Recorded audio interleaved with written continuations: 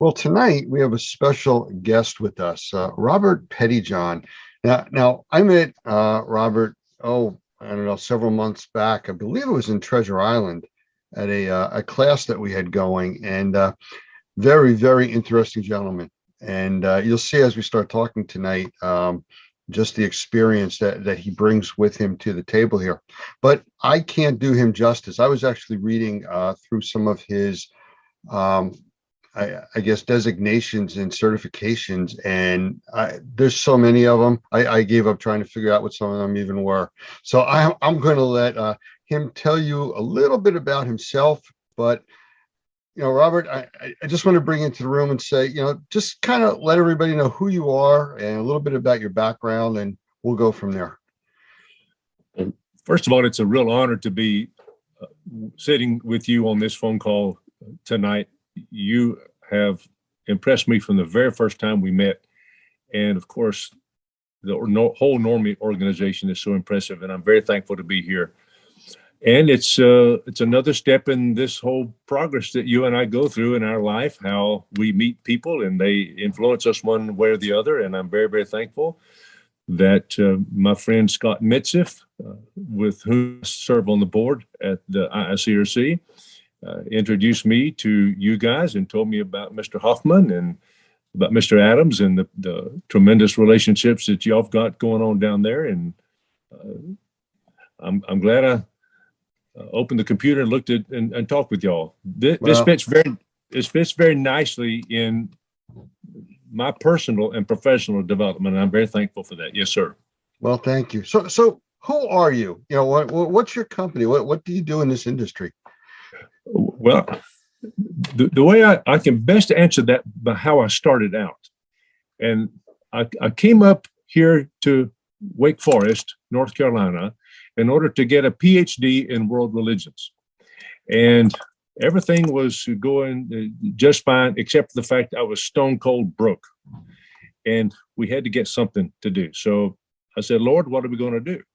And he led me to a fellow named Chubb Seyfried in Concord, North Carolina. And Chubb says, Robert, if you want to do this business, and by the way, I had, in order to make ends meet, I had entered an ad in a newspaper that said clean carpets make $800 to $1,000 a week. But it was one of these bait and switch organizations where they send the flyers out in the mail. We'll clean your carpet 6 rooms for $31.95. But when you get to the job, you have to add on and add on and add on because there's no way you can do it for that away. But I saw that there was people that had a lot of carpet and a lot of it needed to be cleaned. So I asked my friend Chubb Seyfried, who is also in the Mid-South Professional Cleaners Association, the regional trade association. And Chubb said, Robert, if you're going to do this business, you got to do this and this and this and this and this.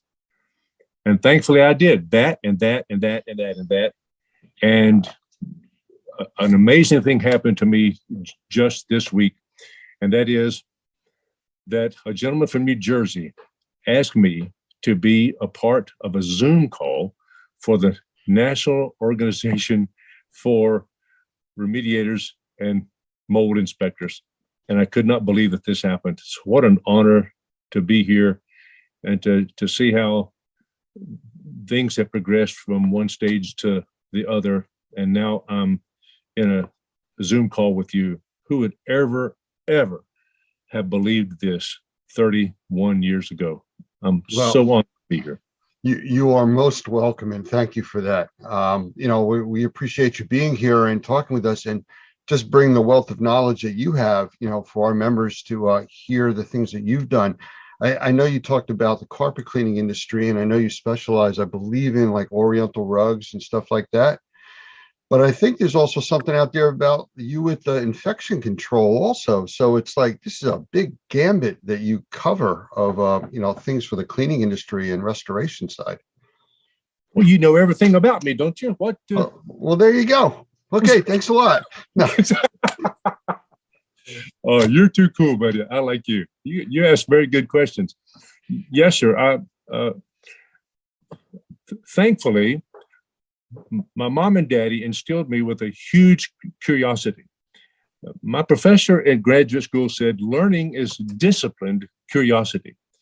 And that means that once the spark goes off, you still got to get up and grab the encyclopedia or whatever, wherever you get your information from, and then learn it and digest it. And I've been very, very fortunate that I've been placed in front of the right people at the right time. My very first IICRC class was with Lee Pemberton, the great Lee Pemberton from McKeesport, Pennsylvania. And to have started off that way is incredible. And that has led one step to the next, to where now I have been asked to serve on the board of directors of the IICRC for the last 4 years. I'm secretary of the executive committee, and what an honor that is. But along the way, as you know, other stuff happens. And we usually start in carpet cleaning, and that curiosity leads to upholstery cleaning, and of course, water damage restoration. And of course, people now say, can you wash this rug? Oh, yes. And I'm sitting in a home office out here in Wake Forest, and I can look out in the backyard where we used to wash Oriental rugs in my daughter's swimming pool, a little bitty plastic swimming pool. So even back then, it was a big deal. And we used to hang the rugs on the side of the fence out there. And one day it came up a cloud. We had 21 rugs we had to dry in our house. So little bitty things like that add up. And now we're one of the most recognized, and I think the finest, most ethical, environmentally responsible, and ergonomic rug cleaning plant anywhere in the nation per cubic foot, without question. Yes, sir. So I'm very thankful. Well, that is impressive. I mean, yes, this industry, unfortunately, especially in unregulated states on the mold side, there's a lot of problems with people being out there. Like you started off saying, a bait and switch type of an ad that you took, and I'm sure that runs rampant through a lot of the cleaning industry also, like it does in the mold industry. And, to hear you talk about the way that you try to keep this industry on the up and the way that your company operates, that's what we're looking to do. We really want people like you involved in this industry and pushing it forward, keeping it, I'll use the word clean, Yeah, I had no idea that we were going to bring this up, but I was just on the phone call with my friend Penny Trailau from out in Australia just a little while ago. We were on a little Zoom call because we both serve on the IICRC S400 and the S410 cleaning and infection control committees. We're helping to write that standard. And she says that there are people all around there who want to fog something into your house and then walk out as though they've done something very special. But no, that's not the guys at Normie. And that's one of the things that attracted me to you guys, is that this is not the National Organization for Shortcut Schmaltzes. This is for remediation, dadgummit, and inspecting the way it ought to be done, for mold particularly, because there's a lot of people out there getting sick because it's not been done right. So if I said that you have a passion for this industry, I think it's kind of an understatement to hear you talking now. Okay. Let me tell you something. And one of the reasons that this has evolved over the years, of course, my mom and daddy taught me to do something the right way. That's a big deal.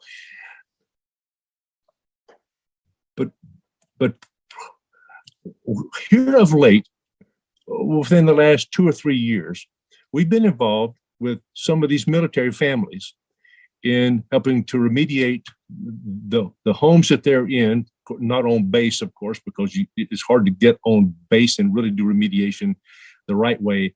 A lot of these people who run the housing on these bases really aren't interested in doing it the right way right now. That's going to be changing. It is changing very, very quickly. But being into their homes where they've had to move off base and helping them clean and decontaminate their stuff that was involved in this mess in these houses. And thankfully, one day I was up in Kalamazoo, Michigan, meeting and speaking with my dear friend, Dr. Michael Pinto, and he put me on the phone with a lady named Shelley, who was involved in this military mess about 10 or 12 years ago, the very first lady to prove in a federal court causation between mold and brain injury. She is the one who proved on a Dolbear standard that this thing really happens. And she turned me on to another lady who was going through some problems there at Camp Lejeune. Her name was Lindsay. And I went down to see Lindsay and immediately saw the horrific circumstances her kids and her family had been placed in because of this mold business, and really became a passion of mine, because, goodness, these are folks who are defending our country. And her husband even told me he felt better in old nasty Iraq than he did in his own house. That's a deadgum shame. And we're working to correct that mess. You've asked very insightful questions, by the way, and I appreciate that, Lance. You're amazing, son. I see it's kind of getting your dander up there a little bit, but it's questions that have to be asked. And we've done a lot of work on military bases also. We've done training on military bases. And we have our environmental task force, which is a nonprofit. We've actually donated equipment to people that live in really bad housing situations on those bases. So we've been involved with this for a while. So I understand what you're saying, but you said something very interesting there, and it's a little off track from where we were going, but you mentioned about causation of brain injuries. I was doing some research between last week and actually this weekend, and found there's some legislation and rules out there from the ADA, American Disabilities Act, that actually covers breathing and environmental conditions causing substantial breathing issues, which would qualify as a disability under the ADA. So, and again, I'm not an attorney and I'm just reading it for face value, but it's interesting that, all of these things are starting to come together as people are looking for multiple disciplines, if you want to call it. And everybody's starting to find the same thing, that, there's a lot of correlation between molds and bacteria and illnesses and in the environment that people used to ignore. Lance, you're right on, man. And thank you for your interest. My professor said that learning is discipline, curiosity, and you have that within you too. You go find the dadgum answer. And that's very impressive. But I've cried with these girls, man, at their home and watched their children undergoing these night terrors. When a lady gets mold going on in her brain, it causes some swelling in her brain, and that affects the pituitary gland, that affects things that ladies go through on a regular basis. And for many ladies, it's caused them to where they can't have children. And that is a dadgum shame that that's going on. But yeah. Thanks to organizations like NORMI and the IICRC and the S520 and the standards that we produce, things are, there is good news ahead if people are willing to accept it. Absolutely. Well, in an effort to keep your blood pressure down a little bit, I'm going to change gears here a little, and let's go into another topic a little bit. Give you a little bit of a break there. Oh, you're too cool, buddy. I know you said you were introduced to NORMI like through Scott out in, I guess he's out in Washington. He's in Yakima, Washington. Yeah, yes. I know Scott. I've talked with him many times. A really nice guy. But as far as our courses, because I know you've really started to look in and you've taken a lot of training from all over the place. What do you think is one of the most important things that we do as far as teaching a course? What kind of courses, do you find of interest, especially with your background? Well, the most important thing, the most amazing thing about NORMI is not your courses and all that stuff. It's the people that are there. I mean, goodness gracious, of course, you, Lance, and Mr. Hoffman and Mr. Adams and Mr. Zualaga, these people are really huge. Justin and David and Roger and the ladies that answers the phone call out there in Arkansas. Yeah, that's right. Yeah. Those people are the people that are surrounding, that are with you guys at NORMI, are what's really, really impressive. Then you start to take a course and you say, well, dang, it's no wonder that you guys are so impressive, your coursework, because I'm sorry, that's okay. That's a phone call from somebody at NORMI, as a matter of fact. I'm so sorry. Good. That's announcing our training for tonight. You can tell I'm old fashioned with that ringtone, can't you? Okay, good. All right. But you mentioned the courses, and to me, the most important course you guys teach down there, I'm sorry, but this is my opinion, is this mold remediation for sensitized individuals. Why is that? Because if you can do it for the sensitized people, you can do it for anybody. So if you can gear your program up in such a way that you're cleaning now for the most sensitized individual out there, then you're going to pass every clearance test. You're going to pass every important evaluation that goes on in somebody else's home. Plus, you don't know whether somebody is carrying that dreaded HLA gene in their body. We don't even know that. So if we take a chance and we miss something that we should have gotten, well, shame on us. That means you've not done it properly and you've not done it according to normie standards and regulations. And that's what's impressive about you guys. So to have somebody like Dr. Pinto, Michael Pinto, come down and lead that course is just unbelievable. That's a pivotal course. It is a good course. It's a very good course. I've seen him teach it, and I know it's not cheap. I know that. This is one of the most expensive courses y'all have got. But if you can do this, you can do anything. Well, you got the two rock stars teaching it. You got Michael and Doug both teaching that course. Unbelievable. Yes, sir. Yes, sir. Wow. So, what a thrill. Well, let's talk about certifications. Like I started when I was introducing you at the beginning about, the different things that you have, and education wise, there's a ton of stuff that you do and that you're trained in. And I don't know if you want to ramble off a few of those, just kind of some of your background enhancements. I know you said you were first starting for a PhD in religious studies, but you've like morphed into a whole nother direction. Well, when you,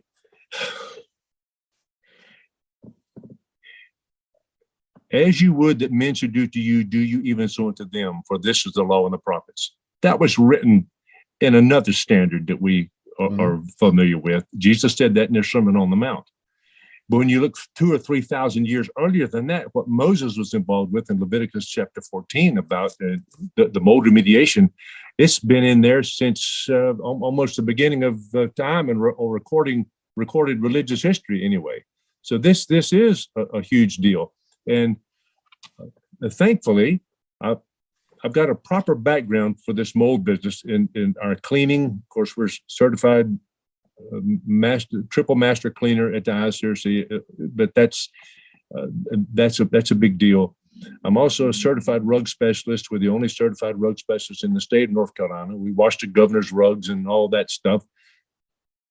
No, they're not his rugs, dadgummit. They're the citizens. They belong to the citizens of North Carolina. So I'm taking care of you. Hey, I'm taking care of your rugs out there. Don't worry about that. We're also certified water law specialists, one of about 125, 150 in the country of that. If you're going to do a flood on water, you better know what you're doing. So getting involved with the Restoration Industry Association, Pete Consigli and these guys who taught this class the way it ought to be done. I mean, that was tantamount to a college level thesis we had to present to get our certified water law specialist. That was just really very, very huge. And the same way it is to become a certified master rug cleaner and certified rug specialist, CRS. That was a huge, huge thing to do. And now to be involved with Normie is just another. It is said, birds of a feather flock together, and it's nice to be involved in a group like Normie that takes things to the highest level possible, and I'm very, very thankful for that. Yes, sir. I like to I bring it down to a very, very simple level when I talk with people and we start talking about how things work and everything like that. And to me, the basic philosophy is, and I've said this before on many trainings that I've been to, we try to do the right thing because it's the right thing to do. It's that simple, and You don't have to go any further than that. I mean, you can't set a higher bar. And, it's something that's practical and understandable to almost everybody out there. And thankfully, the courses that you and I have been through weed out the folks who are not living by that standard. Yeah. And any schmaltz, any bedwetter can go out and take a course. We know that. But they're not going to stick with it to the end, to where the results that they're looking for is a cleaner rug, a healthier environment, a more responsible way to treat. We're not just fogging something in somebody's dadgum house. No, we're really getting it clean the way it ought to be clean, and documenting it and proving it with our field tests and third-party confirmation of verification of what we're doing. Yes, sir.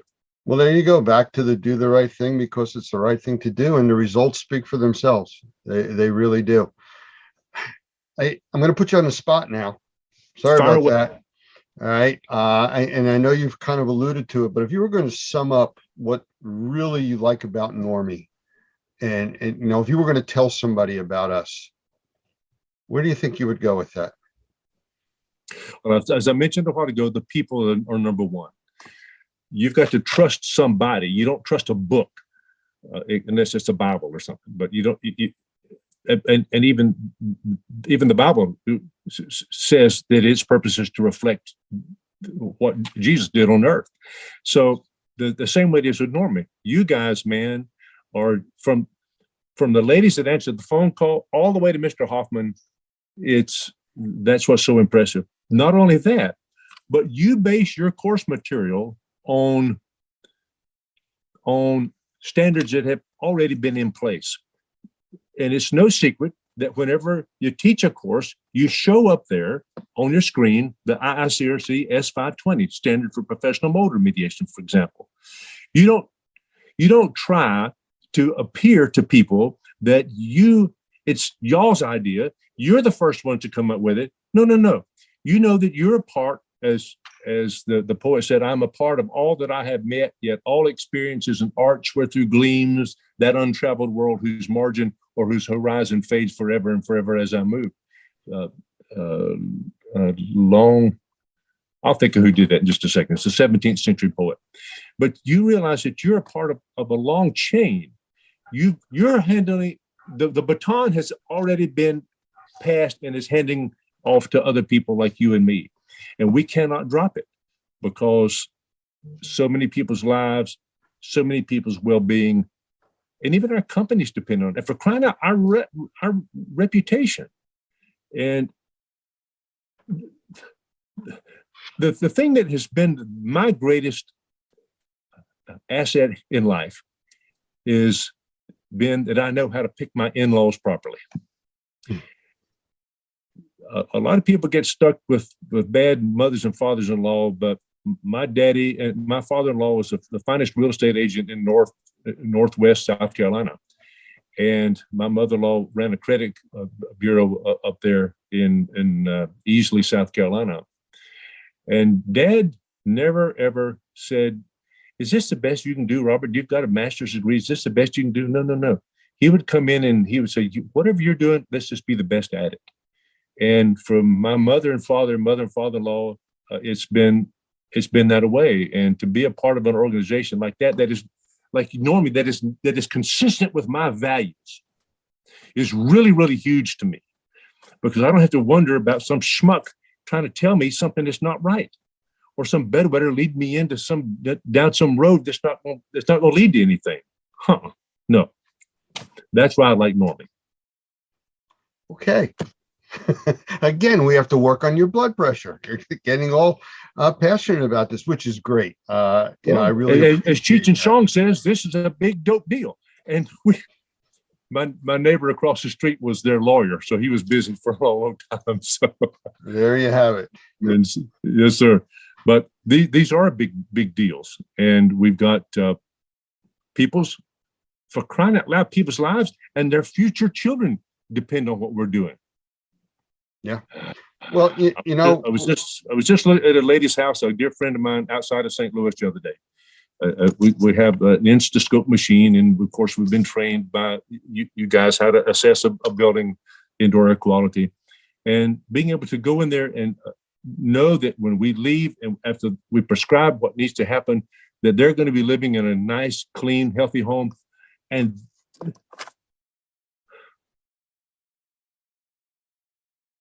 that is really important to me. Yes, it is. What? It's just- You see, I gave a talk to a bunch of real estate agents the other day. About 200 were on a call. My dear friend up here, Brian Pate, allowed me to address. He teaches all the real estate people in North Carolina, and I got on there and I told him that clean air, a clean and healthy environment is the new view. They used to be able to stick you out when you're buying a house. They take you to the window and look out there. Just imagine your kids playing. Just imagine the garden growing and all that. No. The important thing now is just imagine you living in your sanctuary where you can go home and take the mean old nasty dirty things that you've come in contact with in your life during the course of that day and come to your sanctuary and heal and get better. My friend Jeff Jones in Oklahoma City says that when we get stronger, not while we're lifting weights, but while we're asleep at night and our body's rebuilding itself. Well, that's why, as you guys say in your class, that we breathe 3,000 gallons of air every day. I mean, 20,000 breaths is the average. God, exactly right. So we're focused a lot on urine. So how many times do you urinate during a day? 9 or 10, maybe? And so how much water do you drink? I don't know. But you breathe in and out 20 to 23,000 times a day. Far, far, far more important. Yes, sir. So, well, Doug has an expression he uses for that. He says, "You either have a good filter or you are one." That's pretty good. And it makes sense. Robert, I've really been enjoying this, and I'm sure that our members are too. I would love to have you back as a follow-up. Maybe get a little bit more into the infection control side and everything in another interview. If that would be okay with you. Oh my goodness, yes, I got a lot of cool things to say about that. The coolest is the primacy of cleaning.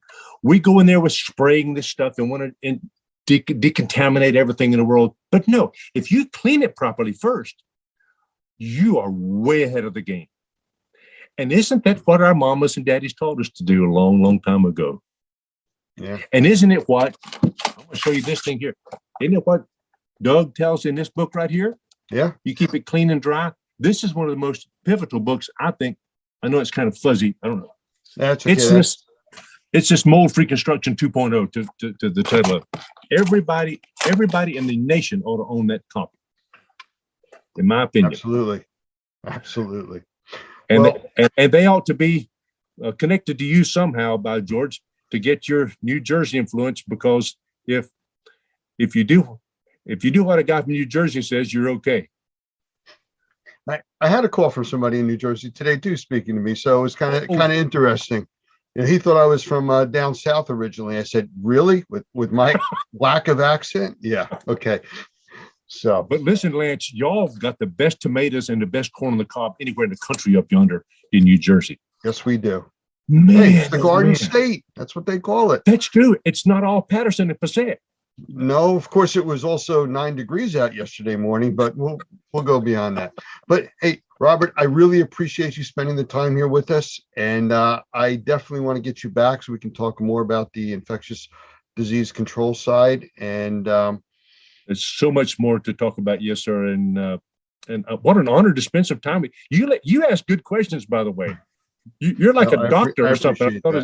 I thought I was going through a physical or something. You're really good. Well, wait till next time. Oops. Okay. Robert Pettyjohn, thank you very much for being here with us. Okay, dear friend, it's an honor. Thank you, my friend.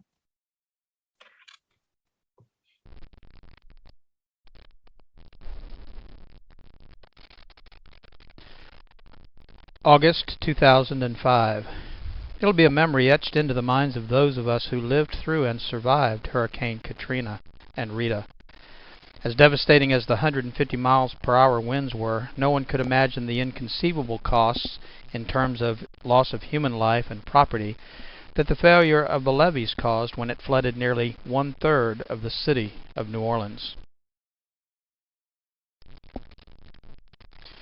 With over 275,000 homes lost on the Gulf Coast as a result of the hurricane, 10 times as many as any other natural disaster in U.S. history, the city of New Orleans continues to deal with the results of homes flooded to the rooftop, unparalleled mold infestation, and potential health issues for the residents who remained to salvage what they could. Information and misinformation has been mixed together, and vulnerable property owners have been faced with the daunting task of trying to sort out the truth. And so the lessons are clear. Prepare when you can for whatever flooding might occur, not only for the potential, but for the aftermath. And whether a natural disaster or the result of someone's mistake, anyone and everyone can suffer the devastating effects of flooding.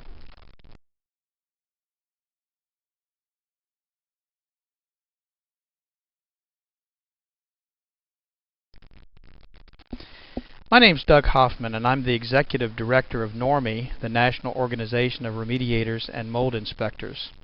The information you're about to hear is designed to provide steps, guidance, and assistance for reacting to flood conditions in your structure.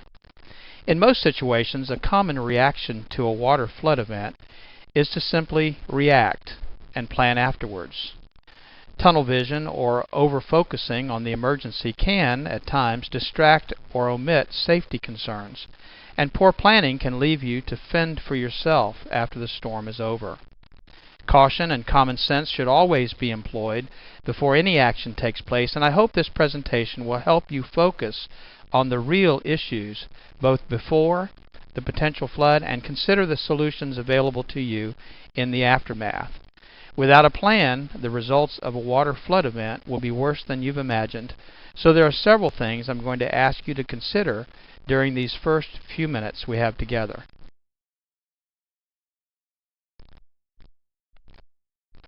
The integrity of the structural systems may have been compromised depending on the nature and degree of the event. In all cases, if you are unsure of how to proceed or to create a safe environment to work in, contact a professional to assist you. A major concern in flooding situations are the utility services. Wet or submerged electrical devices, outlets, and wires can energize the area you're working in. The risk of electrical shock, burns, or even death must be eliminated before proceeding. This may require the power company to deactivate your service. And of course, natural gas and propane sources should also be protected, secured, or deactivated. This would include pilot lights, heat sources, and gas storage tanks.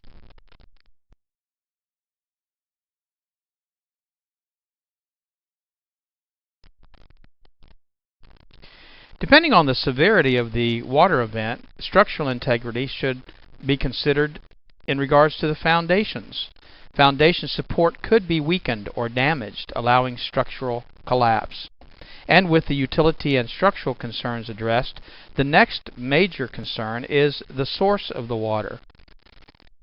Common sources of a water loss are as follows: a broken or leaking pipe from a drinkable water source, sewage or septic lines, groundwater, or a combination of those sources. And of course, you have to be concerned about the sewage and septic lines when you consider some of not only the sources, but the problems that could result after a flood. A general rule of thumb would be to consider any water that you would not drink as being contaminated. This would include water coming in contact with chemicals, human and animal waste, debris, and other unknowns.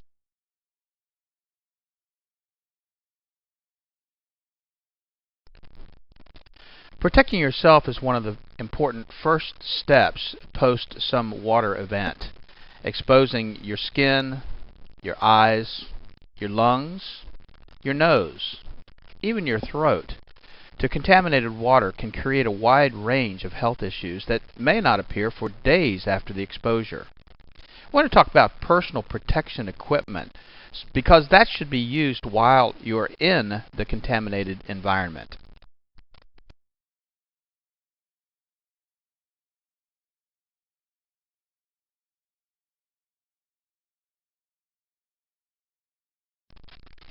Personal protection equipment can include a wide range of items, including boots, clothing, gloves, goggles, and even a mask. We recommend, under normal conditions, a N95 or dust mask that you can find pretty much anywhere. In some situations, the contamination levels are so high that you might even require a respirator. But each situation would require different types or combination of these types of protection. With safety and health concerns addressed, corrective action can then be taken.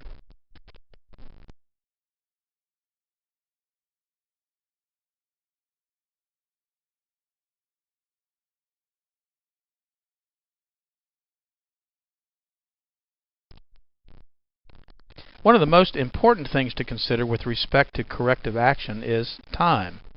Time is your enemy. Once materials get wet or contaminated, damage and additional contamination growth is exponential. A clean water loss, if not corrected, can promote mold growth in as little as 24 to 48 hours. And contaminations due to sewage or unknown water sources will simply exacerbate the problem.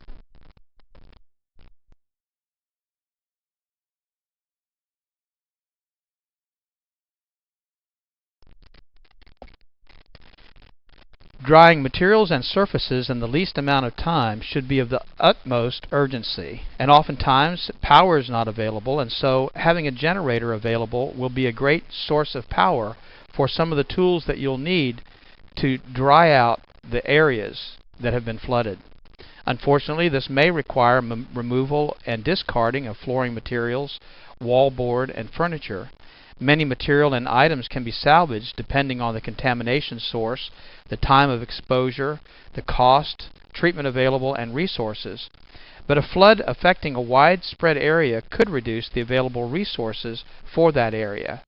Not only do you not have electrical service, but you may not have access to floor fans or heaters or dehumidifiers or even an ozone machine that might help eliminate some of the potential contamination that you'll be dealing with after a flood.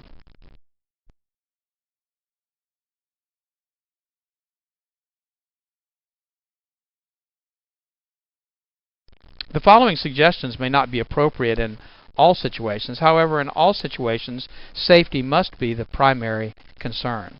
Prior to or during a developing flood condition, remove any movable items, at least as many as you can, to higher ground and secure those locations if possible. Of course, the order in which those items should be removed is a personal decision, but things to consider are the cost of that item, the sentimental value, proximity to the flood, maybe the ability for it to be moved and the practicality of it. Removing items such as furniture and floor coverings prior to getting saturated will make the cleanup process, of course, much easier.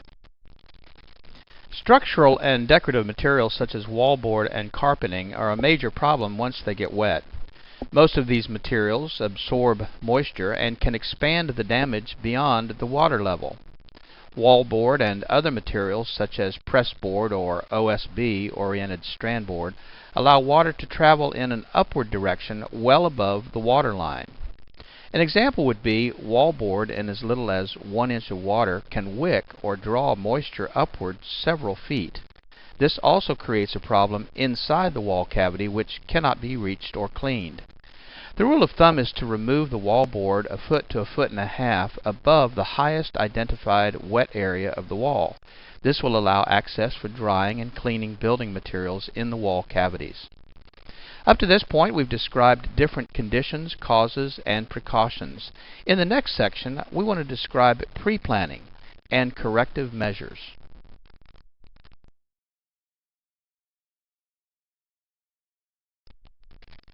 The preparation checklist. As mentioned earlier, safety is the most important issue to consider. You know, taking the important stuff with you is, of course, a great way to prepare for what may be coming. But what can you do to plan for the aftermath of the flooding? That must be considered too. Electrical and gas services must be secured before entering a flooded area. As a side note, an improperly connected generator at a neighbor's home could energize service at your home even if the utility company has cut power in the area. This type of situation could cause an unknown and unexpected risk. With the utilities secured, standing and running water should also be avoided. The health effects from unknown contaminants against your skin is a concern in addition to the power of moving water. Did you know that just 6 inches of rushing water is capable of moving a parked vehicle? Losing your footing or being struck by debris, these are risks you need to consider. Assuming that the water is receding or the water source leak has been stopped, the next phase of the process can be started. Drying is one of the most important things you can do to reduce your loss. Contacting a remediation or drying company should be your first option. Pre-planning and contacting a restoration company before an imminent flood may place you on a response list if a wide area has been affected.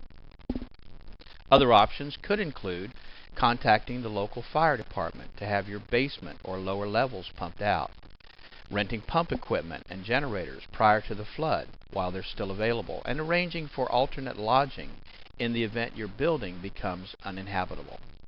Remember, the larger the area that's affected by the flood, the less resources will be available to you or your contractor.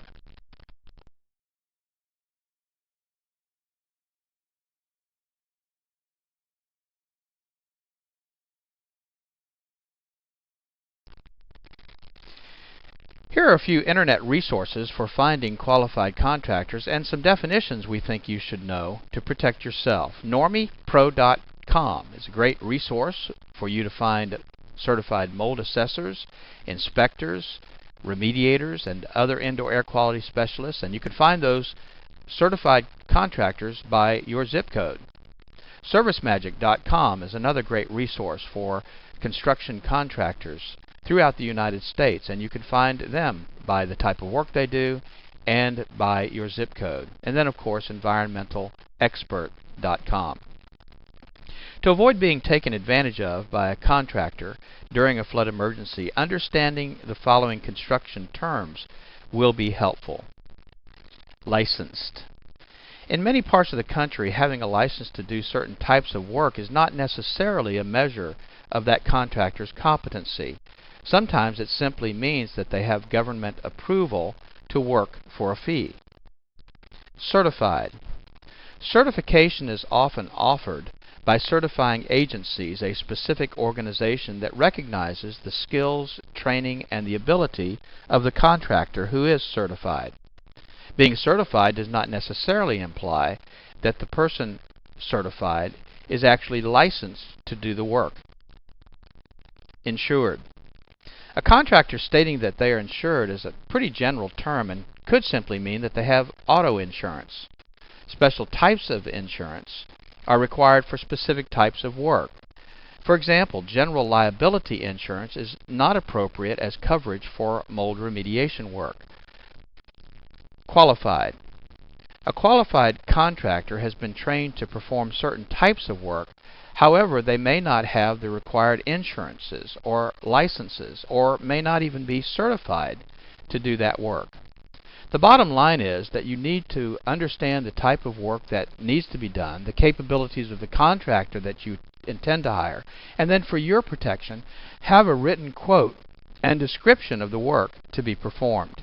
Make sure that the contractor that does the work is licensed by the municipality in which he's working, that he has the proper type of insurance, and request a certificate of insurance evidencing that specific type of insurance for the work he intends to do, and make sure that he's trained, either qualified or certified, to do the work for which you're hiring him. Keep in mind, using a contractor that's not appropriate for the work being performed may preclude you from any insurance claim, and you may give up your legal protection. If you cannot obtain a contractor, your only option may be to do the work yourself.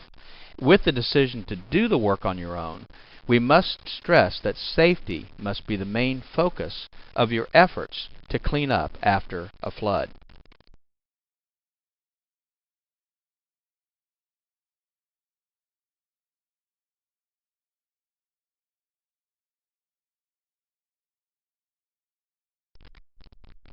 So let's talk about doing it yourself.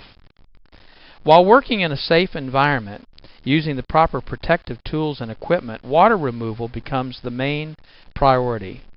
Pumps for pooling water and wet-dry vacs provide a good start to remove the majority of water. Rugs and carpeting and padding, if saturated or contaminated by an unknown water source, should be removed to allow drying of the subflooring. Sheetrock or wallboard materials and insulation that have been submerged should be removed 12 to 18 inches above the highest wet area.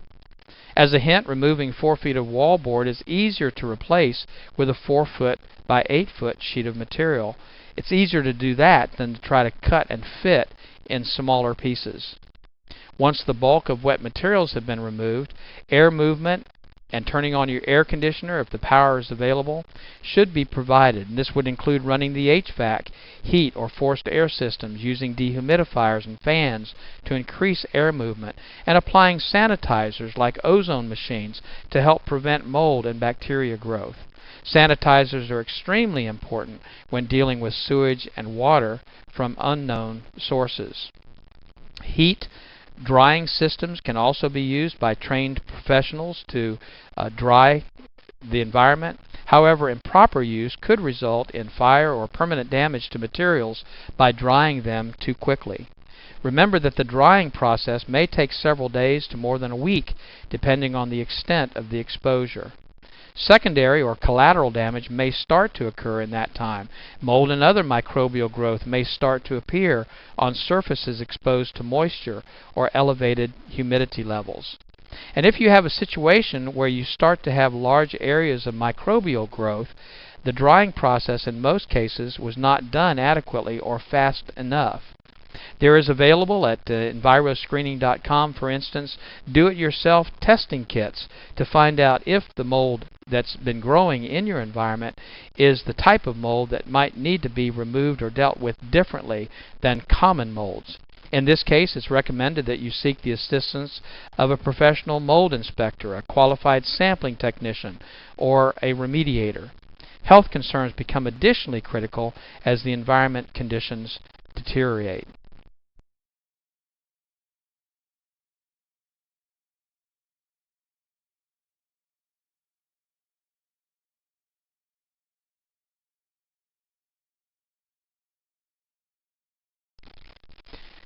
In regards to mold licensing laws, there are currently only 4 states that have mold licensing laws in place. Texas and Louisiana, of course, have their mold licensing laws in place. Florida has their licensing law in place, but it doesn't go into effect until 2010. And then just this year, the state of Maryland put in place their mold licensing law. The important thing is that you check the qualification of the indoor air quality specialist or the mold inspector or the mold remediator or assessor in your state to make sure that they are licensed, certified, and insured before they begin any work.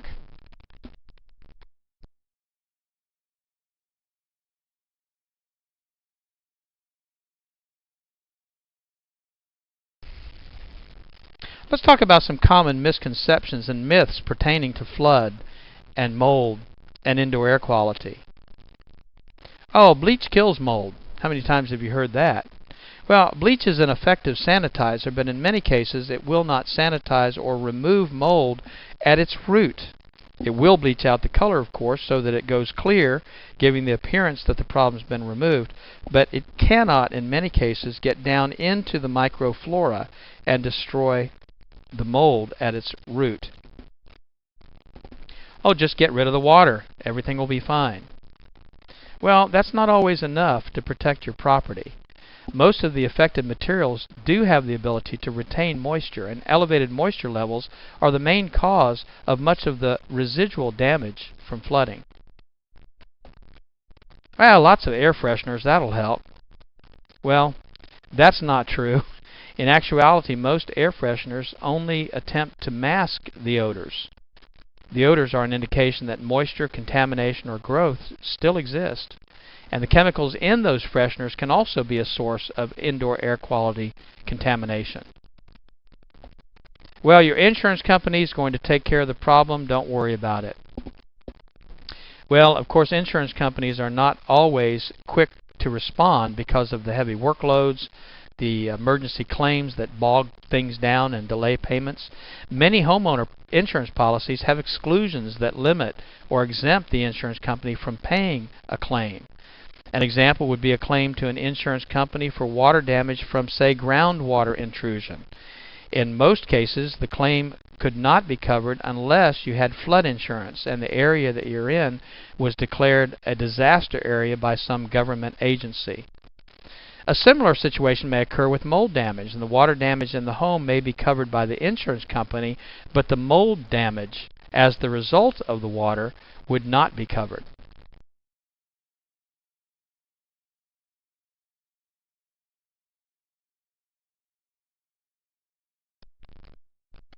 Here are several resources that may provide you with some additional assistance. Of course, the FEMA and the EPA government websites are good resources for more information about how to contact those agencies in an emergency.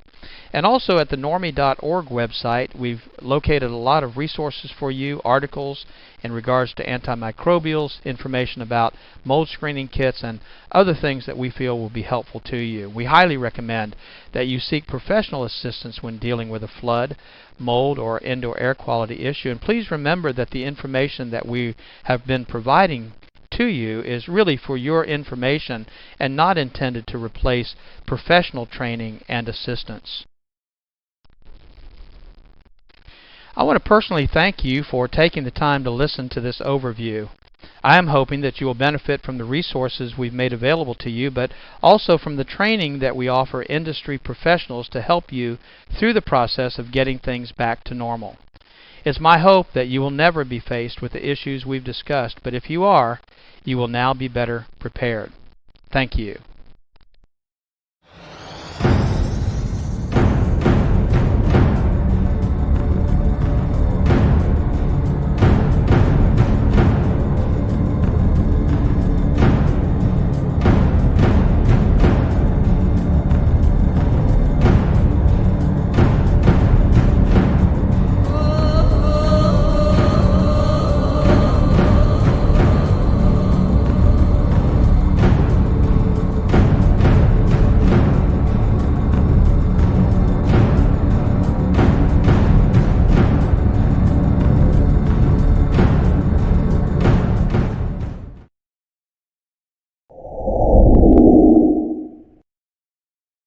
I want to welcome today's guest, Dan Reese, who is and I'll use the terminology that he prefers, a wildfire strategist and aviation advisor. So I'm going to say, Dan, say hello to everybody, and I'm going to follow that up with, could you explain what that is? Because it's a big set of terms, and I really want to understand it. Sure, got it. Well, thank you for having me here today, Lance. So in my career, I finished out mostly in tactical air operations for wildfire events. And after I left, I started a consulting firm, International Wildfire Consulting Group. And that was shortly after I finished running Global Supertanker Services, which ran the 747 Global Supertanker, which was an air tanker, aerial firefighter with a 747. So I help people who call me engage with questions regarding wildfire. Oftentimes it's technology, or it's chemicals, or it's process. It might be, something along the lines of NASA presentations for people who want to engage with NASA, or new equipment like, say, a fire nozzle. People who want to understand what it takes to engage in the wildfire community is pretty much what I do. Well, it's interesting. I actually, before we went live here, did a quick research on you with LinkedIn and a few other sources. And just what you're mentioning, it's kind of interesting where I saw an article that you were involved with for for water conservation and firefighting just by changing the shape of the nozzle and the stream of the water flow. It cuts it like in a third. So, I mean, that's kind of interesting stuff. I'll tell you what, though, some really sharp images and photos of those big planes dropping the fire retardant, on the site. So it's pretty impressive. Anybody watching this, you may want to take a look and find him on LinkedIn. Pretty interesting stuff out there. But before we started today, we were talking a little bit about the difference between the central part of the U.S. and the East Coast and California, which is where you're from. Now, California's been dealing with wildfires forever. Correct. The new phenomenon that's affected us on the East Coast, and I'm in New Jersey, is smoke from Canada, hundreds and hundreds of miles away, causing this choking of the air quality, not just outside, but inside of our homes. So what do you see, what we're facing now compared to what you normally deal with in California? Well, it's clear and beautiful and a really moderate temperature here, this summer with the weather patterns, which is really nice. I think that El Nino probably has something to do with that. As I watch the news sources and the science research with the polar vortex, collapsing somewhat and changing the airflow and the cooler weather, it's really nice here in California. And we've not had the fires, this year that we've had in the last several years, and the air's been clear. So it's been really nice. A little agonizing to see what's happening on the East Coast and the Eastern Seaboard and in Canada, where we don't typically see that. And ironically, we see a lot of fire on the West Coast and it's highly publicized, but in the Southeast of the United States, there's a huge number of fires there that occur typically annually. Although I don't think in scope and size of what we see here with the integration of the population in what we call the wildland urban interface. But the smoke conditions definitely will get people's attention. And when we start seeing entire towns, being razed like Paradise and Greenville and the towns up in Oregon and now Canada, it definitely starts to get people's attention.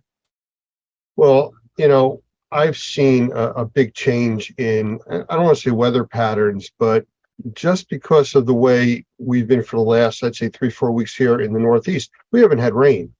I mean, everything's extremely dry.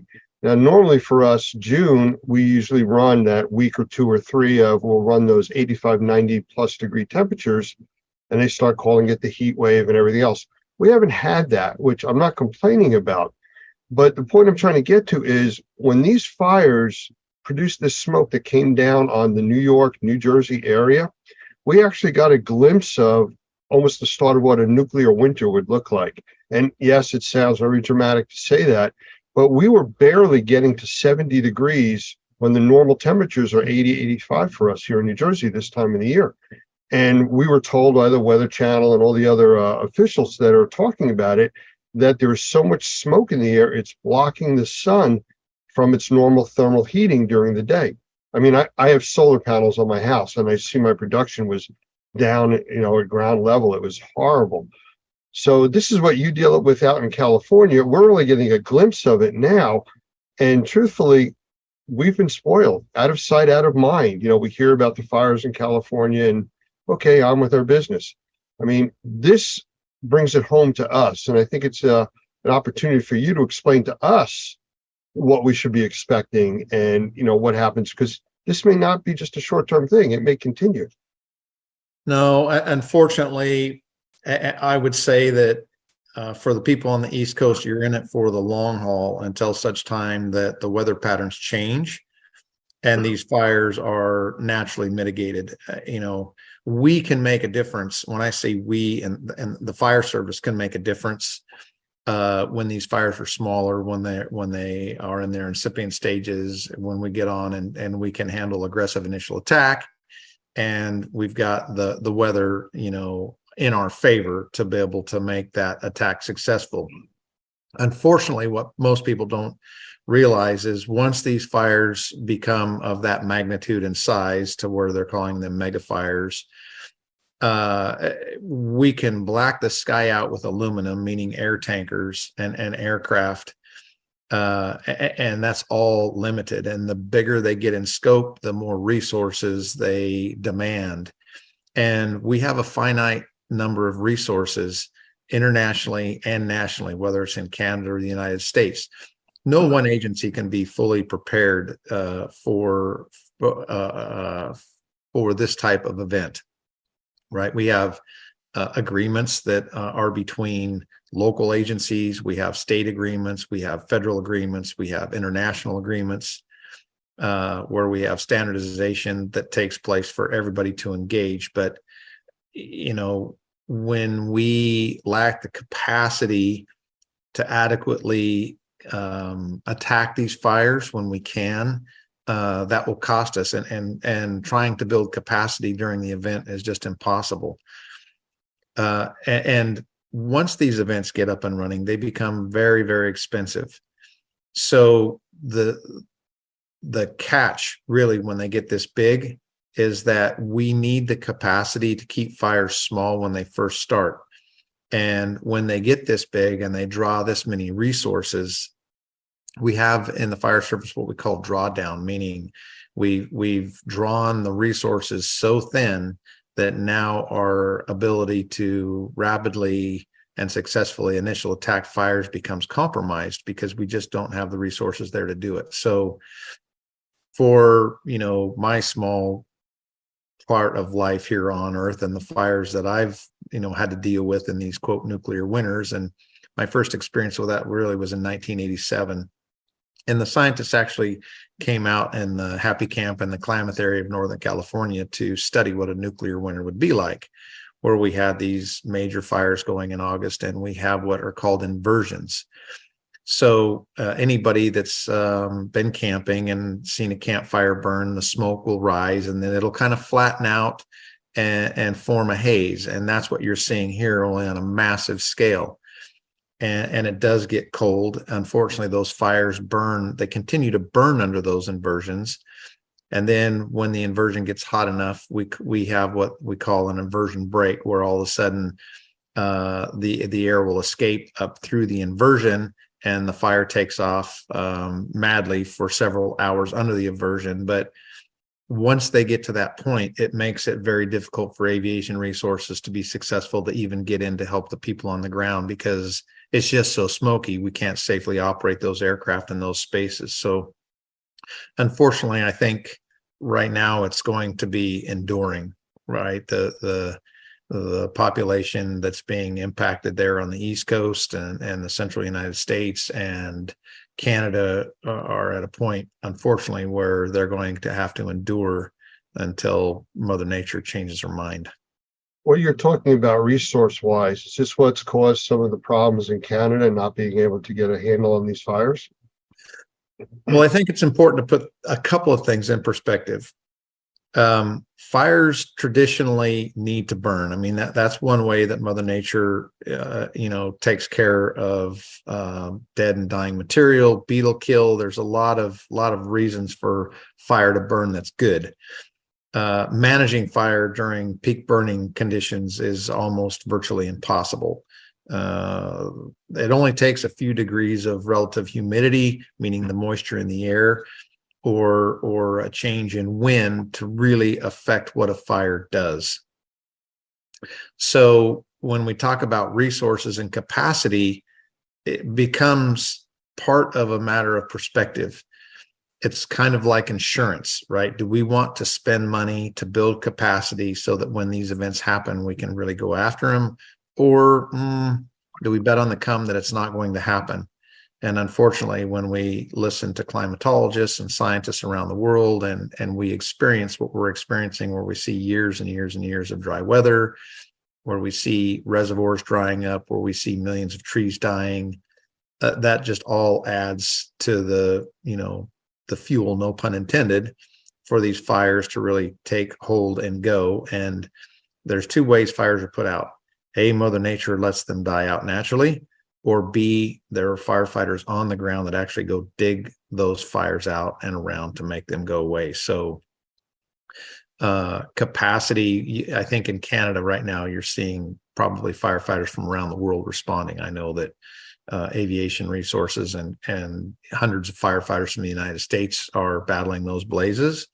And I'm sure that there are people from Australia and probably many other countries engaging to help, Canada. And it's not just a regional North American problem right now. We're having this problem. We don't see it, in Siberia, in Asia, in Europe, where you see fires, burning in Germany, where they don't typically burn. And when that doesn't happen, people don't think that they need to get prepared because they don't think it's going to impact them. And unfortunately, for those on the eastern seaboard here in the United States, that they don't really realize the impact that they are contributing to, say, tax-wise, right? We have realized and unrealized costs of fire suppression in this country in the tune of tens of billions of dollars a year, which really affects the GDP of the United States. So wildfire is a big problem, whether you're experiencing that smoke or not. We're all going to pay for it. Yeah, you're absolutely right. And to bring it down to a level where people watching this will have something in common with, recently we had the heavy smoke conditions. And that's what I'm going to call the smoke conditions. And they were telling people, stay inside, avoid going outside. Now, we know from the indoor air quality side of our industry that the inside air is normally up to 10 times more polluted than the outside air. So we're already now telling people to stay in an environment that we know is more polluted than the normal outside air for them breathing. We have sensitized individuals. There's a whole class of people that suffer because of that. But also because of the building codes, commercial buildings, public apartment complexes need to bring in fresh air on their heating and air conditioning. So now the systems that are ventilating the inside of their buildings are bringing in this air from outside, which is all smoke, VOC laden with chemistries. And that's a whole nother side that nobody's prepared for, because you still have to breathe.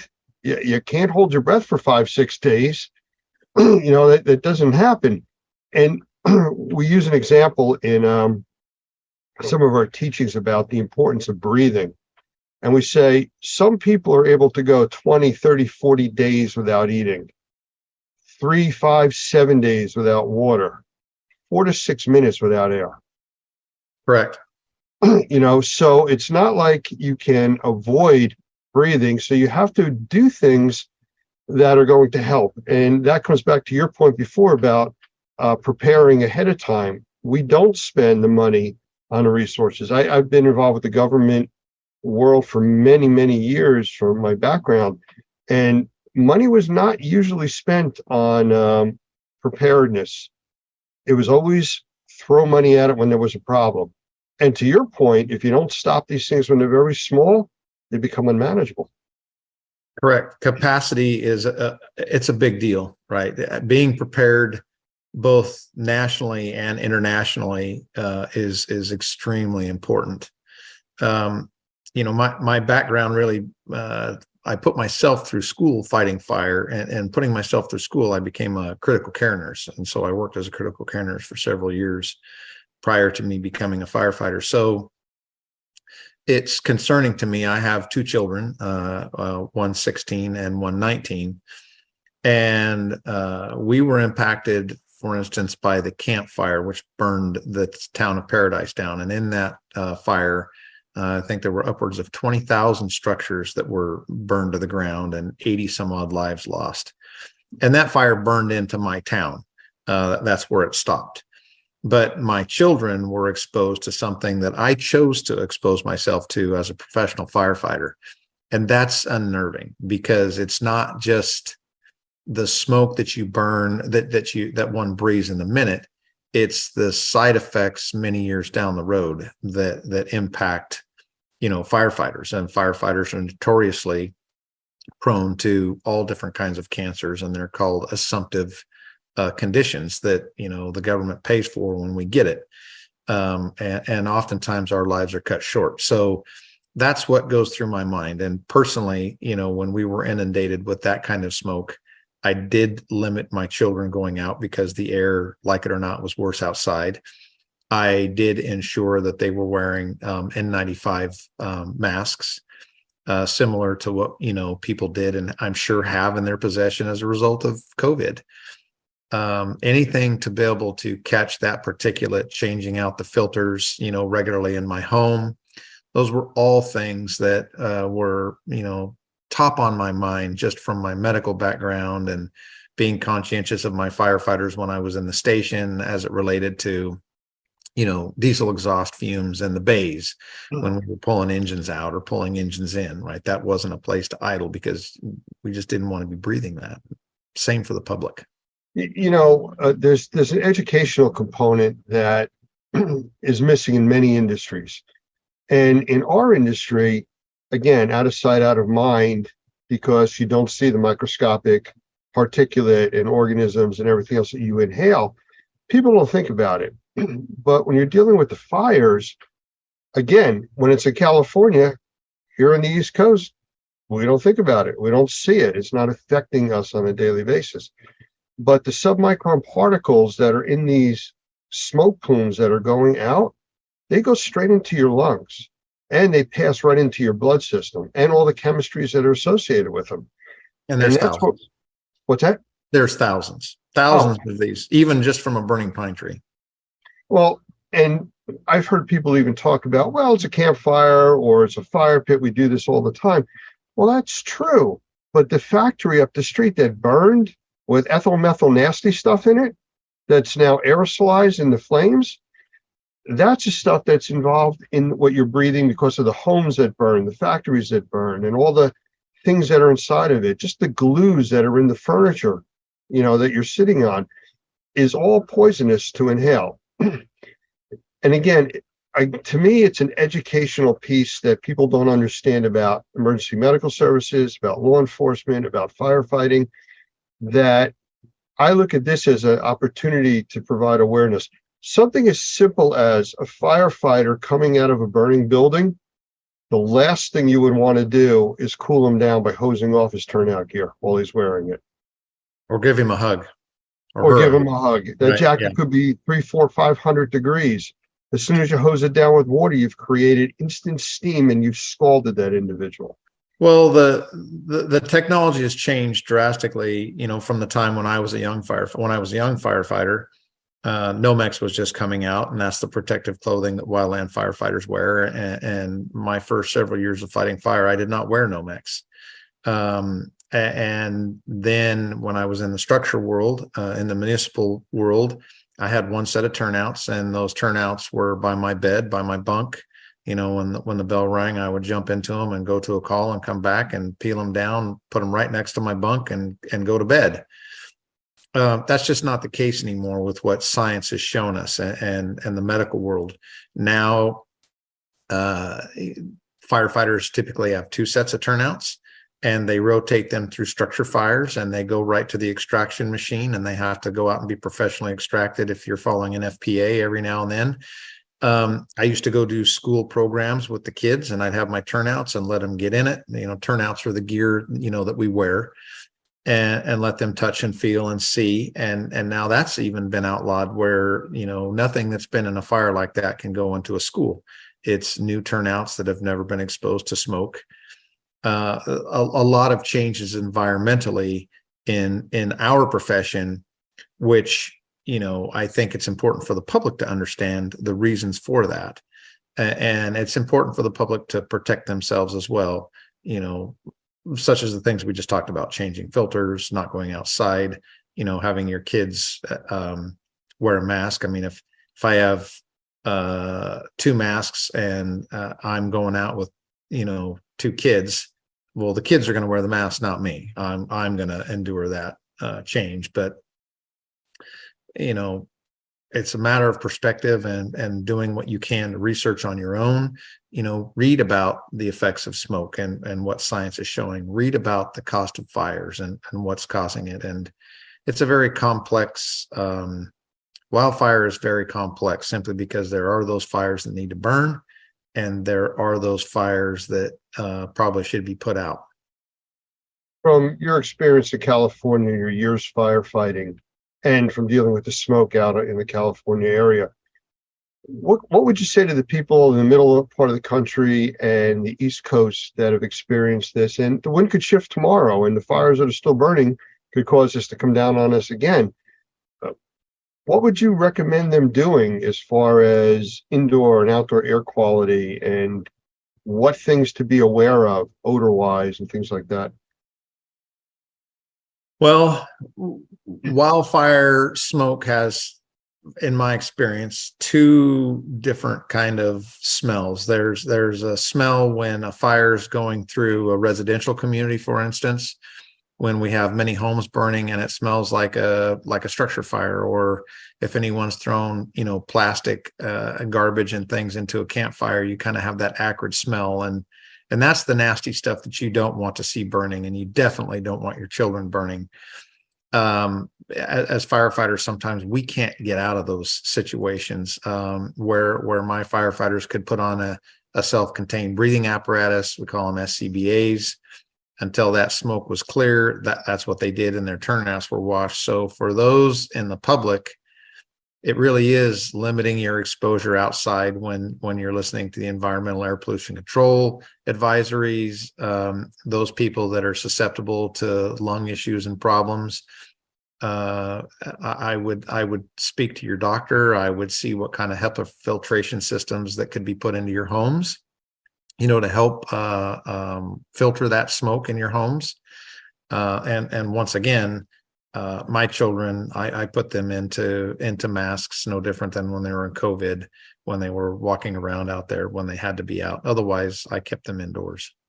Yeah, just to a point that you just made about wearing masks, the N95 masks, N100 masks, whatever you're able to get, they work great for particulates, but they don't do anything for the VOCs, the volatile organic compounds, which is the gases and the chemistry in the air. Right. That you need scuba gear, like you're talking about, self-contained breathing apparatus. Mm-hmm. And the public isn't going to wear that. No. So staying inside, it's really your best bet, at this point, and try to avoid these situations if possible. Agreed. All right. Well, I really appreciate your time. This is all about a public education and awareness that we're trying to push out there. There's many other segments that we will be playing following this. And I really wanted to set the stage, which is, I feel we've done that, as to the problem that's out there. It's not going away. It wasn't the 3 or 4 days that we had here, and the problem's never going to come back. It's things that we need to be aware of. Correct. And I really appreciate your time and help with that. Absolutely. Thank you for having me today, Lance. Appreciate it. Be safe, and good luck with your new adventures out there. And I look forward to seeing some more of those interesting images and videos of all these firefighting planes and stuff you got out there on your site. Yeah, there's some amazing pilots and people. Yep. Thank you. Thank you. All right. Hello, everyone, and welcome to the Mold Matters podcast. I'm your host, Jeremy Evans, alongside my co-host, Mike Adams. Jeremy, how are you? Great. How are you doing? I'm good, but you did the countdown and you never say 2, but you said 2 this time. Oh, really? You usually go 5, 4, 3. And then I go silent. And then you go. Yeah. Yeah. I don't know what's going on in your world right now, but. No, my bad. Oh, how are you doing? No, I'm good. I'm good. Yeah. Yeah. Just got back from vacation. Took the family to Disneyland with 6 grandkids, all under 7 years old. Oh, wow. How was that? Actually, no, all under 8. One's 8. It was a lot of work, Jer. It wasn't a vacation then? No, it was fun. It was fun. It's fun, but it's tiring. Yeah. Okay. Yeah. So I'm good. All right. So you're rejuvenated. Yes. I haven't had any vacation, but I feel rejuvenated because we're having a special guest today. We have a great guest. A good friend of ours that we've become friends over the last year or so, Doug Hoffman. For those of you that are in the mold remediation or mold certification, or just in the mold industry in general, I've probably heard of Doug. He's been around the industry a while and kind of made a good name for himself, especially in the last several years as a quality instructor on how to mitigate mold, how to build your home such that it's going to be less inclined to grow mold. He's got a Okay. book on that Yeah. we might talk about here a little bit later. And so I'll give a little bit. Doug, you're already online, but we're going to give you a little introduction here. Doug is the founder and executive director of Normie. So, you know, we've talked about Normie a time or two on here, I think, but there are a couple of organizations that do training and certification for mold remediators, and Normie is one of the top premier organizations out there. It stands for National Organization of Remediators and Mold Inspectors. Is it mold inspectors or microbial inspectors? It's microbial inspectors. Oh yeah, Ah. that was a change, right? Good catch, Mike. It was a change, about Yeah. a year and a half ago. I forgot about Good that. Well, catch. Just when people think I'm not paying attention in the world. Yeah. yeah, I surprise them. Yeah. that is we won't go into it, but that's an important distinction, right? Right, Doug? It Yes, is. It is. So, his life passion has been helping people understand how to live healthier indoors and empowering them with the ability to have clean air. I remember you saying one time in your book, I think, that you spent part of your career building homes that made them moldy, and then now you're doing the rest of your career to reverse the effects of some of those early mistakes that you saw in the industry. Yeah, So- that's exactly right. Yeah. But anyways, Doug, we've been glad to get to know you, and we're glad you've come on the podcast. We found great synergy with Doug, and we kind of have that shared vision of trying to help people live happier, healthier lives by helping the microbial, load in their homes and things like that. So welcome, Doug. Well, thank you. I appreciate it, guys. Mike and Jeremy, great to be with you today and excited to share some information. I think one of the things that I love doing is teaching and training. And I think I've always believed that the person that's the best trainer is the one who can take complex subjects and make them easy to understand. And that's what we try to do in our training programs. And I appreciate your recognizing that. And hopefully today we're going to take a subject that's sometimes a little complex and make it simple so that we all understand how it can affect our health. Yeah. Yeah. I think, yeah. Well, I guess if you had to encapsulate the topic of what we're going to talk about under one umbrella, what would you say? Because I've read through. Well, it's definitely under the indoor air quality discussion. And we're talking about how our houses become contaminated. We don't often think about air infiltration and moisture intrusion problems, but that's one of the most common ways that houses get contaminated indoors. And then because we don't deal with it correctly, we build little toxic soups that we live in. So yeah. I think if that helps kind of focus on what we're going to be talking about, that's the idea. Yeah, I like it. And let's jump right in there. We've talked about this on the podcast before, but the construction, because that's kind of your background, construction background. Let's talk about some of the changes that you've seen in that construction industry that have either contributed to or possibly helped with, microbial growth indoors. But what have you seen? Yeah, that's a great question. So I'm going to go back really old because I'm an old guy. But I can go back into the 70s, 60s, 70s, and 80s. And I remember when I was growing up, I grew up in Florida and I grew up in the construction industry. My dad was a plumbing contractor, as you know. And so I grew up in the construction industry, started working over the summers. This was back before they actually had child labor laws. So when I was 13, 14, 15 years old, my dad told me, he said, I'm going to teach you the plumbing trade, son, and you may never use it, but you'll never go hungry. And he was exactly right. So I learned the construction trade. And back then we were building block houses, essentially, concrete masonry unit houses. And believe it or not, they didn't even have any insulation on the inside walls. They would put up furring strips and then drywall right over the top of it. So I remember in the 60s and 70s when they started insulating houses, so they were moving toward tightening them up. And as they began to tighten them up, and that's one of the big changes that's happened, they've gone from that now to houses like the one that I built for myself. As you know, that's a monolithic foam home, incredibly tight house. That difference has made a huge difference, not only in the way we live indoors, but the way we react to our indoor environments, because now we've really tightened them up. And that's why I addressed this subject so comprehensively, I guess, in my book in Mold-Free Construction, because that's probably one of the biggest change. The other big change, of course, is the products that we're using. And it used to be we were using wood and concrete, and now we're using plastic. Almost everything is plastic and PVC and petroleum products and off-gassing stuff. And, so yeah, completely different kind of view of homes today than it was certainly when I was growing up. So, with that that tightening up word, we tighten up our homes. I've thought about that wording. I think it's kind of funny, but yeah, we do. Yeah. Like you said, the insulation is part of that tightening up, right? That's what right. You're saying. And then, that's right. And the weather stripping, weather stripping, the whole wrap that we do around the homes that came about. The Tyvek wrapping that they do. When did that start? That started in the late 80s, early 90s. So this was all as a result of the Jimmy Carter days when we started. There was an oil embargo and everybody was concerned. I remember getting gas and it being rationed, Yeah, we waited for hours for gas. Yeah. Yeah, exactly. Get gas every other day, based on your license plate or whatever it was. Yeah. My point is that the Carter days is when they really started tightening things up. Weather stripping was hard to buy. I'll tell you a funny story, Jeremy. I don't know if you know what a jalousie window is, but when I was growing up, my house had jalousie windows.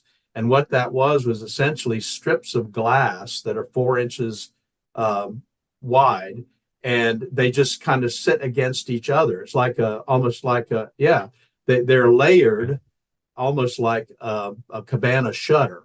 Oh, and yeah, I know exactly what you mean. Yeah.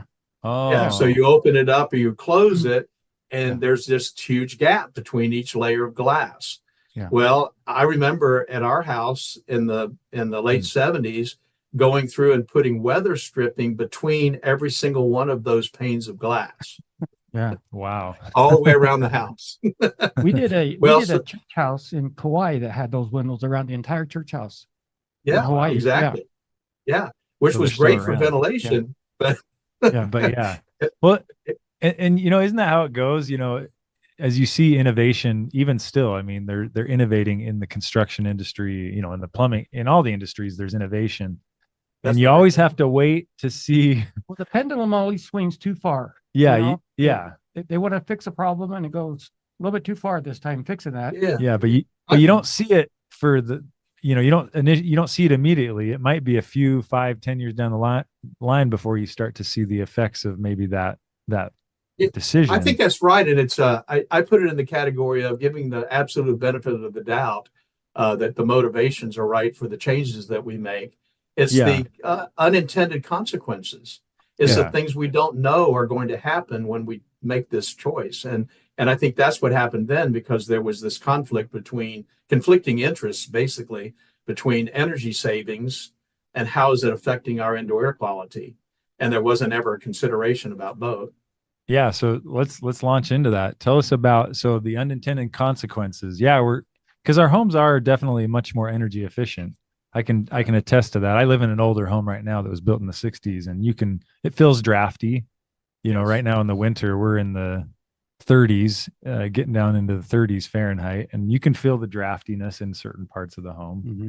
So I'm not quite as tight as the newer homes, but yeah, what are those unintended consequences? Let's talk about those.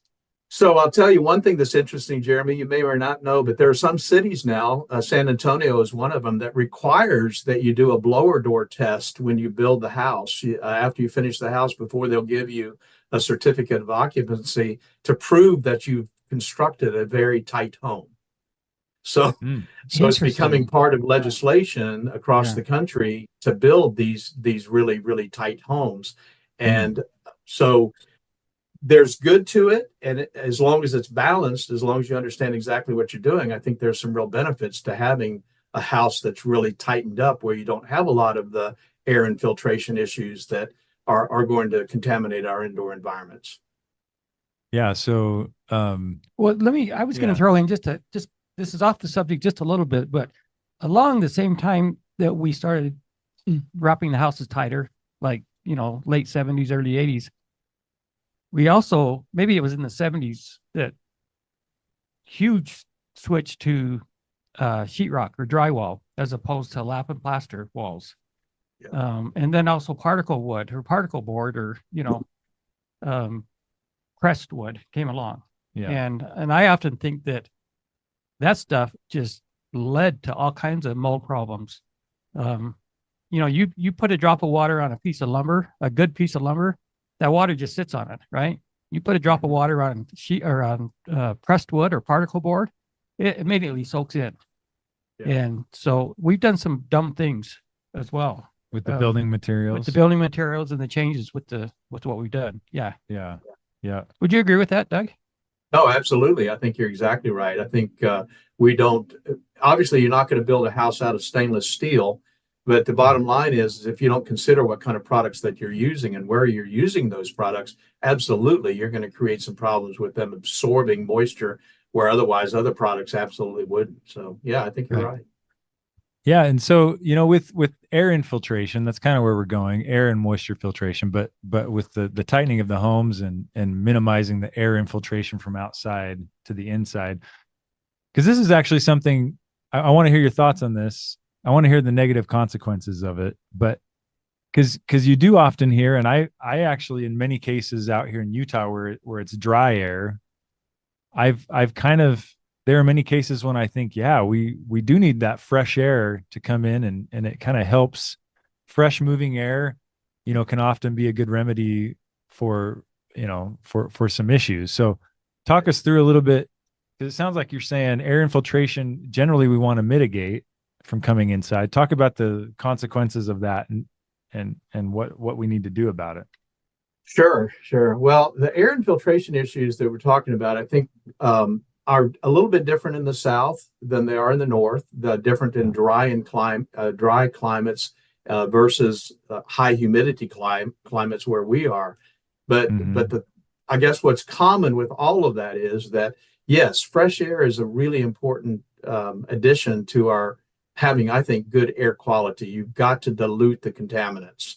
I know that's one of the things the EPA says the answer to indoor air quality pollution is dilution. And there's a lot of truth to that. I mean, if you take a glass of oil and you put it in the ocean, it's not going to have much of an effect. But you put a glass of oil in your sink, now you got a problem. So the idea of just the volume of air that you could bring in from the outside makes a big difference in terms of diluting the contaminants.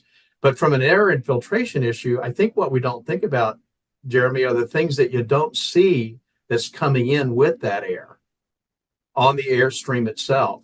And even if you're in the north and you're dealing with dry air, so you don't have a relative humidity problem, which we have in the south, when you're bringing air in from the outside, you're bringing in high relative humidity, much higher than you want indoors, 70, 80% in some cases. But besides that, what about the stuff that you can't see? The pollen, the mold spores, the microbes that are floating on whatever it is that's outside that's floating around in the air, those nanoparticles that you can't see. You see them in a shaft of light in the morning, when you're looking at your bedroom window. Well, all of that stuff is in the air outside as well.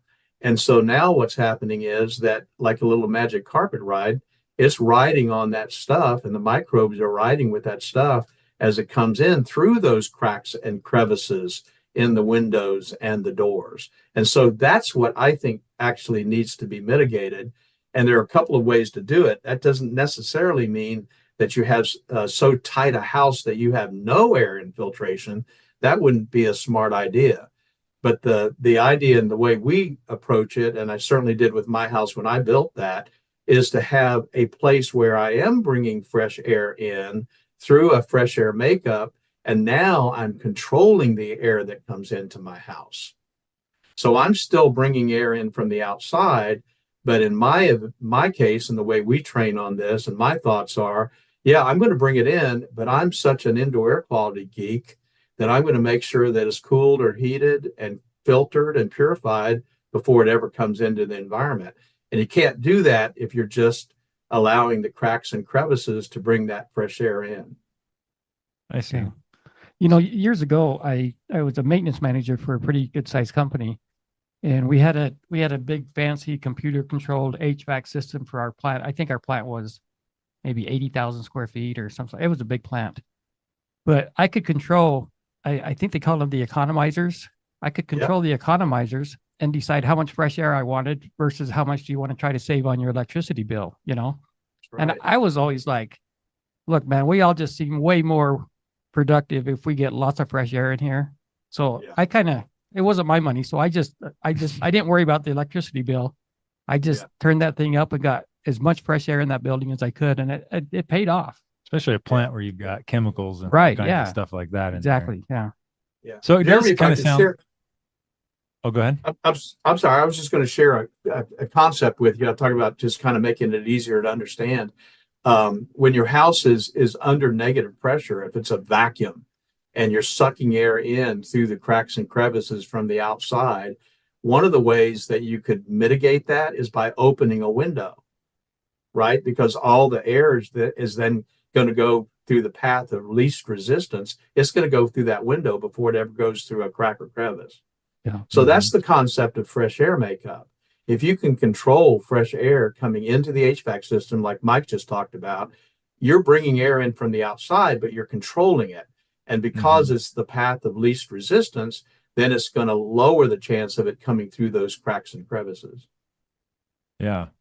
You know, Jeff and I were just down in California helping a lady out, remediating her home. She hadn't been able to live in this home for a couple of years. And we treated it, and she said it's better, but it's still not quite right. And I didn't think it was. I left the day we treated it. I left, and I thought, well, I don't think we got it, Jeff. I told Jeff, I don't think we've got it.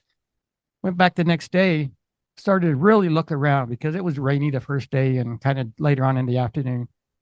So we really started looking around, and we had treated the crawl space, but I hadn't really looked at the crawl space that close. But what I did the second day is she had two hatches that went into the crawl space from the inside of the house. One was in the master bedroom and one was by the front room. I took both of those covers off and just put clear plastic over the covers and taped them tight. That plastic blew up like a balloon. I mean, so it told me all of her crawl space air is ending up in that house. It was incredible. Yeah. It's amazing. Yeah, you know that the pressure, negative or positive air pressure on a home. So you talked about, obviously, if it's negative, that means it's kind of it's a vacuum. Your inside is the vacuum, right? It's pulling in from the outside. Your door's going to slam shut when you open it. Yeah. Now, is there an ideal pressure you want on your home, and what is that? There is. The ideal pressure would, and some of this depends on where you live in the country, but ideal is either balanced, where it's zero, or it's a little bit positive. And if you're going to a hospital, almost all of their surgical centers in that hospital is under positive pressure. And the reason is because they want to blow the microbes out, believe it or not suck them in. Right. So just all about the waiting room. That's right. That's right. Where we're sitting waiting on our sick patients. I think a little bit under positive pressure is a good idea. That's not always easy to accomplish, and it's got to be done right from the beginning. But balanced is what my goal has always been, and that's what I did in my house, was to make sure that it was absolutely zero balanced. And so then if it does go under negative pressure, when you turn on a bathroom fan, or you turn on the range hood, or you turn on the dryer, anything that's going to suck air out of the house, now is pulling fresh air in through that fresh air makeup. So that's what I think, from my humble opinion, is what we really want, is just a balance of not negative or positive. So Doug, is it safe to give this advice to people who they don't want to spend a lot of money, but they want to know, is my house positive or negative pressure? If you turn off all of your appliances in your home, your HVAC, everything off, and just open your front door with everything else closed, that probably should not want to open farther, or probably should not want to close. Would that be accurate, you think?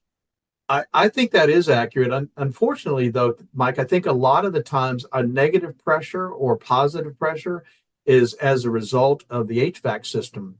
And it actually running. And so if it's sized improperly, then it can put the house under negative pressure or under positive pressure, where if it were turned off, you might end up with just a balance, zero. Right. Yeah. Yeah. So sometimes it's the biggest contributor, especially if it's sized improperly, the biggest contributor to creating that pressure differential. So it's the size of the HVAC unit that contributes to the positive or negative pressure. Is it also the amount of returns versus supply registers? Does that play into it? So it's kind of an equation of those things combined. Yes. I can see how that could get kind of complex. I don't know how to, I wouldn't be the one you'd call to say, help me fix my pressure per se. Come balance my house, Jared. Come balance please, if my you house. could. Yeah. But I can imagine it being complicated. Like I need to figure out if you got the right size first. Yes. And then, okay, maybe you only have one return and I don't know. And where is the return located? And Yeah. It is a complicated process, but fortunately, there's a lot of science behind it. And unfortunately, a lot of HVAC guys don't know that this exists. But you probably remember in my book, what I did for my house was I hired a mechanical engineer, and it only cost me a couple of $100, but he ran what's called a manual J and a manual D. The manual J calculates the load calculation on exactly what size air conditioning system you need based on that house, that specific house sitting on that specific lot. That's the manual J. And then the manual D designs the ductwork. So when you do that, now you're kind of in the commercial arena. They always do that for commercial environments. Yeah. They just don't typically do it for residential environments, but that's how you solve the problem that you're talking about. Retrofitting is not easy. If you have a house that's under positive pressure or under negative pressure, it can be done. It's just not easy. It's not nearly as easy as to do it from the start, which is another one of those unintended consequences. I saved a few $100 because I didn't hire a mechanical engineer. Now I got to deal with the consequences for the rest of my life, Yeah. Yeah, that makes sense.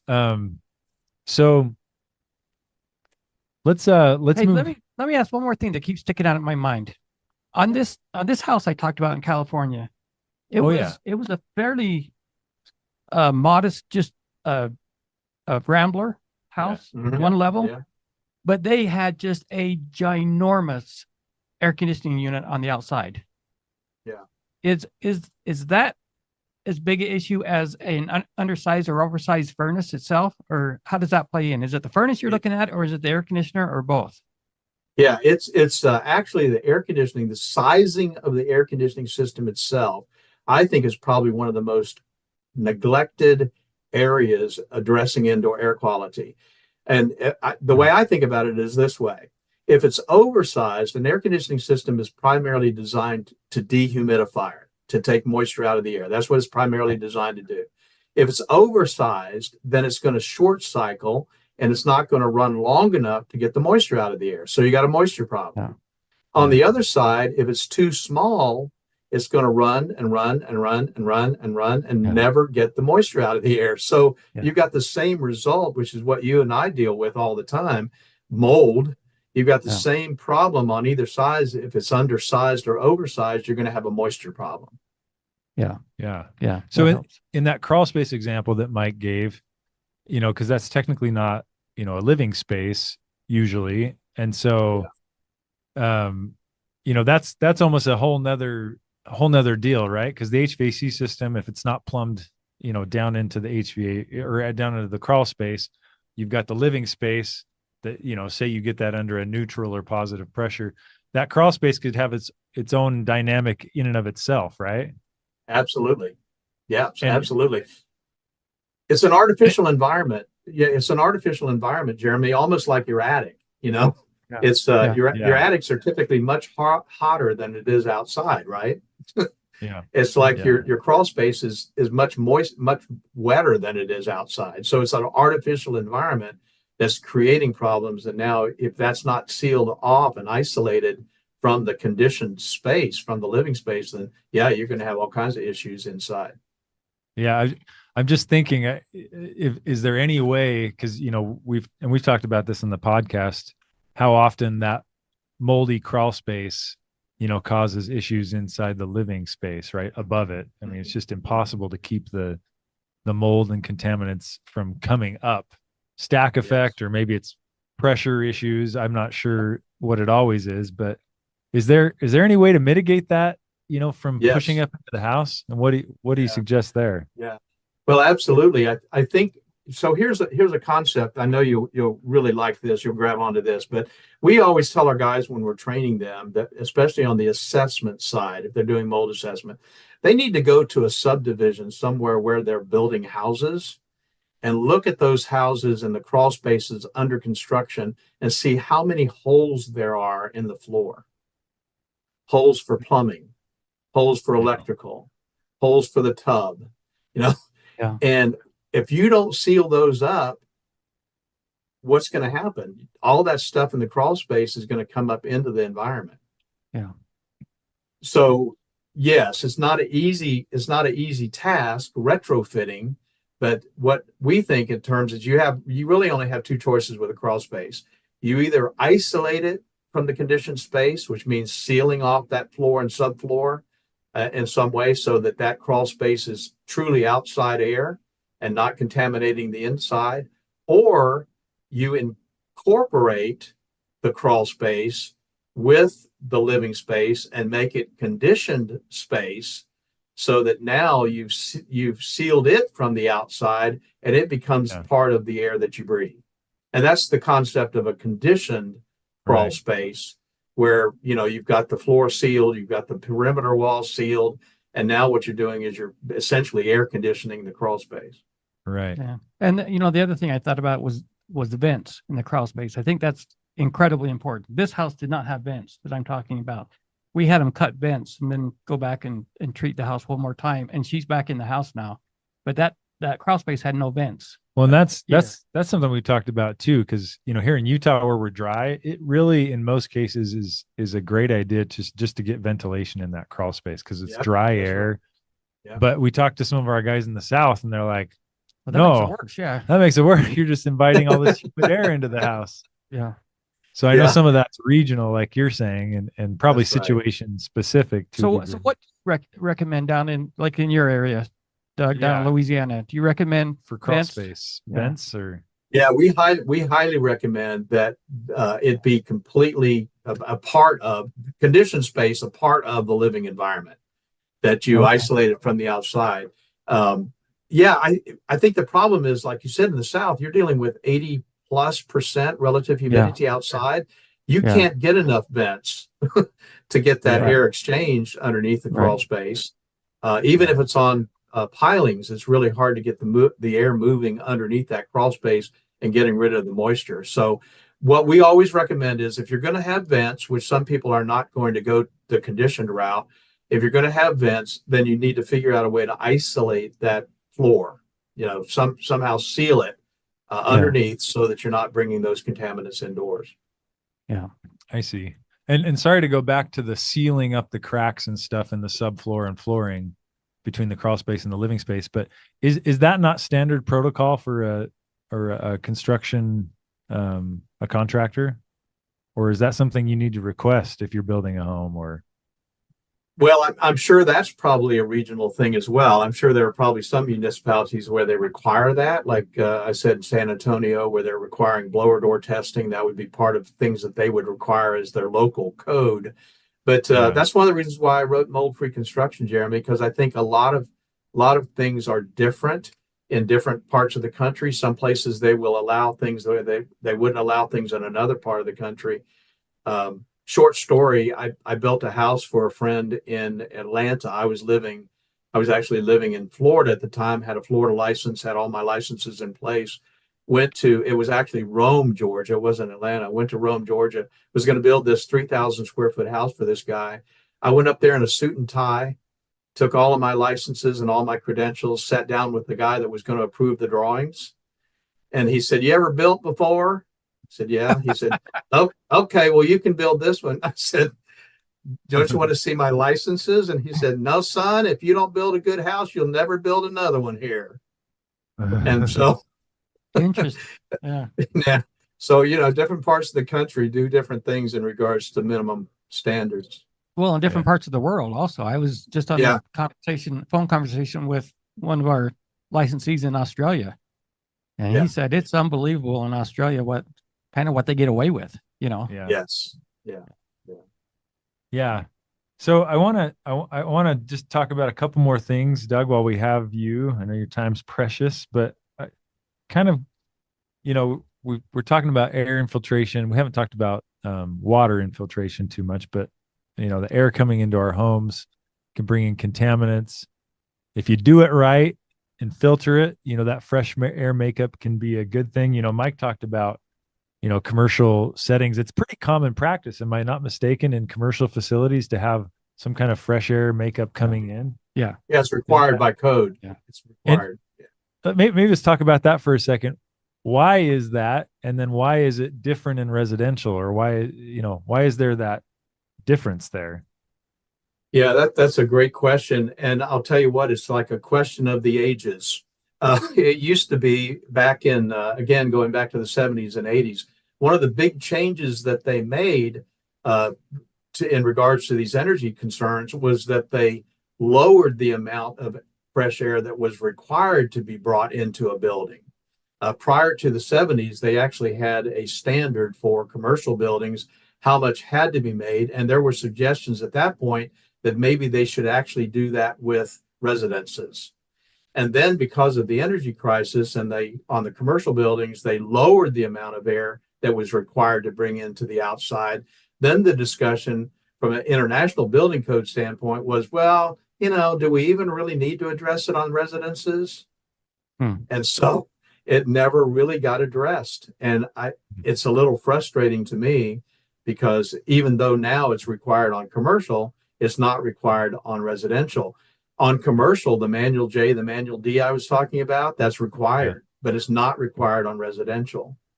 Interesting. So I don't know all the politics. I hate to use that word, but I don't know all of what went into those kinds of decisions, but it's certainly not the way I think that houses should be built, because you can, again, mitigate a lot of problems by doing some pretty simple things. Yeah. So you'd be a proponent of getting that more in the residential setting where you can get more fresh air in there, as long as you can filter it, right? Filter Absolutely. it. Make sure it's good. Absolutely.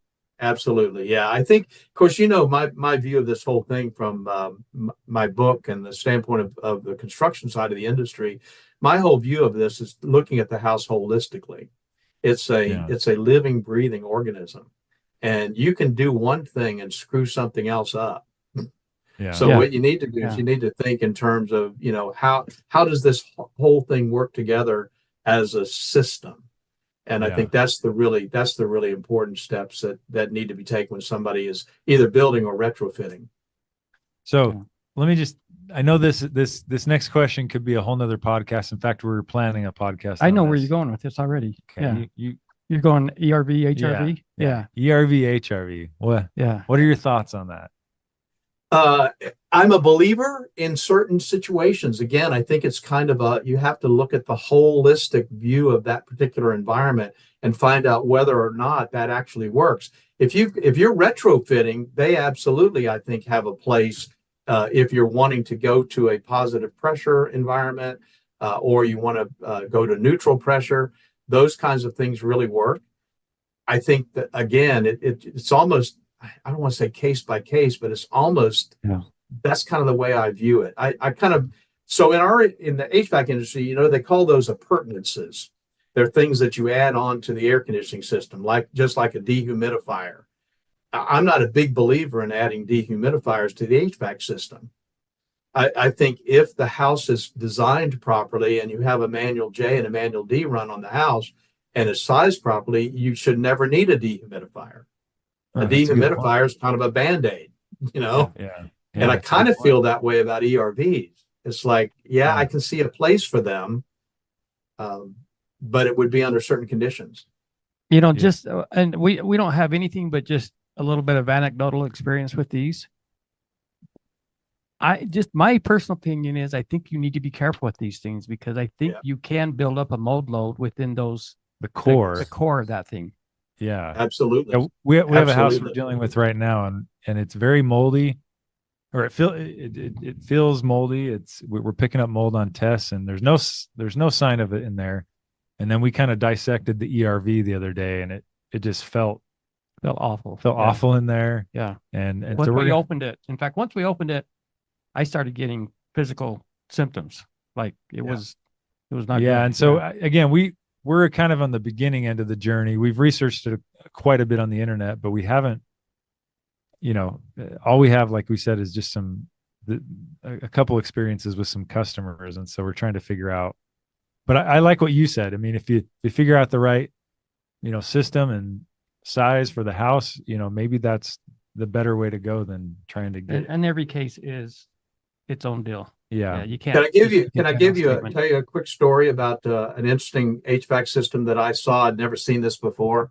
I went out to an oil rig, BP oil rig, and it's about 6,000 square feet. And one air conditioning system cools the entire rig, 320 rooms, individual rooms. And at the end of every run, every single duct run to that room, at the grill going into the room was a VAV to control the volume of air going into that room and the temperature. So every single room had its own thermostat. Now they had a computer running this thing that took up a whole room. But the point is that when somebody went into their room to sleep and they wanted it 65 degrees, they could have it 65 degrees and the person next to them have it at 72 degrees.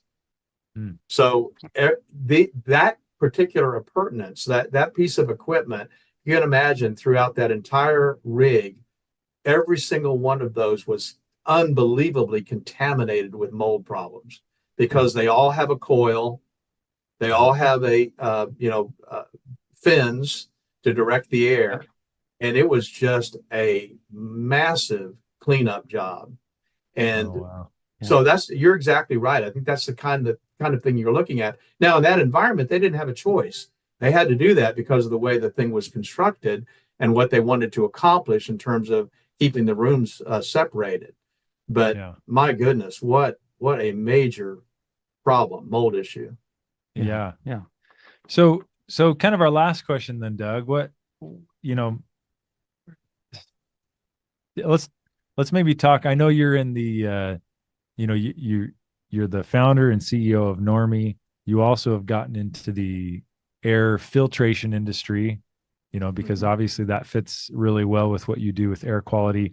So maybe let's kind of conclude with talking about what can you do to mitigate your air quality infiltration issues. You could, I don't know if you want to mention air filtration or any other ideas you have for people that we haven't mentioned. Yeah, I would. Thank you very much. I appreciate that. I'm going to put the chicken before the egg here. Actually, I got into the indoor air quality air purification equipment business prior to Normie. I got involved in that actually in 1996. And that's when I wrote my book, in the late 90s. And so I was actually selling and designing air purification and air filtration equipment before the turn of the century, as they say. And then Normie was created in 2004. And so it obviously only made sense as we were doing training on mold remediation for our guys. They would say, well, what kind of air purifiers should we use? And what kind of air filters should we use? Well, why is that important? And it was a really easy connection between Normie, which was the training and certifying agency, and Best Living Systems, which was our products company. And of course, full disclosure, I own both. But we do a lot of really cool stuff with air purification. We've got some really unique trademarked, patented technologies that nobody else in the country has. And what's cool about that, Jeremy, and I think what's really important to this discussion is that we were talking about mitigating air infiltration and moisture intrusion problems. They can't be 100% mitigated. I mean, I have air purification technologies in my house, obviously, and air filters, good filters. So every time you open the door and walk in from the outside to the inside, we're like Pigpen. We're bringing stuff in behind us. And so you're no matter what you do in terms of effectively dealing with air infiltration and moisture intrusion problems, you've still got the everyday contaminants that we're dealing with, the flecking off of our skin and odors that we get from cooking and all those sorts of things. So we're big believers in air purification and air filtration technologies. high-tech stuff, and that's what Best Living Systems is all about. And I appreciate your giving me an opportunity to talk about that, because it's some pretty cool stuff. We just won a honorable mention innovative award from ASHRAE on some of our air purification technology. So it's a big deal. And of course, our members have opportunities to make those available to their clients where it seems to fit. Yeah.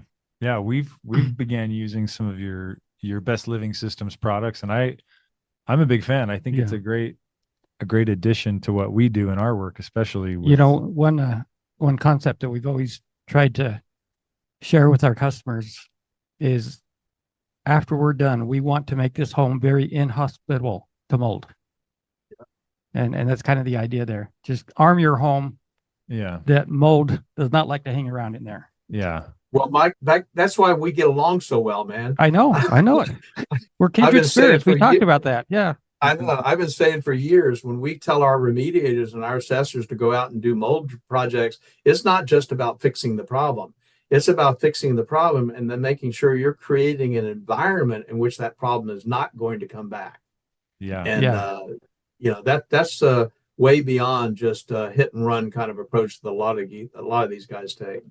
We had a guy come to one of our conferences, and he was speaking about how to get repeat customers, and we were like, no, we don't want repeat customers. We didn't do our job if we have a repeat customer. That's right. That's exactly right. We do it right. We don't have to have them come back to us. Yeah, exactly. So we could do a whole nother podcast on some of the cool technologies in a while. Yeah, maybe if you want to come back again, Doug, we could do one even on the PCO technology, because we've mentioned it here and there, and I think it's kind of an exciting thing. And I guess I will say, this is a caution I always have to make, because I do run into a lot of people who think that they have a legitimate mold issue in the home. And they mistakenly believe, if I put this device in my home, that's going to fix my mold issue. It's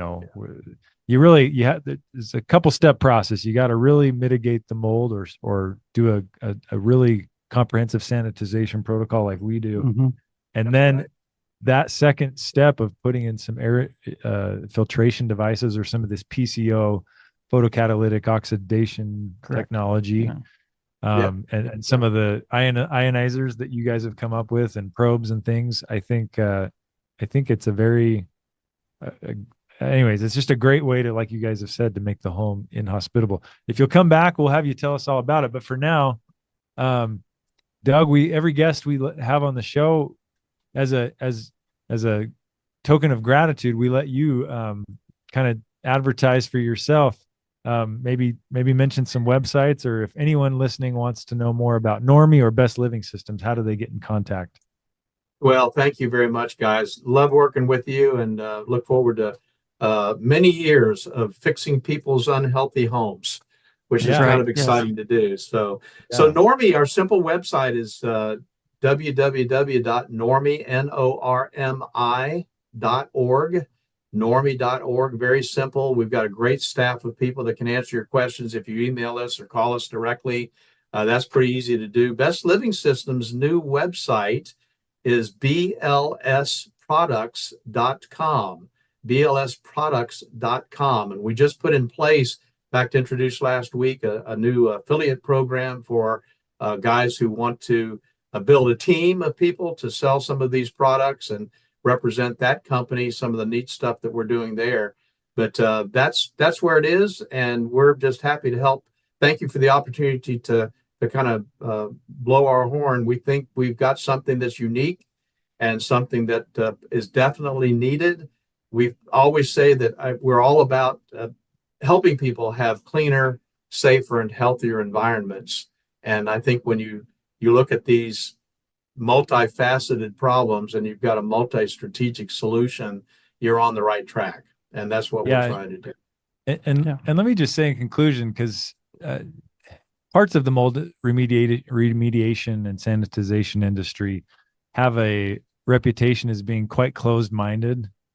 I wouldn't say all of it, but we've been it's been very refreshing getting to know you, Doug, because you do have kind of this expansive vision, and you're pushing innovation, I think, which is very much needed. There are so many gaps and holes in some of the current protocols out there that we're, and I wouldn't even say we have all the answers completely yet ourselves. We're all figuring it out, but it's been good to get to know someone like you, where you're great. Yeah. where you're open-minded, you're pushing the innovation, trying to figure out, better ways each day to improve the mold remediation protocols out there. So hats off to you, and to many more years as we try and navigate this world and figure out how to make homes healthier. So thanks for your time. Thanks, Jeremy.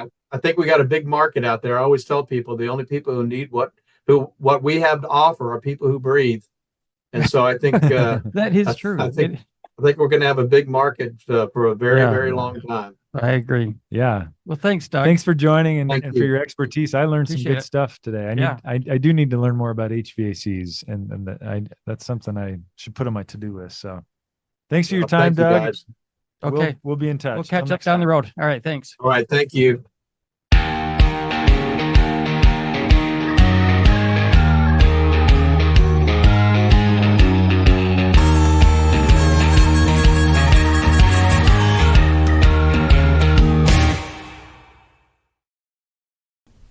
When you start on the pathway toward professional success, you have to know what the goal is and how to get there. Normie exists to help in that process. It's not just about taking a class to get a license, but also about starting on a pathway to professional success. Whether you want to work for yourself or be the best qualified employee on the team, this path will take you there and help you succeed. Pick a track, click on the class, and get your journey started. Normie is here to support you all the way to become the Normie Pro professional you want to be.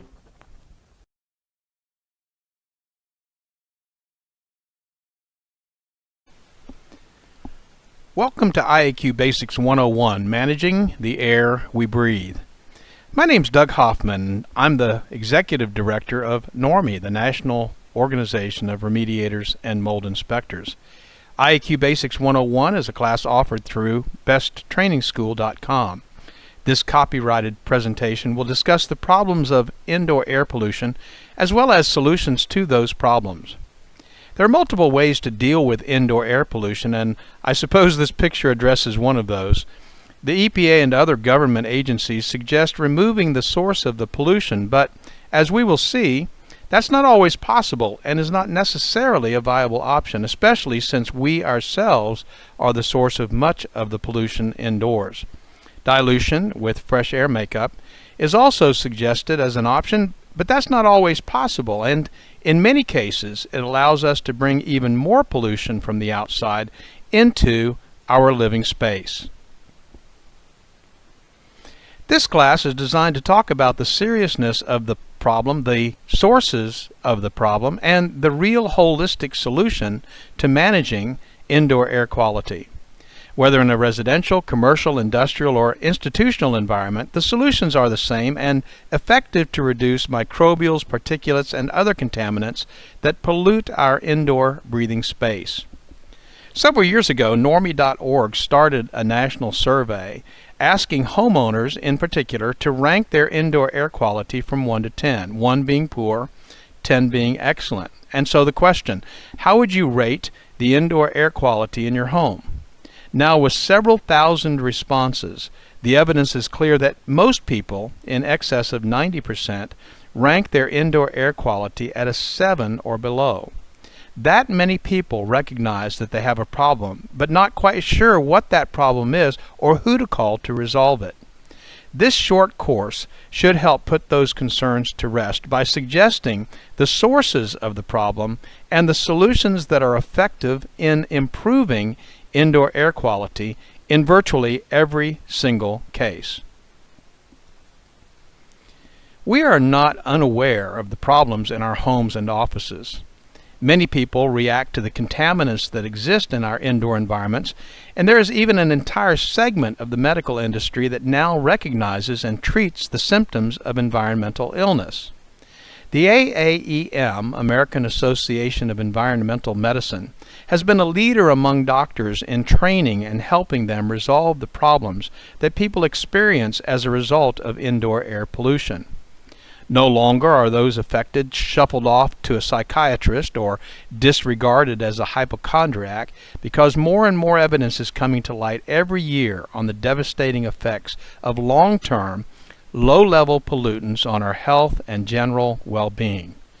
Allergy, lethargy, overall unproductivity are now being associated with many of these contaminants, and property owners, managers, and doctors are interested in finding solutions. This class allows you to take a giant leap toward a holistic approach to dealing with indoor air pollution. But first, you must understand what comprises or makes up the contaminants that we breathe every day indoors. You could classify every single component that affects indoor air quality into one of these 7 components. And if you know what the problem is, the solution is easier to understand. As I've said many times, prognosis without diagnosis is malpractice, and so it is with indoor air pollution. If you don't understand the problem, then you don't have a solution. If you do understand the problem, and you understand that it's multifaceted, then you will understand that the solution must then be multi-strategic. There is no one-size-fits-all, or just put this machine in your house and all will be well approach to solving these issues. It's about dealing with all of them in a synergistic way. So let's talk about each of these as we see them in our environments and as they pollute those environments. Particles. That's a dust mite. 32,000 of them on an ounce of dust. And there are a lot of people who are allergic to dust mites because dust mites love to eat organic material, dead skin. And when they eat that dead skin, they do what other animals do, and that becomes aerosolated. And that dust mite feces has enzymes in it that makes people allergic to it. And so dust mites obviously are a problem, and what they do after they eat becomes a problem. But there are other things in the environment floating around as well: pollen and mold spores, particulates that need to be taken out of the air that we breathe. There have been multiple studies about submicron particles and how they actually get past our natural filtering systems, the nose hairs, the hairs in our lungs, and actually can even be brought into our bloodstream. And so dealing with particles, of course, is an extremely important way of dealing with indoor air quality. Unfortunately, in the indoor air quality business for the last few years, so much emphasis and focus has been put on particles that some of the other problems that are in the environment have been ignored. And so a lot of effort has been made to make really good and efficient filters. But that's only one solution to one specific problem. Odors.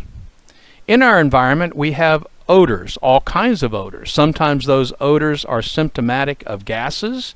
Sometimes they're symptomatic of other things like cooking odors or secondhand smoke. But odors are a tremendous allergen, and it's an indoor air quality issue that needs to be addressed. Gases. Of course, I tell people in our indoor air quality classes that we have enough chemicals under our kitchen sink to kill a couple of elephants. But the truth is that we have all kinds of things in our environments that are off-gassing different types of chemicals. You think about walking into a room that's just been painted. That room smells. There's your odors. But those odors are actually coming from gases from the paints and the VOCs. Those gases will continue for years and years, sometimes up to 10 years, after the smell of the new paint has gone away.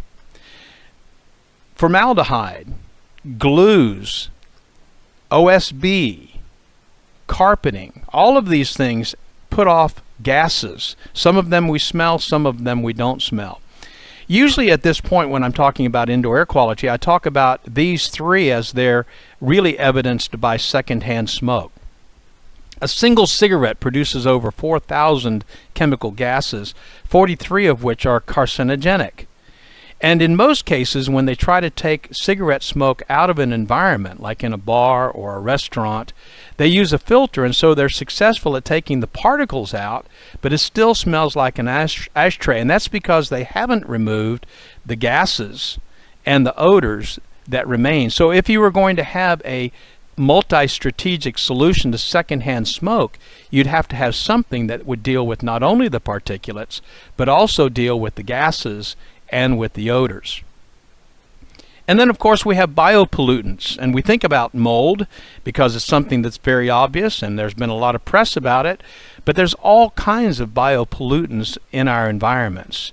E. coli, salmonella, methicillin-resistant Staphylococcus aureus, MRSA, all kinds of things going on in our environments that actually become aeroslated. Now, that's not because the bacteria has wings and can fly around, but it does in fact travel on the dead skin cells and other things that are floating around in our environment. When I talked about particulates, one of the things that I didn't really mention but is one of the biggest pollutions in our environment is our cells. We actually put off dead skin cells. And if you look at a shaft of light in the morning and you see all of those things floating around, 80% of that, according to scientists, 80% of that is dead skin. Well, that dead skin becomes a little magic carpet ride for bacteria and for viruses and other types of biopollutants. And so biopollutants are a major issue not only on surfaces but also when they become aerosolated. That's the fourth component of indoor air quality that needs to be addressed. Temperature and humidity. Obviously, as the temperature gets high and the humidity gets high, much greater chance of mold growing. Even when the temperature gets low and the humidity gets low, there's a good possibility that bacteria will grow. And so one of the things that we do in our trainings is we talk about trying to keep the relative humidity between 40 and 60% so that there's a less possibility that contaminants will actually grow in that environment. But these two components obviously need to be addressed. In the air conditioning industry, they talk about combining these two, and they deal with what's called psychrometrics and how the two actually work in environments to keep air cleaner and how they can make the air conditioning systems more efficient. Temperature and humidity. And then the seventh component is comfort, and that's how air moves in the environment. You know, when you're in an environment that's got stagnant air, where it's hot at your head and it's cold at your feet, it's extremely uncomfortable. By getting the air moving, by using ceiling fans, leaving the air conditioning system on, so that it's actually moving the air, not only are you keeping a more comfortable environment, you're taking away the false positives that a thermostat might give you, false readings that you might have about the heat or the coolness of that particular environment. And if you're using proactive air purification technologies or passive technologies, as we're going to talk about in just a few moments, moving the air is vital to keeping good air quality. By moving the air, you're trapping the particulates, you're taking the proactive air purification to the surfaces, cleaning the bacteria, killing the mold, you're dealing with odors and VOCs. All of that has to do with air movement. So these 7 components, and again, we're talking about particulates, odors, gases, temperature, humidity, and comfort.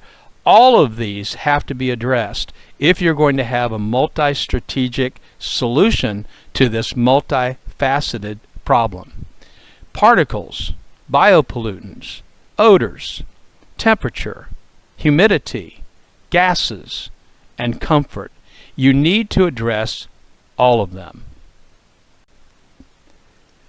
So the first conclusion that should be drawn after understanding the many facets of the problem is that solution is not just about filters. Filters play a very big part in resolving many issues, but they certainly don't address many of the pollutants like odors and gases, and they are restricted by the difficulty of trying to get some of these pollutants to the filter. We'll talk about the value of good filters and the shortcomings of bad ones shortly, but even before that discussion, it's clear that it's not the whole answer to IAQ management. It's not about source removal. If we are producing much of the dead skin that's in any environment, removing us is not the answer. Yes, we can give our cat to Aunt Sally and tell our wife to smoke outdoors, but there are so many things in our environments that simply cannot be removed. After all, who wants to live in a stainless steel house? So many of our construction materials are great feeding ground for mold and bacteria, and how do we fix that problem? And it's not about dilution. Certainly adding fresh air into the home or office is a good way to dilute some of the contaminants, but as I suggested earlier, in some parts of the country, the last thing I want to do is bring so-called fresh air into the environment. At least I wouldn't want to bring it in without it having been cooled, filtered, and purified. Again, certainly a part of the solution, but not the entire solution. Our solution, the Normie approved solution, is a multi-strategic approach with these three prongs: air filtration and purification, surface protection, and lifestyle changes. When I wrote my book, Mold-Free Construction, and that's available at moldfreeconstruction.com, I suggested a sanitization protocol, and it incorporates this three-pronged approach. Take a look here at a recent table that I found that suggested the top 10 solutions to indoor air quality issues. It's interesting because the three-pronged approach is included right here. You've got utilize air purification, utilize air filtration, dehumidify or humidify, reduce carpeting, revise your cleaning schedule, use hypoallergenic bedding, use green cleaning supplies, reduce volatile organic compounds, respond quickly to leaks or moisture, manage plants, and clean your pets. It's interesting that this three-pronged approach is included. Lifestyle changes that include decluttering, scheduled maintenance, and so forth is incorporated in the revised cleaning schedule. Respond quickly to leaks and use hypoallergenic bedding. Using green cleaning supplies that are low in VOCs deals with surface protection, and I have many more listed in my sanitization protocol. So we want to now close in on air filtration and purification technologies, which is probably the most technical of all the solutions. There are so many air purification technologies and so much marketing hype that it's often difficult to understand exactly what works and what doesn't. So let's simplify the approach. Every piece of air purification equipment in the market today is either active or passive in its approach to resolving indoor air pollution problems.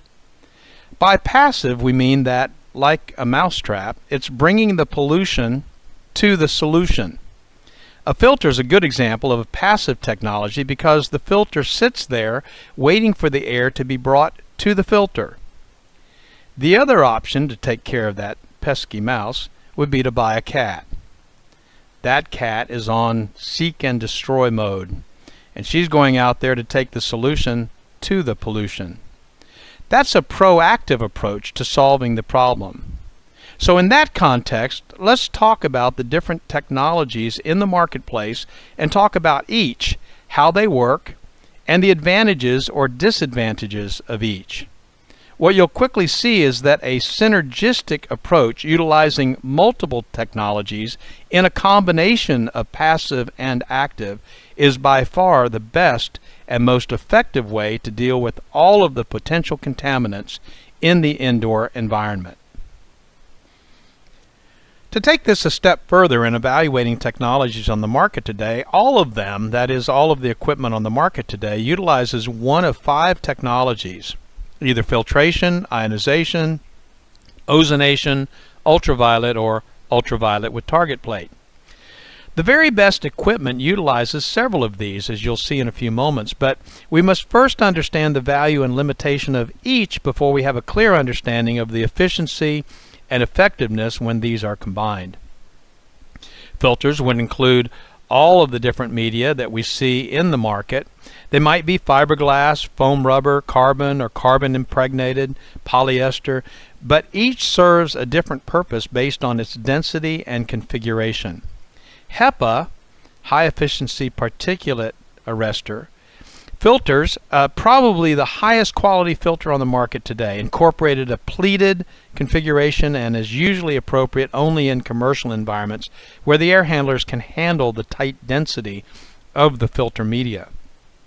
For the average consumer, anything above a MERV 7 or 8 rating, according to ASHRAE. Now, ASHRAE is the American Society of Heating, Refrigerating, and Air Conditioning Engineers, could negatively impact the efficiency of the air conditioning system and even, in many cases, damage blower motors and other moving parts of the system. MERV, which is the Minimum Efficiency Reporting Value, a standard set by ASHRAE to determine the effectiveness and efficiency of a specific media. Ionization sends an electrical charge into the environment using several different types of components to charge particles and make them flock together or aggregate so they can be carried to the filter. In many cases, submicron particles are so light that they are never brought to the filter, and these are, by most studies, the most harmful to our health. Bypassing the natural filters of our nose and lungs, these particles can wreak havoc on our health. Ozonation is produced by a couple of different methods. Ozone can be very effective in reducing microbial pollutants in the air and on surfaces, but it must be closely monitored and is problematic for a small percentage of the population.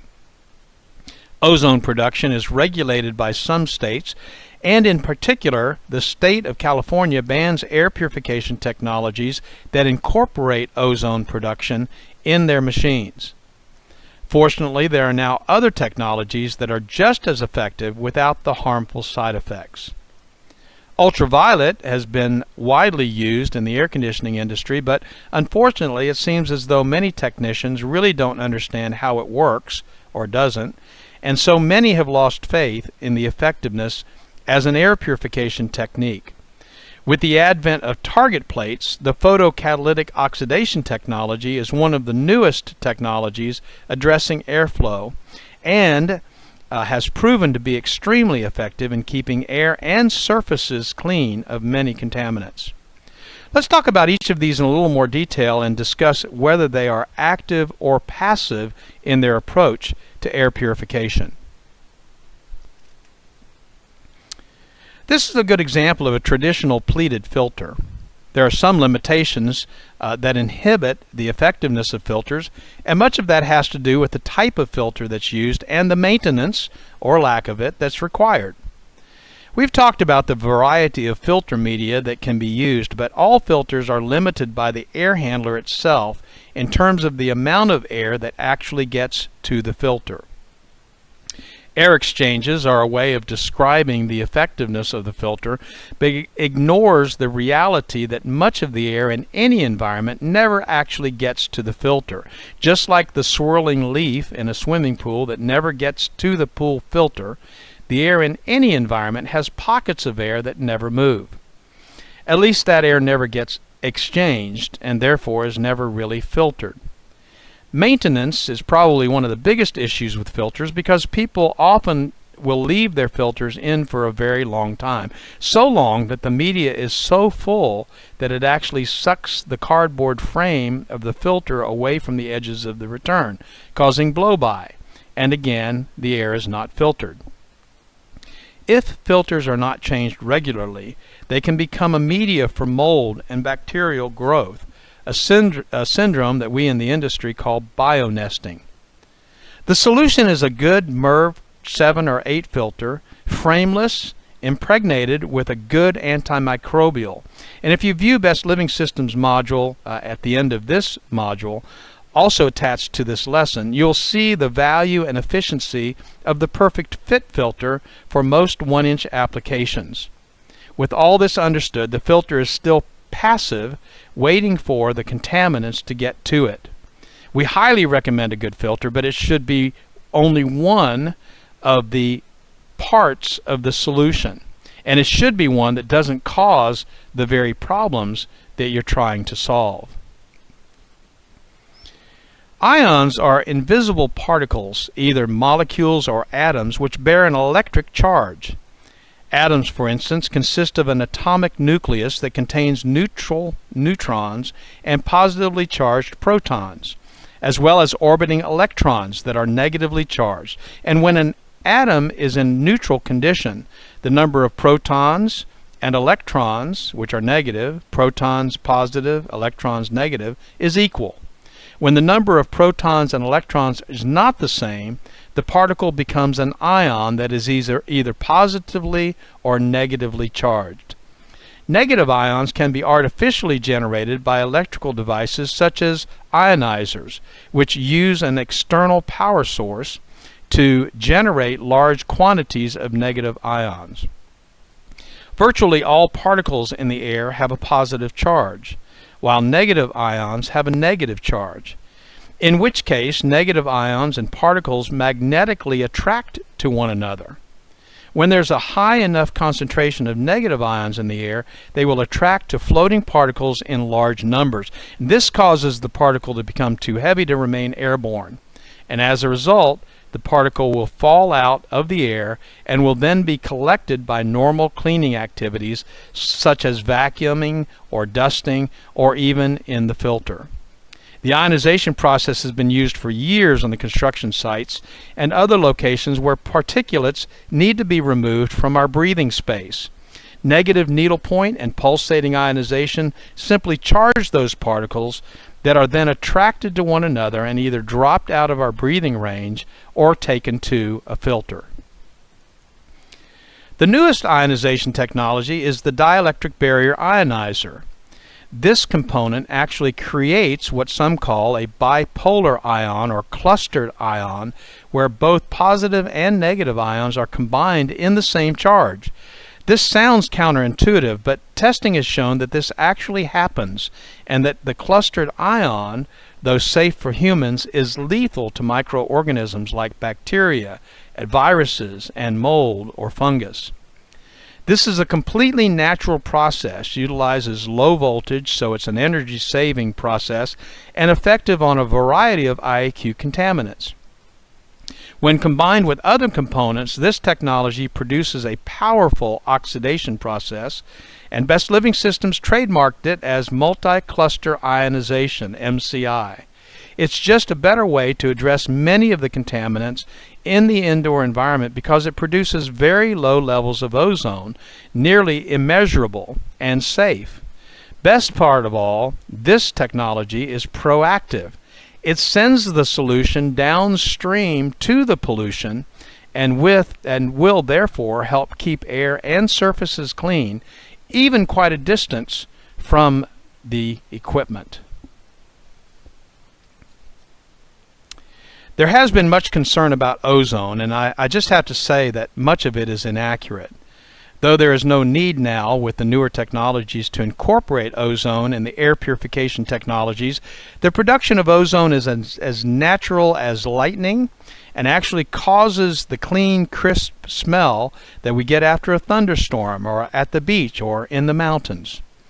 Called nature's cleaning product, ozone can be a very powerful oxidizer and when used correctly can be very effective. Though highly efficient for smoke cleanup and fire restoration projects, more IAQ professionals steer customers away from the use of ozone, even at low levels, due to the sensitivity of young children, the elderly, and immunosuppressed people. I'm thankful that there are technologies that have advanced beyond our need for a discussion about the value or limitation of this specifically proactive technology. This brings us to ultraviolet lamps, the darling of the HVAC industry. It's long been known that UV light at the germicidal wavelength, 254 nanometer, is extremely effective against microbials. The food processing industry, the post office, and other applications have been fully convinced of its effectiveness and utilized it for really tough organisms like E. coli, anthrax, to name a few. Unfortunately, in the air conditioning system, the limitations of the technology enable it to be very effective in cleaning the surfaces on the inside of the air handler, but not very effective in sending any of that cleansing power downstream into the airflow. Why? Well, the UV technology has two major limitations: time and proximity. How long is the microorganism exposed to the light, and how close is it to the light? In most cases, air conditioning contractors have found that due to the high rate of speed with the air racing past the UV light, that the bugs hardly get a sunburn. Ultraviolet light is great for the surfaces inside the system, but not very effective in the airstream. It really is a passive technology, waiting for the bugs to come close to it so it can zap them, change their DNA, or neutralize them. Over the past few years, scientists and engineers have learned the power of a combination of UV, the germicidal wavelength UV, and a target plate. This UV becomes a catalyst for producing a much more powerful oxidizer than actually does get into the airstream, clean the air and surfaces downstream from the air handler. When combining these two, the UV and the target plate can then be coated with multiple coatings of different metals, its shape altered to expose more of the surface to the UV, and in turn produce a powerful clustered ion similar to the dielectric barrier ionizer we discussed earlier. This proactive technology is becoming the choice for all air purification technologies, and when combined with other components, as we'll discuss in a moment, air purification technology has now taken a turn toward becoming the foundation for creating clean, healthy environments indoors. No longer is this technology an option, but a must for anyone who's interested in addressing all the pollutants now found in indoor environments. This concludes our training on IAQ technologies. IAQ Basics 101. Remember that the combination of many components into a single product is the very best way to address all of the contaminants in any environment. You've got a multifaceted problem, you need a multi-strategic solution. If you have a greater interest in the products that have been developed around the clustered ion, multi-cluster ionization trademark, we have provided a module on your page entitled BLS Products to help you better understand the options you may have for your own use or may want to offer to your clients. The trademarked MCI multi-cluster ionization technology are incorporated in all of these products, from HVAC probes to standalones. They're affordable, effective, and efficacious for air and surfaces in virtually any environment. Safe for humans, but lethal to microbes. Thank you for taking the time to get better educated on the basics of IAQ. We offer more advanced trainings in the IAQ field, which includes specific trainings on mold, formaldehyde, as well as more trainings in the indoor air quality field itself. And we look forward to providing more information in the classes ahead.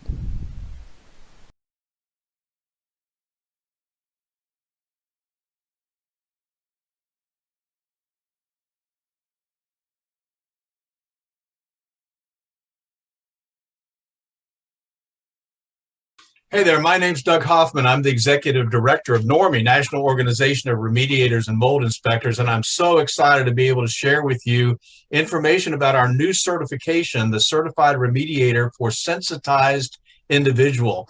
And this class is actually led by one of our new senior trainers, Michael Pinto, who's been in the sensitized individual field for many, many years.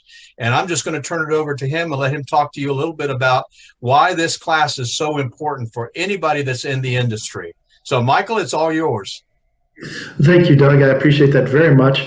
Just want everybody to know that the reality is that you're dealing with sensitized individuals, whether you know it or not. Anybody who's in the mold assessing and or remediation field, some of the people that you're coming across indicate that they've been made sick by mold, or as you do your occupant interviews to understand what's going on in the home, you may find out that they're talking about symptoms. Now, we are not doctors, but what we are professionals that are trying to help resolve some of these issues. So what this particular class does is three things very specifically. It helps turn you into a better remediator. There's absolutely no doubt about that. You can be a good remediator, you can be an average remediator, but this will help you be a better remediator, and that's just good across the board. The real issue, though, is that for sensitized individuals, it's a necessity. You can't miss the details. The second thing that the class does is expand upon some of the things that just get missed in a general sense in regards to following the IICRC S520, the mold standard. Most people know about conditions 1, 2, and 3, normal fungal ecology, and visible fungal growth as condition 3. What gets missed is that whole condition 2, deposition of airborne spores. And that brings us to the third thing as well, is how much money are you leaving on the table when you're doing a partial remediation and focusing on removing the source material, but you're not even investigating or offering to do some of the whole house cleaning or the cleaning that is necessary to take the condition 2 parts of the office or the home and bring that all back to a normal fungal ecology, rather than just the area that you contained to remove the mold in the basement or the mold under the sink or the mold in the bathroom. So all of these things come into play in the NCRSI course, but the biggest thing is it makes you a better remediator across the board. And I'm excited to be one of the instructors, not the only instructor, but one of the instructors, and just share some of these tips and tricks over the course of the 2-day class. So we hope to see you there, and you can check the Normie schedule and the best training system schedule for when the next course is. Looking forward to seeing you either online or in person. Thank you, Michael, and I'll look forward to seeing you at the next class. Absolutely, Doug. Bless you.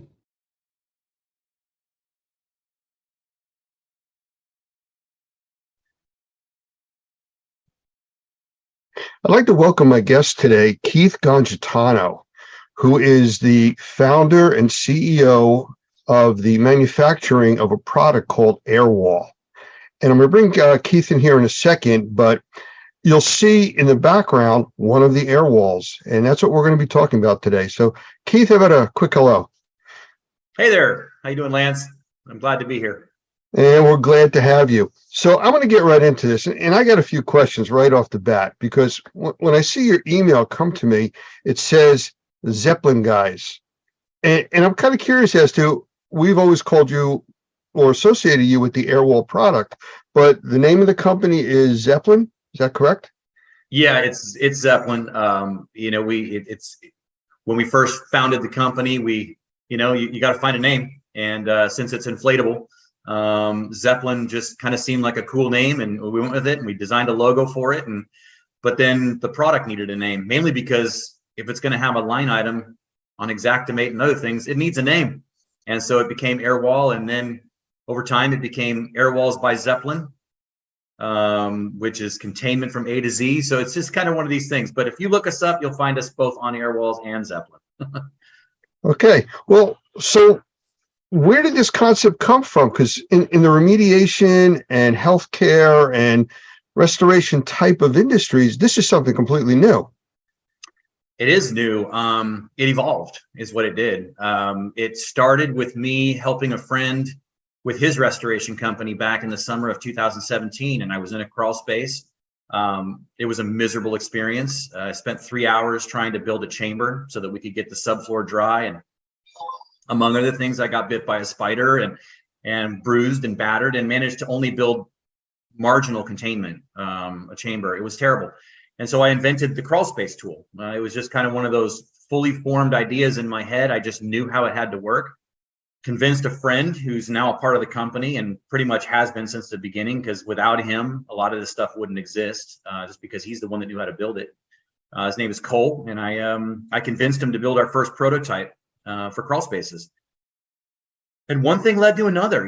We started thinking, what about a doorway? I wonder if we could use this very tool in the doorway. And so I repurposed it, and it was very ugly. And we thought, well, the concept works. It's just not going to work, in the sense that it's really gross and ugly looking. So we designed something for that. And then we moved on to windows. And then we realized at some point that because we met a fine gentleman by the name of Mark Cornelius, he's among other things, he's a member of the board on the IICRC. He's a trainer for years. He's been in the industry for almost 40 years. And he loved our product and just asked me a very simple question. That he was looking at the doorway unit, our X, and he said, so how do you get out? And I looked at him with a very kind of lost look, and he goes, how do you get out? Where's your doffing chamber? When you're doing a mold job, you got to have a doffing chamber. And it just never occurred to me. And so that's, kind of what started my wheels spinning. And we went round and round and round. And the other question was always about power failure as well. What do you do about a power failure? Because the crawl space unit and the Airwall X, which is built for doorways, and the window units as well, they're all constant air kind of appliances. They require air from your air movers or your HEPA filters and things like that. And if the power goes out, well, then they deflate and they stop functioning. And so we went around for a long time before we settled on what we ended up with. And you'll actually see that behind me. You can actually see that's the full system. That's 2 Airwall Nexus on either side of me, and behind me is the front of the. Let me interrupt you real quick, yeah. Because we'll talk about all the different types of configurations and products and stuff that you've come up with, because I know your mind just works continuously on this stuff. But I mean, the simple question is, how do these work? I mean, air. Air. Okay. Yeah, they inflate. And you're right. I tend to get, I love my stuff and I think about it all the time, so I go fast. The 2 that I talked about first, they require constant air. You connect them to your air movers, your negative air machine, and you do what we call pre-cycle the air.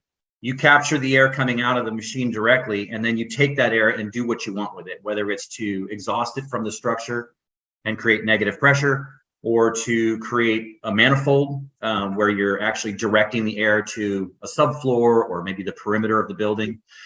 But these are different. This is different. That's behind you now, right? Yeah. So this is the latest. This is very different. In fact, what you'll notice again to either side of me is the Nexus, and the Nexus consists of 5 separate inflatable air bladders. And if you look at the bottom, you'll see those little round.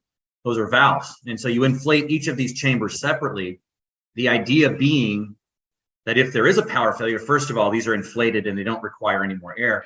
But if there was any kind of damage done to one of those bladders, although we did a lot to design them so that they're very durable, but if something did happen, that even the loss of an entire or even 2 chambers would still maintain your containment. So that's the design we came up with, and yeah, they're very different, but they both work on air and they both work on pressure. The whole reason that they function as negative air containment and as a chamber is because they're pushing against the surfaces of the building, up and down and then sideways, so that they seal up. Okay, so now I did cut you short before. I just want to get back to, you were starting to talk about the different types of products. Yeah. I just wanted our viewers to understand at least how these things worked. Yeah. What else have you designed? I mean, this is for, it looks like you got a chamber behind you and a whole wall, but I know there's problems with, different heights, different types of ceilings and floors. How does that all work? Or do you have special products for that? So we wanted, simplicity was the key. We didn't want a bazillion parts and things that could get lost, broken, misplaced, or just adding complexity. What you see behind me essentially is 4 things. It's a Nexus on one side, a Nexus on the other, the dust curtain that joins them, and the doffing chamber that zips to the dust curtain, in a nutshell. So it's really, really simple. If this room that we're looking at were 8 feet tall, or 9 feet tall, this is an 8-foot configuration, that were 9 or 10 feet, you would simply add a 12-inch extension to the very top of that wall. And because the air bladders inside are actually 10 feet long, then you're not doing anything else. Those air bladders simply roll out the next 12 inches and then stop. They stop because there's a piece on the top that makes them stop. And then if you had to go to 10, you would do the same thing, add another 12 inches, and then those bladders go up the next. So, so it's very simple. That conversion can be done in just a couple of minutes. Very simple.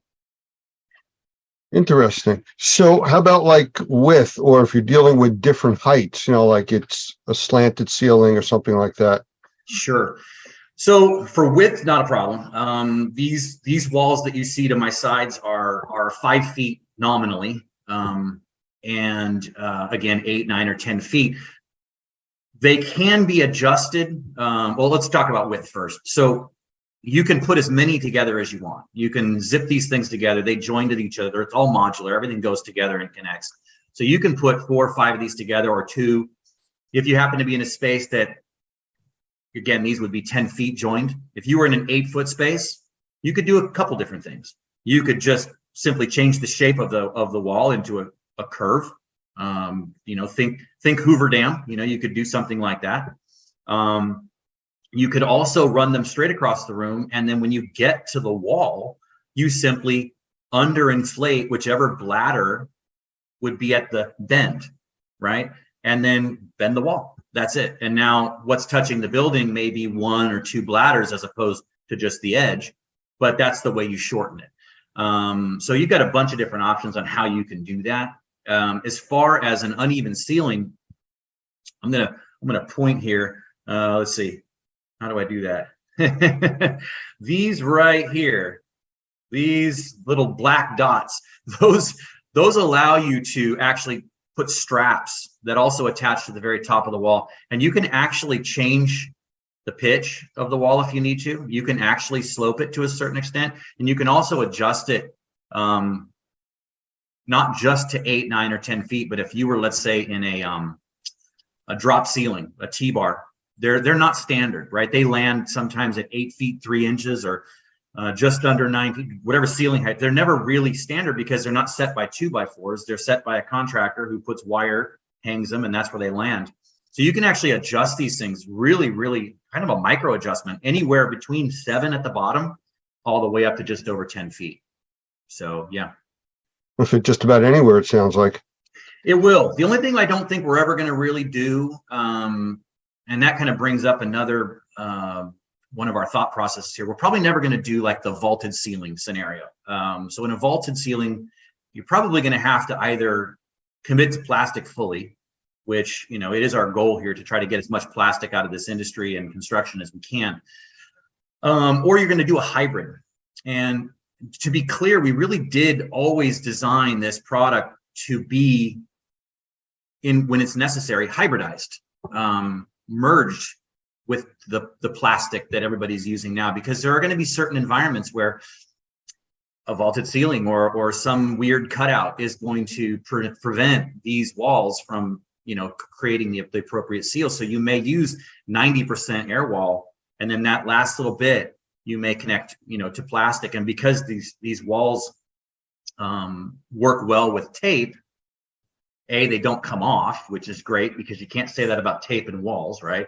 When walls have, you know, water literally dripping down them, or years of cooking grease or whatever, they don't stick, right? That's why a lot of failure happens with traditional containment.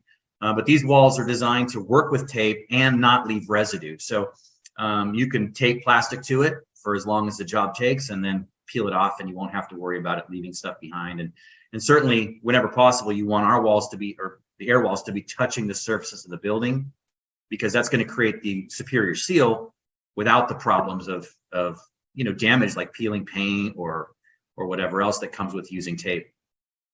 Well, I know that with some of the Normie training that we do, we've actually incorporated some of the air wall technology into some of the types of hands-on training that we do, especially like when we go to the experience trade shows, where people are able to touch and work through all the new different technologies and products.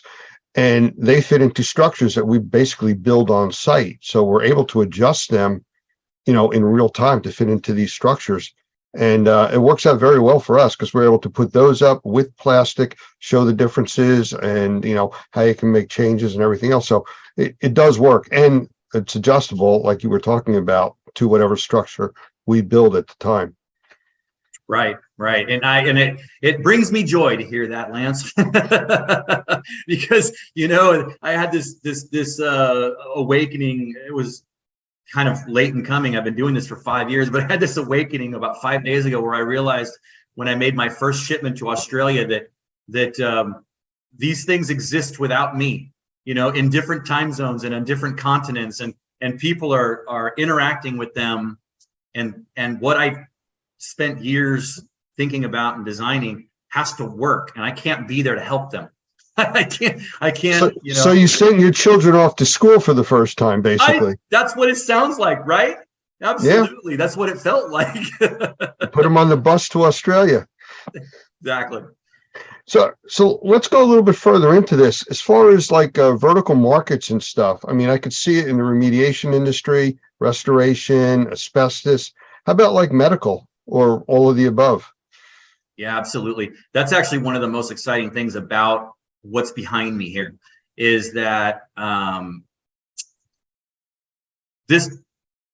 when this came, all of a sudden, exactly what you're talking about just changed totally. So medical, if you have someone who has who's a burn victim or is receiving cancer treatments or is in some other way significantly immunocompromised, positive pressure environments are how you deal with that, and a hospital environment can create that, but that's very expensive. This can do that very, very easily, very simply, and doesn't require any permanent modifications to a building. On the flip side, we're all very familiar with negative air pressure because of the pandemic that we're all emerging from now, and the need for negative airspace, which is the exact opposite of what I just described. Instead of pumping clean, fresh air into an environment with people who have no immune system, you're instead drawing air in so that the bad boogies can't get out. So that's medical. But even more so, there's really, really strict enforcement when you're in a hospital environment because of, you know, generally who's in a hospital. People are sick when they're in a hospital. So if any kind of building modifications have to take place in a hospital, they have to do things to prevent dust and everything else from getting to people who might be unwell. And so it's not even just the direct medical application, but medical facilities, and because maintenance has to happen and modifications must occur, this can actually be a very, you know, a significant improvement to what they're doing now, which is putting up plastic. It takes sometimes hours or even a day to set up the containment to move a machine from one room to another, simply because of the restrictions on a hospital and what can and can't be done without containment. So that's a big deal. And then, you know, just I've been told mining. In fact, the folks in Australia, because mining is a big part of Australia's economy, mining is one.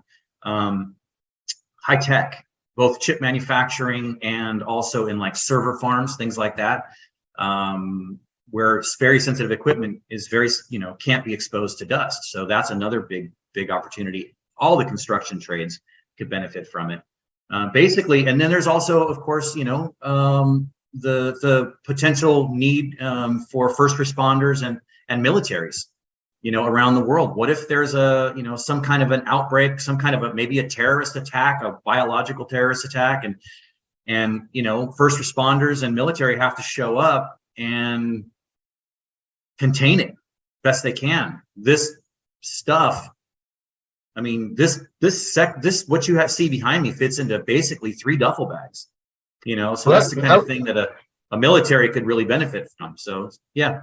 Well, while you were talking, I jotted down 3 quick questions, and you were just starting to touch on one. So let me ask it to you. But instead of 3 questions, I'll just do it as 1 question now.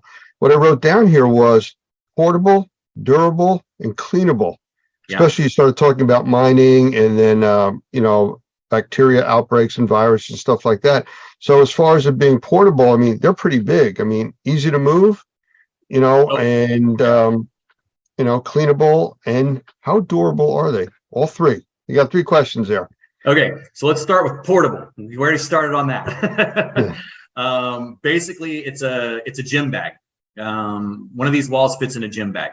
Of course, each one comes with said gym bag.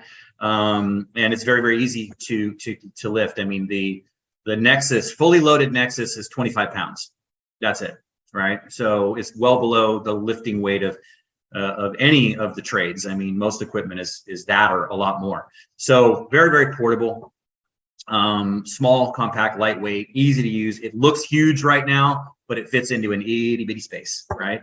So that's really good. As far as cleanable goes, we were very intentional on that.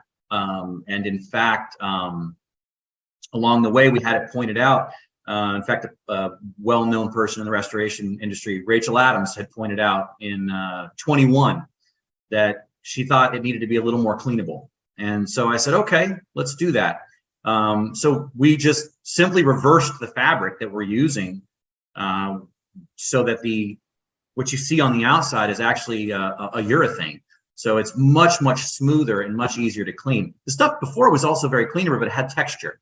And so there was a concern that maybe some of the fibers and things like that might stick. But so we designed it to be smooth, easy to clean. They're all machine washable. They're all designed to be totally machine washable. If you really, let's say, are in a Cat 3 environment and you really want to make sure that it's clean, you can do that. All the biocides, no problem. Antimicrobials, no issues there whatsoever. You can spray away and it'll be just fine. So cleanable.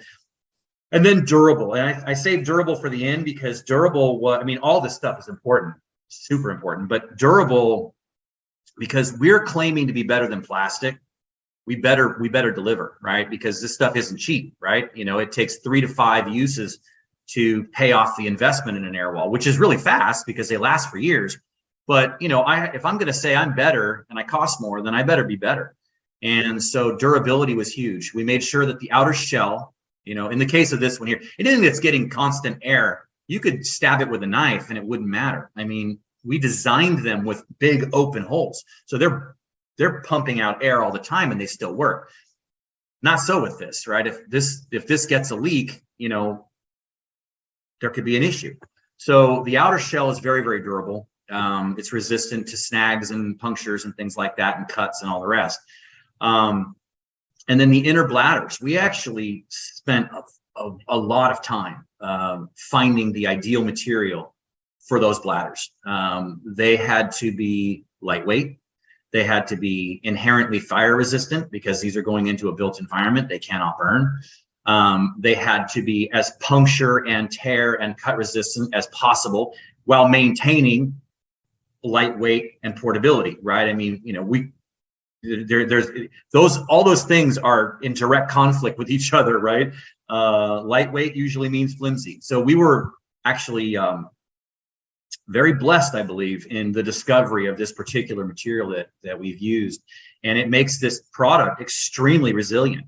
And again, because we recognize that nothing is perfect. I mean, if you open fire on this thing, it would go down, no question about it. There are things it cannot handle, but it's meant to be durable.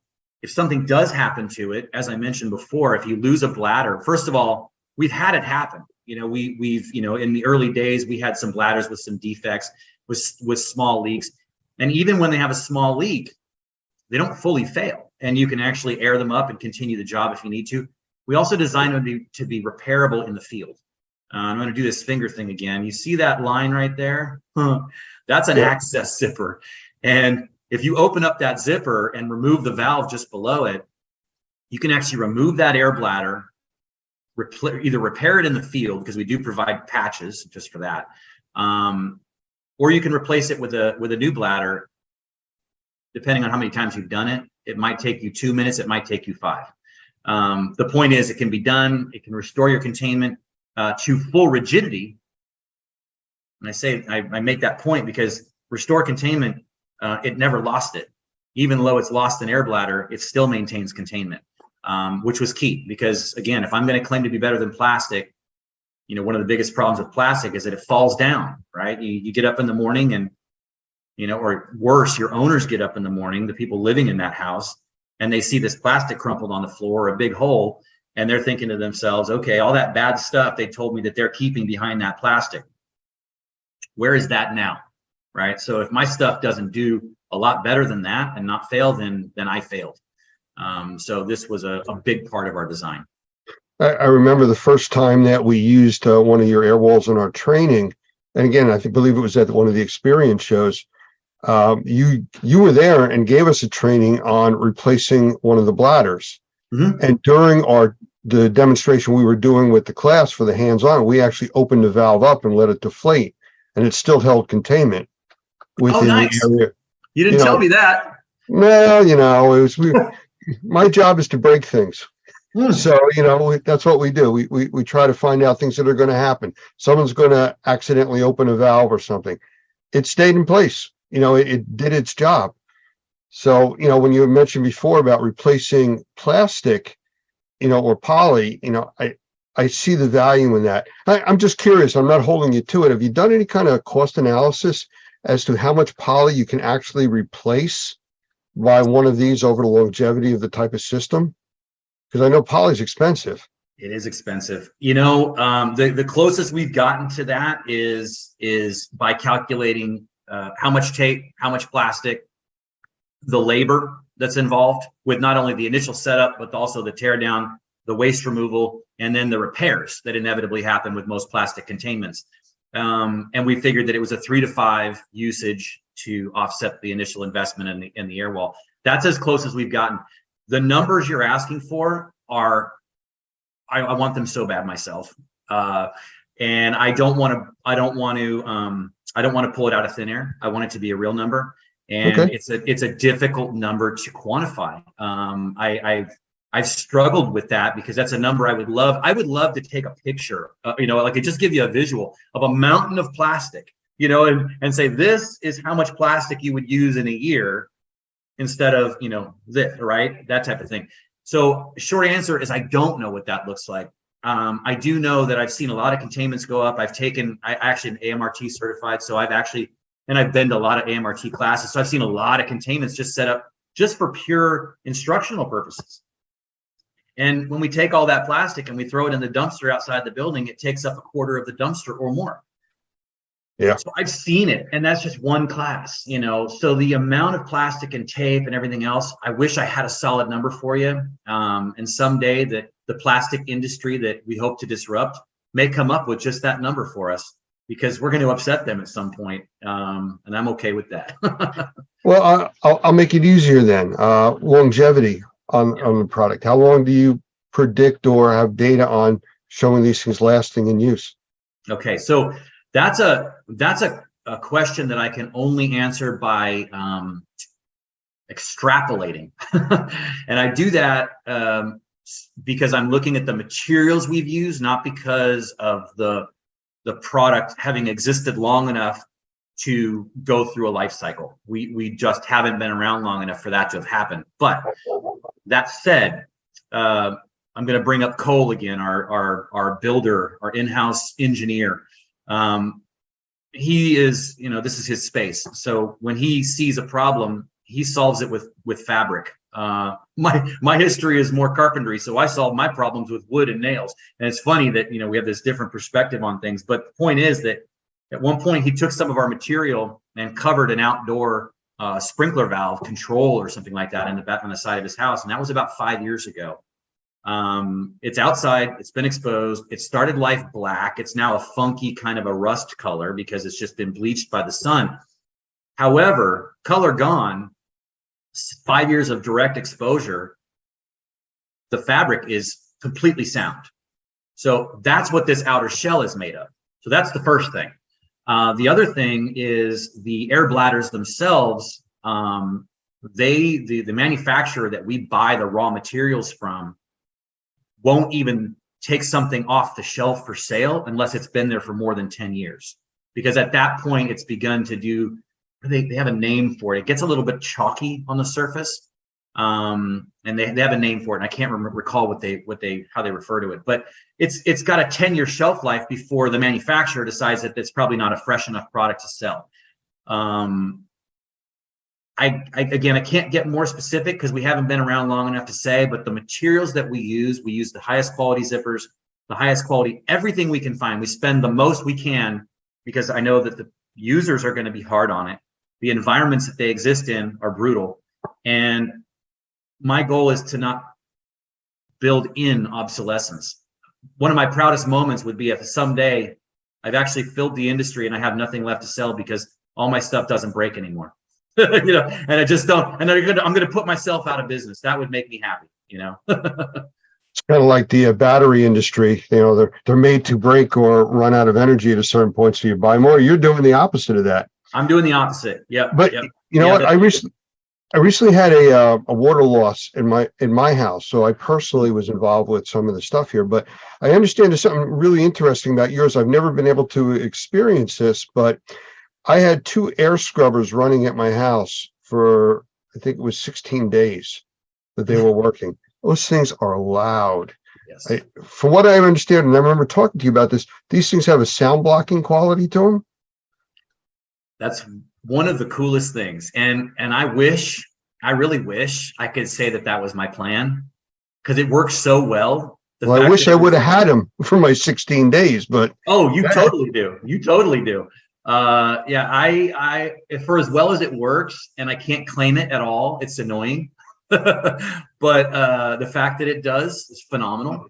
It's crazy. We discovered it. It's actually funny, a little story there. We discovered it in 2021 when we met you and Doug and all your team at the experience in Vegas in September. We met you guys at that show, and that's where we realized what these things could do. And I'll tell you how we did it. So far as we know, and no one's ever contradicted us, we were the first ones to ever run negative air pressure on a convention floor, right? We actually built a chamber out of our stuff and ran negative air on the convention, which was very cool. People were very like, nah, you know, so it was one of those moments, right? And we did that by just, I won't describe the structure because it's too much. But anyway, we built this chamber. People could walk into it and experience being inside of our decon chamber. And it was constructed of these Nexus walls. And when you went inside, I don't know if you've ever had your hearing tested, but when you go into that room and they close the door, you go, whoa, it's quiet in here, right? And a convention floor is never quiet. So to walk into this chamber and suddenly you have this intimate conversation space.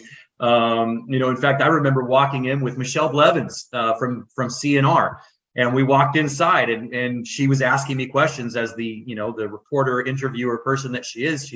We had this little conversation in there, and it was fantastic because we didn't have to yell. We could hear each other perfectly. It was great, but I really realized it when clients or potential customers would walk in, and they would be in that space. And I'm gonna be honest here. I would try to eavesdrop. You know, I'd like to, see what they might be saying, see if they're good, bad. I couldn't hear anything. I couldn't hear a word. I couldn't even hear mumbling. It was nothing. So it started us on a path of exploring what could we do with that. And it turns out that a single barrier is good for 15 decibels. And if you know anything about sound and decibel ratings, it's not a linear measurement. 15 decibels is phenomenal. We actually did two barriers. In fact, the video is on our website, which is www.zeppelinguys.com. But that video, we did 2 barriers, and it was 25 decibels. And just for a point of reference, it was 50 to 75. 50 decibels is considered quiet. 75 is considered very loud. If you look at any scale, and you can look them up on the internet. So it's absolutely shocking how much it does. And I think it's going to change the way restoration is done, because people shut down the machines when they're trying to sleep. They do. They don't understand what they're doing. They don't understand that by taking an 8-hour shift off of those machines, that they're stretching that period that they're suffering by a third or more, right? I mean, so it's bad news, but if they're not sleeping, they're not sleeping.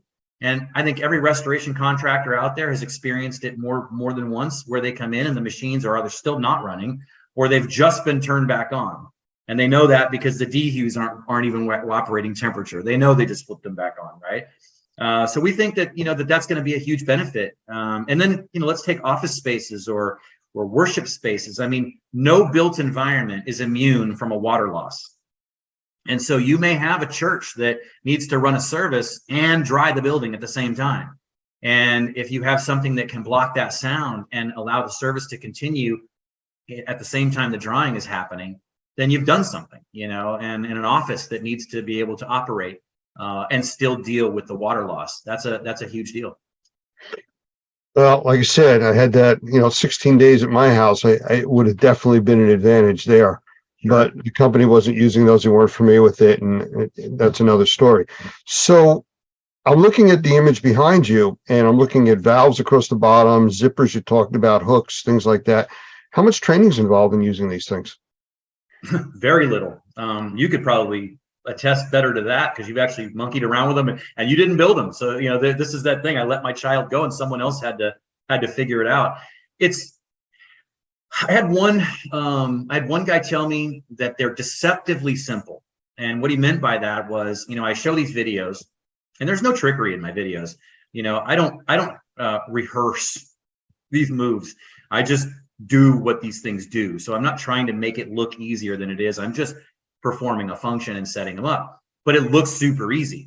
And he said it looks so easy that people are likely to not think they need any instruction or to even open the instruction manuals, as many men are wont to do, even when it's difficult IKEA furniture, like I can do it, right? So training, I think there is some need for training, but not so much because it's hard, but because we've designed so much into it that, you can't possibly know what these things are capable of unless I take a moment to explain it to you.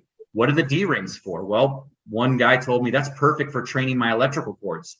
I keep my cords up off the ground. I can run them around the perimeter and they're off the ground. That's a big deal. I don't have to tape them down. I don't have to deal with all that stuff. Not a trip hazard. Great. That's what he thought they were. I had another guy say I can hang a light from it. Oh, you sure can. All these different uses. In fact, and in reality, they weren't designed for that. They were designed so that I could shrink that wall if I needed to, or I could fine tune the height if I'm in a drop ceiling. That's what they're for. But there's all kinds of things they can be used for. But if I didn't tell you you could do that, you wouldn't know. If I didn't tell you that zipper is there, not just so you can load the bladder the first time and then forget about it, but so that it's placed where it is and configured the way it is so that you could do a field change, right? And change that bladder, a field repair, right? It's zippers, it's snaps, it's hooks. There's not a lot else going on there. But if I don't teach you these things, you'll be missing a lot of features. You might be able to get the basic function out of it, but you'll lose a lot of the really cool stuff that it's capable of doing. So with that being said, with the configuration behind you, what is that? 2 5-foot sections or 3? What is that exactly that's there? Yeah, that's exactly. This room is about just under 15 feet across. So you're seeing 2 5-foot nexus, and then the dust curtain is also about 5 feet. And then the doffing chamber that you see behind me, it looks bigger because it's in the foreground. That actually has a square footage of just about 12 square feet. 14 square feet, because of the state that you live in has this most stringent requirements. They require 12 square feet, enough for 2 men to stand, or 2 people to stand inside and be able to don and doff properly. So that's a 14 square foot space. So you being trained and very comfortable with this equipment, how long would it take you to set up a configuration like that to block off a 15-foot opening with a decon chamber? What you see behind me takes about 20 minutes, roughly. One person? Yeah, one person. Yep, one person. You need a little ladder a little step ladder to connect the dust curtain. But yeah, no, one person can set that up. If you're brand new to it, it'll take you 30. But yeah, 25. I've done it so many times, I'm down to about 20 minutes. And that's no damage to any of the walls, ceilings, floors. It's just held in place. And it doesn't move under positive or negative pressure, you said, right? That's right. Yeah, no, the surfaces, in fact, what you're seeing behind us has actually changed somewhat, very small stuff. Basically what we have now is that we have all the edges are black.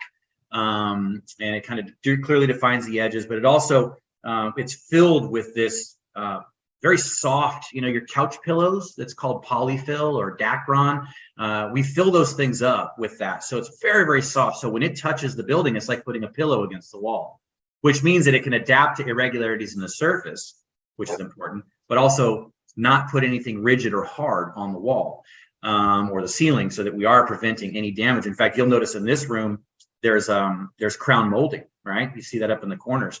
Well, the edge seals, which are on the edge of these walls, they're the black things that you can barely see there. Those are actually longer than they need to be, so you can actually pull out a little bit out of the top and protect, things like crown molding and things like that. And then you asked about the negative pressure and can it hold. I just want to tell you one little story short. We did a comparison. We were invited to a flood house. Jeff Cuthbertson in Chattanooga, Tennessee, invited us to his flood house, very generously opened it up to us and said, whatever people or equipment you need, let us know. It was fantastic. We were there for about 4 days. You and Doug actually got on the call with us while we were there and were advising us on some of our containment techniques so we could show how to build containment for people with high sensitivity to mold. Because what we did was we built a 2x4 compression to 2x4 containment, right? As well as a steel stud version as well. But this 2x4 version, we put it under negative pressure just to make sure it was working. And of course it was. And then we had this fun idea. If anybody's familiar with the movie Myth or the show Mythbusters, where they just ramp things up until things just break. We like to break things too, Lance, not just you. So we all had the idea, let's break it. Let's see how much negative pressure it takes to break it. And keep in mind, what we built was the gold standard of containment. I mean, I don't know how many times a year someone builds compression timber containment. It isn't often. It's going to be in schools and hospitals mainly, and everything else is going to be zip pulls if you're lucky. So this was good containment. And it failed at negative 41 Pascal. That's when it failed. And when I mean failed, I'm talking, we had 9-foot 2x4s about to fall on us. So it was coming down, and it was coming down fast. So it was a big failure. We put mine up and we said, well, we got to do the same thing. And so we ran up the negative pressure, and it basically maxed out our 500 CFM NAM. Couldn't do it. So we had to call up another piece of equipment from the warehouse, got another 500 CFM unit up there, and turned it on. And only then did we get failure. And the failure was only that the doffing chamber that you see behind me started to get sucked into the chamber. The walls themselves weren't falling. It was just that the doffing chamber was too light, and it and its internal frame were being sucked inside. The number was 57. So from 41, using the absolute gold standard of containment, to 57. So when everybody kind of tries to figure out how it's possible without tape and without the things they're used to, how is it possible to create such high quality containment? Well, it works. It works the same reason your car can drive on the road. Air pressure and friction, it's just a lot of it. So if our listeners want to get in touch with you for more information, how do they do it? Lots of ways. You can call me, 408-247-9255 or area code 408 Airwall. You can get us on the website, which is www.zeppelinguys.com. That's ZEPPELINGUYS.com. And you can email me directly, Keith@zeppelinguys.com. You can reach out to me on LinkedIn. I will make it easy. Okay. Well, I thank you for taking the time to be here with us today. I mean, I think it's a cool product. We've used it. We're going to be using it at the upcoming Experience show. Again, we actually use that as part of our a booth that we have there. As part of the display system. So it's kind of interesting the things that you can do with this, thinking outside the box, Right. So really, really good stuff. Again, thank you for being here, and I look forward to you seeing you at the next trade show. Thanks, Lance. It's been great. I really appreciate your time. Take care. Thanks, you too.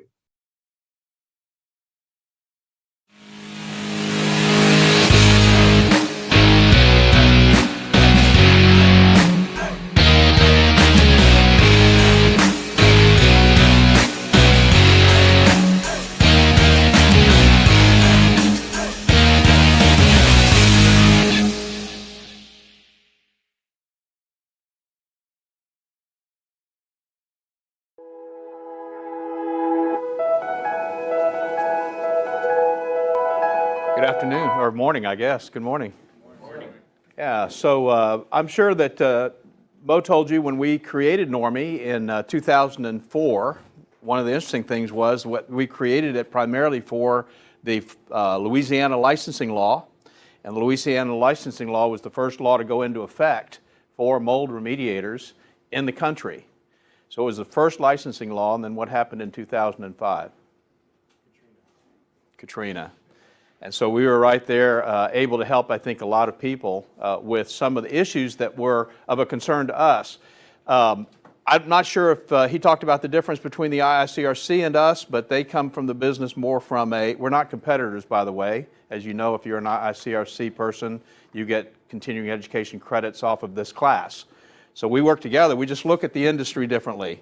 They come from the water restoration side of the business. We come from the building side of the business. And one of the reasons why we do that is not just my background with my licensing, but the main reason we do that is because we try to look at the house and the problem that they're experiencing in terms of a mold issue as a holistic kind of problem, not just fix this problem and everything is great, but think in terms of how we can actually improve their indoor air quality.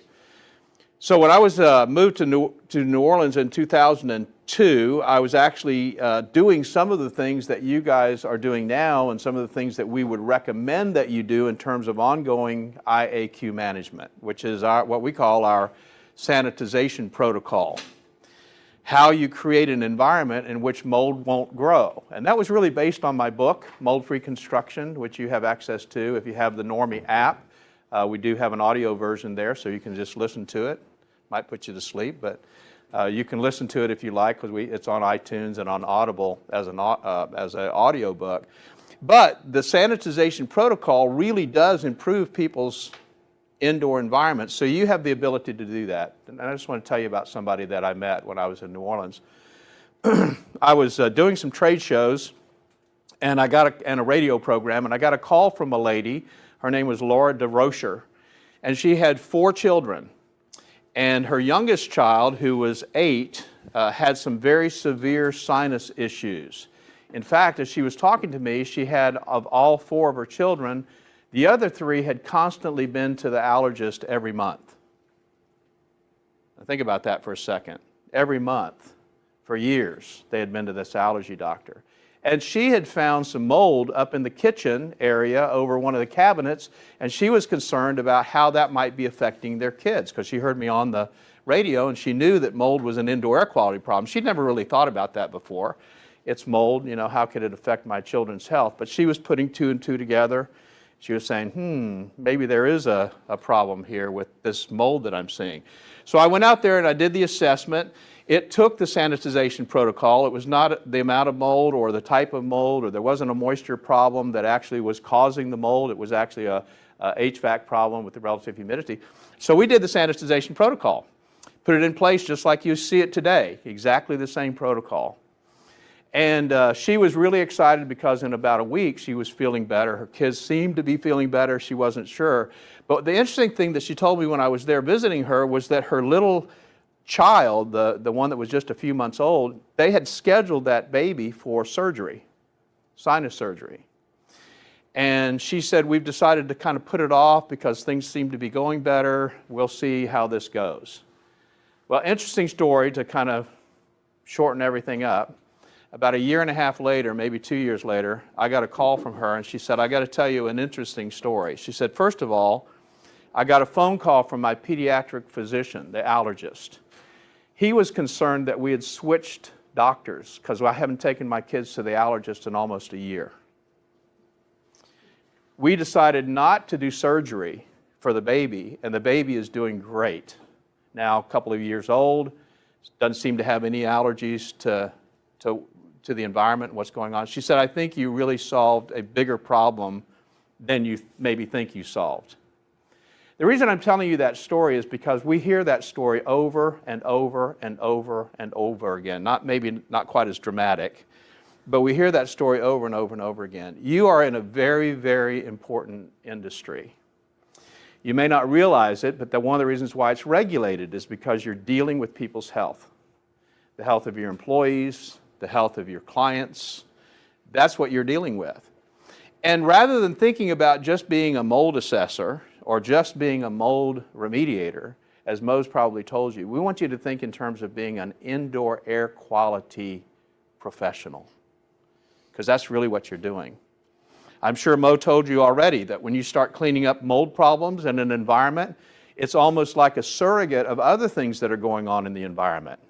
If you're reducing the mold, you're also reducing some of the other contaminants, the bacteria, the viruses, the particulates, some of the other stuff that's going on in the environment. So you can make a gigantic change to the environment. So our goal is for you to really think in terms of becoming an indoor air quality professional. And this is really the first step. If you haven't thought about that before, this is really the first step in that direction. And I'll tell you the other thing it'll do for you. I've been in business a very long time. I used to tell people I was self-unemployed in the construction industry. Been in business a really long time. And what you want is you want an edge in the market that makes you different from everybody else. And it's not about price, let me tell you.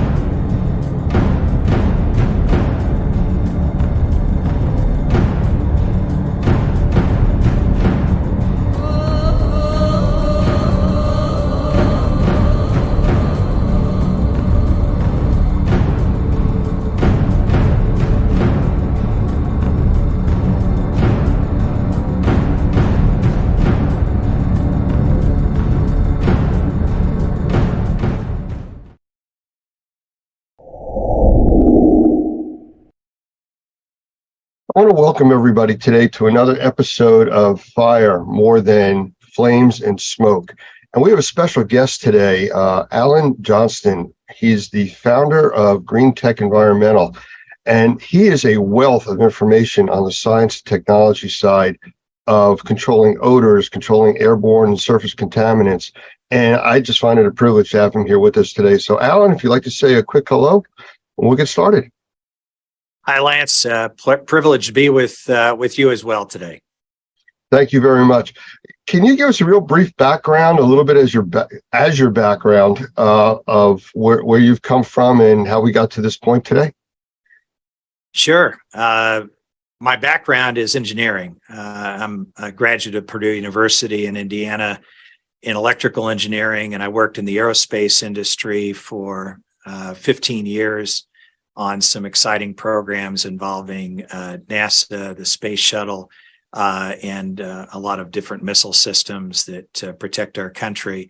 I had the opportunity to enter the air purification industry in 1997, now over 25 years ago, and it was really a combination of factors, but one that really drove my interest was the loss of my mother, who ultimately passed away from mold exposure in a school that she taught in. And as an aerospace engineer, I had a hard time understanding how something like that could happen in the world that we live in with such great technologies available to us. And so I've dedicated the rest of my professional career to finding technologies that solve the problem of indoor air quality and do it in a way that really mimics the way that the nature cleans the air outside. Well, I don't know if you really know how many lives you've actually reached, but just from the technologies that you've worked on and put out into the market, it's countless. So I want to thank you for that. I know how it's affected my family, my friends that use these similar types of technologies. So again, thank you for all of that. But speaking of the technologies, why don't we get into some of them? I mean, the central and eastern part of the United States over the last week or so has really been impacted by fires coming out of Canada.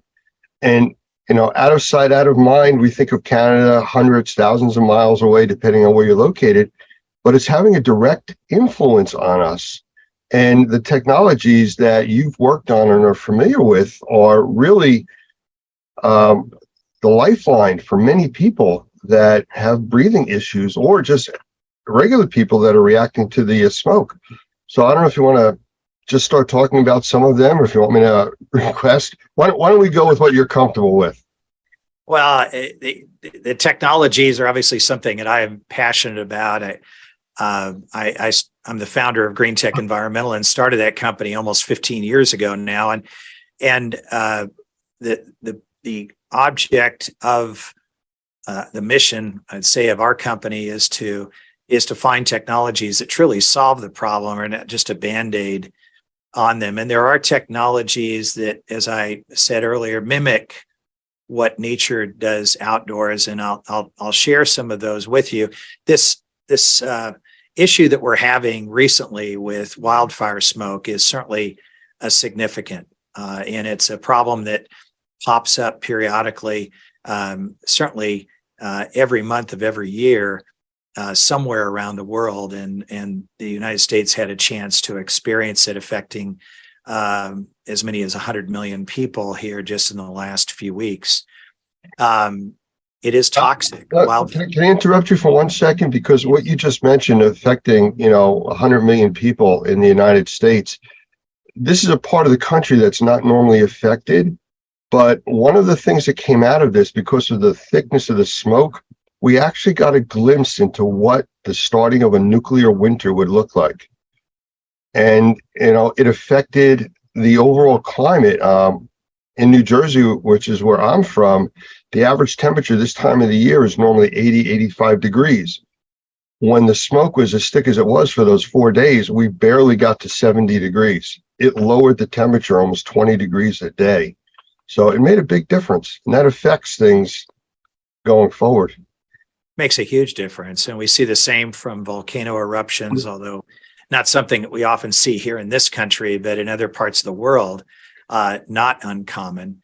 And it's a scary situation. But from what affects you and I and what we're really concerned about, our health, the effect of what the constituents that make up that wildfire smoke, more than just what we can see, it's the chemical compounds that are inside of that smoke that are of real concern.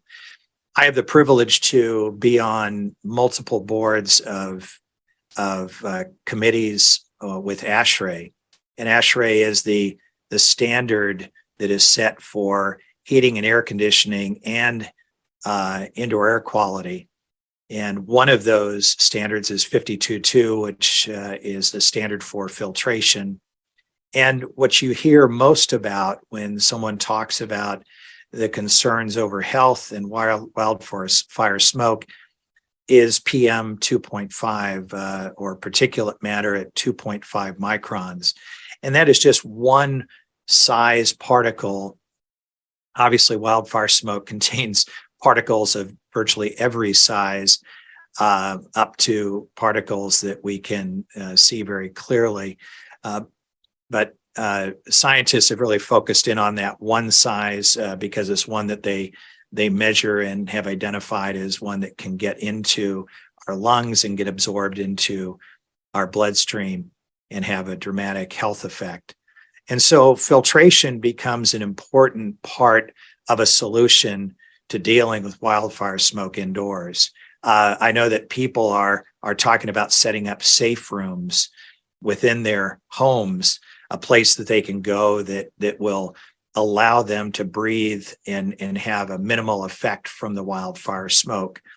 And for those that have technologies that they put into these rooms, congratulations. It's something that we should all have to be able to have a safe haven. We never know when wildfires can hit. I'm sitting in Northeast Tennessee, not far from Gatlinburg, a beautiful, one of the most visited national parks, but was struck by a wildfire just a few years ago that took out thousands of acres and burned thousands of homes. Something that was unheard of because we just don't have many wildfires in this area, and we got a glimpse of what that can mean. It can strike anywhere, and preparedness is important. So as we've worked as a community within ASHRAE, developing standards for filtration, high quality HEPA type pleated filters that are able to filter out these ultrafine particles is very important. Most people don't have filtration in their home other than maybe on their HVAC system. And a lot of people are going out and buying 50 cents filters from Walmart. And one of the things that I would like to say right up front is don't do that. Invest in a quality filter that is pleated. And there are a number of them out there that are MERV 7 rated filters, and that's generally what a typical HVAC system can handle.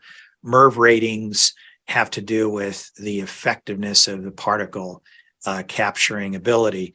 The higher the MERV rating, the tighter the weave, the less air flows through the filter. And one of the things that we can't do is typically on most systems put a HEPA type filter, which is MERV 13 and above. A true HEPA filter is MERV 16. HEPA type filters start around MERV 13, but those are very restrictive to airflow, or can be, and most of your systems can't handle it. But if you can go from just a dust bunny catcher, which is a typical cheap 50-cent filter that is made of fiberglass that you can see through, to a quality pleated filter that would be a MERV 7, you're going to be light years ahead for that. But a filter doesn't take out another problem with wildfire smoke, and that's chemical constituents. That's one of the things that we talked about, especially when COVID hit, that people were wearing masks, and the masks were fine for particulate, but it wasn't stopping something at the size of a virus. And the same thing with smoke. It'll stop the particulate, but nothing to do with the gases. That's correct, Lance. The gases are of significant concern to health. Inside that wildfire smoke, there are toxic gases, chemical compounds that are harmful to our health.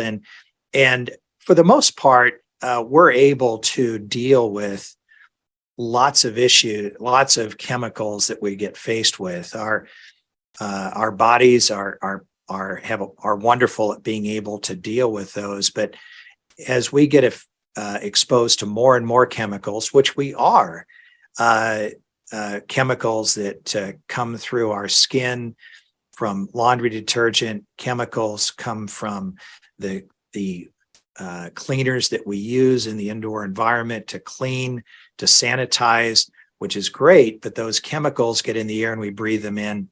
And it's not a surprise that today the CDC and EPA are saying that over 15% of our population have chemical sensitivities.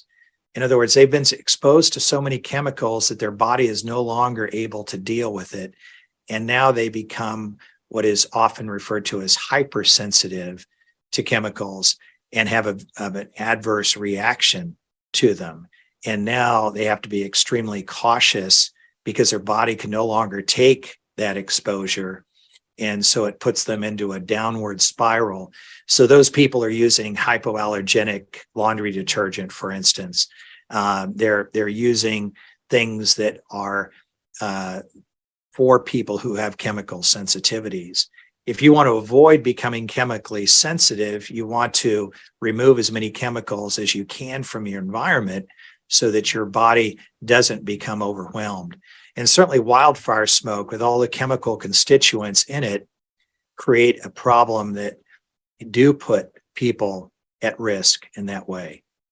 One of the episodes that we're doing, we're talking with a professional forest fire fighter, and he talks about the different types of forest fire smoke. A lot of people say, well, it's like a campfire. We do that all the time, and we have a fire pit. Well, that's when just the trees basically and the brush are burning. When it burns through an area with warehouses and homes, everything that is going airborne is toxic, beyond just the regular smoke from the firewood. So, it's a completely unknown situation as to what you're breathing. You can't just say, oh, it's typical campfire, which I'm used to all the time. And just like with contaminated water from a flood, everything is in that water. It's no longer drinkable. Well, this isn't really good to breathe, though you can't stop doing that. That's true. But there are technologies that exist which are able to deal with those chemical constituents, and whether it's from wildfire smoke or just cleaning compounds that we use, there are technologies there, and ones that I have been focused on in my career in indoor air quality for over 25 years. There are. Could you tell us about a few of them? I'd love to. One that I have focused on primarily is something called photocatalytic oxidation, or another term is photocatalysis. Photo refers to ultraviolet light. Catalytic refers to the catalyst, which the ultraviolet light activates, that creates a reaction. But by definition, the catalyst itself never changes, it never gets used up. What's happening is the photocatalyst typically made of a compound that has a very high band gap energy, which titanium dioxide is the primary one that is used. It allows for the UV light to create enough energy to break the bonds of the electrons that rotate the nucleus of this titanium dioxide, leaving behind electron holes. Now, I'm getting a little deep in the technology side of it, but it's fascinating to think about because these electron holes that are left behind, I mean, the titanium dioxide, which has a lot of, it's a very strong material. It has a lot of energy that holds the electrons to itself. So when it loses it, it has a strong pull to get them back.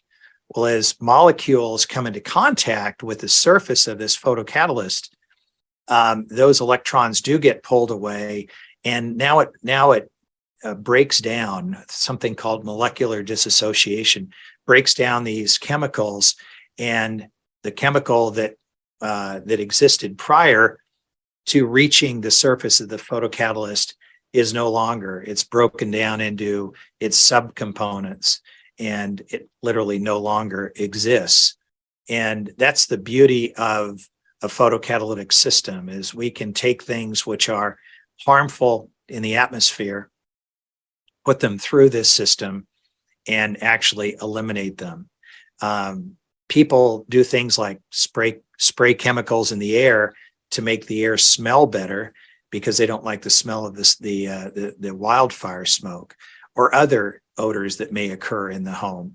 But that's just adding more chemicals on top of the chemicals that are already there. Photocatalysis is able to break those down. In addition to that, it also creates oxygen and hydrogen-based compounds like hydroxyls, HO, hydrogen peroxide, in a vapor form of H2O2, other types of compounds, hydroperoxides, HO2.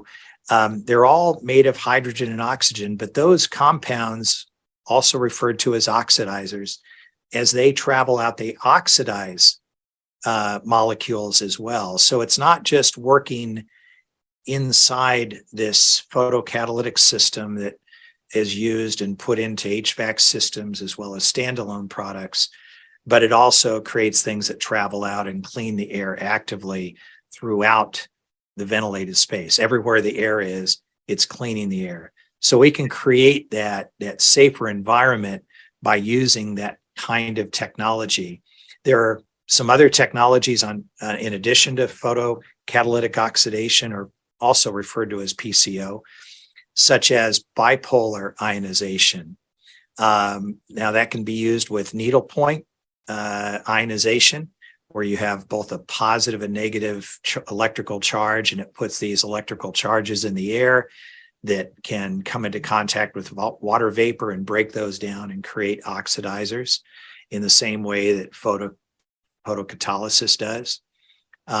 There are also DBI, dielectric barrier ionizers, which do not use needlepoint. They use a different kind of technology, but it creates this plasma of positive and negative electrical charges, which tend to last longer than just a bipolar ionization technology does. But these two travel out and are able to break down contaminants.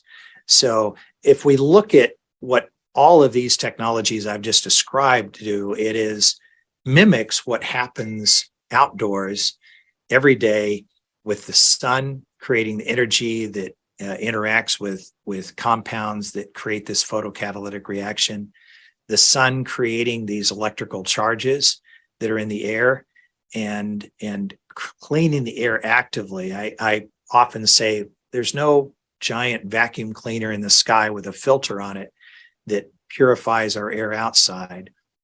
And in spite of everything that we do outside, whether nature does with wildfires or we do with automobiles and cars and airplanes producing pollutants in the air, all the outdoor air is constantly being polluted, yet the outdoor air generally is 5 to 10 times cleaner than indoor air. And that's according to the US EPA.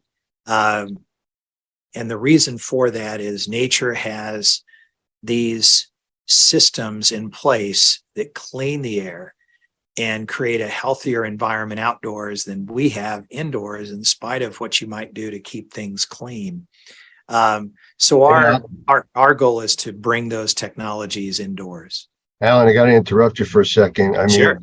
You had said about getting too technical. I don't think you did, but I want to point out that all of these technologies are available. This is what is commonplace today. And, you know, we've talked about in other trainings, I use the term science fiction becomes science fact.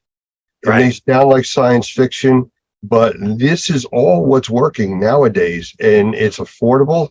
It's something that everybody can get their hands on. You don't have to go to NASA to request something like this.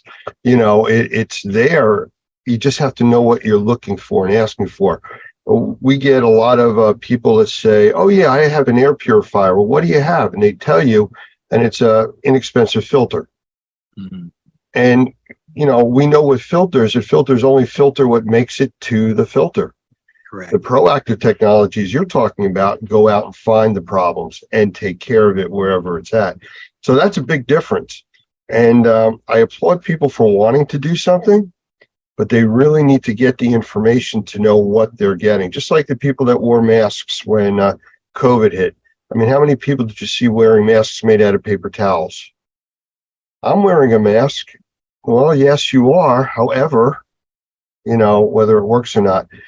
So where do you see this industry going with, like, the technologies that are there right now? They're not brand new. They've been enhanced. They've been combined together.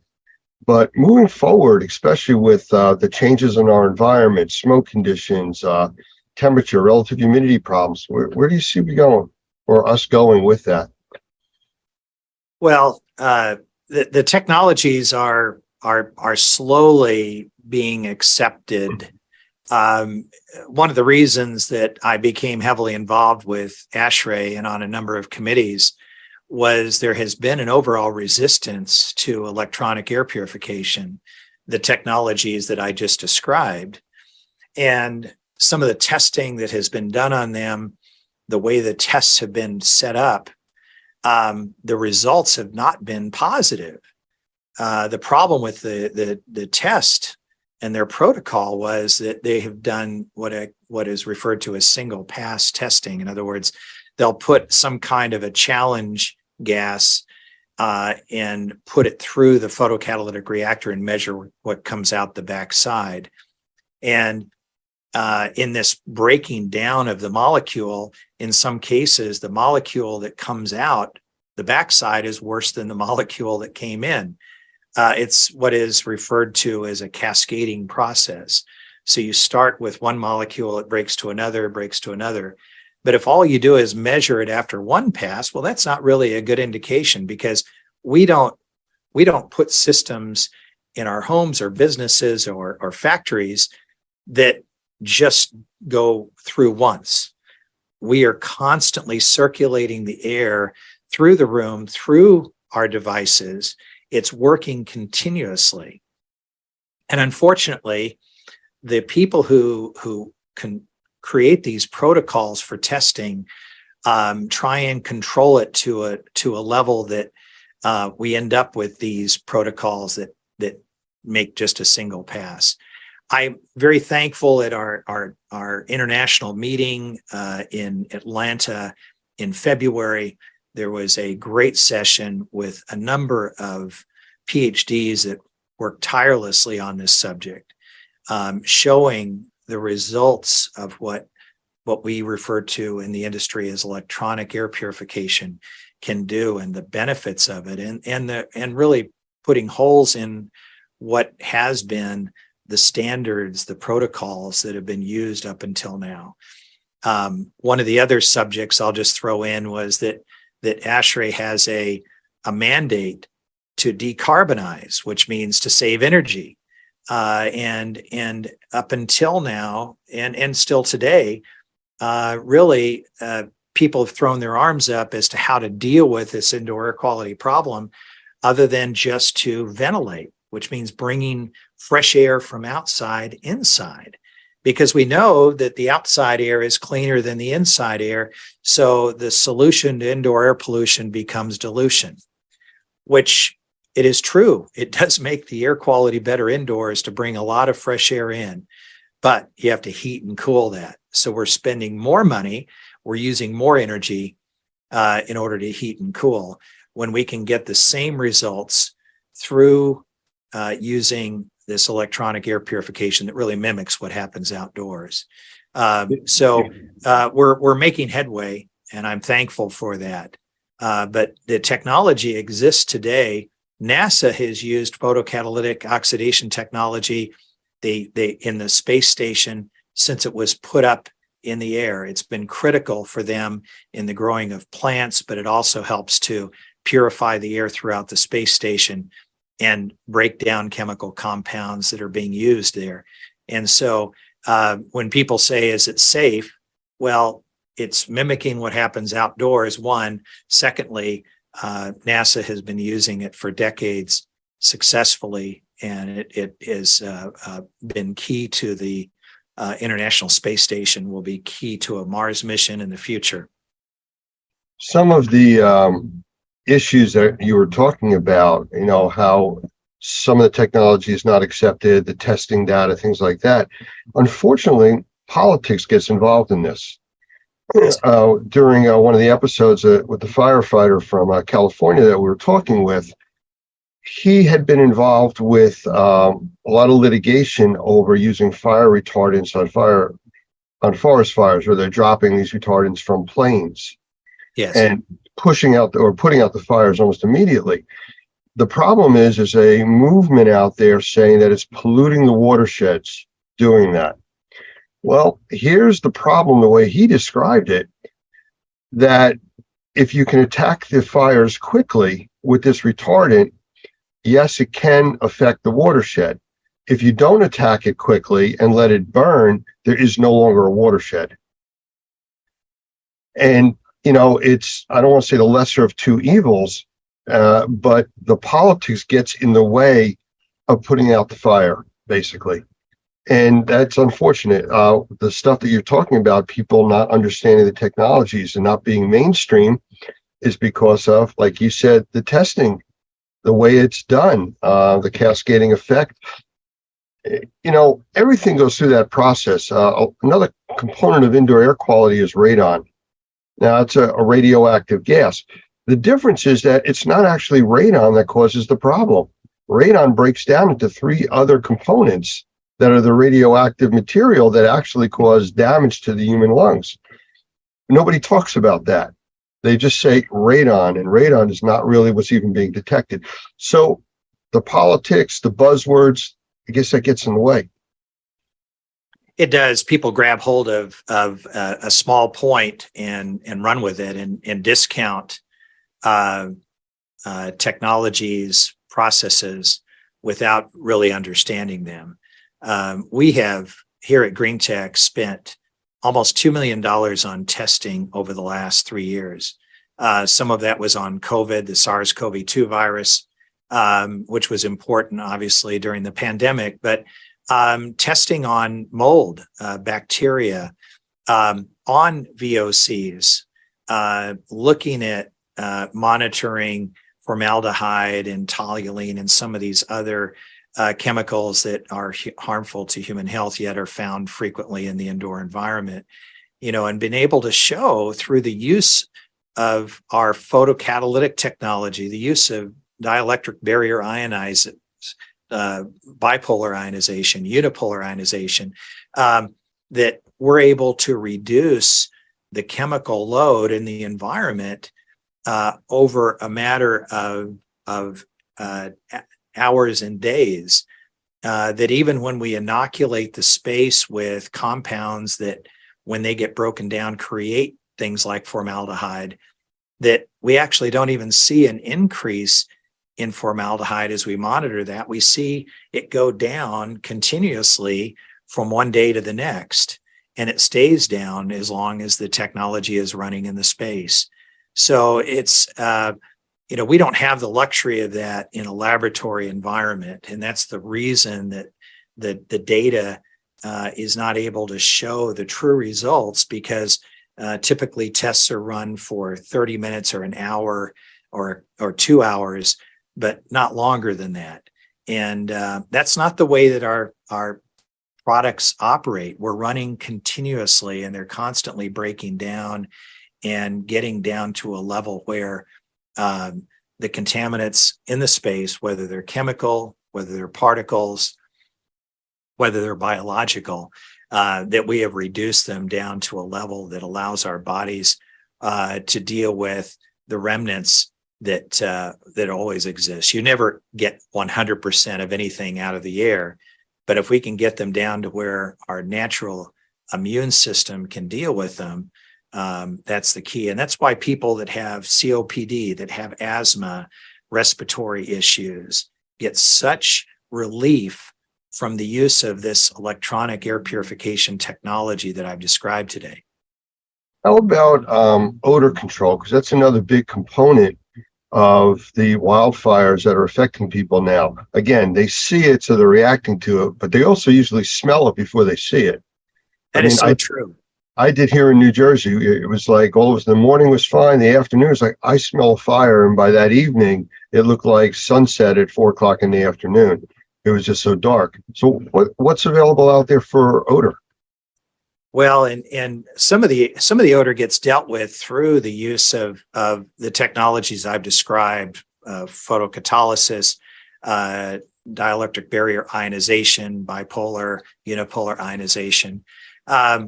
But not 100%, and especially because wildfire smoke, the smell from it is so overwhelming. I am really excited about a technology that I learned about that was developed by a tiny company up in Kentucky. And my company was able to get the exclusive worldwide rights for applying this technology to a filter.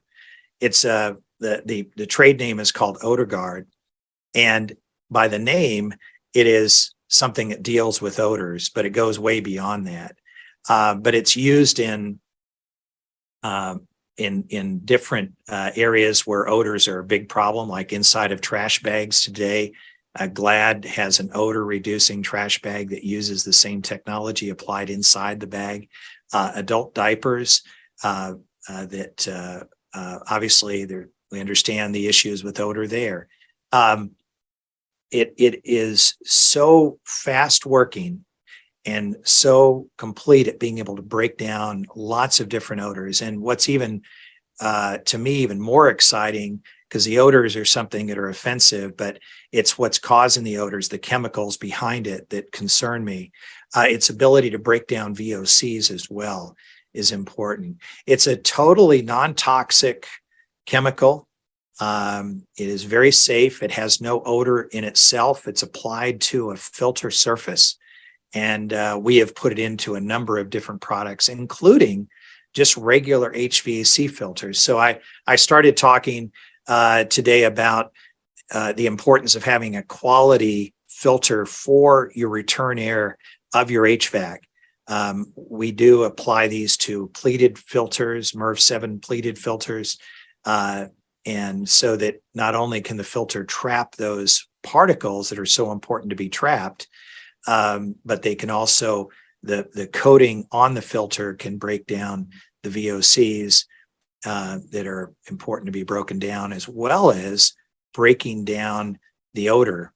And so we've used Odor Guard in assisted living facilities where we all know what the smells can be in those kind of facilities. We've used them in dormitories where the smell, body odors can be a little bit strong. It is effective in so many different applications where odor is a problem. And what's exciting is it's not dealing just with the odors, but also chemicals. Can I just change the path here a little bit? I mean, all of that sounds like there is hope. And for the next forest fire or next airborne contaminant, I mean, there are technologies that will absolutely protect us and help us breathe easier, if you want to call it that. But we also have fire situations out in California. And I mentioned before about the politics of, like you said, the testing and things like that. Can you touch on quickly why California, that has such a large air pollution problem between smog and fires and everything else, is so aggressively against air purification? I don't understand that. And I think our listeners would want to understand that a little bit too. Well, I have a lot of experience with California and air purification. In 2007, I was the representative of all manufacturing of electronic air purifiers in front of the California Air Resource Board, also referred to as CARB. And they had a law that they were wanting to put into effect, and they had the Air Resource Board spent 2 days reviewing whether or not they needed to pass a law which basically outlawed the use of electronic air purifiers that produce ozone. And I think there was a misunderstanding because California has had a big issue with air pollution. I spent the first year of my college education at a school in California before moving to Purdue to finish my college career. And I remember so well just being 4 miles from the mountains north of Los Angeles and not even seeing them for the first 2 months that I was at the school. And all of a sudden one day they appeared on the skyline. Pollution used to be and this was in the 70s, much worse than it is today. So I give a lot of credit to California for taking steps, whether it's car emissions, whether it's factory emissions. They have done everything that they possibly can. But there was the misconception was that pollution oftentimes is measured by measuring ozone because it's an easy gas to measure. The nitrogen oxides that are created through automobile smoke, much, much harder to measure. And what's interesting is that other pollutants, as they rise, ozone rises with them. It's I call it the fireman that fights the fire. Ozone is created naturally in nature as pollution rises, because the ozone helps to break down the pollution. So it's by wanting to get rid of ozone, it's kind of like saying we want to get rid of firefighters, because every time we see a fire, there's a fireman there. So obviously, if we got rid of the fireman, we wouldn't see any more fires. But the comment that was made to me by a number of the Air Resource board members, these are also government officials in the different areas of California, from San Diego to north of Sacramento. And I sat down with every single one of them in their offices to talk about this. One of them mentioned to me, I said, I don't understand why we would want to generate ozone when we've been working so hard to get ozone out of our state.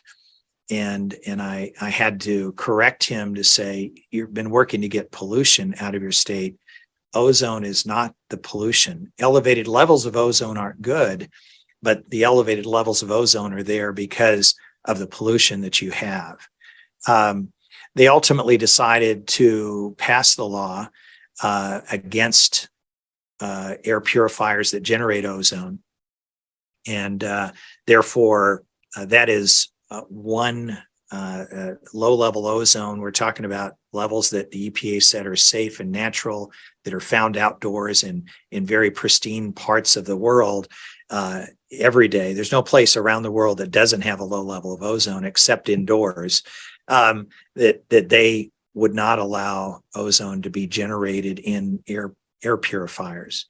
And you know, as much as I disagreed with that, you know, we just looked for ways that we can still help people through other technologies to be able to purify their air. And our photocatalytic technology, bipolar ionization, dielectric barrier ionization, they're all able to do that without generating ozone. But the one thing that was a challenge was odors, because one thing that is really great about low-level ozone, I'm not talking about high level, I'm talking about ozone that's so low you can't smell it, which and the levels that are safe and acceptable by the EPA and OSHA and WHO and any other health organization you can name. It's great at breaking down odors, and that's one of the things I loved about it. And not having access to it for people who live in California was disappointing. But that's one of the great things that we found with OdorGuard and the ability to break down odors. So we're able to create products that people in California can use with high quality filtration, with odor reduction through the use of our OdorGuard technology, and then incorporating these other technologies like photocatalysis and bipolar ionization. Well, I appreciate that, and thank you for answering that question. We're almost out of time here. Is there anything that you'd like to sum up with? I know we covered quite a bit and extremely informative. The technology side, I think, is something that people need to hear and understand, so they don't just wear the paper towel mask and think they're protected. So true. I mean, one of the things that I say about technology is you know, nature uses a lot of different mechanisms to keep things clean.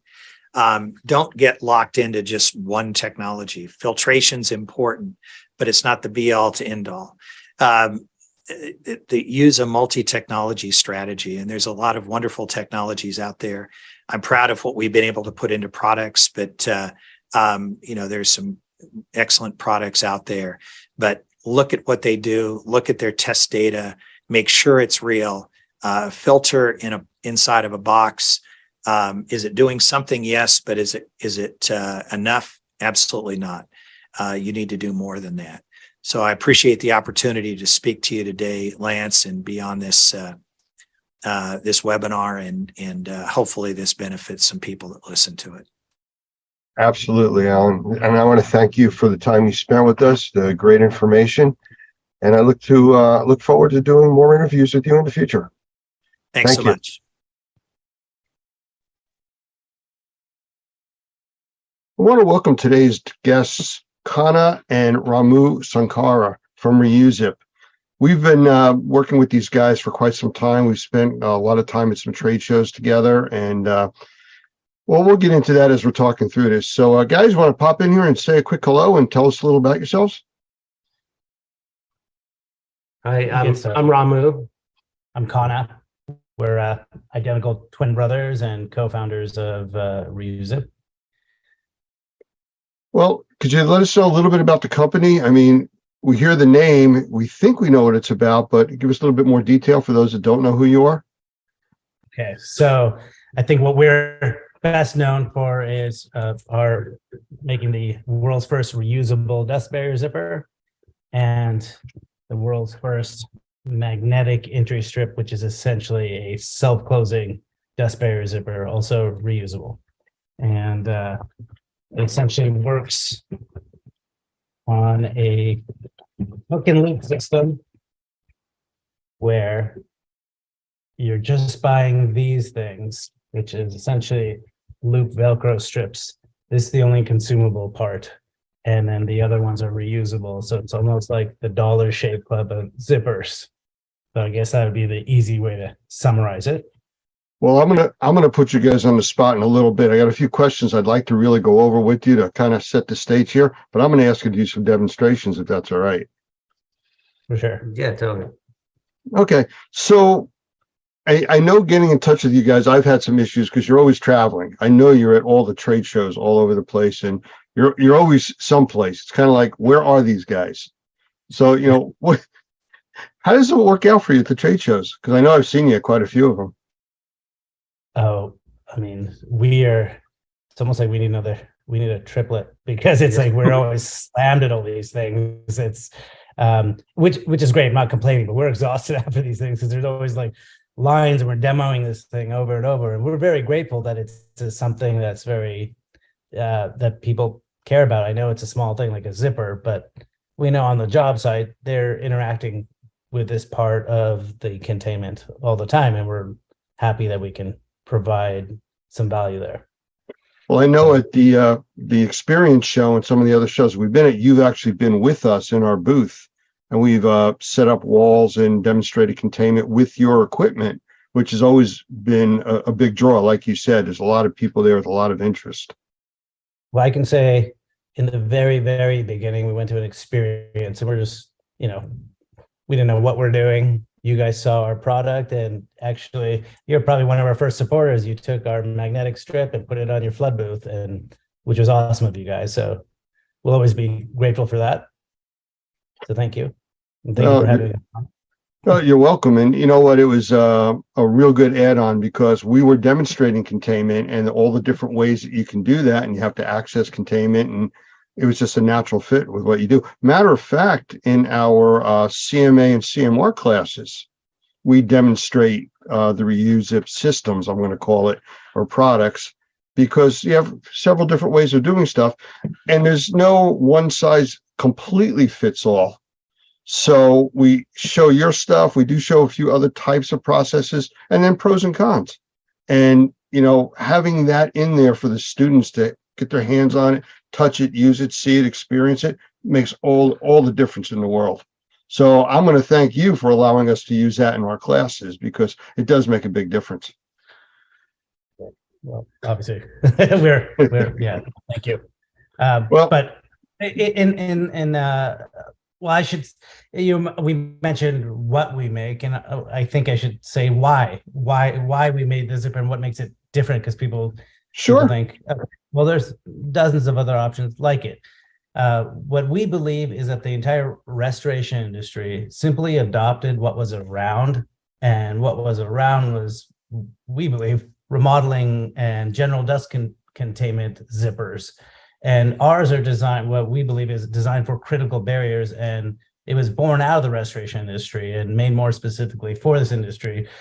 But the quality is such, and the price points are such that it's good enough for healthcare, construction, and mold remediation and more critical environments, but it's priced that all industries will benefit from it. So our mission is essentially to develop products for critical environments, and at the end of the day, it's going to benefit everyone. Well, speaking of the critical environments, your system will work with negative and positive pressure, correct?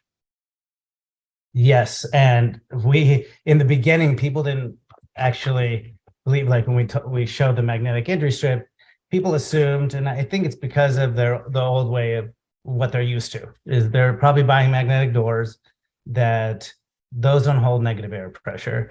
But we proved over the last 2 years during the pandemic that these things will hold over 5 pascals of negative air pressure. Probably, I believe that's double what's required for isolation rooms in healthcare. And these were used for self-closing COVID isolation rooms in hundreds of hospitals and medical facilities like senior living, dental, a bunch of government facilities. Yeah. So we kind of went away from restoration for a bit and went into really focusing on, and we got up in the morning to help, like, I don't know, we almost made it a personal mission to help with the fight against the pandemic. And because we knew we had the only product that can remove, not just hold negative air pressure, but works in open concept, because you can position this thing, anything on a barrier, and it works with any size barrier. So all the barrier constraints are eliminated. But it was great to be able to partner with the restoration companies that would listen, because we actually enabled them to get jobs, like lots of jobs, because they would just use their containment skills to build barriers of all kinds of shapes and sizes, and then just install our product. So it was kind of a big win-win. Leftovers. Yeah. And oh yeah, totally forgot about that. One problem that we're happy to have solved is when we put these on, and I'll show you the demo later, but we would solve the self-closing access through isolation rooms. And we were happy we were able to get the doctors and nurses away from using the zippers, but they had brought up, well, one problem we have is gurney access, with dragging the plastic over the gurneys and all that.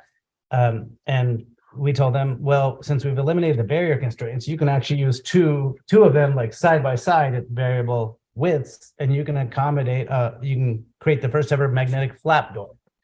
So now we're doing flap doors and double flap doors, and our products open up all kinds of different containment techniques. And there's several. There's several, from even one feature. Oh, you got it. They can go over the benefits and pros and cons. Yeah, even the simplest thing like this, which is we added a grommet at the bottom of our zippers, so you can do lockout, tag out by overlaying here and putting a cable lock through here. And people were doing that in facilities where they were not fumigating, was it the gas treatments with the sanitizing. Yeah, sanitization. And they would put the zipper on, lock it out, and let it sit for an hour. And then with our system, you can actually peel off the zipper and put the magnet in its place. The zipper and magnetic strip are interchangeable. On the same mounting strip that's already installed on the barrier. Yep. That's one of the things that I like about the system, especially for any kind of medical environment. You don't have to physically touch anything to gain access. You literally can walk, with your shoulder, it opens up, you walk through, you don't have to zip, unzip, and have that a touch point that becomes an issue with transmission of bacteria, mold, viruses, things like that. So as far as the different verticals that this could work in, you've named quite a few of them, but it could go down as far as just a regular dust barrier too, not just, decon chambers and positive and negative pressure environments. Yeah.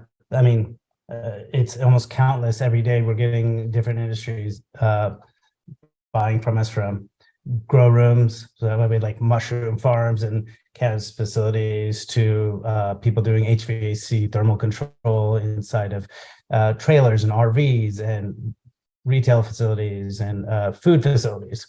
So greenhouses and outdoor greenhouses, which, another technique that's a good point is that we helped someone doing an outdoor greenhouse where they put the magnetic strip on the inside of the barrier, and then they put the zipper on the outside because there were severe wind gusts, but he still wanted to be able to go hands-free access. So he'd go in and out, and then just use a zipper on the outside. So you can actually use them in combination, which is yet another technique. And so we feel like we're adding just we're going to open up the type of techniques and empower the contractors, because I mean, we've seen some skilled contractors and see how proud they are with the containments. And if we can give them, I mean, it makes us happy if we can give them more tools to do what they do even better.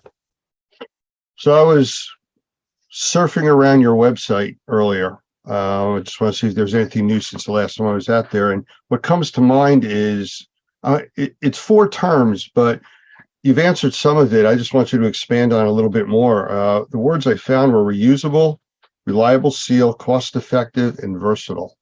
I know you've talked about versatile already. Can you touch on some of the others? I'll give them to you again. We talked about reusable. So you're only replacing the bottom piece? All right. So let me just do a quick breakdown of the entire zipper. Yeah, break down the Okay. zipper, the points, what we saw with the reusability. Okay. So with traditional disposable dust barrier zippers, the complaints that we see all the time are the zippers jamming, breaking, and separating from the barrier. And people having to use additional adhesive to keep it on there. We've eliminated all three of those because with this, for break resistance, we have a 7-gauge zipper versus a standard 5-gauge, so it's higher break resistance. There we go. The 2-layer system. So this is the peel and stick mounting strip. This will be added on. The two layers are too thick to get stuck in the zipper head, so they're essentially jam proof. And you don't need a special knife that cuts a gap or anything to create that jam resistance. You just use a regular utility knife down this cut guide, and it is the poly sheeting is not going to get stuck in there and stuck in the zipper head. So jam resistance. And then if you look at the back of this mounting strip, it's 100% high grade adhesive. You're not going to have to put on additional tape and to prevent the zipper from coming down. We've heard about people who literally sent their technicians out to check their zippers to make sure the barriers haven't failed or the zippers aren't coming down. The other great thing is replaceability. In the worst case scenario, the zipper breaks. Well, with other containments, you have to redo the entire containment. With ours, peel it off, just replace the zipper, and you're good to go. This zipper is probably the same, if not less, in cost than a disposable zipper anyway. And then the mounting strip is about a third of the cost of a zipper. So continual use will actually help you continue to save money. I mean, people essentially make money off of our zippers if they're using it more than once. And if they use it only once, it's not like you're out of pocket, like extra or anything, because it's comparable in price to a heavy duty zipper. All right. One last question before I ask you to show us a little bit about how these things work. I see you have a setup behind you. Pressure and strength. As far as how much pressure can they really handle? Has it been measured? You have documentation on that? We would say we had it field tested. We don't have it documented, but it's essentially been used in the field measuring over 5 pascals. We would hit 7. Some people got it to hold like 11 pascals. I believe at one of the trade shows, just to test the disposable zipper strength and versus our reusable, I think we did hit over 30 pascals, and some of the other disposable zippers started separating from the poly, and ours didn't. Yeah, that's ripping down the containment before our zipper's even coming off. Okay. With the Velcro, it's I can't say Velcro, it's hook and loop. There's a little bit of give that you don't, and adjustability that you get that you won't get with the disposables. Okay. Well, I see you mentioned it before. You have a setup behind you. Could you give us a demo on how this works? Yeah.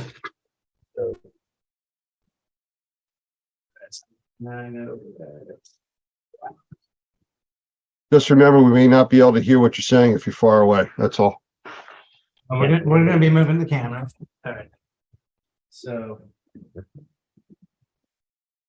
in the interest of time, we already put up the mounting strip. So the peel and stick mounting strip goes on just like a disposable Desperate zipper. You'll add it, you'll peel and stick this on. And what you'll do is just add the zipper and put it down. You'll open it up. And then you'll just cut down the cut guide. And then you got your zipper on. Alternatively, you can cut first, add one side at a time. And once you've got it on, you also got this feature, which that's where you can either put a cable lock through the front or pierce through here and do it all the way through. And then you've got the lockout tag out with the zipper. So here's I'll show you how we can interchange between zipper and magnetic strip. So we'll just roll up the zipper, and it has these fastener tabs right here, fastener tabs that'll hold it in place neatly. And then we got this carry bag that'll go into. I'll show you that a little later.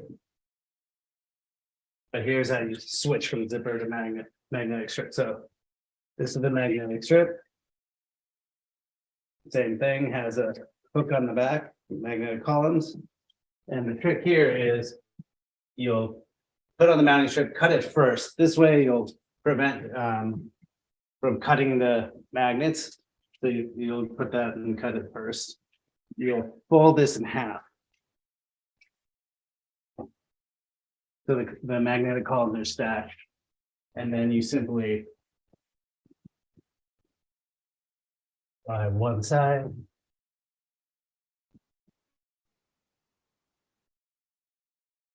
Come down.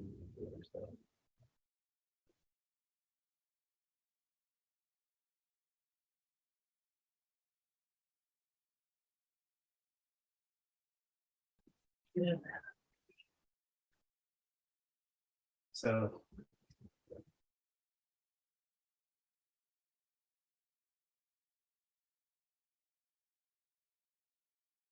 yeah, and then this is right off. Easily fold back up. How much training do you need to get that right? Not very difficult. If someone's already using a Desperate zipper, it's pretty simple. Very good. I mean, it does look simple. And when we've used it in class, I've never done a switch like that. I mean, we usually put one up or the other, but it's just as easy, I guess, to switch, which you just demonstrated. Yeah. So one of the first medical facilities that used our product was Orlando Regional Medical Center. And there, I believe there's a board of people that were discussing our product, looking for a solution because they couldn't hold maintain levels of the proper level of air exchange in the isolation rooms because the nurses and doctors were leaving the zippers open. They had initially they had access to our zippers, so they put those up and they wanted the magnets. They're like, okay, we'll give it a shot. They went ahead and put on the zippers because that's what they had because they needed to get something up immediately. And he said, go ahead, do that because you're going to be able to switch out to our magnets. And then they did, and it ended up solving their air exchange issue. Obviously, because the nurses and doctors are not leaving it open. But then we also proved that it can actually hold the levels of air pressure required. And after that, more and more hospitals started kind of catching on and doing it. So we've been trying to get the word out there, but right now it's a lot of individual locations. But we had like Patterson Air Force Base, HCA, Dignity Health, Kaiser, like some of the big names. And recently Canadian Special Forces ordered for their medical facilities. So, you know, it's out there. We've proven it all over the place. And, you know, this is going to help us hopefully get the word out more to industries you guys work with too. Well, we're definitely going to have this out there for our members and our followers, so they will see that. So without putting you on too much of a spot, which I don't mind doing, is there anything new coming that you can talk about? I don't want any trade secrets here, but anything new that you can let us know what's coming. If you say no, that's okay too. Let me maybe hint at it. Only because we're, you know, we're trying to be a little careful. Enough said. Enough said. We can go with that. Yeah. So where can somebody buy this stuff? You know what? Better to cut me off. Yes, there are going to be things, and I'll just say there are going to be things coming out. They're going to they're going to add even more containment techniques, and it's like we're excited about it. It's coming soon, but yeah, you'll see it real soon. Yeah. Okay. So where can somebody purchase this stuff? Is it in the big box stores, through distributors, from you guys? You know, where do people go to get the reusable systems? So we sell it directly online and on Amazon, but we also just recently, actually as of yesterday, just launched with Wesco Hazmasters Connie Safety. So that's in Hazmasters in Canada, Connie Safety's in the US. There are several locations of Aramco that have started carrying it. So we believe it will start going more system wide. And we have several big distributors testing this out right now. And so hopefully it's going to be everywhere soon. No big box yet, but we have companies like HD Supply and people like that reaching out to us to test it. So, and we're in some locations in UK and Australia, and we're starting to spread. So that's good to hear, because we've also recently been doing stuff in Australia, the UK, South Africa. So we're definitely having an impact in a lot of different locations too. And for us, it makes it easier when we refer to a system or a product, or at least a type of technology, people are familiar with it, especially when we're going outside the US. So that makes a big difference. So that's a good thing. All right. How about contact info for you? What's your website for people to go to? www.reuzip.com. You can contact us at email at info@reuzip.com. All right. Any last question here? Any upcoming trade shows we can find you at? I think next one we'll be at Serve Pros trade show, their big one in Tampa Bay in June. That's their national conference. That might be more exclusive to them, but yeah, nothing on the schedule just yet. We've been focusing a lot this year on the new products that we got coming out, but we'll be back in the circuit again probably next year. Okay. Well, I appreciate you spending the time with us. I know it's a big time difference. I'm on the East Coast, you're on the West Coast, but I do appreciate you being here. And we'll do this again when you can tell us about some of the other super secret stuff that's coming out. No, we'd love that. We appreciate it, guys. Thank you very much. Thank you. Thanks, Lance.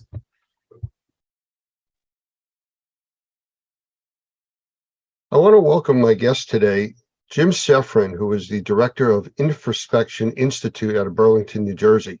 He's also a level 3 thermographer, and he is qualified as an expert witness to testify in court on thermography issues. So, Jim, welcome. Thank you, Lance. It's a pleasure to be here. You know, I mentioned quickly about you being an expert in court and a level 3 thermographer. I'm a level 1 thermographer, so I know there's a great difference in knowledge between, you know, the training that I've received and certifications and what you do.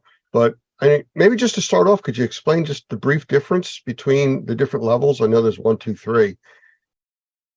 Correct. Generally speaking, in the thermographic community, there are 3 levels of training, appropriately labeled 1, 2, and 3. While I can't speak to the levels of other organizations, with my company, Infraspection Institute, we define level 1 thermography as the basics of thermography and heat transfer and qualitative infrared inspections, that is thermal imaging. In our level 2 courses, we build upon the subject matter that students have learned in level 1 and then add in accurate non-contact temperature measuring. In level 3, this is about best practices. And in level 3, we continue to build upon the skill sets that a level 2 thermographer has gained and teach them how to appropriately manage an infrared inspection program. Even if they manage a program with just 1 thermographer, we talk about safety standards, compliance with international standards. We talk about thermography as legal evidence and the things that thermographers need to be aware of in preparing each and every report, even if they don't intend for it to be used as a piece of evidence in pending litigation. Well, what I'm going to do at this point is I'm going to jump backwards a little bit. I mean, you explained the difference in the certifications, which clarified it to me because it's been a while since I've gone through that. But for the people that are watching this now, what's the basics? What is thermography? Well, thermography, simply defined, is the art and science of detecting, displaying, and recording thermal patterns across the surface of an object. Thermal imaging utilizes a special electronic instrument called a thermal imager, or some people prefer to say infrared camera. Those terms are used interchangeably by many in the industry. These cameras are designed to work similar to a video camera. However, what they detect are the normally invisible thermal patterns that are present across the surface of all earthbound objects. So with a thermal imager, we are looking to detect, display, and document the thermal patterns across various structures, objects, processes, or even people at times. My understanding from when I went through the course and the way I've explained it to people in the past is that regular photography is what the camera sees, visible light. What the thermography system is looking at is heat, and it creates an image that your brain can process. That is correct. We as humans have evolved to see visible light, something we're all familiar with. Infrared behaves similar to visible light, and it is given off by all earthbound objects. So it's the heat that's given off or radiated or emitted by an object that the infrared imager sees and then turns into a graphic representation in the form of a video image, which appears on a monitor screen. Depending upon the instrument's settings and its sophistication, the imagery that appears on the monitor screen of a thermal imager may be either monochrome, or black and white if you prefer, or it may be multicolor, wherein the various shades of gray or colors represent the thermal patterns across the surface of that object. I mean, it sounds technical and I understand what you're talking about, but for people that aren't really familiar with it, how would you do thermography or thermal imaging? Maybe that would explain it a little easier. Sure. Well, thermal imaging, once you know the basics, is relatively straightforward. If you can operate a video camera, you can probably operate a thermal imager. The equipment has become extremely user-friendly and far more sophisticated than when I got started nearly 40 years ago.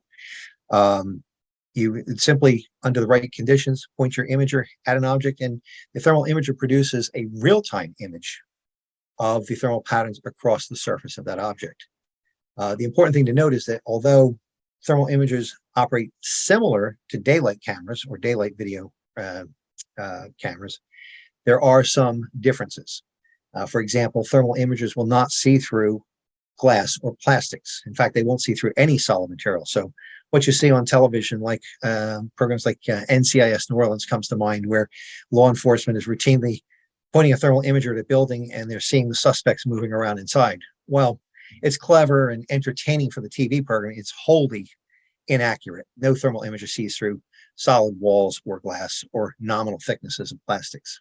So the black helicopters with the thermal imaging cameras can't see into your house from, 2 miles up? Not to my knowledge, they can't.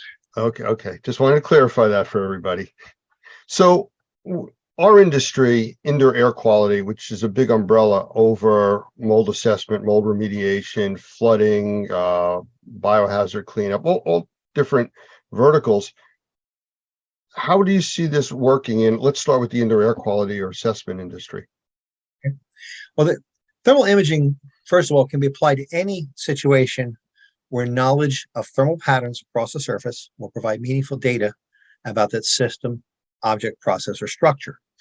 Thermal imaging is routinely used in maintenance for inspecting electrical systems to detect hotspots, machinery to detect the defective bearings, high temperature applications to detect the defects in refractory or locate underground pipe leaks associated with steam leaks or high temperature hot water.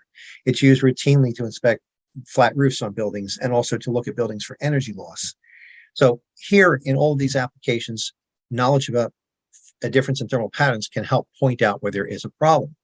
Thermal imaging is also used for indoor air quality as a very powerful adjunctive tool where we can use it to assess things, help assess things like airflow or temperature of air being supplied to a living space or occupied space. Now, harkening back to something I said earlier, thermal imagers detect thermal patterns across a surface. It's important to note that air does not have a surface. So what we're looking at would have to be the registers supplying an occupied space or the heating units themselves. So you may look at baseboard heat exchangers or radiators or the air supply registers that are located in occupied space and look for temperature differentials there. The other place where thermal imaging can be used as part of overall indoor air quality would be to detect evidence of latent moisture associated with wet building materials. This could be drywall, could be acoustic ceiling tiles, or carpet. These things readily show up to a thermal imager when wet and the water is actively evaporating. Yeah, you just mentioned a moment ago about, air not having a surface, but I've used thermal imaging to look at temperature stacking in a room where that's multiple levels where the air is not really circulating, and you can actually see not the air, but you can see its effect on the walls. That is absolutely correct. And I'm okay with a layperson saying that you can see differences in air, but I want your viewers to know that there's a subtle difference, but a very important one, and you've pointed that out. So if an occupant of an occupied space wanted to refer to we're seeing air temperatures, I'm okay with it. I'm not going to correct them on the spot. But for those who are trained, they know that we cannot see different temperatures in air, but you can see the influence or effects, and that is toward the bottom of a wall. It may be particularly in the winter months, maybe cooler toward the bottom and then get warmer, a wall surface get warmer the higher you go within the room. Yeah, it was a pretty powerful photo that I use in some of the training that we do showing stacking, because you try to explain it to people, they don't get it because you can't see it till you look at the results of it with thermal imager. And it definitely speaks volumes. So what kind of limitations are there on the thermal imaging equipment, at least that's available now? That's a great question, Lance. Where we stand right now in 2023, with respect to equipment, there has never been a greater variety of thermal imaging systems available to the public. They range from very, very simple. In fact, for as little as $200, you can buy a module that will go onto a smartphone or smart device. And with the software that comes with it, turn your smart device, your cell phone, if you will, into a thermal imaging system. It can range up to hundreds of thousands of dollars for the top of the line systems that do very specialized applications. But let's say between the range of $1,000 US and up to $30,000 approximately, there is a wide range of equipment out there that will handle applications associated with mold investigation or indoor air quality. Now, one will always get what one pays for. It's particularly true in thermal imaging. You need to choose an imager with sufficient resolution and thermal sensitivity to carry out the task. A imager which retails for $1,000 may be adequate for something of large size in close proximity, maybe 6 to 8 feet of imaging distance, but it's not going to be adequate for picking out fine details from the exterior of a building from a couple hundred feet away. I remember when I got my first IR camera, and it was 18, 19 years ago. I paid over $13,000 for it.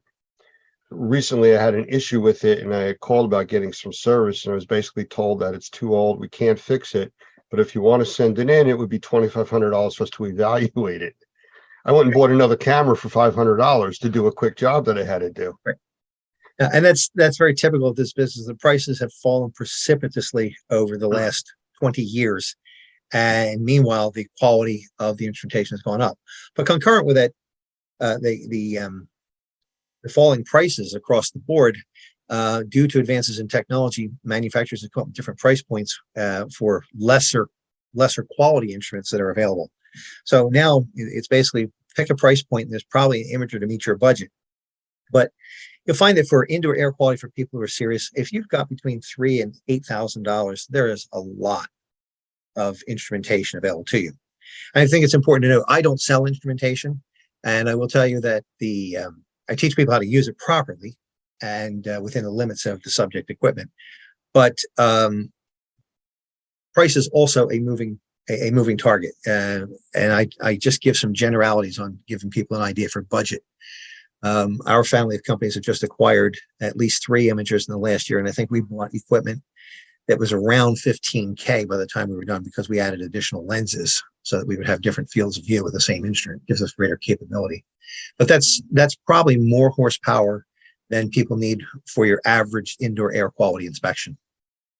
Well, that was one of the things that I considered when I bought my camera years ago, that I was a level 1 thermographer, and I was basically looking at heat patterns on surfaces for mold assessment, mold remediation, indoor air quality issues.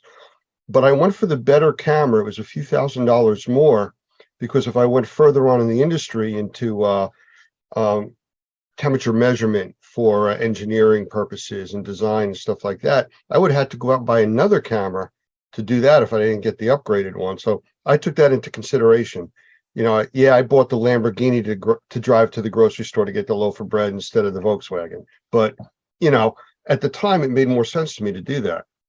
Absolutely. And we are faced with a similar thing here within our family of companies, where we oftentimes are looking not only at what is our most immediate needs, but what could we do additional with this instrumentation. So we tend to buy a level or 2 above our most basic needs always. I got to get into the weeds on a question here that it was a big thing quite a few years back, where a lot of the cameras that were being produced couldn't be exported out of the United States until the manufacturers made a change in the speed of the cameras. Is that still an issue? Let me take apart I think it was 2 questions. So let me take each one in turn. What you're referring to are regulations on the import or export of infrared technology. And what you are at present, back then and still to this day, if you have an imager with a frame rate of 30 hertz, which is considered real time, you cannot export that or take that instrumentation beyond the borders of the United States without authorization from the U.S. Department of State. If you do, you can wind up in very serious trouble. In fact, it's a felony. The change that you are referring to is that some manufacturers came out with imagers that had a frame rate of 9 hertz. 9 hertz is not considered real time, and it is not covered by such restrictions. Those can be exported readily without an export license. Now, the difference between a 9 hertz imager and a 30 hertz imager is if I were holding a 30 hertz imager right now and I were to pan it across the wall, I'm going to see a real-time image with no smearing, no ghost trailing. However, if you have a 9 hertz, depending upon how it's put together and its processing of signal, as you move quickly, you might get a comet trail or smearing until the imager slows down or you hold steady. So 9 hertz there's nothing wrong with a 9 hertz imager. Hundreds of thousands of these instruments have been made and used here in the US as well as throughout the world. But a 30 hertz imager is an imager where if you're doing a lot of things in motion, or you're walking, or you don't want to have to move as slowly as you pan across a wall, then a 30 hertz imager would be for you. So I would caution anybody who has an imager that if you were looking to do any work outside of the US boundaries, that you make sure that you understand the rules before you take it out, or get permission if you have a 30 hertz imager to take it beyond the borders.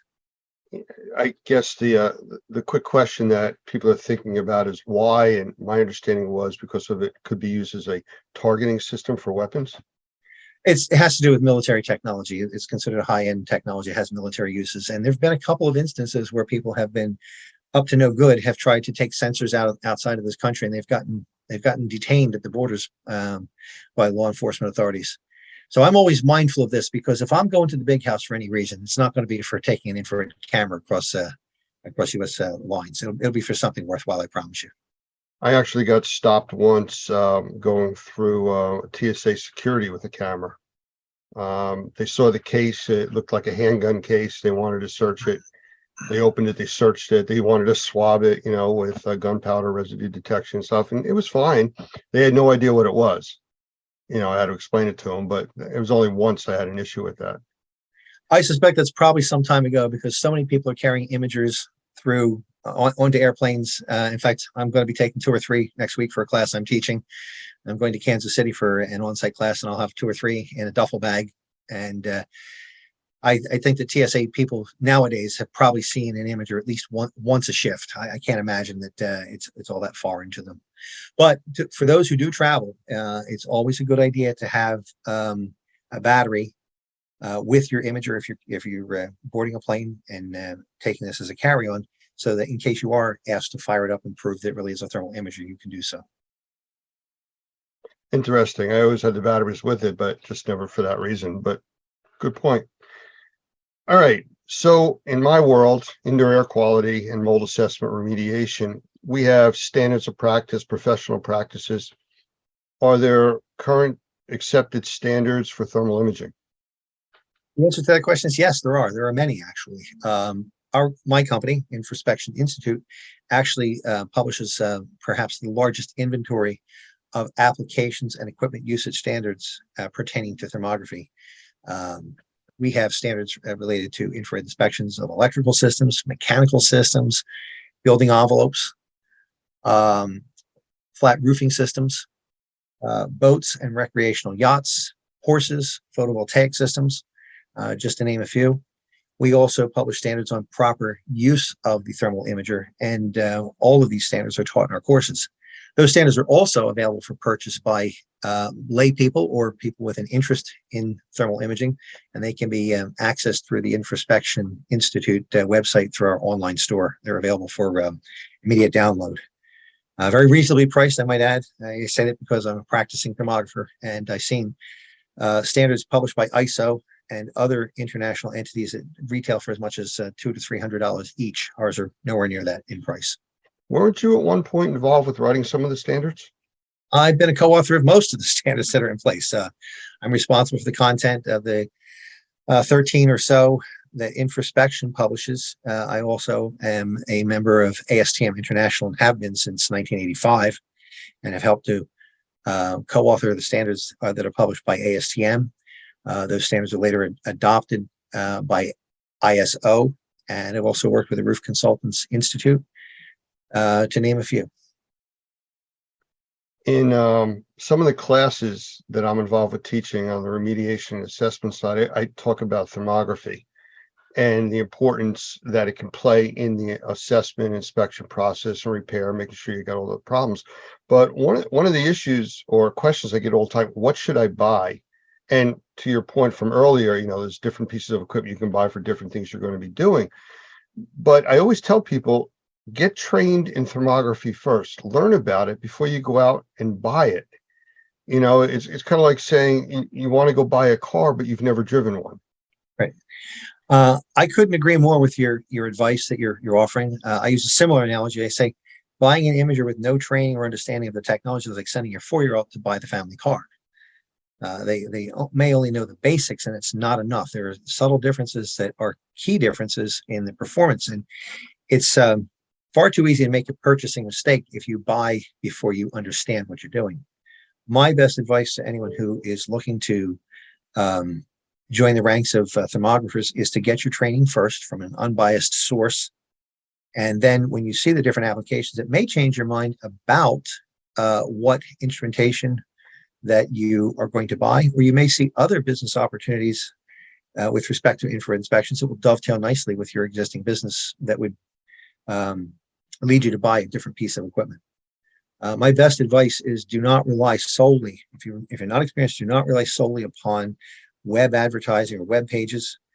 The infrared business is unlike many others in that many companies practice image substitution in their print literature and especially on their websites.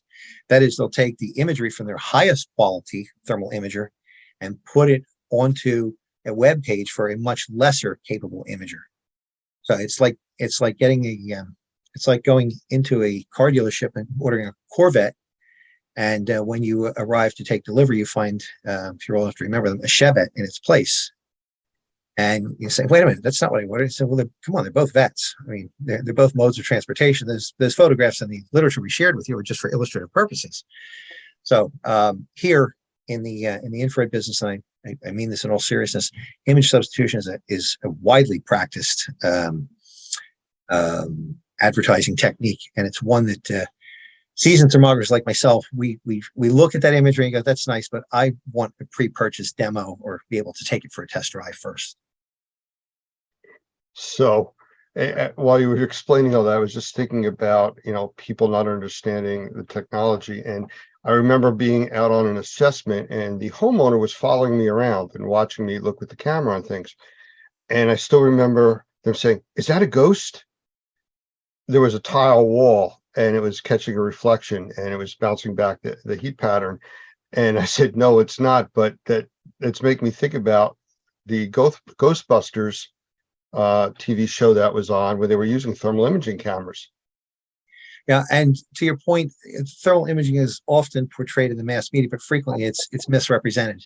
My wife is a big fan of NCIS New Orleans, so I don't want to besmirch her favorite TV program while she's not around. But NCIS New Orleans is a program where I've noted that there's multiple uses of thermal imaging which are incorrect.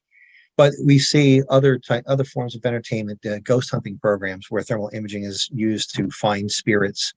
The topic of UFOs is another.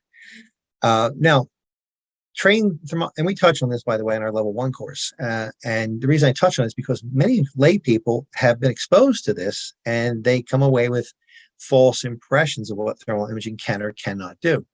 And I advise our students, and I would advise your members the same that are using thermal imaging, is when somebody's wrong in their assessment or understanding, just be patient with them. Chances are they've just been misinformed and they've seen it misrepresented on TV. But I point out in our level 1 courses that don't believe everything you say because inaccuracies abound. Another good example, I was giving a level 1 class not so long ago, and I mentioned this on a Monday as part of our day 1 course content. And Tuesday morning, one of my students comes in, he has a bottle of Snapple, and he says, "I want to share something with you." And he takes the cap off, and underneath is a Snapple fact, which I had no idea existed until I saw this one. And the Snapple fact stated that polar bears are covered with fur that renders them invisible to thermal imagers. And I found that interesting because it's 180 degrees from the truth. The U.S. Fish and Wildlife Service actually uses thermal imagers from airborne platforms to do census counts of polar bears. And in doing a little more research, I found out that there's somewhere on the order of 1,000 Snapple facts available to the public at large, but there are many things that are incorrect, including the one about polar bear hair. Well, there's something we didn't expect to learn today. Speaking of learning. Bonus. Yeah, bonus. Tell us about the Institute, Infraspection Institute. Sure. Infraspection Institute, my company, has been in business since 1980, and as such, we are the oldest infrared training and certification firm in the world. Infraspection Institute provides training, certification, and support for infrared thermographers from around the globe. We do not sell or take commissions on the sale of infrared equipment. So it puts us in a very unique position in that we offer unbiased training. We are not manufacturer neutral, we're manufacturer or vendor independent. We stay completely above that. We also are recognized as an authoritative body in the business, in that we have written or co-authored many of the standards that are in place for the conduct of infrared inspections or infrared equipment use. Like I mentioned earlier, you're here in New Jersey, where I'm located, you're the southern part of the state. But if somebody wanted to take a course with you, can they do them online? Absolutely. We offer training all across the country, and for that matter, throughout the world. We actually have a network of course materials licensees who are authorized to teach our courses. And at present, we have representation on 6 of the 7 continents. We just have not found anyone in Antarctica yet that is ready to set up and offer training there. But we have live instructor-led training available on 6 of the 7 continents. And we also have the world's most comprehensive inventory of distance learning courses for thermography.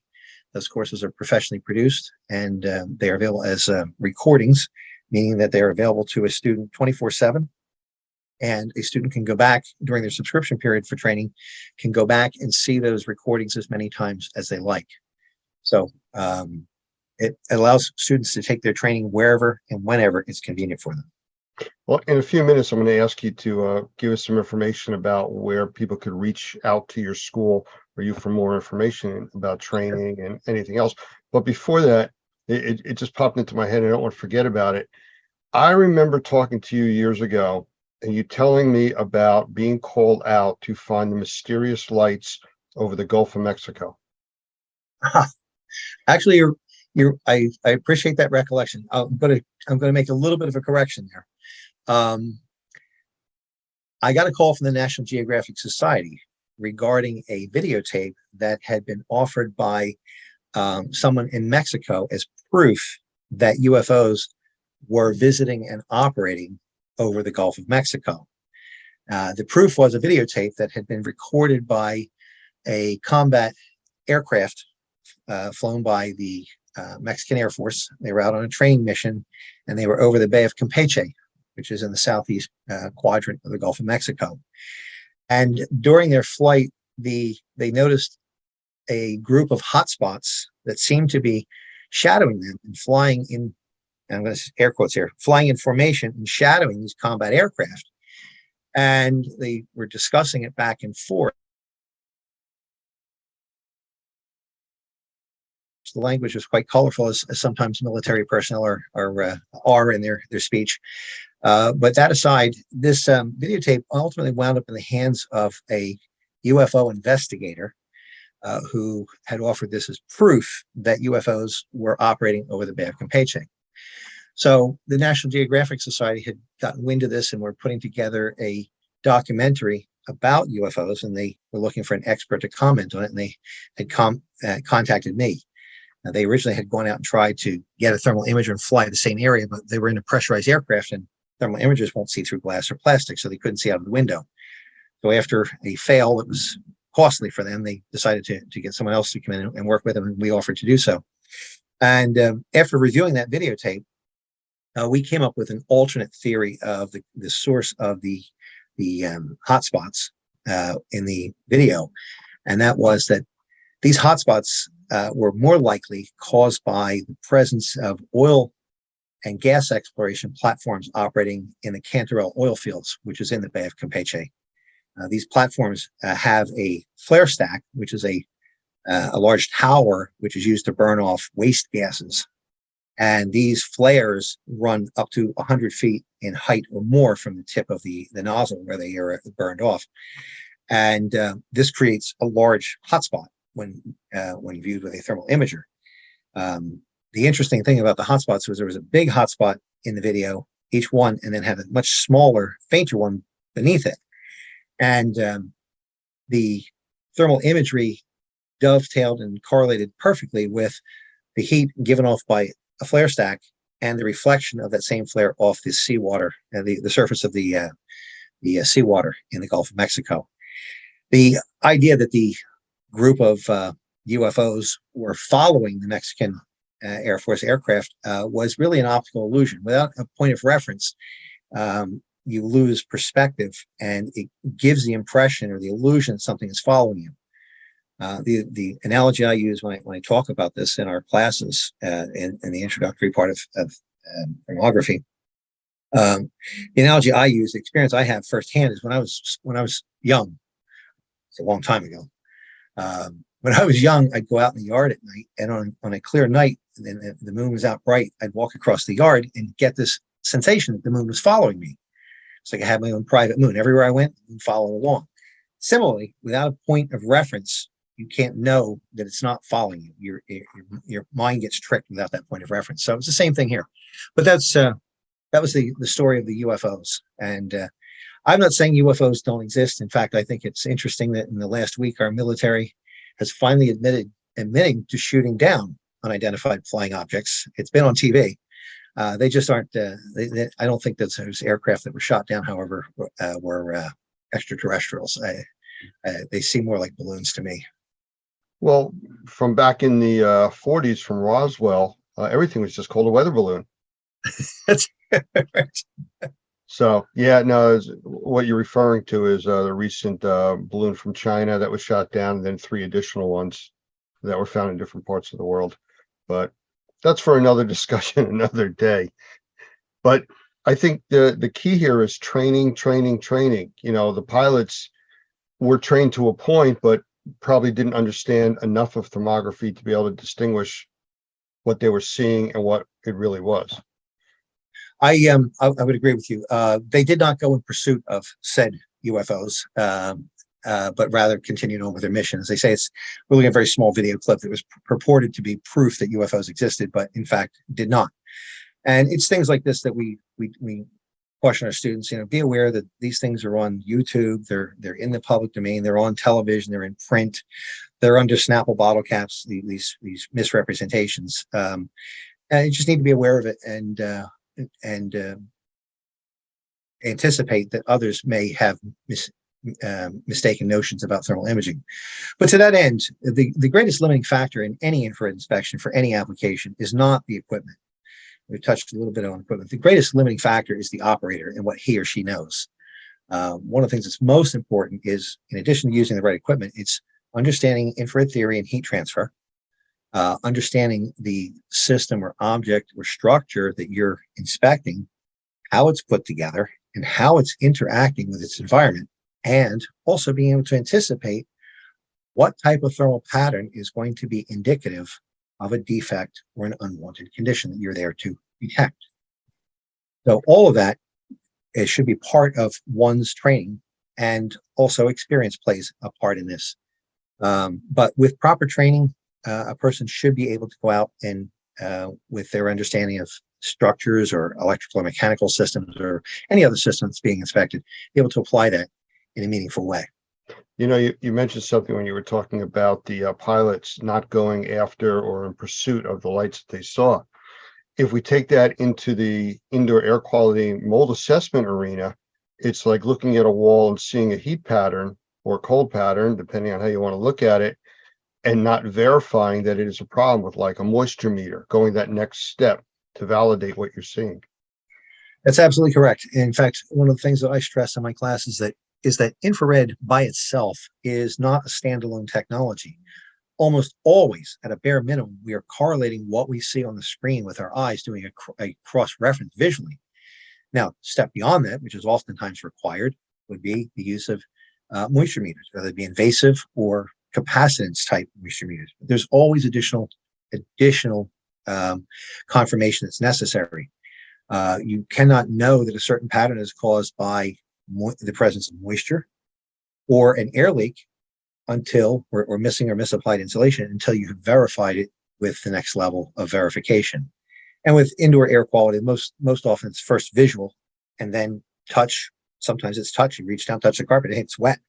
Or it could be just that simple, or then moving on to moisture meter, or in some cases, physical disassembly of a structure, a wall structure, to look at what's inside, or even using a borescope. That's a lot less invasive, but that's a possibility as well. I mean, it could even be as simple as just a nest from a squirrel inside of a wall, or mice or something, just generating heat on that surface. Yeah. Or under cold weather conditions, if the squirrels or rodents have removed the insulation, it's misapplied insulation. That's a possibility. We have seen in some cases where insects, in particular termites, can bring enough moisture back to the nest to create a cold spot on a wall. And you look at that, and yes, it's moisture causing it, but it's not because of a leak. It's because you have an insect infestation. And that is also a possibility for detection with a thermal imager under the right conditions. So because of the specialty way that you get information, or specific way that you get information back from the thermal imager, it changes some of the legal requirements, I think, or liability requirements on the assessor. I mean, we work normally under what we consider within view. You know, if you can look at it and see it, okay, that's what you're really liable for making assessments on. But this gives a little bit extra, but you're really not seeing through walls. I mean, you're still looking at the surface that you can see. So does that change the requirements or the legality of your assessment or your liability? We suggest to our students, and through the standards, that thermal imaging is a visual inspection, albeit a different wavelength of light. It's a visual type of inspection performed at a specific point in time. What we see today doesn't mean that that's what we'll be seeing tomorrow. So if you stick to your square of expertise and follow the standards, it is an inspection at a given point in time. We do not suggest that people offer opinions beyond the scope of thermography unless they are so qualified. And they also should not misrepresent what the imager and the imaging system is capable of. So we're not going to see into a wall. A good example is thermal imager does not detect mold. Now, I've seen many people offer that verbally. I've seen it written on websites and I've seen others allude to it. But thermal imagers do not detect mold. Rather, they detect thermal patterns across the surface. One of the things that can create a detectable temperature differential would be the presence of moisture. And when building materials become wet for a prolonged period of time, we all know that they can be conducive to mold growth. So unwanted moisture in building materials goes hand in hand with the presence of mold, but that doesn't mean we've detected mold. The confirmation of the presence of mold requires other tests, which are beyond thermography. So as far as the legality, I think that if one sticks to the square of expertise, and we're very clear about this in the courses that we teach, is tell them what you know. I see a thermal pattern that is typical of latent moisture in the exterior wall. Visual observation noted a discolored stain in the latex paint in the same shape. Carpet was wet to touch. That's fine. Moisture meter indicated presence of moisture. That's fine. But just tell them what you know. I never offer opinions beyond the scope of what I'm doing in thermal imaging if I'm actively doing an inspection. So I don't say that you have mold without there being a test for it. I think you have wet building material, you have wet wall, wet ceiling tile, wet carpet. You should have that investigated as to the cause. In fact, the universal recommendation that we offer to our students is this: investigate cause of thermal anomaly, take appropriate corrective action. That's all you ever need to say. And if you say that and nothing more, I don't see where there's any legal pitfall for you. Interesting. So with that, other verticals, as far as I know, we deal with a lot of home inspectors, electrical inspectors, health inspectors. I mean, is there a place for thermal imaging in there? Absolutely. When you get into larger properties and beyond the single family home, you get into multifamily units. We have electrical systems, which are sizable. Those are candidates for infrared inspection. On many sizable multifamily units, we have the roof. Oftentimes it's low slope, or if you prefer to say it's flat, that is a candidate for infrared inspection. With greater interest in energy awareness and energy conservation, infrared inspections is part of a building energy audit conducted either from outdoors or from indoors to detect evidence of excess heat loss or air infiltration, or air exfiltration if you're on the outside, and of course always latent moisture in building sidewalls. Latent moisture for the mold investigator and mold remediator, we typically are concerned with indoors, inside the building, but there are places where we can have latent moisture in the building structure, which is undesirable, but it may not be creating a mold issue on the inside. A case in point is in our home state of New Jersey and the surrounding states, EIFS, or EIFS, as some people prefer to pronounce it, is also known by the trade name Dryvit, is a building material which uses acrylic stucco that allows a builder to create stone or masonry facade appearances using very inexpensive building materials.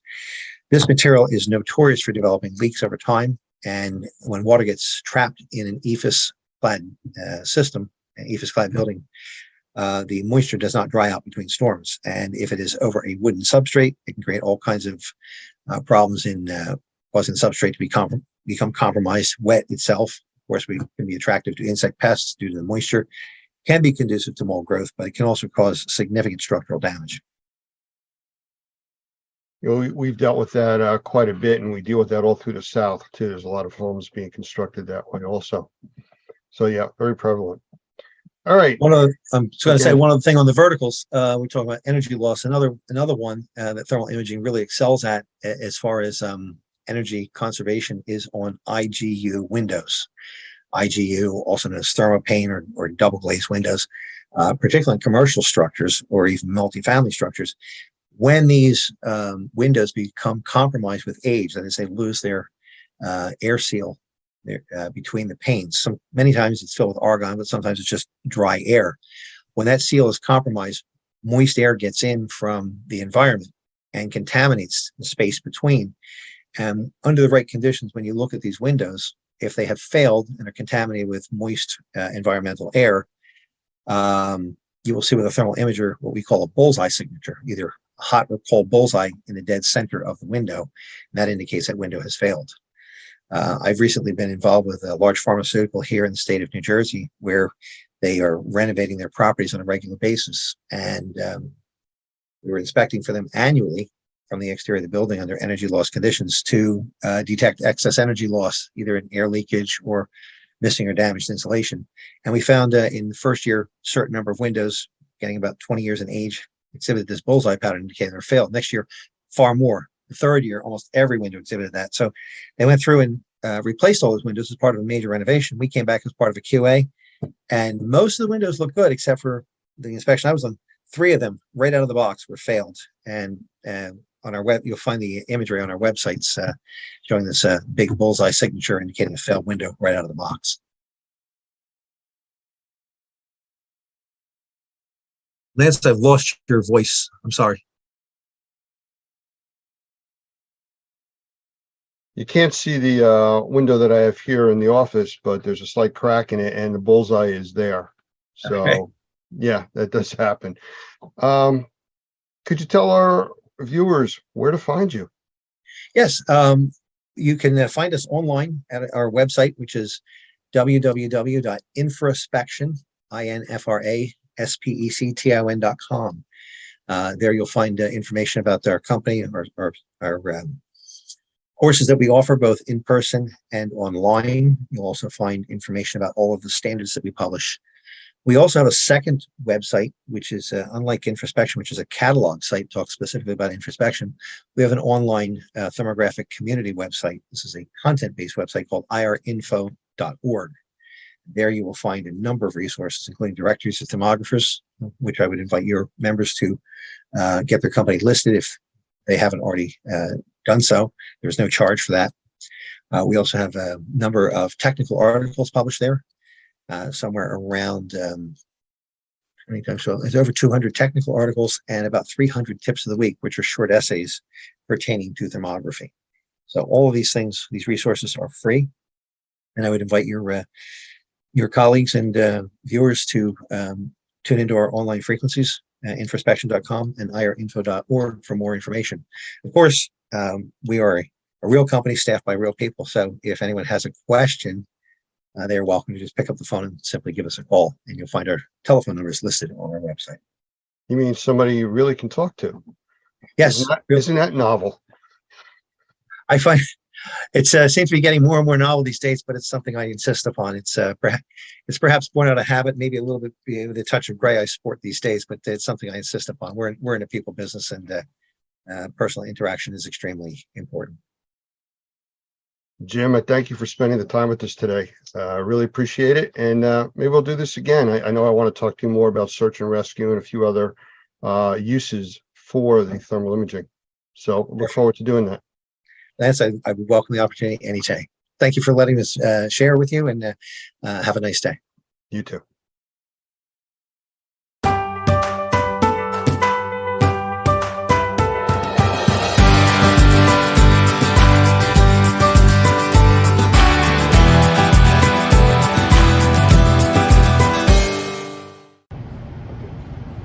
Hello there, my name is Robert Pettyjohn, coming from you to beautiful downtown Wake Forest, North Carolina. My daddy said years ago that we are known by the company we keep.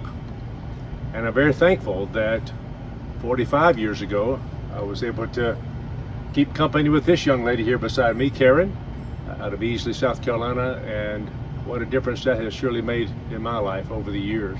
We're also very thankful that 35 years ago, the Lord let us to start Petty John's Cleaning and Restoration here in North Carolina in Wake Forest. We're very thankful for that because over the years, Karen, we have now got almost 7,000 customers. Isn't that incredible? That's wild. That's great. My goodness, that's just amazing. And the reason for that is, and we started out cleaning carpets and upholstery and water damage restoration and all that because we were doing this for the health of our precious customers. Fortunately, we had the ability to sit under Dr. Michael Berry at the Research Triangle Institute there not too far away from us. And he impressed upon us the importance of cleaning for health, not just to preserve your investment or not just for appearance. And thankfully now we are cleaning Oriental rugs and have been for the last 35 almost years now. And we have the finest Oriental rug washing plant in the state of North Carolina, almost in the southeast, I'm sure of that. And we've got that reputation because we have kept good company. One of the companies we've kept with is an organization called the National Organization of Remediators and Microbial Inspectors, also known as NORMI. This group is a perfect fit for us and for anybody that cleans for health because of the importance that they stress on us doing every single thing to improve the indoor air quality of our precious customers. As a result, I've kind of branched off and become an indoor air quality assessor and teach mold remediation and assessing throughout the Southeast, and I'm very, very thankful for that. But the reason that's important to us is because of the fact that we're keeping good company. NORMI is a good company to keep. And I'm thankful to be associated with them, as I'm sure they're thankful to be associated with Petty John's. We clean for health.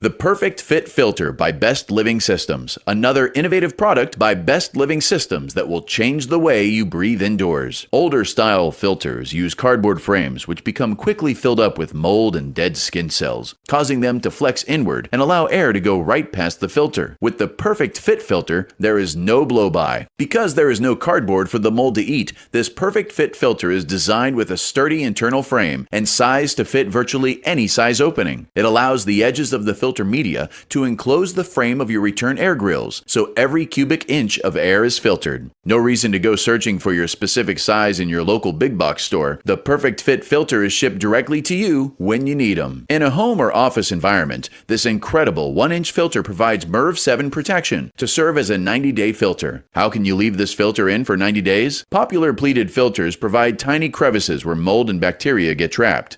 Because you are bringing to their nests dead skin cells and other organic materials, the microbes find a safe harbor, an environment where they can grow and reproduce. This is called bionesting, and the Perfect Fit Filter reduces the possibility of these microbes contaminating the air we breathe. Because the Perfect Fit Filter is rated with a MERV 7, the industry standard for 1-inch filters, it does not restrict airflow or put unnecessary strain on your air handler. The Perfect Fit Filter, now available by monthly subscription and free shipping at perfectfitfilter.com. The Perfect Fit for people who like to breathe.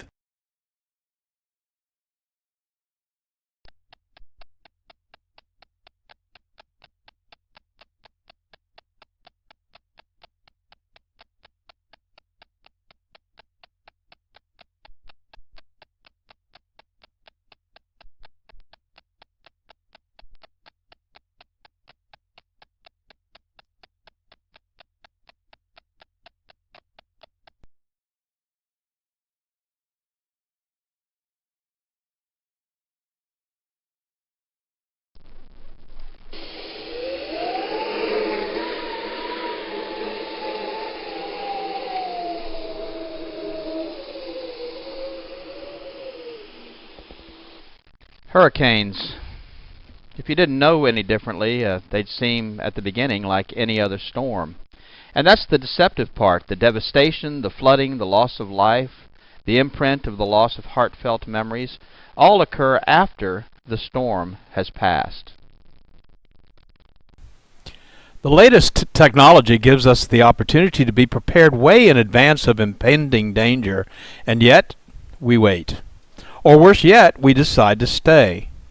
We risk so much when the effects of these devastating events could be so easily diminished if we had only listened.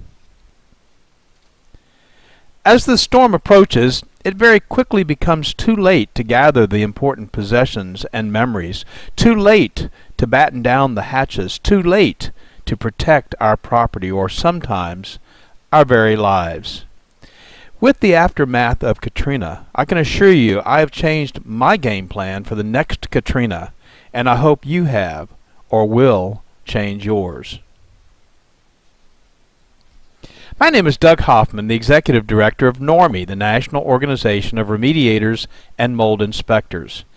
We train mold professionals to assess, evaluate, and solve the problems associated with water events, both major and minor, as those events result in mold damage to property, and in conjunction with the NORMI Pro Environmental Task Force are ready to help when disaster hits. Check our resources at normi.org and normiproetf.org for current ways you can help yourself and others when disaster hits. Sometimes an event is so horrific that it results in massive flooding and wind damage. We lived through Hurricane Katrina right here in Louisiana and have been privileged to help hundreds, maybe thousands of Katrina victims rebuild their lives after one of the most devastating natural events ever to hit the Gulf coasts of Texas, Louisiana, Mississippi, Alabama, and Florida. We learned some very important lessons, and we're hoping this short video will help you prepare for the next major event that may hit your community.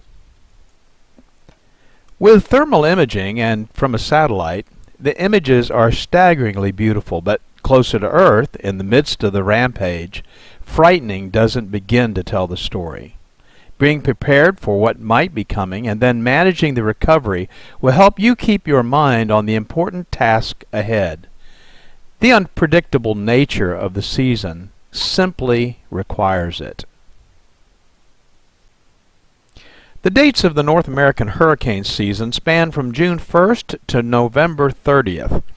By no means will these dates prevent the forming or sustaining of a tropical event in the Gulf of Mexico, the Atlantic Ocean, the Caribbean Sea, or the Pacific, but these dates are a guide or a timeline based on previous storms over the last century. Dropping your guard or dismissing weather events outside of these dates could result in being caught off guard for an approaching storm. But these dates, in particular, are a time to be specially aware of the news and weather reports. 26 named storms churned in the Atlantic in 2005, and many of them hit land. Following their paths shows the unpredictable nature of nature. Because of the fickle nature and path of many tropical storms, a large part of the general population hesitates or fails to take precautions until the last minute. In the year 2005, an unprecedented number of named storms developed in the eastern and Gulf Coast, exceeding even the English alphabet, and many of those storms made landfall. And when that occurs, especially in densely populated areas, the results are mass evacuations, highway gridlock, and supply shortages. In simple terms, everyone that waited until the last minute is scrambling to prepare or leave. The following information is provided as part of the Community Awareness Program, CAP, from NORMI, the National Organization of Remediators and Mold Inspectors. Additional CAP programs can be found at normi.org or at flood.normi.org and include realtors awareness, first responders awareness, and other information targeted to specific groups. These are presented in an effort to fulfill our mission and fill a void in accurate and timely trainings. How often have you seen news reports about the long lines at hardware stores where residents of areas prone to tropical events are waiting in lines for hours to purchase plywood or other needed supplies? The general rule of thumb is if you find yourself in this situation, waiting in line to take your turn, you may have waited too long. Our goal at Normie is to provide you with general preparation and safety information for your time before, during, and after the event. Let's get started, and please feel free to take notes or revisit this video often. Sometimes a reminder can be very timely. So let's get started. Plan to be prepared before the event. Know how and where to get emergency information from your local emergency management offices. Follow instructions for evacuations if you are advised to leave, and leave. Understand that if you do not evacuate or find yourself in a situation where you need emergency assistance during the event, you may be on your own until the event has passed. Emergency services will also be stretched beyond normal capacity, and assistance may be days or weeks away. Remember that people that choose not to evacuate when instructed to do so are either victims or survivors. Neither title is as a result of good planning. When you do evacuate, if you have carefully planned your evacuation route well in advance of the evacuation and you know where you will be staying, life will be much easier while you are displaced. So if you are not prepared to fend for yourself for an extended period of time, consider relocating prior to the event. If you have the time, tidy up the house, wash and put away the dishes, clean the coffee pot. When you return, you'll feel better about this kind of detailed planning in advance and appreciate the preparation you've made for your return. And of course, traveling during the event is not advisable in most cases. Some of the following information are recommendations from FEMA, the Federal Emergency Management Agency. And they suggest, before the storm, make plans to secure your property. Permanent storm shutters offer the best protection for windows. A second option is to board up those windows with 5/8 marine plywood, cut to fit and ready to install. Tape does not prevent windows from breaking. Install straps or additional clips to securely fasten your roof to the frame structure. This will reduce roof damage. Be sure trees and shrubs around your home are well trimmed. Charge your cellular phone and refill your meds. Clear the gutters and downspouts of any extra debris that could become airborne. Secure your boat. Consider a safe room, a place where you will not be hurt by broken glass or structural damage. Take your outdoor furniture and put it indoors. Get evacuation information, which is readily available, and get a local shelters list. Where can you go if you need to? If you can't get out quickly enough or you get stranded because of traffic, where can you go? In regards to evacuation guidelines, there are really just two categories: what you should always do and what you could do if time permits. As my dad used to say, if you prepare for time to permit, it will. This list gives you these two priorities to consider. Always keep a full tank of gas in your car if an evacuation seems likely. Gas stations may be closed during emergencies and unable to pump gas during power outages. Plan to take one car per family to reduce congestion and delay. If time permits, gather disaster supplies and put them in a kit stored in your home. Always make transportation arrangements with friends or local government if you do not own a car. If time permits, make sure you've got sturdy shoes and clothing that provide some protection, such as long pants, long-sleeved shirts, and a cap. Always listen to battery-operated radio and follow local evacuation instructions. And if time permits, let others know where you're going. Always gather your family and go if you are instructed to evacuate immediately. Knowing your family is safe will give you a great peace of mind during the uncertainty of the events that might follow the storm. If time permits, secure your home. Close and lock the doors and windows, unplug electrical equipment such as radios and televisions and small appliances such as toasters, microwaves, leave freezers and refrigerators plugged in, or if time permits, empty them so that there'll be no risk of damage being done to those freezers or refrigerators. You should take some precautions on your way out. Leave early enough to avoid being trapped by severe weather. Plan to then follow recommended evacuation routes. Do not take shortcuts. They may be blocked. Be alert for washed out roads and bridges. Do not drive into flooded areas. And stay away from downed power lines. And of course the question always arises, when should we evacuate? Well, you should evacuate under the following conditions. First, if you are directed by local authorities to do so, be sure to follow their instructions. If you live in a mobile home or temporary structure, such shelters are particularly hazardous during hurricanes, no matter how well fastened they may be to the ground. A Cat 4 hurricane can remove the entire roof of a commercial structure, so what do you think it could do to something as light as a mobile home? And of course, you've always got the added concern of tornadoes. If you live in a high-rise building, you should evacuate. Hurricane winds are stronger at higher elevations, so your safety might be jeopardized if you decide to stay. If you live on the coast or on a floodplain, near a river, or on an inland waterway, flooding might be the biggest concern because a storm surge of some kind always precedes a hurricane. The Gulf Coast of Louisiana and Mississippi experienced anywhere from 15 to 40-foot surges, enough to totally wipe out the coastline for several miles back into the non-water frontland. If you feel you're in danger, you should leave. And if you have health issues that might need emergency or regular attention, you should go to a place where your concerns can be addressed readily. So what if you decide to stay? Well, you definitely want to listen to the radio or TV for information, so be sure to have plenty of batteries for both.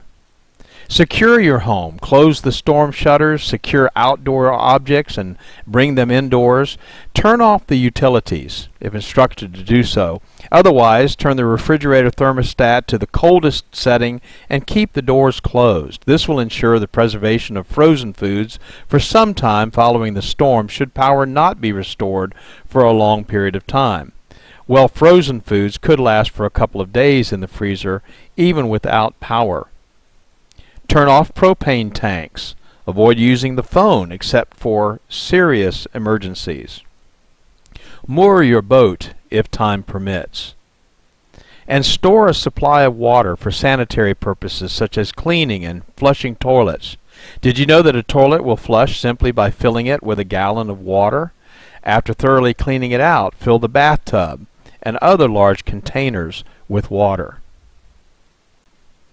If you're unable to evacuate, have you considered the possibility of creating a safe room? If you don't have one, follow these simple guidelines. Make sure that you stay indoors during the hurricane and away from windows and glass doors. Close all the interior doors besides securing and bracing exterior doors.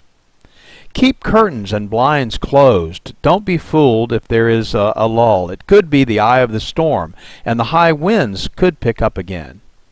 If necessary for your own safety or that of your family, take refuge in a small interior room, closet, or hallway on the lowest level, but where flooding won't be a concern.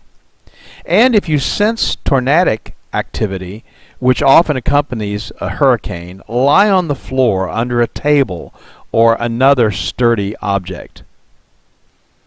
We have incredible technologies that give us advanced warning, tell us the intensity of what we might be facing, and track the storm from its inception to its end.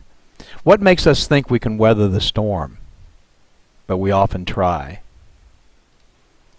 The following are the basic emergency kits and supplies recommended by FEMA. Basic disaster supplies should be stocked in preparation for what may occur during and after a flood, hurricane, or other water event. Let's take a moment to simply list the 6 basic items, and then we'll talk about each one of them in a little bit of detail. This checklist will serve as a great starting place to be sure you are prepared. There are 6 basics you should stock in your home: water, food, first aid supplies, clothing, bedding, and sanitation supplies, tools, and specialty items. And keep the items that you would most likely need during an evacuation in an easy-to-carry container. Possible containers could include a large covered trash container, or a camping backpack, or even a duffel bag.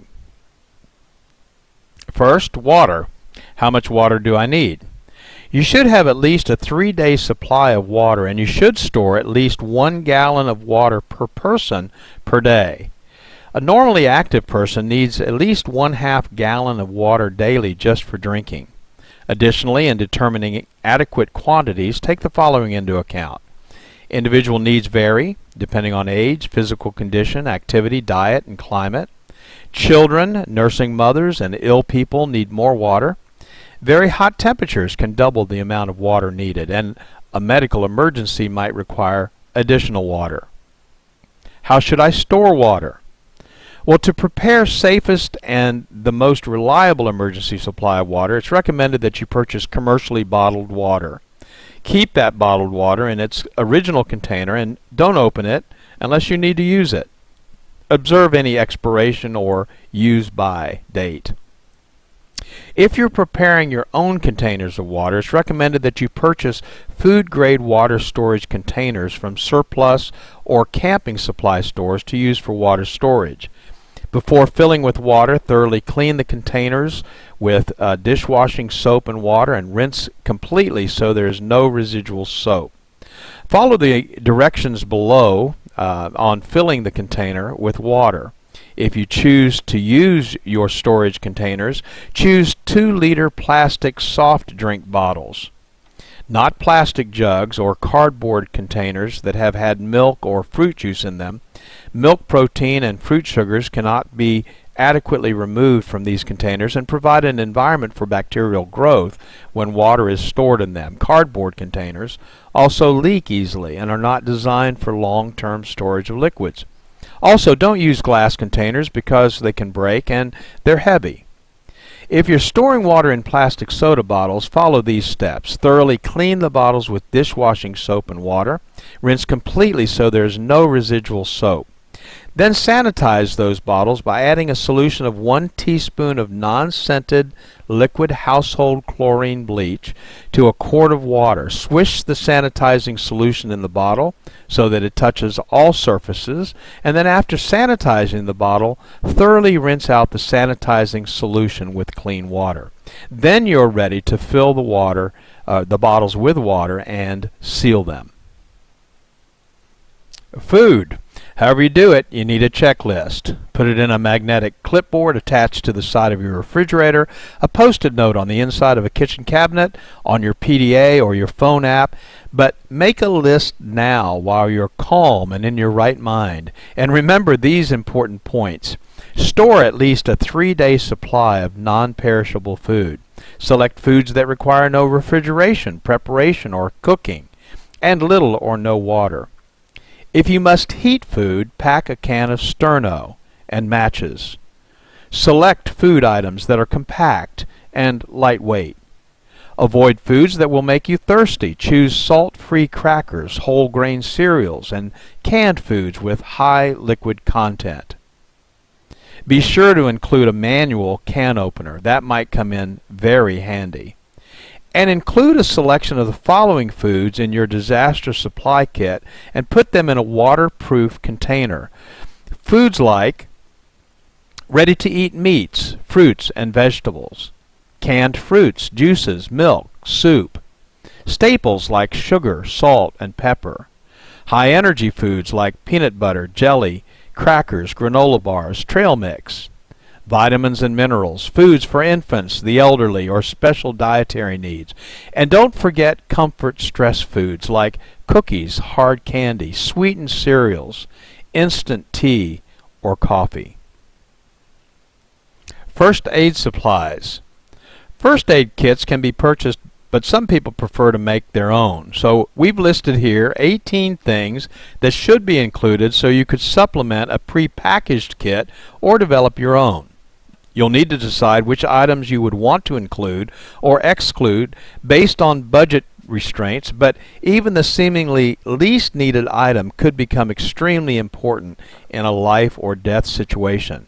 Take the time to study this list, and we've provided a printable copy of this list as a resource at hurricane.normie.org website for your review. And a medical kit, again stored for safekeeping, could include the following items: aspirin or non-aspirin pain relievers, anti-diarrhea medication, an antacid for upset stomach, syrup of ipecac to induce vomiting if advised by the Poison Control Center, possibly a laxative, and maybe an activated charcoal, again for use if advised by the Poison Control Center. Emergency and safety items might also include these items, which would be safely stored but probably not in the same box with the first aid kit. Gas cans, ice chest or two, disposable cups, plates, eating utensils, and paper towels, black trash bags, vinyl gloves, maybe moistened cleaning towelettes. Again, having these items far in advance of an impending storm is simply the best way to avoid having to find them in an emergency and when you might be in panic mode. And by all means, take the time to contact your local American Red Cross chapter to obtain a free basic first aid manual.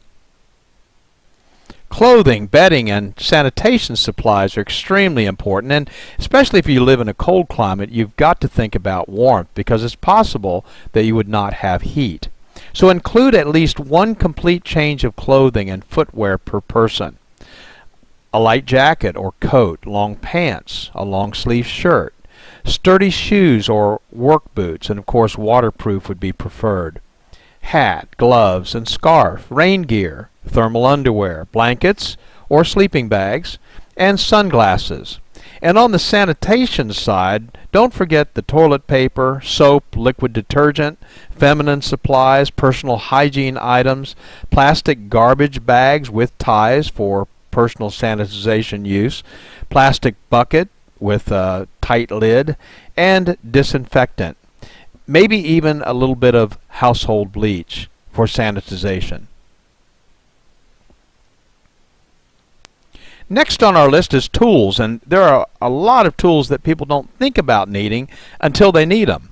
Mess kits or paper cups, plates, and plastic utensils.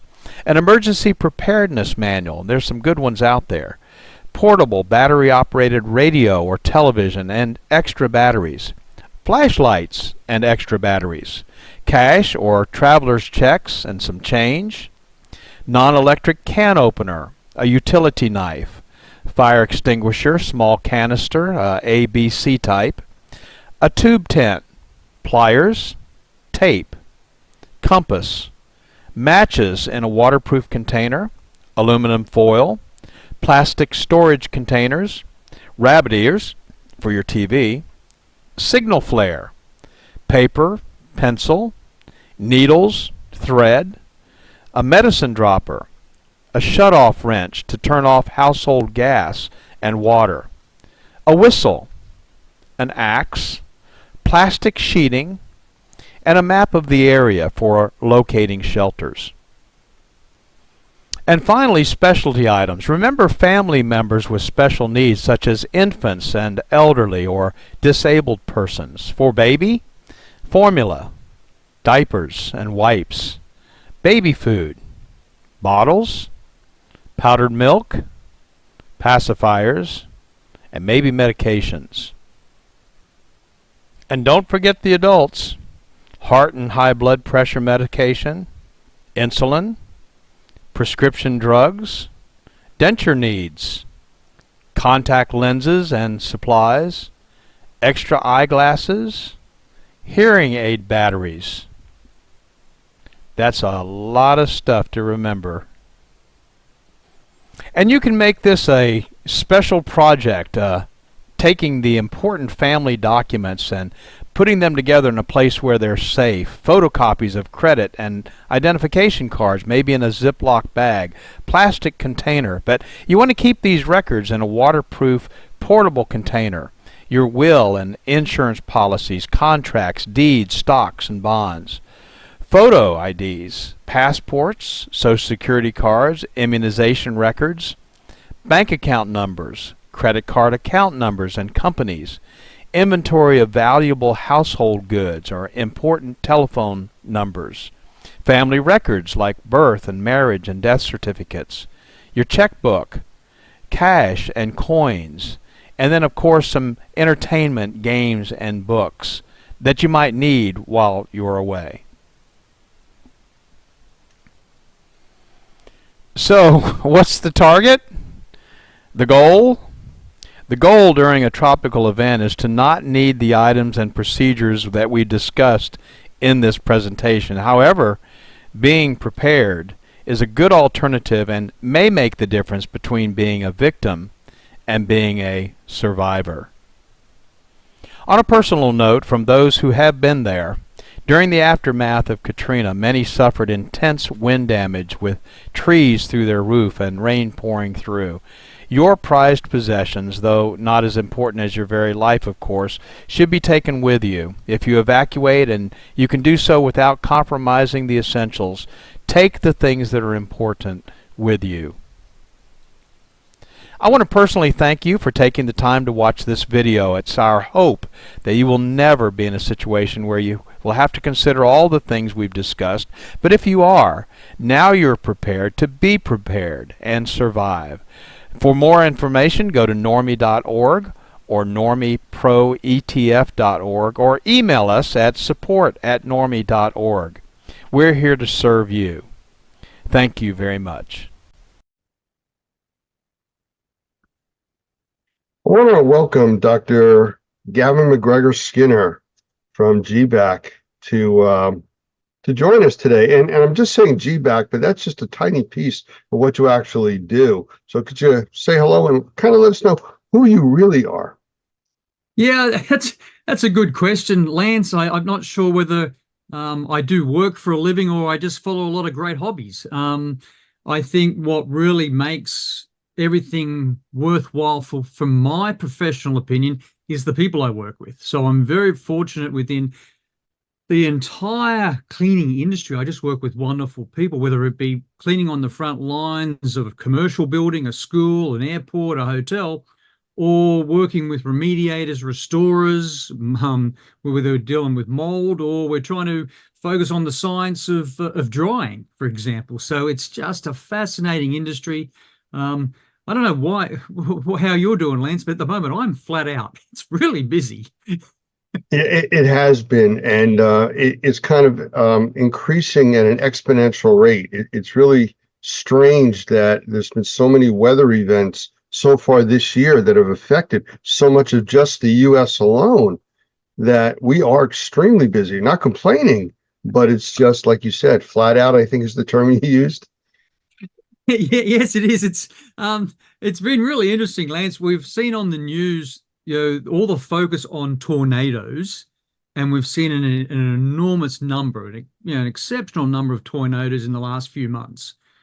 But what we don't realize, Lance, is that where there's a tornado, there's a much larger severe thunderstorm. There's a rain event, there's a wind event.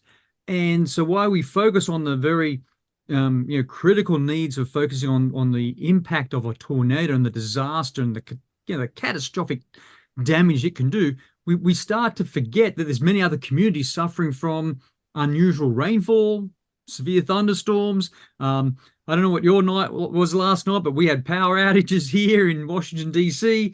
And that's really where the industry is looking at right now. There's so many opportunities for us based on these weather events. Well, every year in May, Normie does a training for its members on hurricanes. Hurricane season starts June 1st. So we try to put it in everybody's mind again. This is what's coming. Be prepared, stock up, all that stuff. And we do that. And sometimes you get the reaction where it's almost like people become blasé about the whole hurricane effect until it's going to happen. It's kind of like every year you see people that live in hurricane-prone areas lined up for 6 hours to buy plywood.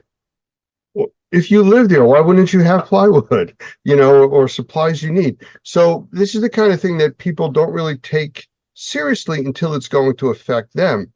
And to your point, it doesn't have to be a hurricane or a major cyclone event. I mean, just from a severe thunderstorm, golf-sized or baseball-sized hail will puncture roofs, causing lots of water damage. So there's a lot of other effects that really happen from these major storms, which, as we know in the last month or two, from Texas all the way up to the Midwest, up to the East Coast, has been heavily affected by severe weather, and not from tropical weather systems.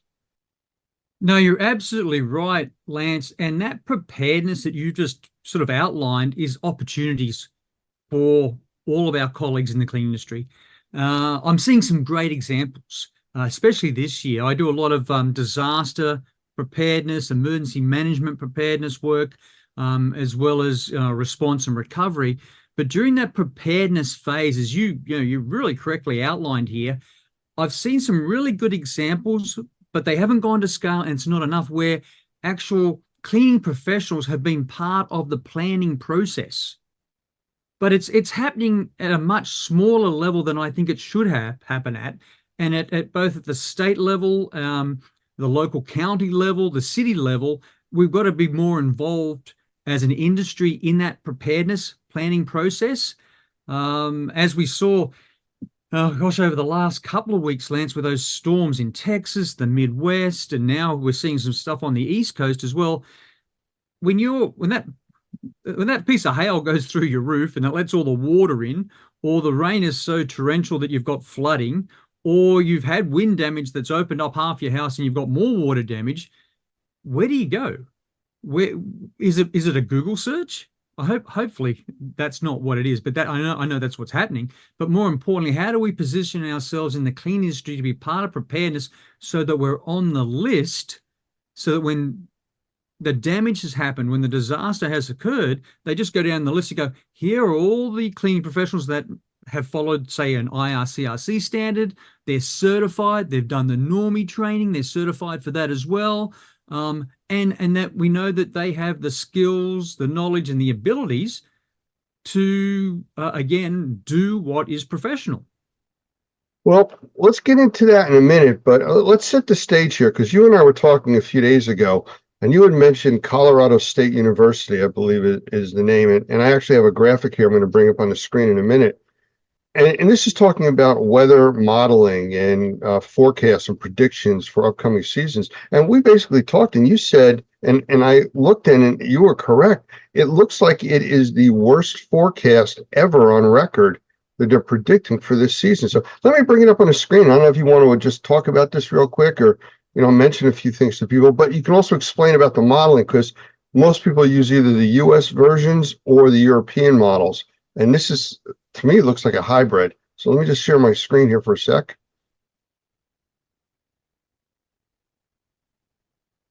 You should be able to see my screen now.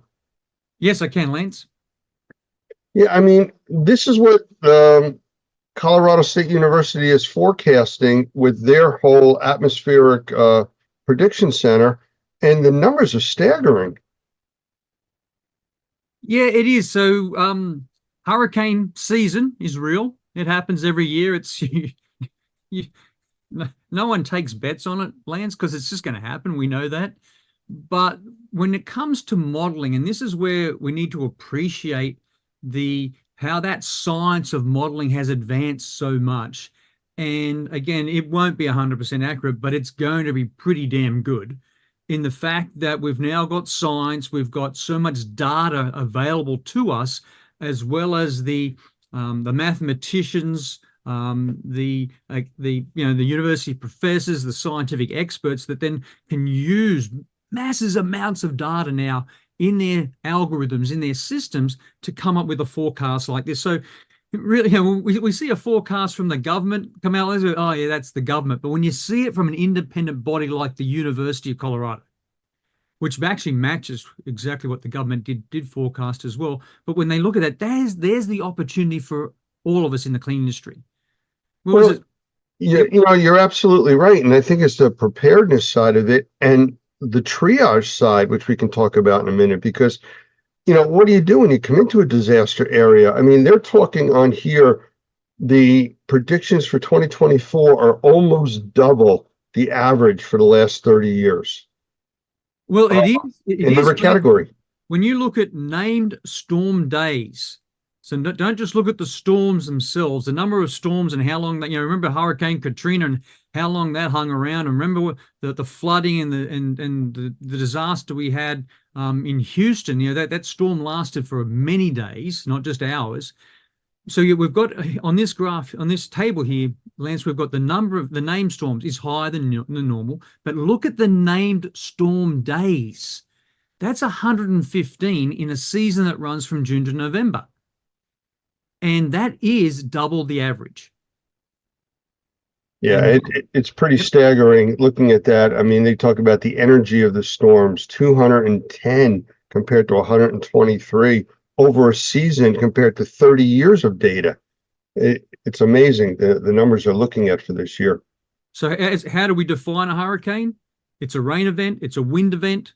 We're going to get damage to buildings. We're going to get water penetration. We're going to have drying issues. We're going to we know everything happens. Location is so important here. We know that those hurricanes will hit areas of high temperature, high humidity. We know what that leads to. Again, the possibility of increased growth of microorganisms, germs, and especially mold. So again, that science of drying is so important that it's done properly and appropriately. And again, we can now pre-position ourselves. This is what's so critical. I've seen so many examples from our colleagues in the industry going, I'm now moving from, and I'm giving you an example here, I'm moving from Virginia or North Carolina, and I'm going to put some of my workers, my assets, my business in Alabama, in Texas, in Florida. Why? Because they saw that forecast. And it's so important, Lance, that as we see that level of preparedness from some of our colleagues, that we try to expand that to many of our colleagues, because a forecast like that is going to show that there's going to be a real need for the science, the evidence, but more importantly, to ensure that those people that do respond are certified. And again, so, those southern states, they're going to get hit, possibly the East Coast. We've seen those storms come up the East Coast like Sandy did, Tropical Storm Sandy did, 2011 or thereabouts, when it hit New Jersey, where you live, as well as when it went into, left hook into New York, the damage it caused. It was the water damage. And if there's, if there's a group of professionals that have the knowledge, the skills, abilities, and the expertise in drying, it's us. And that's something that we need to do better in our advocacy, our awareness, our marketing, to ensure that the emergency managers know that we exist and who we are and who's credible and who's reliable. You're absolutely correct. And, it's thinking of the issues that develop that aren't, I guess, the common themes that people think about, like you just mentioned, the water, the wind, things like that. Well, if you're sending a crew into this area, there may not be power. What are they going to do? There's only so much you can't dry. There's no power for it, so you need generators. Well, there may not be fuel. You may have to bring that with you. I mean, all of these things just keep getting larger and larger as you're trying to prepare for it. Are your crews prepared for the weather conditions they're going to be in? I just saw last night they're predicting for Southern California and parts of Las Vegas, Nevada area, 111 plus degrees in the shade for the next few days. We're not at summer yet. We're 2 weeks away. And, how do you send a crew into work in an environment like that? And yes, it's the desert, but you can have flood damage. You can still have problems there. Yeah, this is interesting, Lance. In the work that I used to do in like biological weapons, I used to respond to Ebola outbreaks in West Africa. You're in a hot, humid environment, and you're required to wear personal protective equipment. Actually, not required. You have to wear. This you get Ebola. That's a death sentence. It's this is a disease that didn't have any, that doesn't have a cure. So let's look at this now. We know where the hurricanes are going to most likely hit. We know those states, those locations. Yes, they're hot and humid. We know that our essential frontline industry workers are going to have to wear personal protective equipment. You can't clean these up in t-shirt and shorts. So how do we then train? How do we move quickly to ensure that they can work safely, they can work efficiently, and they can wear the personal protective equipment that's required in what I would really, these are hostile environments. And after a storm, it becomes even more hostile. And, so hostile, austere, whatever sort of terms you want to use, these are tough environments that I think we really have to go into that that rapid training process right now of going, okay, guys, this is going to happen. We just saw the forecast. Lance just showed it. We've all seen it. We've heard about it. And we don't just wait now. We go into training mode. And how do we train people to wear personal protective equipment to clean and dry and remediate, restore the way that is based on science, but to do it in a way that's safe for them, which is really, really important, so they continue and work the next day after that. And that's a critical need right now. It's going to be a tough summer. There's no doubt about it.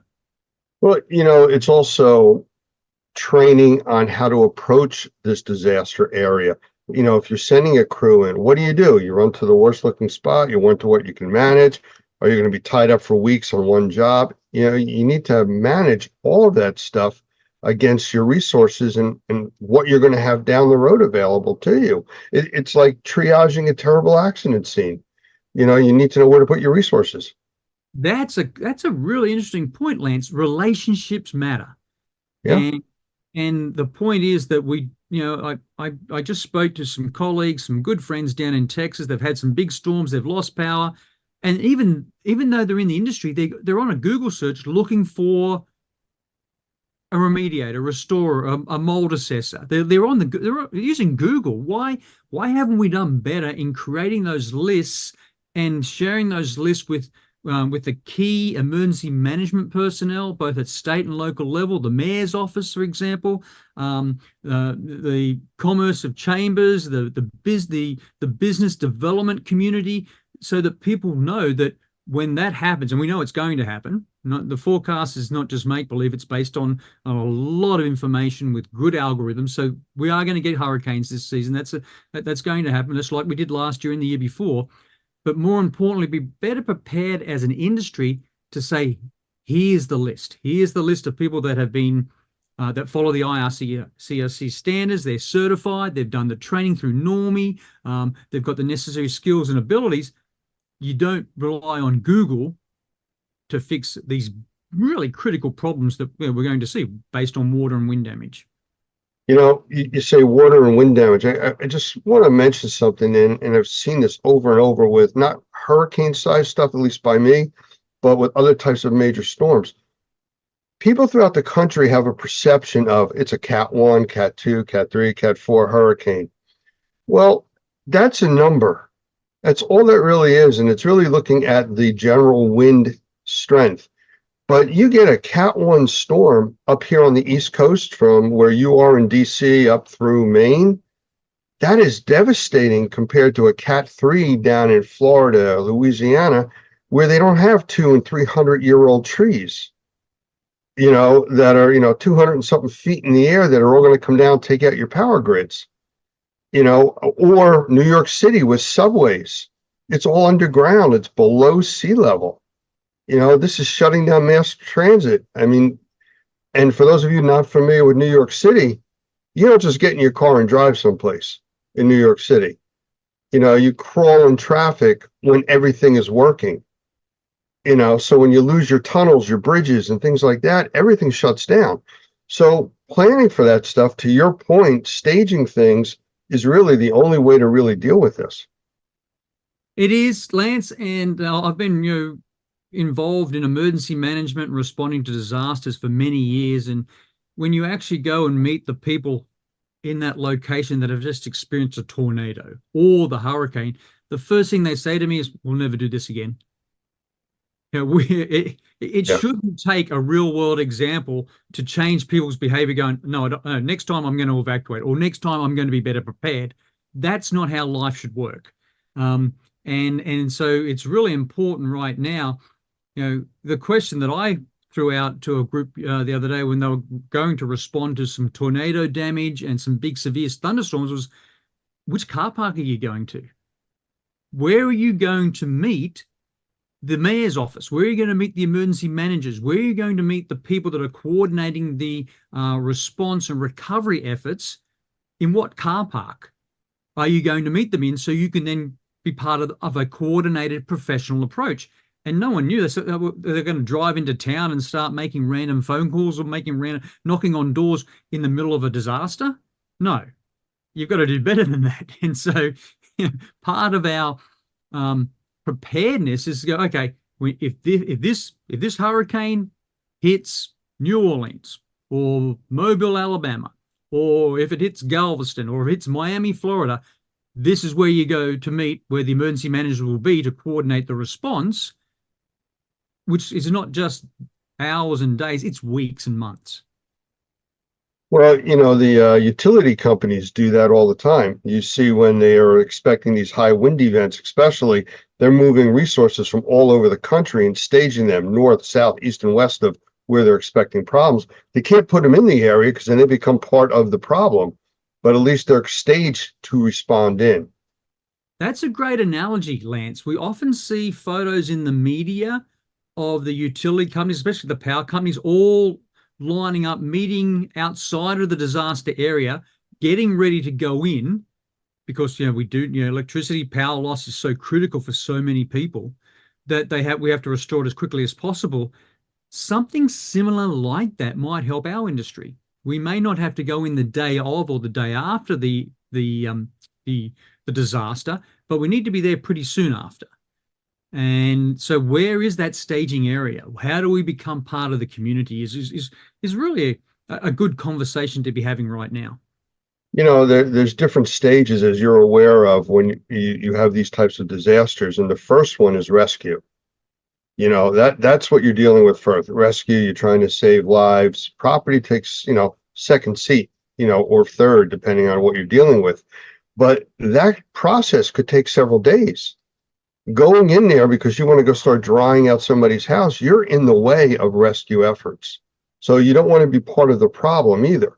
When it switches over to, recovery, it's still not quite at that repair stage. Recovery is now salvaging what can be salvaged. And then you get into the repair and the build back and, restoring lives. But that's got to be coordinated. And you can't just go rushing in because you become part of the problem. We kid about it, but we say when you go to these types of storms, you don't want to fall into one of those two categories as a victim or survivor. Neither one is really where you want to be. Yeah, you're absolutely right, Lance. But a lot of the work that I'm involved in is under the umbrella of critical infrastructure protection. So it may not be going into a residential house or home to help. It's maybe the stadium that was acting as the evacuation center, or the school that needs to be up and running, or it may be a commercial building, or the airport that's been damaged, or the hotels or the convention center. So it's really, again, based on your risk assessment, based on your damage assessment, what are those buildings that fall under, say, critical infrastructure protection and needs, those buildings that we need for society, for the community to function, that have been damaged, that at least our industry can go in and help with immediately.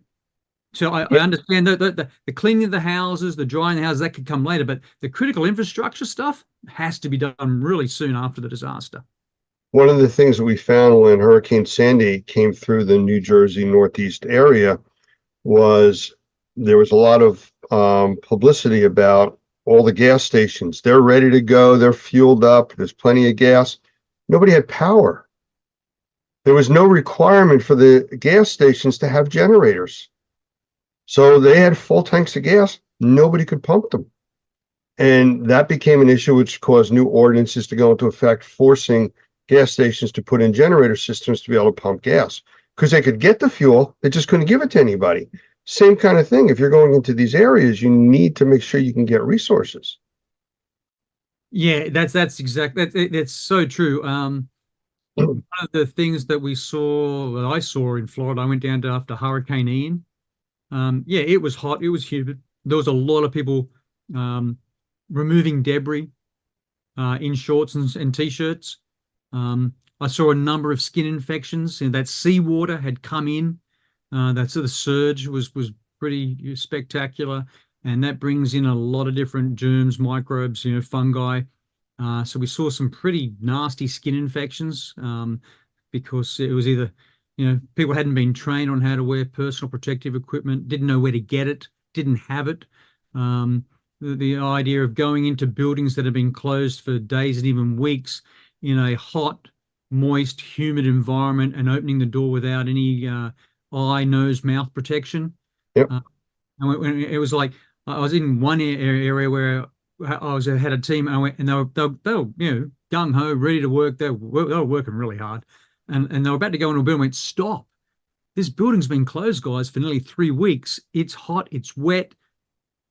What's in there, I don't know, but we aren't protected to go in there. But that took a little bit of a discussion and conversation to look at the risks and the hazards we're about to face. Slow things down a little bit until we got the right protective equipment. So those staging areas are important. Having the knowledge and the knowledge and the abilities to understand what protects you, or what can, first of all, what can hurt you, and then what's needed to protect you, is all part of our training. So it might be probably something that you've covered in your normally sort of hurricane preparedness courses, Lance. Well, we do talk about that, and we actually have a website up for the public, hurricane.normie.org. It's there. It's always available for people to watch. We also have flood.normie.org. And, they cover a lot of the major issues. But from the cleaning industry, which is more specifically to what you do, I want to say general, instructions, but more of a recommendation for what people should do as business owners and homeowners. The two different things there. What should they do from the cleaning side? Right now, and this is something that I think both Normie and we can help at ISSA, is make those connections. Again, if you've been certified, you've got the proper training, knowledge, abilities. You follow the standards like the IRCRC standards. You follow the training like Normie provides or ISSA provides.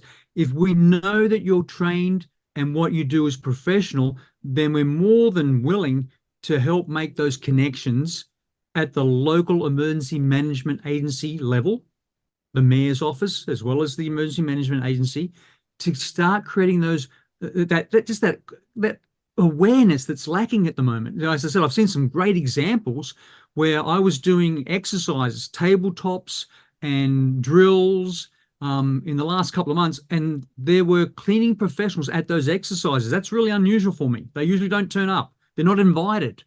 And I'm starting to see them become invited, Lance. And that then leads to that when the tornado hits, severe thunderstorm, or the hurricane hits, at least those decision makers in the community have a list of trained, professional, credible cleaning industry professionals. And that's what we can do right now. It's June. There's no storms, no hurricanes on the horizon just yet, which is a good thing. So now is time to make those relationships, share your credentials, your expertise, and get on the list so that when that disaster happens, they come to you for the business. Absolutely. And we have our Normie Pro site where people can locate Normie members throughout the country. But I want to just mention something to the general public that, would be seeing what we're talking about now.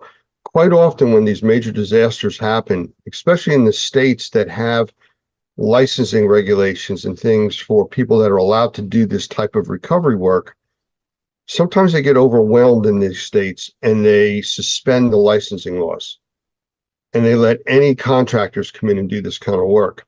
Then it becomes the responsibility of the homeowner, the business owner, to make sure these people are trained. To your point, who are you trained by? Look, then go Google them, make sure it's a reputable organization, because anybody with a pickup truck and a bucket doesn't become a cleaner and a remediator overnight. There's training, there's experience, there's working, kind of in a learning process that you must go through to know how to handle this stuff and safely. And that's what's so critical, Lance. Drying a building is based on scientific principles. There's so many different surfaces, substances, materials in that building that you have to use science to dry them properly and safely so that people can go back and live in them safely and healthy and be healthy. Mold remediation is based on scientific principles. Again, so as you correctly said, we have seen in the past relaxation of the licensing requirements because there's a need for a surge. That's not good for the industry. That's not good for science. It's not good for what we do. And it doesn't guarantee that what you're doing works, doesn't guarantee it's effective, and it doesn't guarantee that that building is safe for when the people start using it again. And that's our job. Our job is to guarantee safety. And so that's why, you go through the certification programs, you go through the training, you go through continuous education to ensure that what you do works and creates a safe indoor space. It worries me. It really worries me when I see relaxation of anything in the middle of a disaster for a matter of convenience, and that then leads to problems. Well, absolutely. And part of that problem is when a government entity issues an executive order or a bill is put through that changes the status quo, even if it's a short-term thing, people don't normally read the full impact or read into the full impact of what the bill says. I know with Texas, there was an issue where they suspended licensing laws. I think it was in the Houston area last time because of the massive flooding. They had like 40 inches of rain or something like that. But part of the executive order that was put out said that before the project could be finished, even if you weren't licensed to do the job, a licensed assessor had to clear it and guarantee there'd be no mold. But people weren't reading that far into it. They just said, oh, we don't need a license, let's go do the work. And people were getting in trouble with that. Yeah, and I think what you've highlighted, though, Lance, is critical. That the list that Normie holds is important. The list that ISSA have of our members, we know what training they've done. We know what they do. We know their capabilities. So it's really important that right now we work together to help our members be part of the team, be part of the disaster response and recovery teams. I think that's, for me, having been in the emergency management, disaster response industry for a number of years now, that's the biggest opportunity before the hurricanes hit right now, is if you're not part of it, then become part of it. If you need help in becoming part of it, reach out to us. Absolutely. Call us. We're here to help, whether, you're more focused on the cleaning side or on the remediation or assessment side. And truthfully, they complement each other. So it's not really different sides. It's just different pieces of the same, solution. And I think the word you used before, team, really sums it up. Yeah, and again, there's so many of our members that have got themselves organised. They're good case studies for us to look at. They're good examples for us to spread the word that this is how certain companies within our industry have got themselves organised to be part of that team, that disaster emergency management response team. But again, what I'm seeing, Lance, in the real world, there's so many more gaps and so many more opportunities to fill. Absolutely. Well, I know we had started off talking earlier about, the alligators or crocodiles snapping at our heels here. We got so much going on. So I'm going to really thank you for taking your time out of what you've been doing to do this interview. there's a lot of information here that people need to hear over and over, not you hear it once and I'm good for 10 years. You know, you need to stay on top of this, hear things over, and, you know, 2 years from now, oh, that's right, I do remember hearing that. And that's the whole reason for training and for being prepared and staging and working as a team, because somebody else may remember what you forgot. Now, you're absolutely right, Lance. And if a company, an organization, if someone has had success in being part of that emergency management team in the response to disasters, share that information with us. We'd be more than happy to tell that story to others and spread the word. Absolutely. Gavin, I appreciate the time, and thank you very much for joining us. Thanks, Lance. That was fun. Have a good day. You too. Come to the blind presentation after we're finished with the interview. So about 5 minutes, we're going to be doing the blind and window treatment. And if you would like a raffle ticket, find the train engineer. Hey everybody, we are back live from the Experience Show in Chattanooga again, and I have Michael Pinto with us. And we've talked many times on these different TV platforms that we're broadcasting on now, but he was doing a presentation today, actually following a presentation I did. So I want to bring him in to say hello and talk a little bit about what he was talking about. How you doing, Mike? I'm blessed. Lance, thank you very much for having me in, and appreciate being here at the show. Of course, I got a Normie shirt on because I'm here as a volunteer instructor for Normie and just trying to help out. Well, I kind of felt like I was the warm-up act for you this morning because you went on right after I did. And, you know, you had a big crowd there. You know, you were talking about mycotoxins and such. That's good. I don't know if I've ever had a warm-up act before, so I'm impressed by that. I think I'm moving up in the world. Well, I actually, they had me sandwiched in between Doug starting his presentation. His ended, mine went, and then, you know, you following what I did. So it was a good group that I had, and I think I saw yours was much bigger even. Well, and I think the rationale for what they did actually makes some sense, all kidding aside. So Doug started off this morning talking about assessment. You were then talking about how to market a mold business. And then I was talking about a more specific aspect of the mold remediation industry, which is the mycotoxin cleaning and even getting in a little bit into the sensitized individuals. And so if if somebody had been on the Normie track, that actually made logical sense in terms of how to proceed in that area. You start with a general assessment, then the general marketing of the business. And then if that's successful, and one of the things I was trying to explain to people is that you have to take another step to get good at the mycotoxin cleaning to help the sensitized individuals. Oh, absolutely you do. But this just clarifies that I was wrong about that it was a rock, paper, scissors thing, getting the order set up. It was actually a rationale to it. So what did I know? No, I thought it worked really well. But the reality of the situation is that for somebody who really wants to take on mold remediation for the mycotoxins and for the sensitized individuals, they should be good at the general remediation first. It's a tough way to do it, to come into the industry brand new and say, okay, I'm going to focus on the sensitized individuals, or I'm going to focus on mycotoxin cleaning, because there's so much,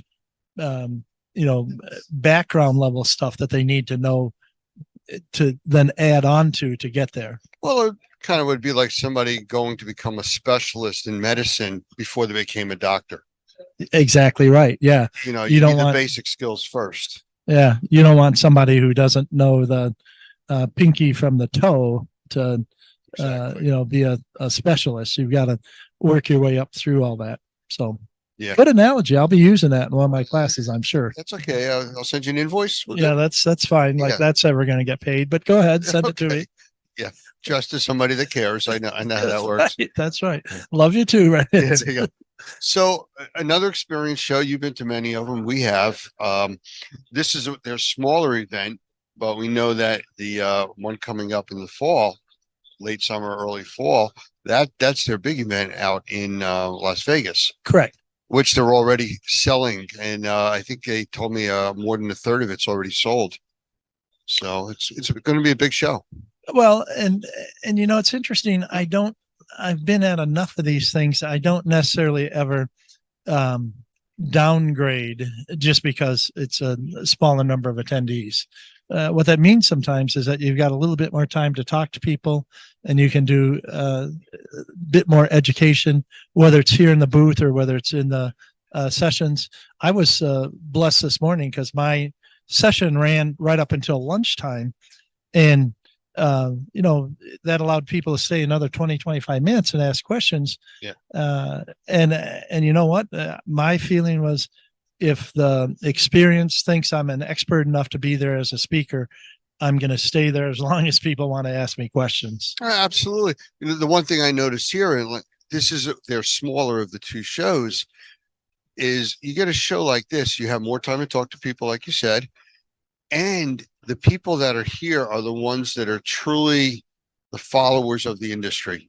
Not just somebody that because it was a show and a bunch of people are going, they're going to go. These are the people that are at all the shows. Well, and I'm certainly not knocking Chattanooga or anything like that, but there isn't the hole away from the convention hall like there is in Las Vegas, where people can immediately walk over to the casinos or whatever it is. And there's just so much more bright lights and attraction. Here, you have to kind of dig for a little bit for the local attractions. And so as a consequence, I think you get people that stay in the show longer. And I thought it was really good attendance at the educational sessions this morning. I thought that, there was, even at Doug's at 8:30 in the morning had a lot of people in it. Yes. But in reality, to give it the feel of Las Vegas, we have David DeGraff here wearing his fluorescent orange suit, which hopefully we're going to get him to stand still long enough a little bit later on to be able to talk to him also, because he's part of this industry. He provides very valuable service. He's not on the educational side, but he provides the manpower. And also, doesn't he have something to do with the chemicals too, or no?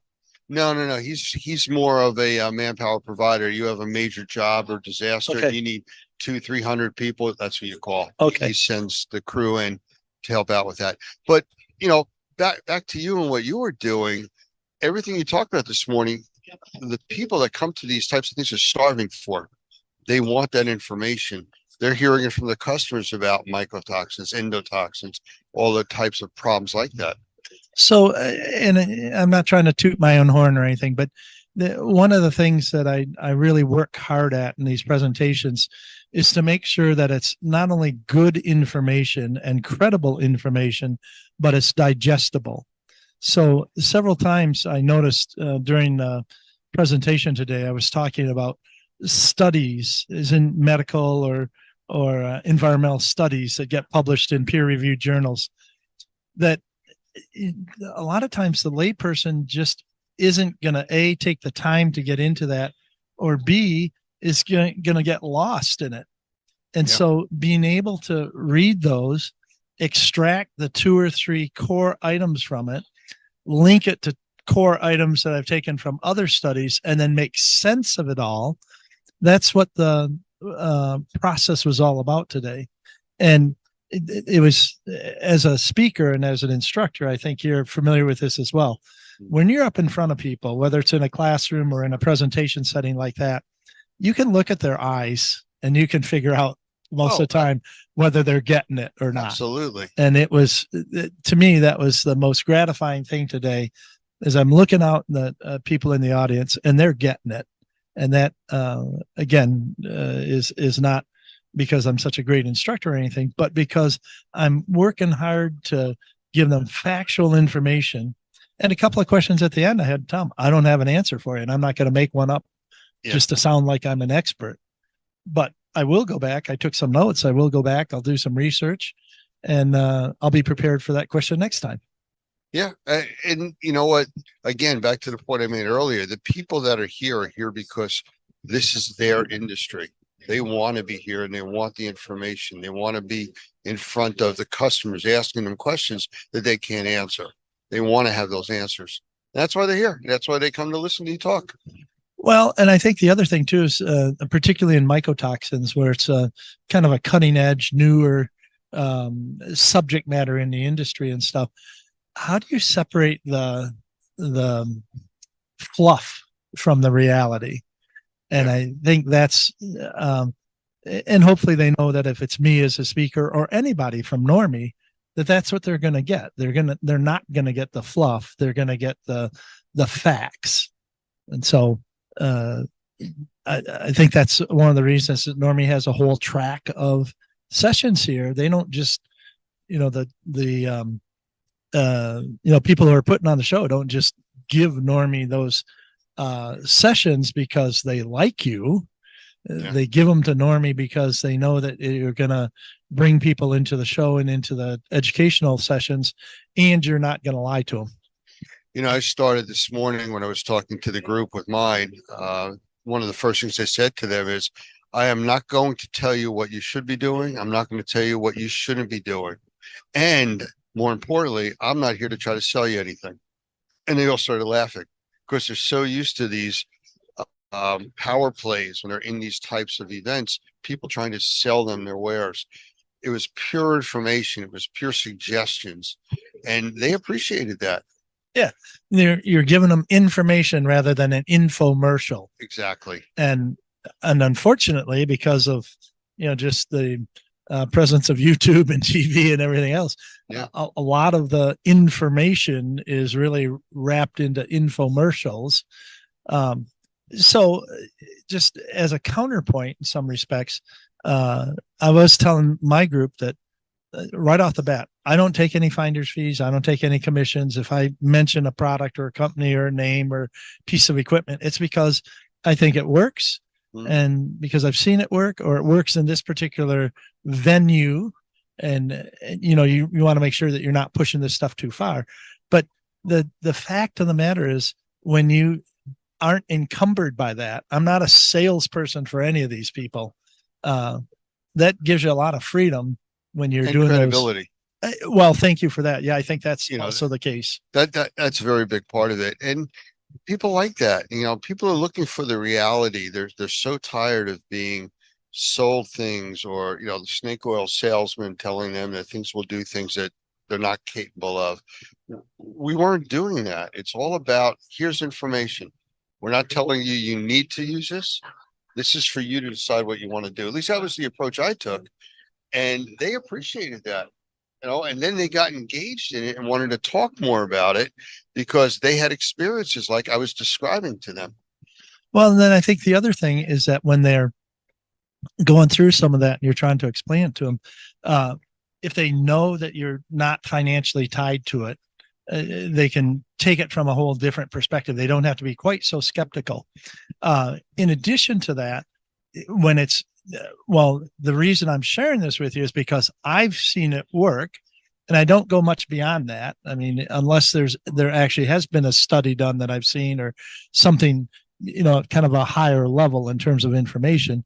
There is still some value to saying, well, here's an experienced person in the industry who has seen this and seen it work. Right. That's worth something. Well, that's why they line up, and that's why I was your warm-up act. That's all I can say. Mike, I appreciate the time, and Lance, it's always so good to chat with you. Thank you for making this available on so many different platforms.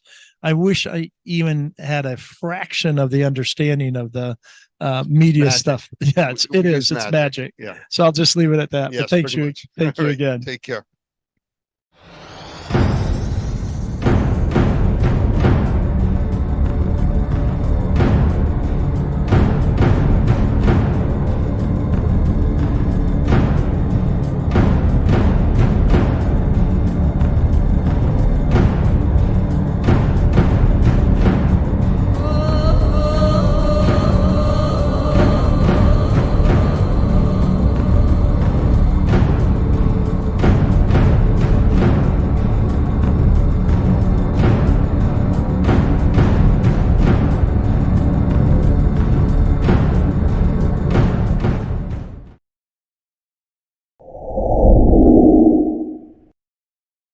I want to welcome Douglas Hoffman, the Executive Director of Normie, which is the National Organization of Remediators and Microbial Inspectors, to our episode today. And for those of you that have been following us, we've been doing interviews with influential people in the indoor air quality, outdoor air quality, and firefighting arena, all dealing with the wildfires coming out of Canada. So Doug, welcome. Hey, thank you. Good to be here. I'm glad to have you. You know, you have an extensive background in building science. And one of the things that came up with some of the interviews that we've been going through since the wildfires in Canada started affecting the central and middle part of the US is, what do people do? You know, you can't stop breathing. You know, that's just not an option. You know, people can go, we've talked about this earlier, you know, 20 to 40 days without food. They can go 3 to 7 days without water, 4 to 6 minutes without air. So no option there. So you have to be able to continue to breathe. So we normally have people that complain about indoor air quality without smoke, without all these other external things going on. What can people do to try to help themselves when they're in conditions like this, where you can't go outside, where the air is normally better than inside?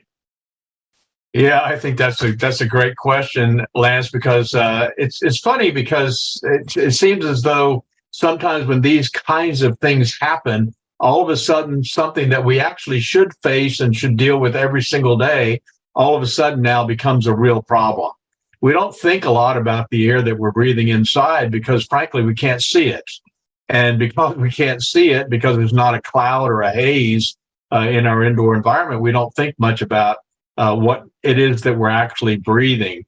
I've talked about that sometimes with the bottled water. Do you know what's in the bottled water you drink? Well, if you can't see it, you're not terribly concerned. And so one of the things that then piques our interest is when we do identify something, either by an odor or by something that we see that's floating around in the air. Now, all of a sudden, it becomes an issue. You know, in our classes, we talk a lot about this shaft of light that you see in the morning. You don't typically see all that stuff floating around, and so you don't think about it.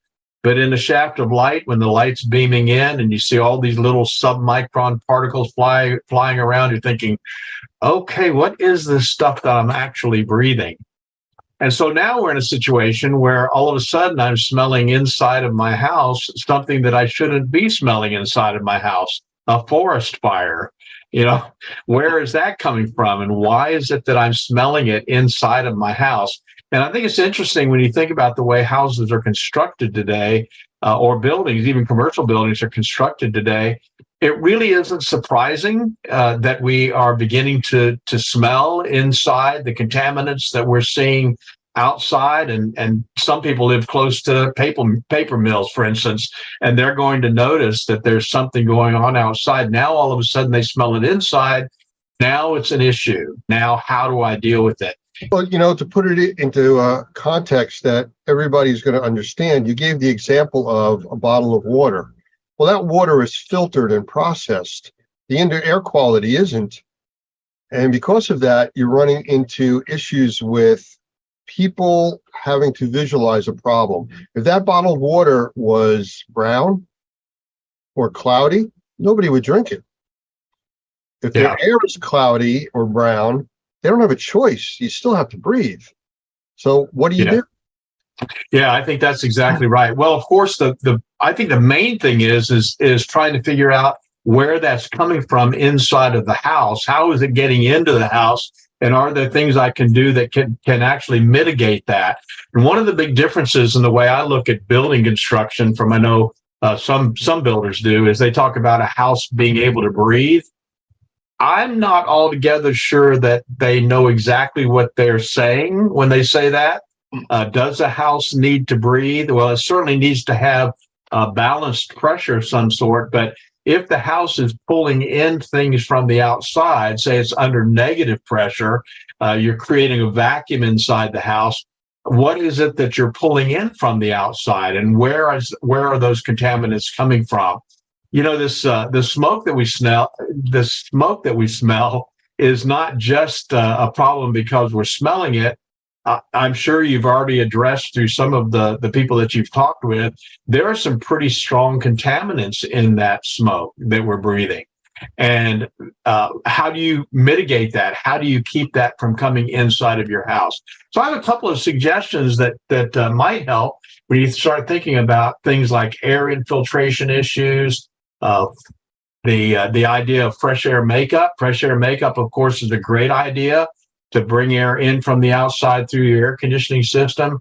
But the question is there a way to reduce that or to mitigate that? So I have some ideas that I might be able to share here that people could do pretty quickly to begin to seal off what's going on the outside. That's at least one step, and that's to begin to seal up that environment so that you're not bringing stuff in from the outside. That was one of the questions and concerns that came up when I actually did an episode with Michael Pinto over sensitized individuals, that normally indoor air quality is up to 10 times worse than the outside air. So people that are sensitized, which is like 20% of the population, they go outside to feel better. When the outside is, so choked with smoke from forest fires, thousands of miles away, what do? Now you got to retreat back to the area that's a problem. Yeah, that's exactly right. So for sensitized individuals, one of the methods that we use to determine how are those things getting inside the house is by doing what's called a blower door test. And essentially what they do is they take off the front door and they'll install a door that has a gigantic fan on it. And then they'll turn that fan on and put the house under negative pressure. Essentially what you're doing is you're creating a vacuum inside of the home. And guess what happens when you do that? Now, all of a sudden, you're pulling air in through the cracks and crevices around the windows, cracks and crevices around the doors, places that you don't really even think about. A lot of people don't realize that wall cavities, exterior wall cavities, actually breathe. And what I mean by that is that moisture and vapor will actually move through those walls. And so now all of a sudden, when that house is set up under negative pressure, and you run a blower door test, created that vacuum, now what you're doing is you're even pulling it through the electrical outlets. And whatever is in that wall cavity is now coming into the air that you breathe. And that may sound really like, that's a little too detailed for me. Do I really need to be that concerned? But that's the answer as to where are those things coming from. They're coming from the outside. Even if you kept your doors and windows closed, you're still going to smell that smoke that's from the outside. And whatever that smoke is carrying, you're actually going to be breathing. I'm in New Jersey, and we were directly affected by the smoke coming out of Canada from the fires. And 4:00 in the afternoon, the sun's high in the sky. We went through 3 days of not a cloud in the sky, and it looked like sunset.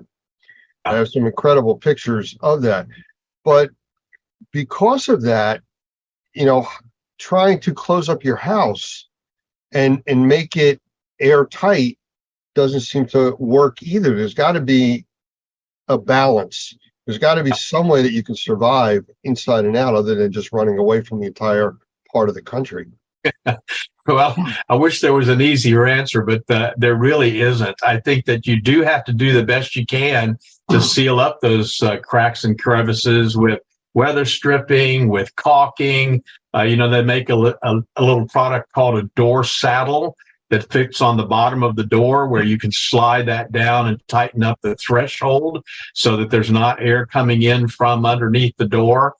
I think once you do that, of course, as we've always said, it's got to be a holistic solution. That's at least part of the problem. But if you can take the time to seal off some of those entry points where the smoke is coming in from the outside, then you can address the indoor air quality with good filtration, good purification, those kinds of things that are more proactive in terms of oxidizing those contaminants that are in the air. So it definitely can be done. I think it's just maybe a little more effort than most people are willing to take. I think they'd almost rather go to the mall.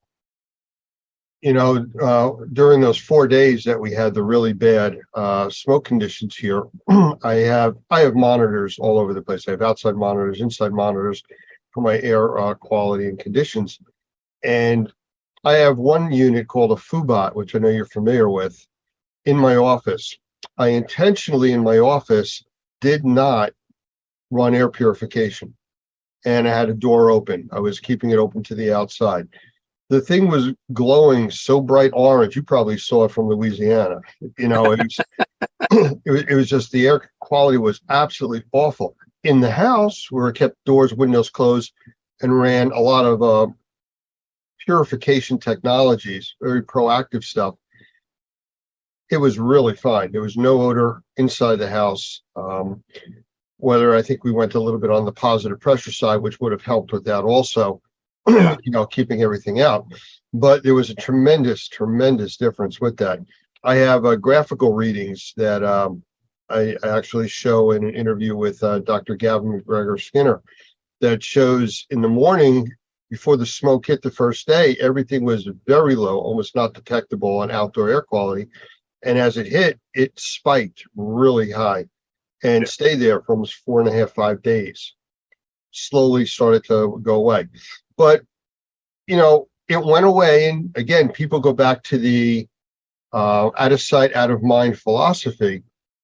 I don't see this going away. There's a film all over everything that's out there, from the smoke, the ash that was out. What kind of concerns are there for long-lasting effects from the stuff that people have breathed in and what's still out there?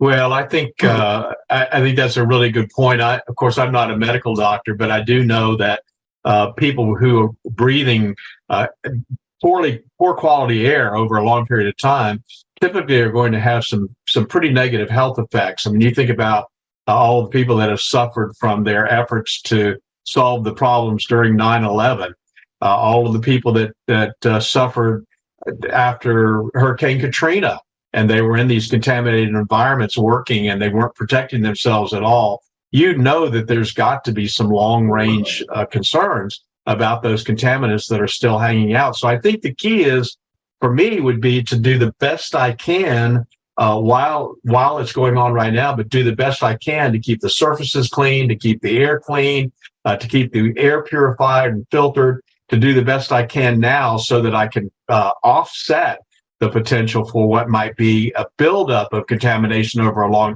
period of time. You know, I remember reading several years ago in Reader's Digest about a single cigarette producing over 4,000 chemical gases, 43 of which are carcinogenic. And the article went on to say, interestingly enough, that secondhand smoke that a person would be breathing who's not smoking was in some cases more dangerous than the person who was smoking, that it was affecting the person who was breathing that smoke worse than it was affecting the person who was actually doing the smoking. So I think there's a lot for us to learn long term, but at least to begin with, I think the answer is, what can I do right now to make sure that I'm creating the cleanest environment that I possibly can? Because one of the things that I do have control over, may not have any control over what's going on outside, but I certainly have control over what's going on inside. And you know as well as I do that there are ways that we can do that will make sure that we're breathing the best air that we can breathe in spite of what's going on outside.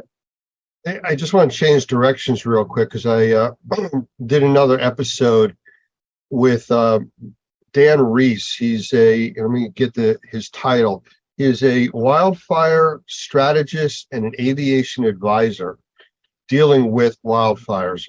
And we spoke at length about some of the things that are going on out there, the lack of education, what people don't understand and know. And I said, what are you concerned about? And he talked about the two different types of wildfires. One is where it's burning a forest, putting smoke in the air from the trees, the brush, and stuff like that. The other type is when it's burning a forest and starts burning homes and businesses and factories, and putting all of these other unknown chemistries in the air. Right. You know, it takes it to a whole nother level. Now, in my area, they were talking about every news channel wearing your N95 mask or your N100 mask. Well, that's fine for larger particulates, but it's not going to do anything for the gases or the chemicals that are in the air. They go right through it like you're not wearing a mask whatsoever. You know, where's the concern on that? Yeah, I think we know that, don't we? I mean, we all went through COVID where we were wearing masks, and yet we could still smell a lot of what was going on around us, and the heavy perfume that somebody was wearing, So I think we got a pretty good education on the ineffectiveness of masking for smallest particles, the smaller submicron particles, and for the gases that are in the air. So again, I don't know that there's an actual solution. I mean, I'm not the kind of guy that's going to walk around outside in a hazmat outfit, But the truth is that I think the recommendation that they made about staying inside is really not a bad one. If you can stay inside and you can control the air that you're breathing inside, if you don't have to go outside, then there's not a reason to, because you're exactly right. I think the thing that concerns me about these kinds of fires are all of the other contaminants that are in the air besides just the wood burning particulate. Absolutely. And, one final comment on the masks. Wearing a mask is going to help, but you can't get that full sense of security saying, oh, I'm wearing a mask, I'm protected, because you're only protected from some of the larger particulate, not the gases, the chemicals, and everything else, just like viruses would go right through a mask. So that's a definite concern. So without rebuilding your house, preparing for the next time the wind shifts and blows the fire smoke this way, which it's going to happen again, just because of weather conditions and everything else, what can people do? Well, so several years ago, you probably remember the Colorado fires, and we had a lot of contact with some folks that actually lived there. In fact, one of our real good friends lost their family cabin from the Colorado fires. They lived in Colorado, but they also had a separate place, which was their cabin, and it just burned to the ground. And as soon as those fires started, we sent them some proactive air purification technologies. And I don't know how much you want to talk about that, or if you've got other people you want to talk about those technologies, but I'll tell you that I'm convinced that that's one of the first things that somebody could do to deal with the particulates and the chemicals and the odors, something holistically, proactively that could be put in the environment to actually purify the air. So I think those two things kind of go hand in hand. One is do the best you can to seal up the environment with, again, weather stripping, caulking, saddles on the doors, exterior doors to close up the thresholds and keep those tighter. Put on insulators on the electrical outlets to make sure you're not pulling air in from the wall cavities. Those kinds of things to me is absolutely a first step. And then the second step would be make sure that I've got really, really good air purification technology, something that's got a good HEPA filter, got a good PCO technology or ionization technology that's going to get rid of those chemicals and those odors and those particulates. Something holistically, proactively dealing with the air quality. That's where I would be. I agree with you completely. Actually, I did an interview for one of the segments with Michael Pinto. I think I may have mentioned that. And besides just talking about the sensitized individuals, we talked about, and I don't want to talk too much about the episode, but a safe room. Just like you would have for a tornado or a hurricane or a severe event going on, one smaller area that you can protect even more than the other areas. And that's something else you can do depending on your situation. The interesting thing about this is just from every kind of, like I said, I'm not a health professional, but I do know that one of the reasons why we do so well when we sleep well is because when we sleep well, it builds up our immune system. It strengthens us when we get a really good night's sleep. And I feel the same way about our indoor environments.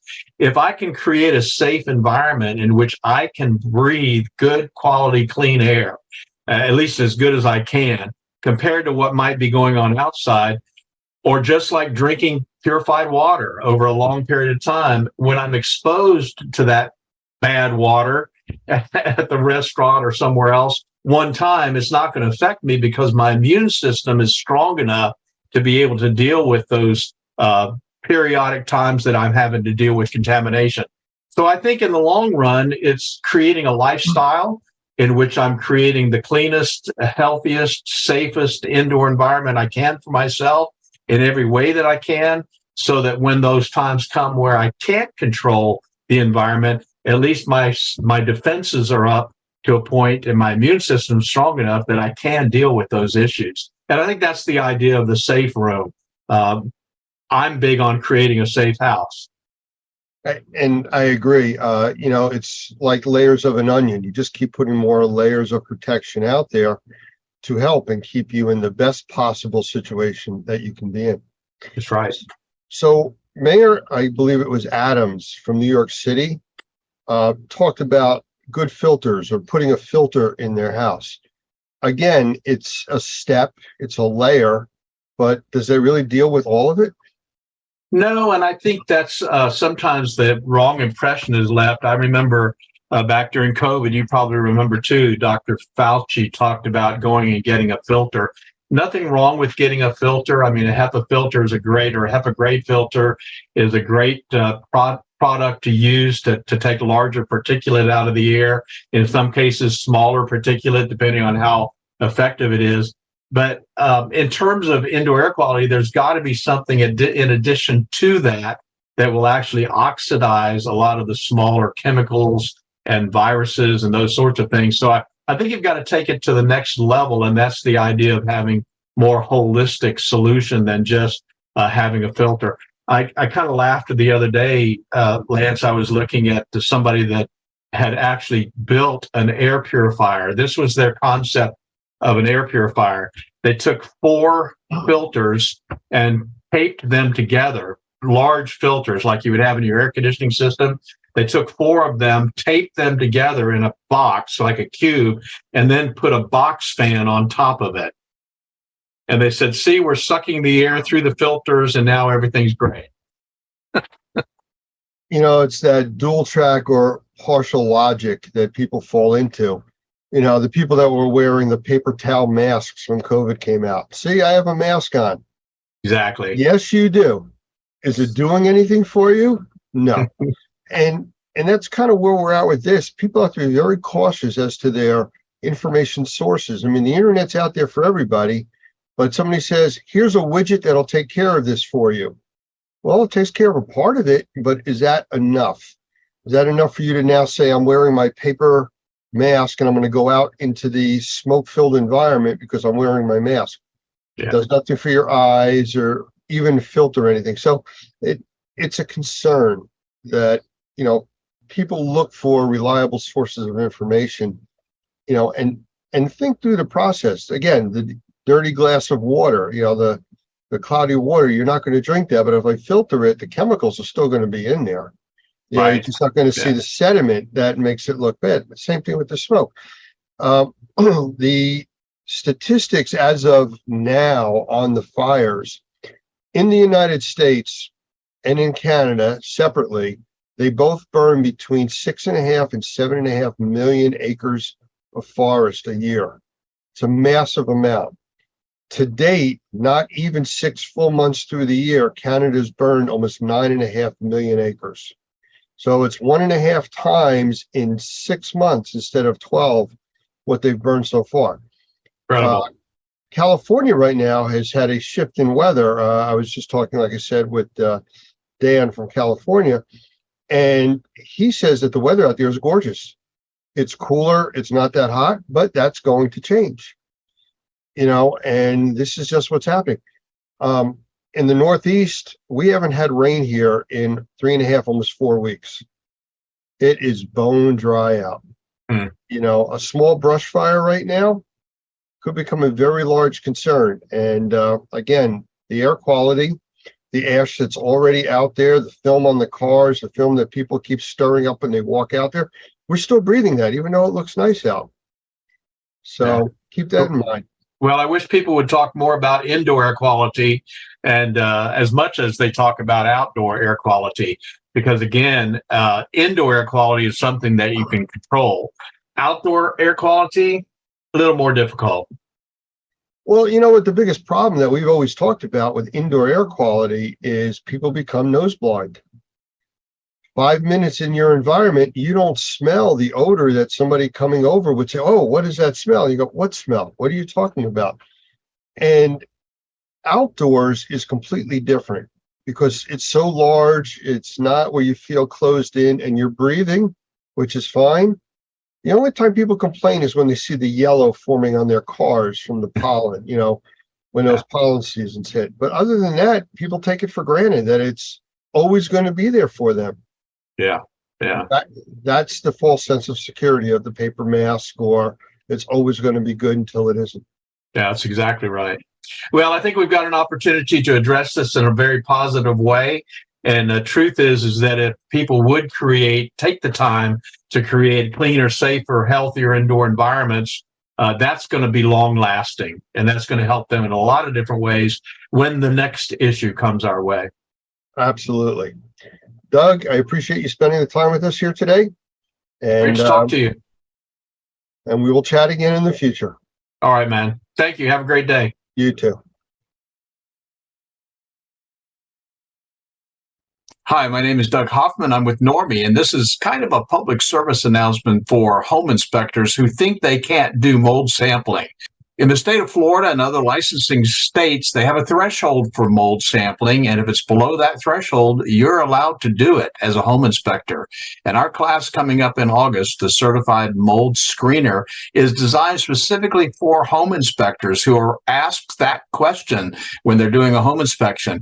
And truth is, even the board in Florida has agreed that home inspectors can do mold inspections as long as it's below the 10-foot threshold. And so the Certified Mold Screener will give you the opportunity to answer the question for your customer and give them 3 options: a do-it-yourself option, a recommendation to a certified mold assessor licensed in the state, if necessary, or you can take the samples yourself. You don't even have to write a report. Our class, the Certified Mold Screener, is designed specifically for home inspectors. We've had a lot of success already in New York with this and other places across the country. We're inviting you to our class. Go to training.normie.org or contact the Home Inspectors Association of South Florida, and they'll be able to give you information about this class. Coming up in August, hope to see you there.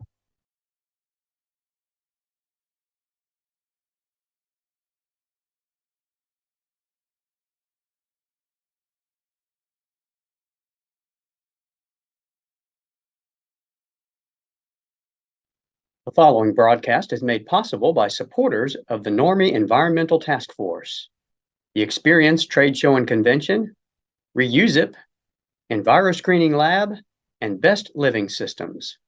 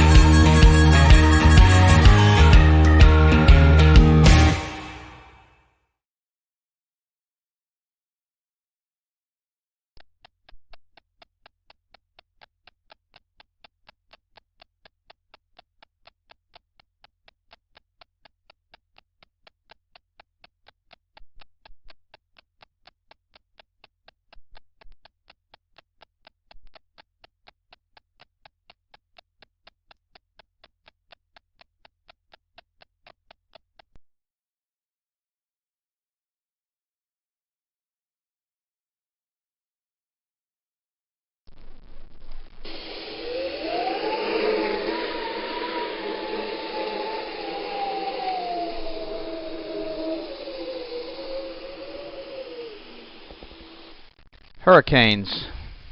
If you didn't know any differently, they'd seem at the beginning like any other storm.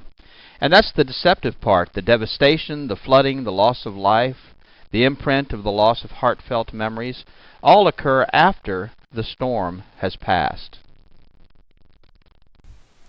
The latest technology gives us the opportunity to be prepared way in advance of impending danger, and yet we wait. Or worse yet, we decide to stay.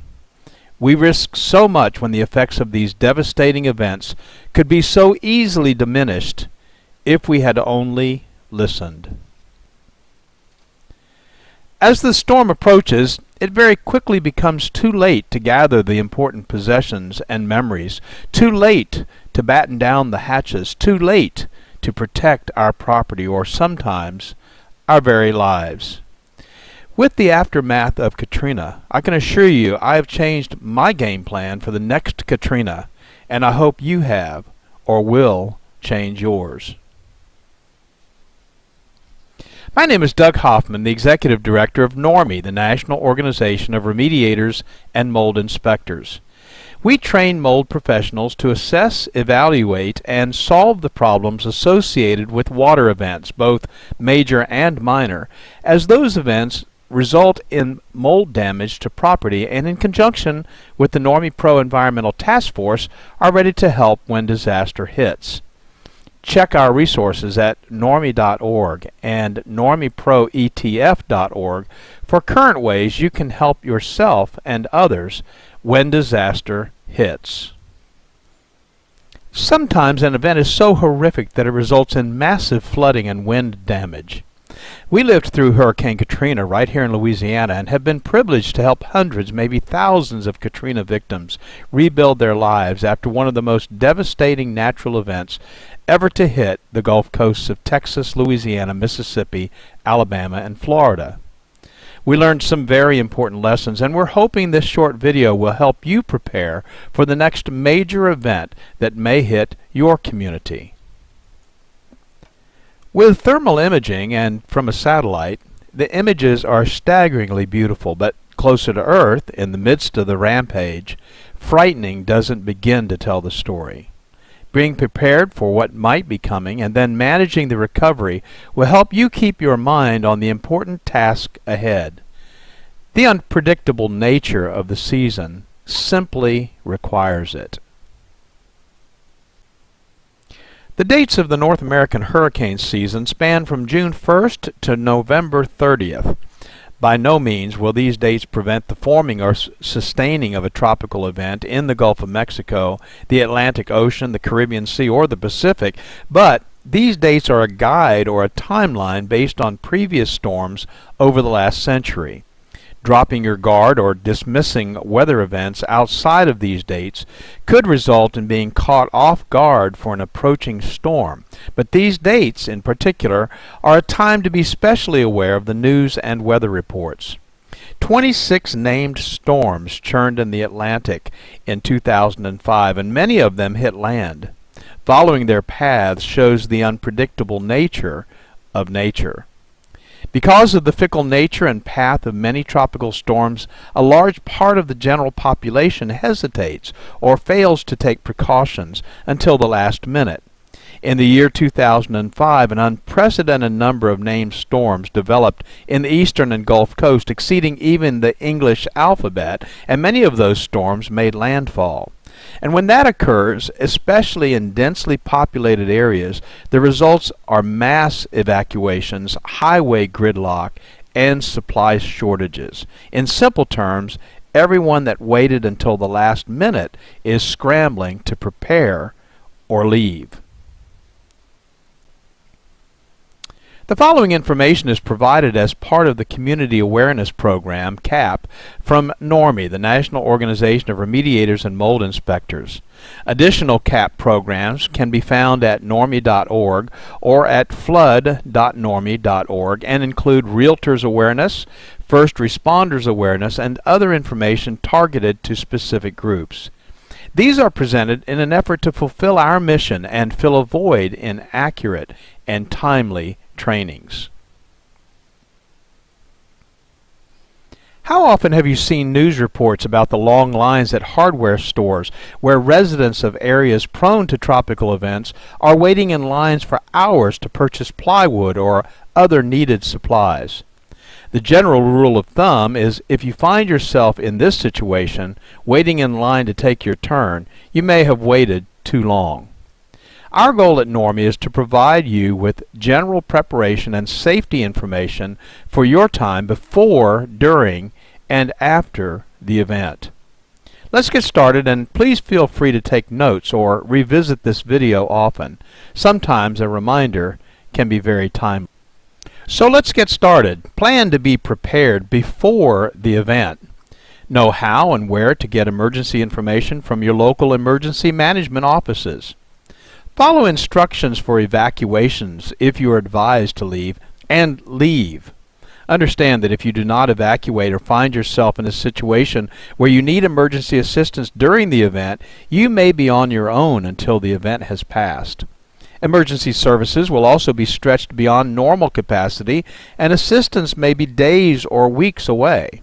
Remember that people that choose not to evacuate when instructed to do so are either victims or survivors. Neither title is as a result of good planning. When you do evacuate, if you have carefully planned your evacuation route well in advance of the evacuation and you know where you will be staying, life will be much easier while you are displaced. So if you are not prepared to fend for yourself for an extended period of time, consider relocating prior to the event. If you have the time, tidy up the house, wash and put away the dishes, clean the coffee pot. When you return, you'll feel better about this kind of detailed planning in advance and appreciate the preparation you've made for your return. And of course, traveling during the event is not advisable in most cases. Some of the following information are recommendations from FEMA, the Federal Emergency Management Agency. And they suggest, before the storm, make plans to secure your property. Permanent storm shutters offer the best protection for windows. A second option is to board up those windows with 5/8 marine plywood, cut to fit and ready to install. Tape does not prevent windows from breaking. Install straps or additional clips to securely fasten your roof to the frame structure. This will reduce roof damage. Be sure trees and shrubs around your home are well trimmed. Charge your cellular phone and refill your meds. Clear the gutters and downspouts of any extra debris that could become airborne. Secure your boat. Consider a safe room, a place where you will not be hurt by broken glass or structural damage. Take your outdoor furniture and put it indoors. Get evacuation information, which is readily available, and get a local shelters list. Where can you go if you need to? If you can't get out quickly enough or you get stranded because of traffic, where can you go? In regards to evacuation guidelines, there are really just two categories: what you should always do and what you could do if time permits. As my dad used to say, if you prepare for time to permit, it will. This list gives you these two priorities to consider. Always keep a full tank of gas in your car if an evacuation seems likely. Gas stations may be closed during emergencies and unable to pump gas during power outages. Plan to take one car per family to reduce congestion and delay. If time permits, gather disaster supplies and put them in a kit stored in your home. Always make transportation arrangements with friends or local government if you do not own a car. If time permits, make sure you've got sturdy shoes and clothing that provide some protection, such as long pants, long-sleeved shirts, and a cap. Always listen to battery-operated radio and follow local evacuation instructions. And if time permits, let others know where you're going.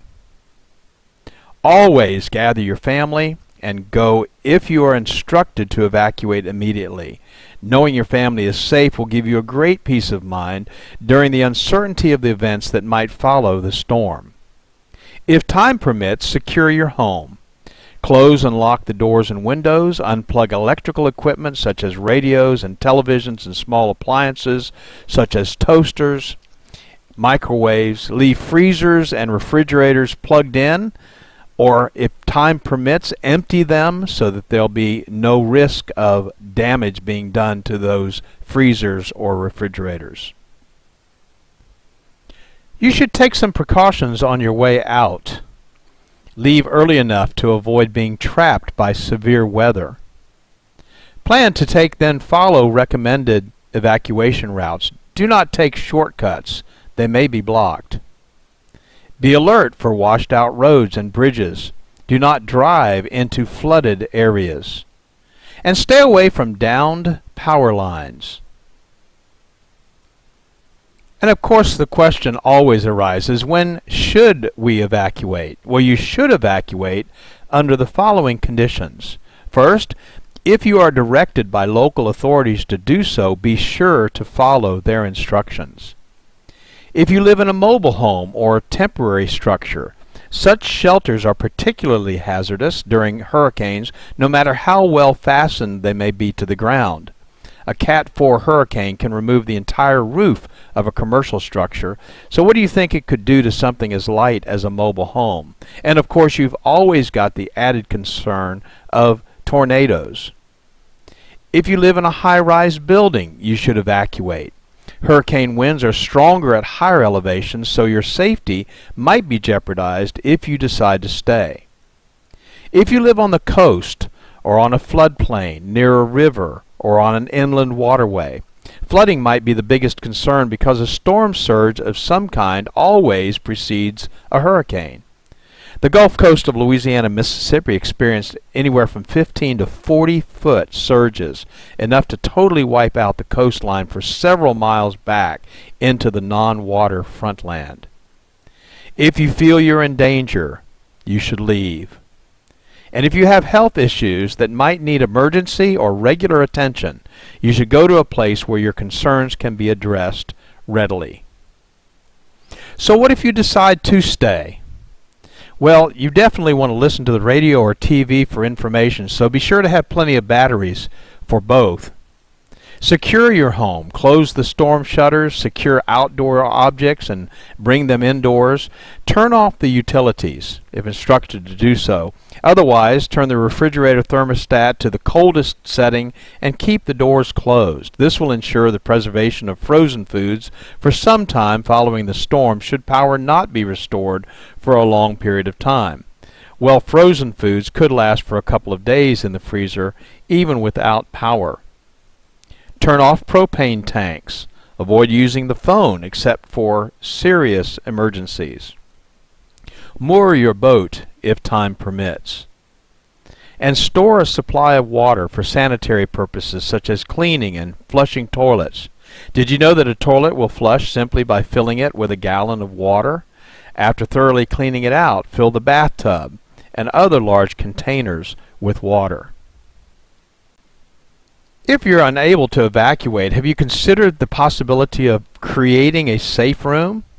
If you don't have one, follow these simple guidelines. Make sure that you stay indoors during the hurricane and away from windows and glass doors. Close all the interior doors besides securing and bracing exterior doors. Keep curtains and blinds closed. Don't be fooled if there is a lull. It could be the eye of the storm, and the high winds could pick up again. If necessary for your own safety or that of your family, take refuge in a small interior room, closet, or hallway on the lowest level, but where flooding won't be a concern. And if you sense tornadic activity, which often accompanies a hurricane, lie on the floor under a table or another sturdy object. We have incredible technologies that give us advanced warning, tell us the intensity of what we might be facing, and track the storm from its inception to its end. What makes us think we can weather the storm? But we often try. The following are the basic emergency kits and supplies recommended by FEMA. Basic disaster supplies should be stocked in preparation for what may occur during and after a flood, hurricane, or other water event. Let's take a moment to simply list the 6 basic items, and then we'll talk about each one of them in a little bit of detail. This checklist will serve as a great starting place to be sure you are prepared. There are 6 basics you should stock in your home: water, food, first aid supplies, clothing, bedding, and sanitation supplies, tools, and specialty items. And keep the items that you would most likely need during an evacuation in an easy-to-carry container. Possible containers could include a large covered trash container, or a camping backpack, or even a duffel bag. First, water. How much water do I need? You should have at least a 3-day supply of water, and you should store at least 1 gallon of water per person per day. A normally active person needs at least 1/2 gallon of water daily just for drinking. Additionally, in determining adequate quantities, take the following into account. Individual needs vary depending on age, physical condition, activity, diet, and climate. Children, nursing mothers, and ill people need more water. Very hot temperatures can double the amount of water needed, and a medical emergency might require additional water. How should I store water? Well, to prepare safest and the most reliable emergency supply of water, it's recommended that you purchase commercially bottled water. Keep that bottled water in its original container and don't open it unless you need to use it. Observe any expiration or use by date. If you're preparing your own containers of water, it's recommended that you purchase food-grade water storage containers from surplus or camping supply stores to use for water storage. Before filling with water, thoroughly clean the containers with dishwashing soap and water and rinse completely so there is no residual soap. Follow the directions below on filling the container with water. If you choose to use your storage containers, choose 2-liter plastic soft drink bottles. Not plastic jugs or cardboard containers that have had milk or fruit juice in them. Milk protein and fruit sugars cannot be adequately removed from these containers and provide an environment for bacterial growth when water is stored in them. Cardboard containers also leak easily and are not designed for long-term storage of liquids. Also, don't use glass containers because they can break and they're heavy. If you're storing water in plastic soda bottles, follow these steps. Thoroughly clean the bottles with dishwashing soap and water. Rinse completely so there's no residual soap. Then sanitize those bottles by adding a solution of 1 teaspoon of non-scented liquid household chlorine bleach to a quart of water. Swish the sanitizing solution in the bottle so that it touches all surfaces, and then after sanitizing the bottle, thoroughly rinse out the sanitizing solution with clean water. Then you're ready to fill the bottles with water and seal them. Food. However you do it, you need a checklist. Put it in a magnetic clipboard attached to the side of your refrigerator, a post-it note on the inside of a kitchen cabinet, on your PDA or your phone app, but make a list now while you're calm and in your right mind. And remember these important points. Store at least a 3-day supply of non-perishable food. Select foods that require no refrigeration, preparation, or cooking, and little or no water. If you must heat food, pack a can of Sterno and matches. Select food items that are compact and lightweight. Avoid foods that will make you thirsty. Choose salt-free crackers, whole grain cereals, and canned foods with high liquid content. Be sure to include a manual can opener. That might come in very handy. And include a selection of the following foods in your disaster supply kit and put them in a waterproof container. Foods like ready-to-eat meats, fruits, and vegetables, canned fruits, juices, milk, soup, staples like sugar, salt, and pepper, high-energy foods like peanut butter, jelly, crackers, granola bars, trail mix, vitamins and minerals, foods for infants, the elderly, or special dietary needs. And don't forget comfort stress foods like cookies, hard candy, sweetened cereals, instant tea, or coffee. First aid supplies. First aid kits can be purchased, but some people prefer to make their own. So we've listed here 18 things that should be included so you could supplement a pre-packaged kit or develop your own. You'll need to decide which items you would want to include or exclude based on budget restraints, but even the seemingly least needed item could become extremely important in a life or death situation. Take the time to study this list, and we've provided a printable copy of this list as a resource at hurricane.normie.org website for your review. And a medical kit, again stored for safekeeping, could include the following items: aspirin or non-aspirin pain relievers, anti-diarrhea medication, an antacid for upset stomach, syrup of ipecac to induce vomiting if advised by the Poison Control Center, possibly a laxative, and maybe an activated charcoal, again for use if advised by the Poison Control Center. Emergency and safety items might also include these items, which would be safely stored but probably not in the same box with the first aid kit. Gas cans, ice chest or two, disposable cups, plates, eating utensils, and paper towels, black trash bags, vinyl gloves, maybe moistened cleaning towelettes. Again, having these items far in advance of an impending storm is simply the best way to avoid having to find them in an emergency and when you might be in panic mode. And by all means, take the time to contact your local American Red Cross chapter to obtain a free basic first aid manual. Clothing, bedding, and sanitation supplies are extremely important, and especially if you live in a cold climate, you've got to think about warmth because it's possible that you would not have heat. So include at least one complete change of clothing and footwear per person. A light jacket or coat, long pants, a long sleeve shirt, sturdy shoes or work boots, and of course waterproof would be preferred. Hat, gloves, and scarf, rain gear, thermal underwear, blankets or sleeping bags, and sunglasses. And on the sanitation side, don't forget the toilet paper, soap, liquid detergent, feminine supplies, personal hygiene items, plastic garbage bags with ties for personal sanitization use, plastic bucket with a tight lid, and disinfectant. Maybe even a little bit of household bleach for sanitization. Next on our list is tools, and there are a lot of tools that people don't think about needing until they need them. Mess kits or paper cups, plates, and plastic utensils.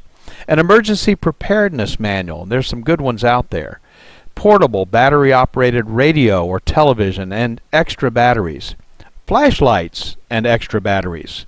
Cash or traveler's checks and some change. Non-electric can opener, a utility knife. Fire extinguisher, small canister, ABC type, a tube tent, pliers, tape, compass, matches in a waterproof container, aluminum foil, plastic storage containers, rabbit ears for your TV, signal flare, paper, pencil, needles, thread, a medicine dropper, a shut-off wrench to turn off household gas and water, a whistle, an axe, plastic sheeting, and a map of the area for locating shelters. And finally, specialty items. Remember family members with special needs such as infants and elderly or disabled persons. For baby, formula, diapers and wipes, baby food, bottles, powdered milk, pacifiers, and maybe medications. And don't forget the adults. Heart and high blood pressure medication, insulin, prescription drugs, denture needs, contact lenses and supplies, extra eyeglasses, hearing aid batteries. That's a lot of stuff to remember.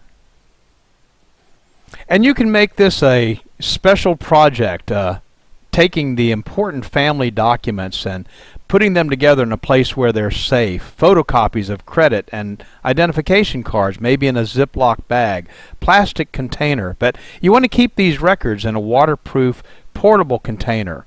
Your will and insurance policies, contracts, deeds, stocks, and bonds. Photo IDs, passports, social security cards, immunization records, bank account numbers, credit card account numbers and companies, inventory of valuable household goods or important telephone numbers, family records like birth and marriage and death certificates, your checkbook, cash and coins, and then of course some entertainment, games, and books that you might need while you're away.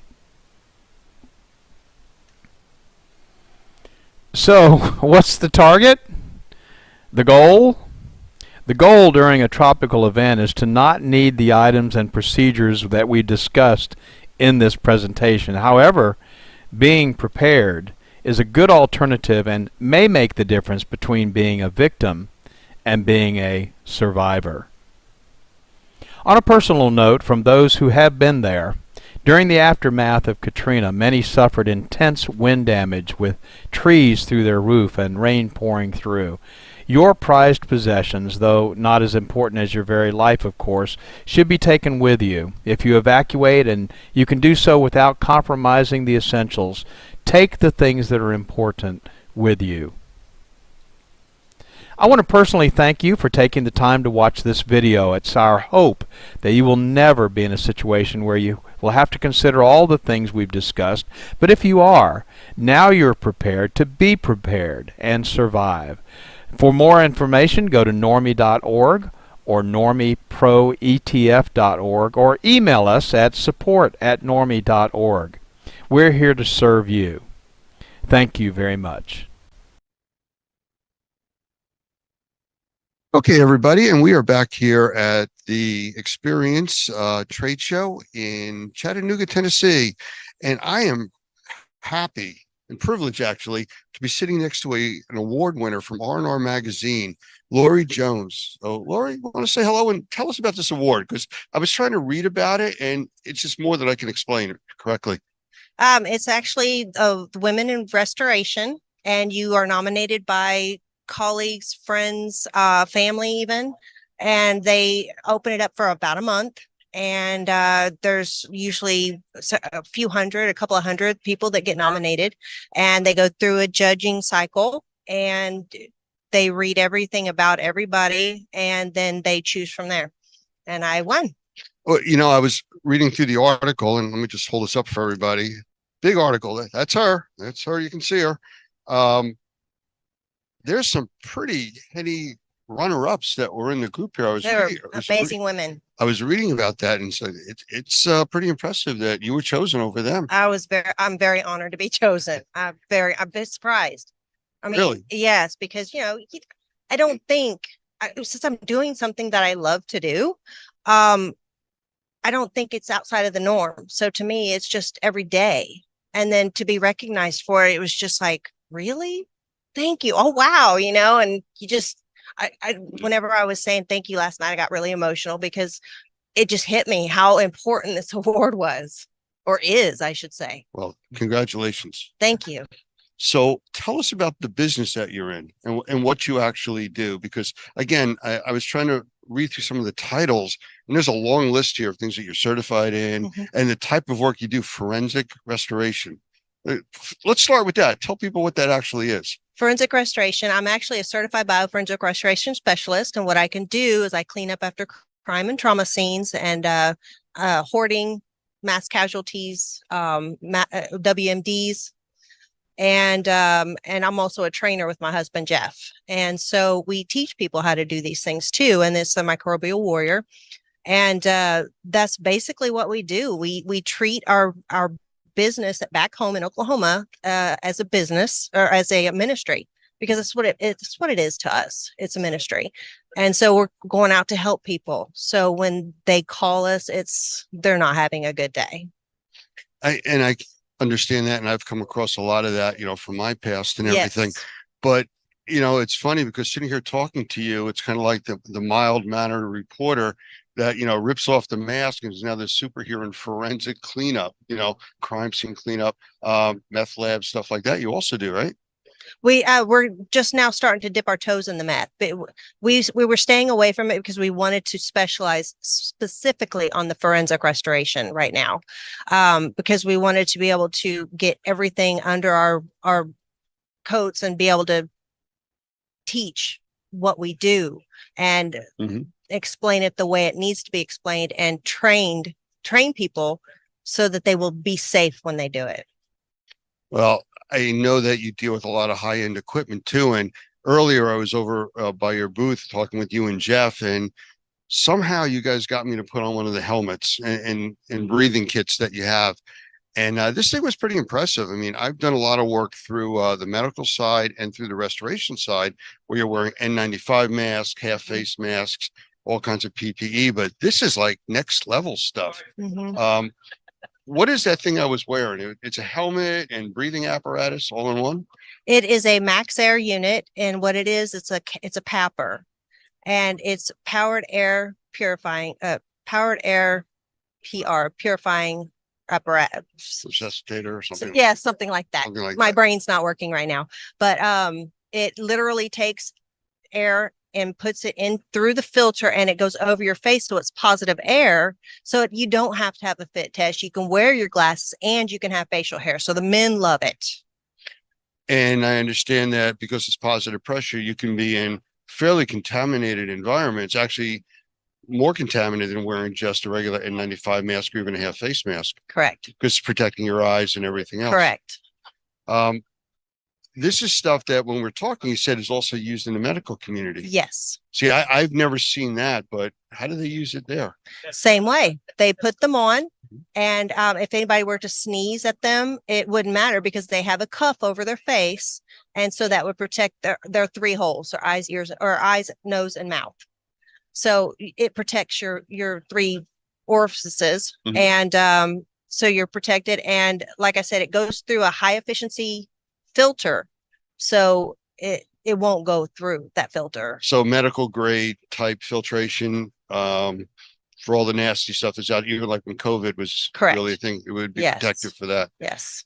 Well, that's interesting because I know that a lot of our people through emergency services, medical services, I mean, they were wearing 2 and 3 masks at a time, you know, trying to protect themselves. And it sounds like this is something that does it all by itself. Yes. And plus with those masks, people were getting rashes around their faces because it would irritate their skin. You don't have to worry about that with this. Ah, okay. Well, again, I was wearing it. I know Doug took some pictures of me. I'm afraid to see what he did with those, but I'm sure we'll find out in the near time. So what do you have planned next? You already won the Woman of the Year in Restoration Award here. What's next? Just get more and more people trained to do their job safely. That's our goal. And where are you located? Oklahoma City, Oklahoma. Is that where you teach, or do you guys teach No, all we over? teach pretty much everywhere that has a facility that can actually accommodate what we do, because there's some facilities we use real blood and real brains from the people that the butchers, not butchers, but the places. Talking about animals. Yes, Yeah. animals. Not people. You're not digging No, up graves. no, right. Okay. Take it to a whole new level. That Right. Yeah. So what we'll do is we'll put it on walls, and that's how we train. So you're actually getting in there and you're cleaning up these substances off the walls and floors or wherever we had put it, and then we test you. So Okay. it's real live Is stuff. there a special certification for this? For Forensic type of cleaning and stuff? Yeah, because there's a certified forensic operator, then there's a certified forensic restoration specialist, and then a certified bioforensic restoration specialist after that. And we are also doing high risk, high level decontamination specialists, where we are training how to deactivate or where you take fentanyl and just destroy it, where it will not hurt fentanyl is such anybody. a big problem right It now. is. It's a really big problem. I know that's in crime scene cleanup and meth labs, fentanyl production and distribution, but also in the medical field. We were talking earlier about, patients wearing, 10, 12 fentanyl patches. Yeah. And just throwing them around, and now the contamination is everywhere. Yep. Yeah. And I was talking to a relative of mine, and they were telling me that the way they get rid of their fentanyl patch, because they have issues, and we of course won't go into that. But there's a way you're supposed to fold them up and get rid of them. Of course, I didn't ask them how they did it, but if they're not disposed properly, yes, very big problem. Yeah. And there's people that are just going to throw them off. Oh, absolutely. And it's absorbed through your skin. So just accidentally coming in contact with it, picking it up, you can affect a lot of people. Yes. Interesting. Well, it sounds like you got some work cut out for you with training like the rest of That we do is scientific based. Mm-hmm. So it's not just like, we think it's going to work. We've actually talked to scientists and figured everything out with their help. So is there a filtering program, going back to what you said earlier about who can take your classes because of the way that you teach your classes, you know, with real blood, real debris from animals and stuff like that? Not really. You'll learn pretty quickly whether you're going to be able to do it or not, because during presentations, we do show very graphic photographs, and we've had some people that actually got up at other room and walked out because they couldn't handle it. But usually the people that come are the ones that they think pretty much they're secure that they can do it, or if they've already done a couple of jobs and they just want to learn how to do it correctly. Okay. Anything else you want to talk to about, or anybody online? Send them a message, say hello, anything like that? No, just I love my family. All right. Well, congratulations. Thank you. Thank you. I appreciate it. Thank you for being here with us. And we'll have to chat some more. I would love to take one of the classes one day. Okay. So that'd be we'll talk. awesome. Okay. Sounds good. Okay, thank you. Thank you.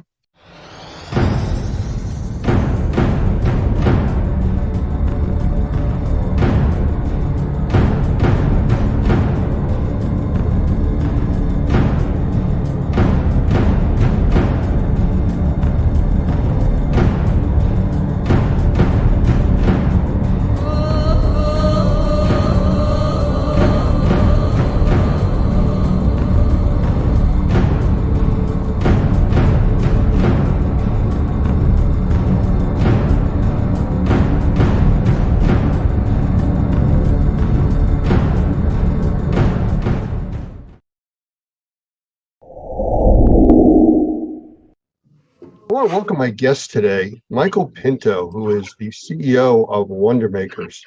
Now, I've known Mike for quite a few years, and we've done quite a few trainings together over the years and been in many conventions. And he is a wealth of knowledge when it deals with indoor environments as far as sensitized individuals. And that's the purpose of having him here today. The recent outbreak of forest fires in Canada has really changed what's been going on, at least in the central to the eastern part of the United States. Now, I know California has its own issues with wildfires, but that hasn't reached us to this point. But this is a new situation with these fires, with the winds coming out of the north and northwest blowing straight down into the major population areas of the United States on the eastern coast. So I want to bring Mike in here and let him say a quick hello. And if there's anything I missed on the intro, Mike, please let me know, and whoever else is watching this know also. So, Mike, say hello.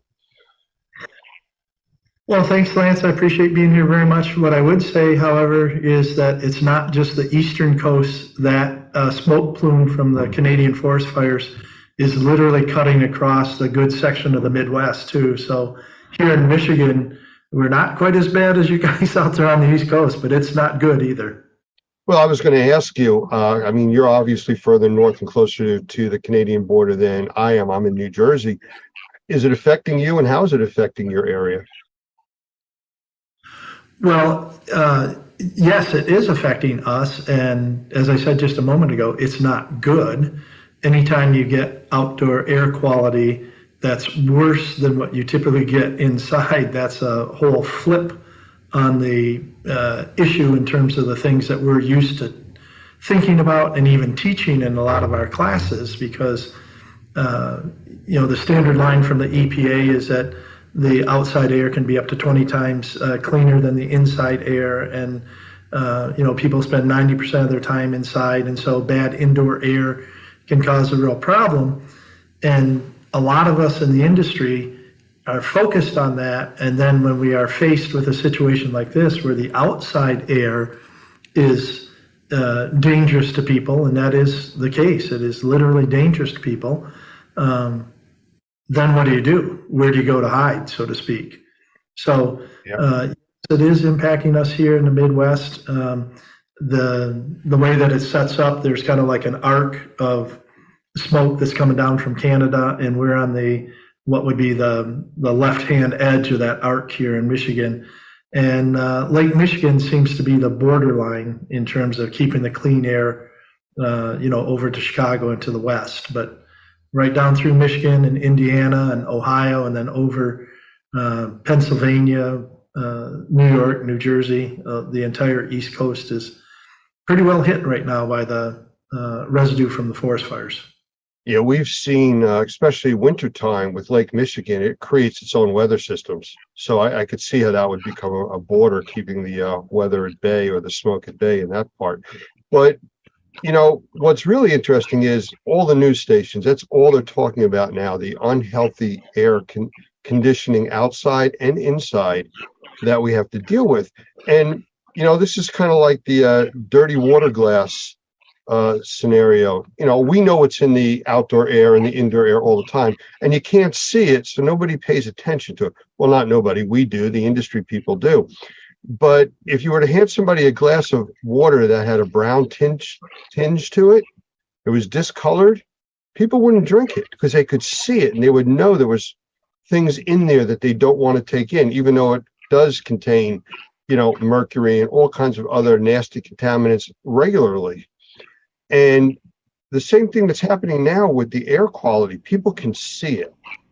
And that's really, I think, what's jumping out and causing people to really take notice to what's going on. You're absolutely right. Normally, the outside air is much better than the inside air. So when people are inside, they normally go outside to breathe better, and they can't in this case. They have to hide inside. So that brings us to the sensitized people that we were talking about. This is, something that's, very close and dear to you. We deal with it on a daily basis here at Normie with people that can't get help from regular assessors, remediators, people that are in the industry, which is why you have a class. You're the lead instructor, the NCRSI class, the class for sensitized individuals. That actually is teaching remediators how to deal with them.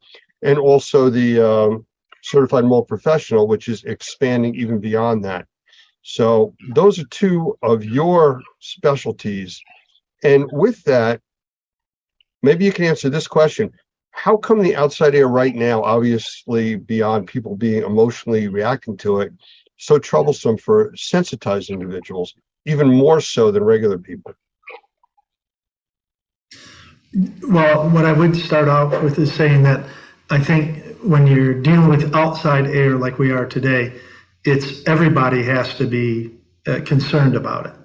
The difference is that the sensitized individuals have to be concerned at a higher level than even the normal folks.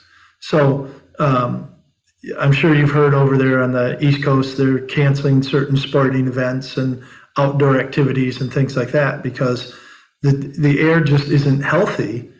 And so you want to be, limiting your amount of exposure, just like we tell people in a, water damaged or mold damaged house. Sometimes they have to get out of that house to protect their health. The problem here, of course, as we've been talking about, where do you go if it's the whole outside that's contaminated by the forest fires? And so we're literally looking at it, flipping the whole script upside down, if you will. We now have to think about the houses and the air in the houses being a refuge for the people from what they're potentially going to be exposed to on the out of doors. And for the sensitized individual, it's even more significant for them because a lot of times we talk about mold sensitized individuals, and that's where it starts. But virtually every sensitized individual that I'm familiar with and have worked with over 20 plus years now, they develop cross sensitivities. So they start out with a mold exposure that causes a decrease in their health, and then they become sensitive to other things. They become sensitive to tobacco smoke that they weren't sensitive to before. They become sensitive to some of the chemicals like, low levels of formaldehyde in the home that perhaps they weren't sensitive before. Perfumes, all sorts of things. They develop these cross sensitivities. And when we're dealing with the outside air that's impacted by the wildfires, it's particulates, it's volatile organic compounds, and it's gases. So if they're cross sensitive to anything, it's going to be in one of those categories, and then they're going to have problems with it. So that's really the issue. I have a few calls into different contacts at different labs that we normally use, especially the ones that deal with VOCs, the volatile organic compounds. And I'm waiting on those callbacks that were just made recently. But I'm looking for what might be in this new smoke plume that we're getting that could be so offensive to people with and without sensitivities. I don't know if you know any of the chemistries that may be involved with this, though I have noticed the burning odor, and it's different than normal. This isn't like a wood fireplace or a fire pit. Right, and some of that is going to be dependent upon what sort of forest are burning, whether they're hardwoods or evergreens, things like that. The evergreen forest, which is a good share of what's burning up in Canada right now, because they're closer to the Arctic Circle and that sort of stuff. So those are going to have a lot more PAHs, aromatic hydrocarbons in them, and that's from the oils and everything that's burning in the pine trees and the spruce trees and that sort of stuff. So then you're also going to get a whole chemical stew, if you will, from that, because depending on the temperature and whether they're exposed to actual flame or just the heat from it, where it is, whether it's protected by the bark, all these other things, you just get this massive amount of organic compounds that get liberated into the air during these fires. And then the ash and the smoke, which is basically both of those are small particulates, those tend to sometimes be even more airborne than the VOCs, because the chemicals can be a little sticky and a little heavy. But when they attach to these small ash particles, then they're transported, as we're finding out, thousands of miles into the airstream. The heat of the forest fire pushes them up a mile or more, and then they're in the airstream and they're heading downstream. But by the time that it gets to New York City or Kalamazoo, Michigan, where I am, or things like that, most of the gases, the carbon monoxide, the excess carbon dioxide, the nitrogen compounds and that sort of stuff, that's pretty well mixed and diluted.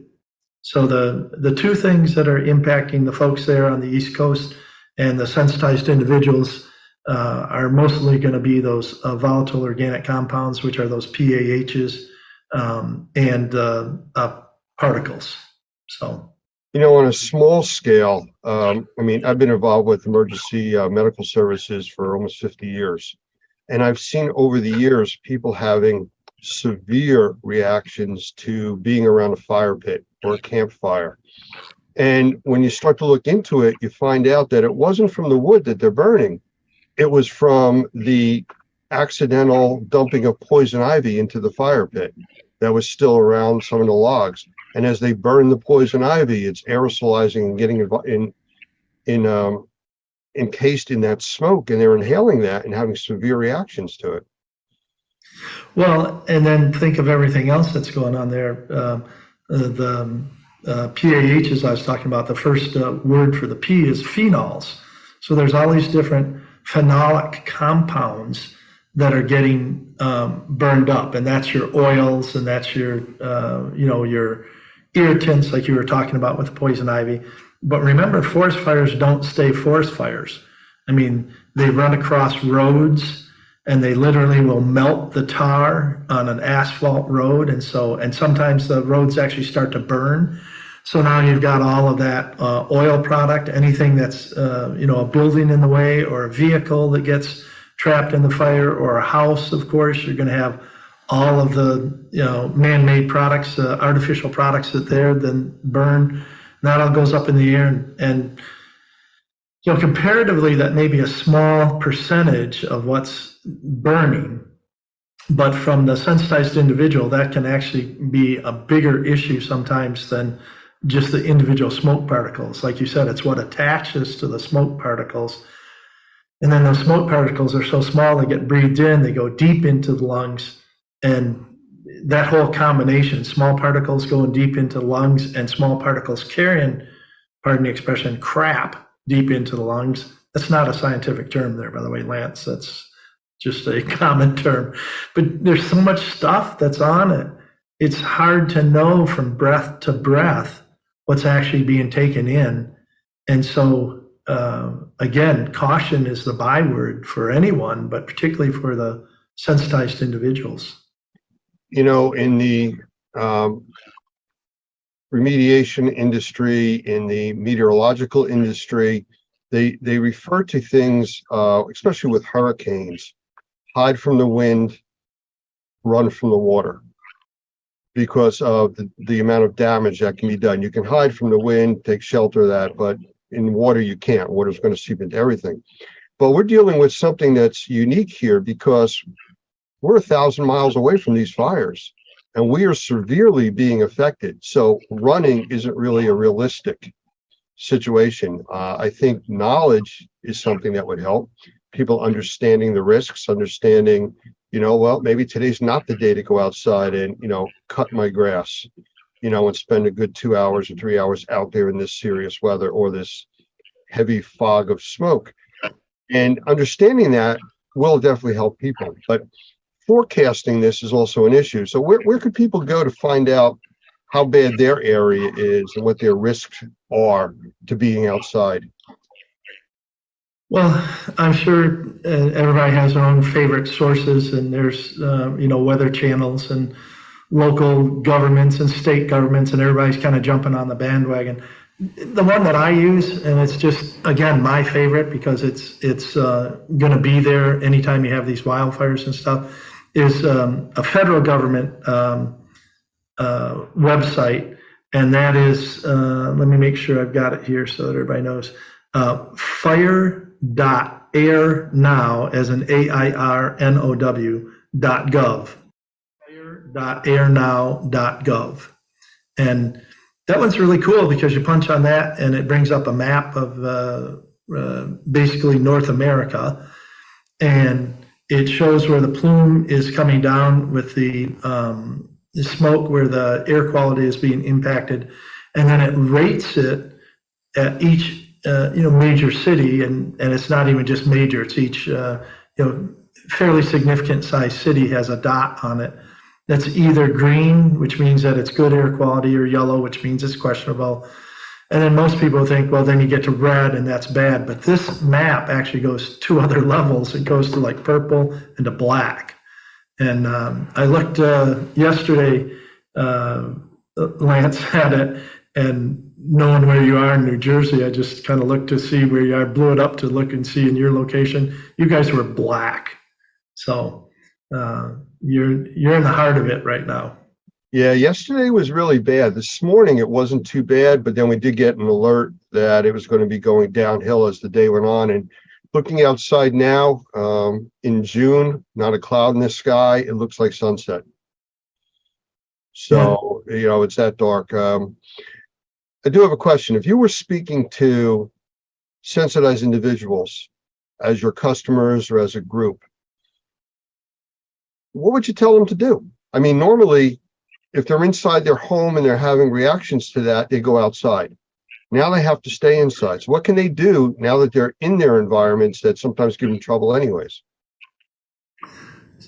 Well, I'm going to approach that from 2 different perspectives, if that's okay. The first one, and I don't mean to sound like I told you so, but you do have to understand, if you're a sensitized individual, it's important for you to take steps now to get your indoor environment clean, because we don't know when we're going to have situations like this where all of a sudden, with, you know, from no fault of our own, like you said, 1,000 miles away, they got a forest fire and it's having a serious impact on us. And if for some reason our sensitized individuals are saying, well, it's not that bad, and, you know, if it does get real bad or if it gets damper in the house, I can always go outside or whatever it is, that deferred maintenance or that deferred decision making really is going to have a serious negative impact on them in situations like this, because there may just be times where you can't get away, you know, get away from the problems in your house by leaving your house. You outside, you may be actually facing greater problems than you have in your house. So the first item is just never defer, fixing things that you can fix now until some later date, just because it doesn't seem important to you. Well, it's the clean glass of water. It's not a concern because you don't see a problem. As soon as it's, brownish or discolored, now it's on your mind. Same thing with the air. Yep, exactly right. But it would be the same thing. That's why they have, on occasion you'll have boil water orders as well, right? They don't know exactly what's wrong with the water system. And so they tell people to boil the water. That's why one of the things that they chat about even in front of hurricanes and things is get a few cases of bottled water so that you can survive, a couple of days if you have to without having water coming out of your tap. Fix your house. If you know you've got things going on in your house that are contaminants or whatever, get rid of those, fix it, do the remediation properly so that you've got a good, safe place to be. And then you can, potentially survive a little bit better during these outdoor air quality incidents. But putting that aside, because at some point that's water under the dam. Either they have fixed it or they haven't fixed it, but now they're still facing what's going on outside. So the first thing, and the first couple here, I'm just repeating the standard safety precautions that you're going to get from just about any site. If you don't have to go outside or you can limit your time outside, don't go outside and limit your time outside. If you do go outside, wear some sort of respiratory protection. I know that I'm seeing a lot of information where people are talking about, you can use your COVID mask and stuff like that. And the answer is, the face masks that were being sold as COVID protection, I won't get into that whole discussion all over again, but that is not going to be appropriate, particularly for the sensitized individuals. At a minimum, they're going to need like an N95, and we recommend N99 or N100 filtering face pieces. So that's going to protect a lot coming in. And remember too that a entry spot for some of this contamination into your body is not just the nose and mouth, but the eyes as well. And fire residue is even worse because of the small particle. So when those get into your eyes and then get diluted by the tears and everything, it actually releases some of those chemicals that are on the particle itself. So the particle may wash out, and get it out of our eyes and everything. But what is left behind and what's being absorbed in through your eyes is some of the chemicals and stuff. So remembering to wash your face when you come in from the outside, wearing a mask to protect yourself, changing clothes if you've been outside for any length, you're not carrying a lot of this stuff in. A lot of similar things that we would talk about if you're coming in from a moldy environment or trying to protect yourself from a moldy environment.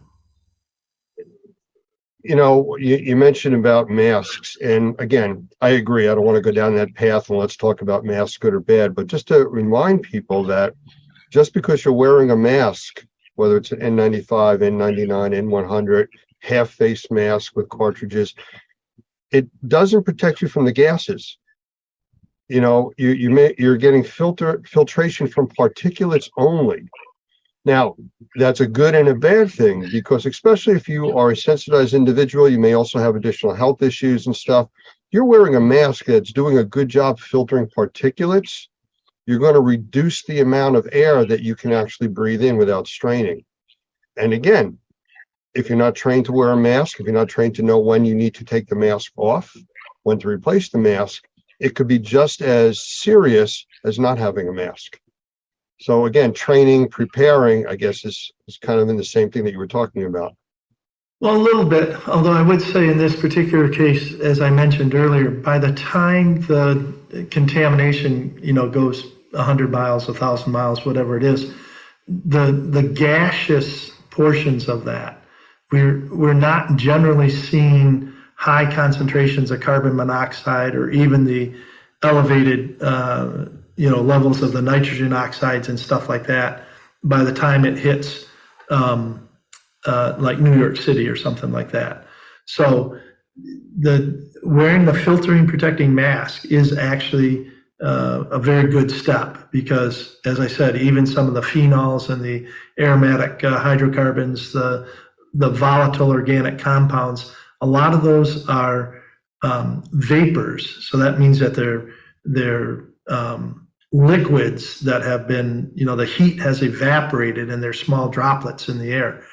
Then those droplets hang on to the particulates, and then the particulates get screened out by the mask. So that N95 is actually doing a fairly decent job stopping the vapors, which again have coalesced onto the particles, and the particles.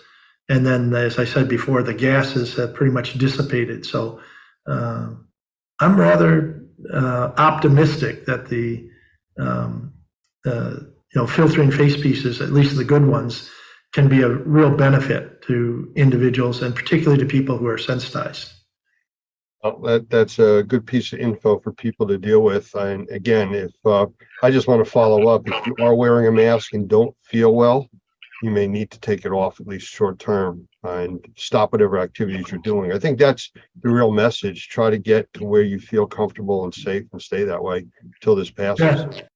So something else I'm going to throw in, not a lot of people know this or remember this, but if you're wearing a mask, you need to be intentional about improving your liquid uptake, meaning you need to drink more water, people. And part of that is because the mask not only does a good job screening these particles and stuff, but it does filter out some of the water vapor. And so therefore you're breathing drier air, and the drier air is going to allow whatever particles do get through to go deeper into your system. And by drinking more water, you're going to keep your mucous membranes, hydrated, and, a little bit more ability to collect some of those particles, and then even to flush them through your system. There's pretty good studies that show that people who are being exposed to the wildfire smoke over a course of a few days will build up levels of different toxins in their body. And a lot of times that's just because they're not drinking enough water to flush them out. And I know several people, particularly in the naturopath and the integrated medicine field, who say green tea in particular, water and or green tea can be helpful in terms of just detoxing some of that stuff that's getting into your, first into your bloodstream and then into your internal organs and stuff, just because of the contaminants in the air.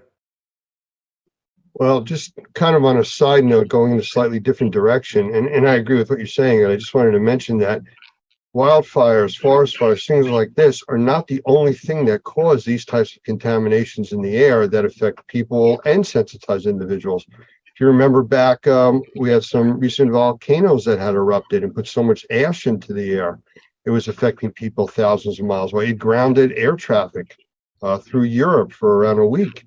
So there's a lot of things that are in the air that are going to affect people, and the sensitized group, many times over, even more. So I want to pick up on that as well. I mean, one of the reasons that they ground airliners in situations like this, either because of the wildfire or the volcanoes, is because of the aggressive nature of those small particles, particularly as they're compressed and put through a jet engine. They can score and damage the insides of those to the point where they can actually have engine failure. And if you think about that, if these particles are corrosive enough that they're damaging stainless steel parts, they can't be good for our lungs. So just lots of warnings to us. There's plenty of evidence around, even just common sense evidence, that would tell us that we shouldn't be exposed to a lot of this. And you were asking earlier, some of the other things people can do. Obviously, if you have whole house HVAC and if you've got filters on the HVAC, you can run the HVAC system, even if you just run it on fan, because that, pushes the air into the house and through the system. And typically most home air systems and HVAC systems, unless they have a energy recovery ventilator or heat recovery ventilator or something like that, that's intentionally bringing air in. Typically those are, only bringing in 10% outside air. High efficiency furnaces, the ones that have the PVC pipes instead of like the chimneys and stuff, again, those are going to bring in minimal outside air unless they're on the heat cycle, where they bring in the air obviously to dilute the gases that are being created when they burn the gas or the oil for the furnace. So if you're on the air conditioning mode and you've got a high efficiency furnace and you've got decent filters on it, running that and just running it even on the fan on the on switch rather than on the auto switch should make a good difference. Now, I also want to point out the people who have portable air conditioners, window mount air conditioners, some of these other ones that have, pipes that go in and out and everything, what they call pack units, like you see on the wall of a hotel. Oof, that's tough because there's very little filtration on those. And that's a lot of times bringing in 10, 20, 30% outside air just automatically as you turn those on. Well, most commercial buildings are spec'd that way. They have to bring in 15 to 20% fresh air. So they're dealing with those issues also. And I'm not going to get into the whole discussion of the energy efficiency that may not be the energy efficiency, right. But they build the building so tight that they do have to bring in more of the outside air. And then in conditions like this, Lance, you know this as well as I do, they don't have the filtration on those big HVAC units like we have even on a smaller residential unit. So that's a tougher way to go on some of that. But at the same time, that brings up the last main point that I wanted to make, and that is that sometimes we can't rely, if you're a person or you're staying in a hotel because of, your job that took you there to New York City and all of this or whatever it is, sometimes you have to be a little bit more proactive, and particularly if you're sensitized. We talk about creating a refuge, even if you can't fix your whole house. Is there a bedroom? Is there a den? Is there a room in your house that you can turn into a refuge that's going to have better air quality and protect you? And this advance, I'm just blown away. The advance in the air purification systems, which we call proactive air purification, where you're not just relying on it to go through a filter to collect this stuff. You've got ionizers and one of the better ones I think is this multi-cluster ionization and things. These sorts of products can help create these reservoirs of clean air inside a building, so that even if you have to run the air conditioner and it's bringing in some of this contaminant and your filters aren't the greatest, at least you can protect yourself in a bedroom where you spend 8 hours a night when you're sleeping and things like that. That can be a big difference. It's not a new concept. They teach and talk about that for hurricanes and tornadoes, to have a safe area in your home, a place that's protected from things coming through the exterior walls. Well, this is just taking it to another level where you're going to keep your breathable air as clean as possible. Well, I like that analogy. You're in those cases, for a tornado. So here in the Midwest, we don't have the hurricanes as much, but it's a tornado. And that's exactly what they tell you. You need to have a secure location that in the case of a tornado, you can go into and be better protected from, the damaging effects of the wind. And in a situation like this, particularly the people who are already at risk because they're sensitized, they need to have, think about having that secure location from an air standpoint, just like we would think about having a secure location from a weather standpoint. And doing that with some of these proactive air purifiers. Heck, I was looking at the Best Living Systems website yesterday. They've got plug-in models. Literally just plug into an outlet and is enough to, have some air cleansing that's going on in a room size. They got ones that are the size of, like a sports bottle or a drinking glass that's designed to fit in a cup holder in a car to improve the air quality in a car. But you can plug those in and use those in a hotel room or in a bedroom or something like that. And these are not necessarily, super expensive items or anything like that. They're reasonably priced and they're worth it. You know what? And everything you're talking about comes down to do something, improve your condition, be proactive yourself to try to take care of the environment you're in, stay in a healthier and a safer place during conditions like this. And it's going to happen more and more. We didn't really talk about statistics, but from the Weather Channel, they ran some stats yesterday saying that year to date, they have burned up in Canada and the US. Well, let me rephrase that. The yearly average for the US and Canada on forest fires is between 6.5 and 7.5 million acres. The fires so far to date in Canada are 9.3 million. So they're 50% over the yearly total of burned up forest and what it's putting into the air that we're all breathing and changing weather conditions around the world. And we're in June. And we're in June. And it's first going to get hot, and the fire season is going to first come on, and then we got California to deal with and the West Coast. Prepare yourselves, people. Be proactive and take care. Well, that's what I said. Just if there's things that you can fix now, fix them. If there's things that you can do to prepare for, because this one from Canada, hopefully by the middle of next week, we'll have moved on with some shifting weather patterns.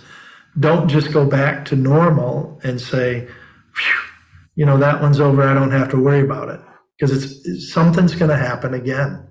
And those who are already suffering, those who are kind of on an edge health-wise, sometimes I talk to my clients about being literally almost like standing on a knife's edge. And we want to get you off of that edge so that you don't fall over into a worse scenario. And the way to do that is it's pretty tough to, have the proactive air purifier when you're in the middle of a problem. So you may have to get one now. Let me just also finish with this. I know it's the fire issues and everything, but I'm a victim of my own thinking, so to speak. Neither my wife or both of us are blessed that we don't have a lot of mold sensitivities or anything like that, even with all the crazy work I've done in the industry. And neither one of us really have expressed a lot of allergies over the years. And this summer, or actually this spring, over the last couple of months, I noticed that my wife was feeling less and less normal, so to speak. And finally, when we dug into it, it was turned out that she was having some respiratory issues and some stuff like that. And the initial doctor visit was, it's a really awful pollen season. We never followed the pollen ratings or anything because she was never, identified as being allergic. And once we got the idea that she was, being impacted by the outdoor pollen, not something that was going on in our house, ended up getting one of the Chaos air purifiers that Normie recommends. And within hours, she was telling me that she was feeling better running that in the house. And within 2 days, she had already given it to her sister and made me buy her another one. So that's just how it goes. Then. Well, the stuff works. And, that's the whole thing. And we always talk about, even, tongue in cheek, about you either have a good filter or you are one. And it's all about protecting that you are one. You want to have as much protection around you as you can. But we are going to end this segment. I do want to thank you for your time. And I didn't mention it earlier, but this is one of the segments that we're doing in a multi-part presentation on the seriousness of the wildfires, how it's affecting the U.S. and people with sensitivities, without sensitivities, and what they can do. So hopefully you'll tune in and some of the other segments as we show them. And I want to thank you again for your time. It's always great talking to you, Mike. Bless you, Lance. It was good. I hope it was helpful for people. Thank you.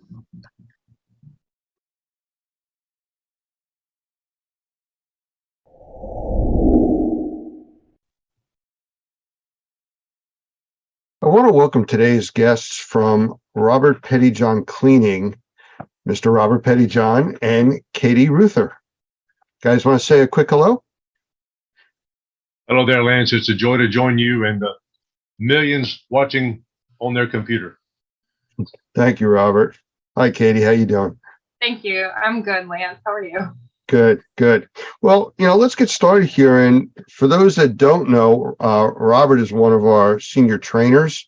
He's involved with our certified mold assessor, mold remediation training, and he does quite a few other things for us. So could you tell us a little bit about your background and how you got involved with this indoor air quality industry? Well, Lance, just started by cleaning carpets. My wife, Karen, and I were living in Kentucky at the time, and we were looking up at the light fixture on our ceiling and saying, we're going to be here the rest of our lives, or we're going to do something else. So we had an opportunity to go to Hawaii. So we sold everything we had and bought 2 one-way tickets to Kauai and sold jewelry on the beach for a couple of years. And then, like everybody should do, but then we had a little baby born over there. This little girl here to my right and to your left. Little Katie was born over there on Kauai, and we couldn't imagine raising her far away from my mom and daddy or Karen's mom and daddy, Mr. and Miss Chapman in Easley, South Carolina. So we came back to South Carolina, and I did a few odd jobs, and one thing led to another, and I felt the Lord lead me to come up here to Southeastern Seminary to get a PhD in world religions. But he obviously had other things in mind because we were stone cold broke when we got up here.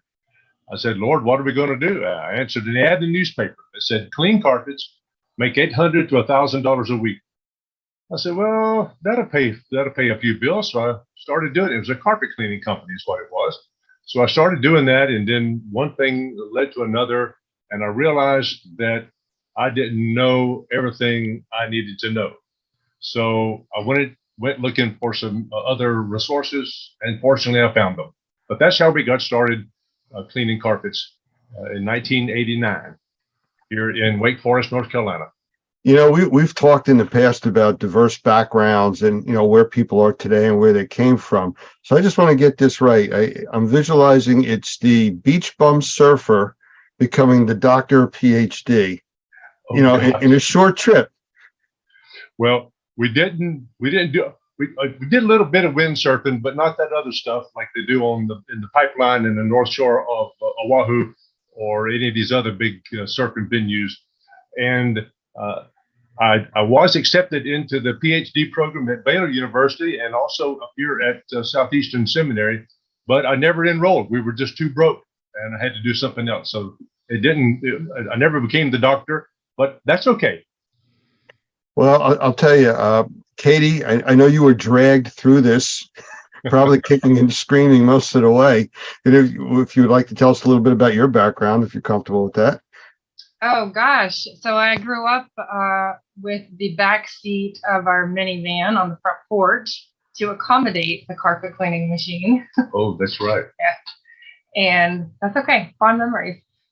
But I think I officially started working in the business when I was in 3rd grade, pulling hoses. And as far as I know, I was the only 3rd grader that had a sizable bank account. So I guess I appreciate the life lessons and responsibility that came with working at a young age. And I worked on and off, went to college, tried to find a different career. And after college, I came back and worked in the office a little bit in the field. And I got married. We ran away for about 4.5 years to California and decided this is probably where we really need to be. So we came back and have been ears deep in textiles for the last I keep saying 6 years, but time keeps ticking, so it might be closer to 8 years by now. Wow. Ugh. Amazing. So here we are. Not Okay. at all what you plan for your life, but somehow you know you're doing what you're supposed to be doing. All right. Very cool. Well, I like to know a little bit more about the backgrounds, and a lot of our viewers, want to know who the people are that we're talking to. So thank you both for that. So let's get down to it.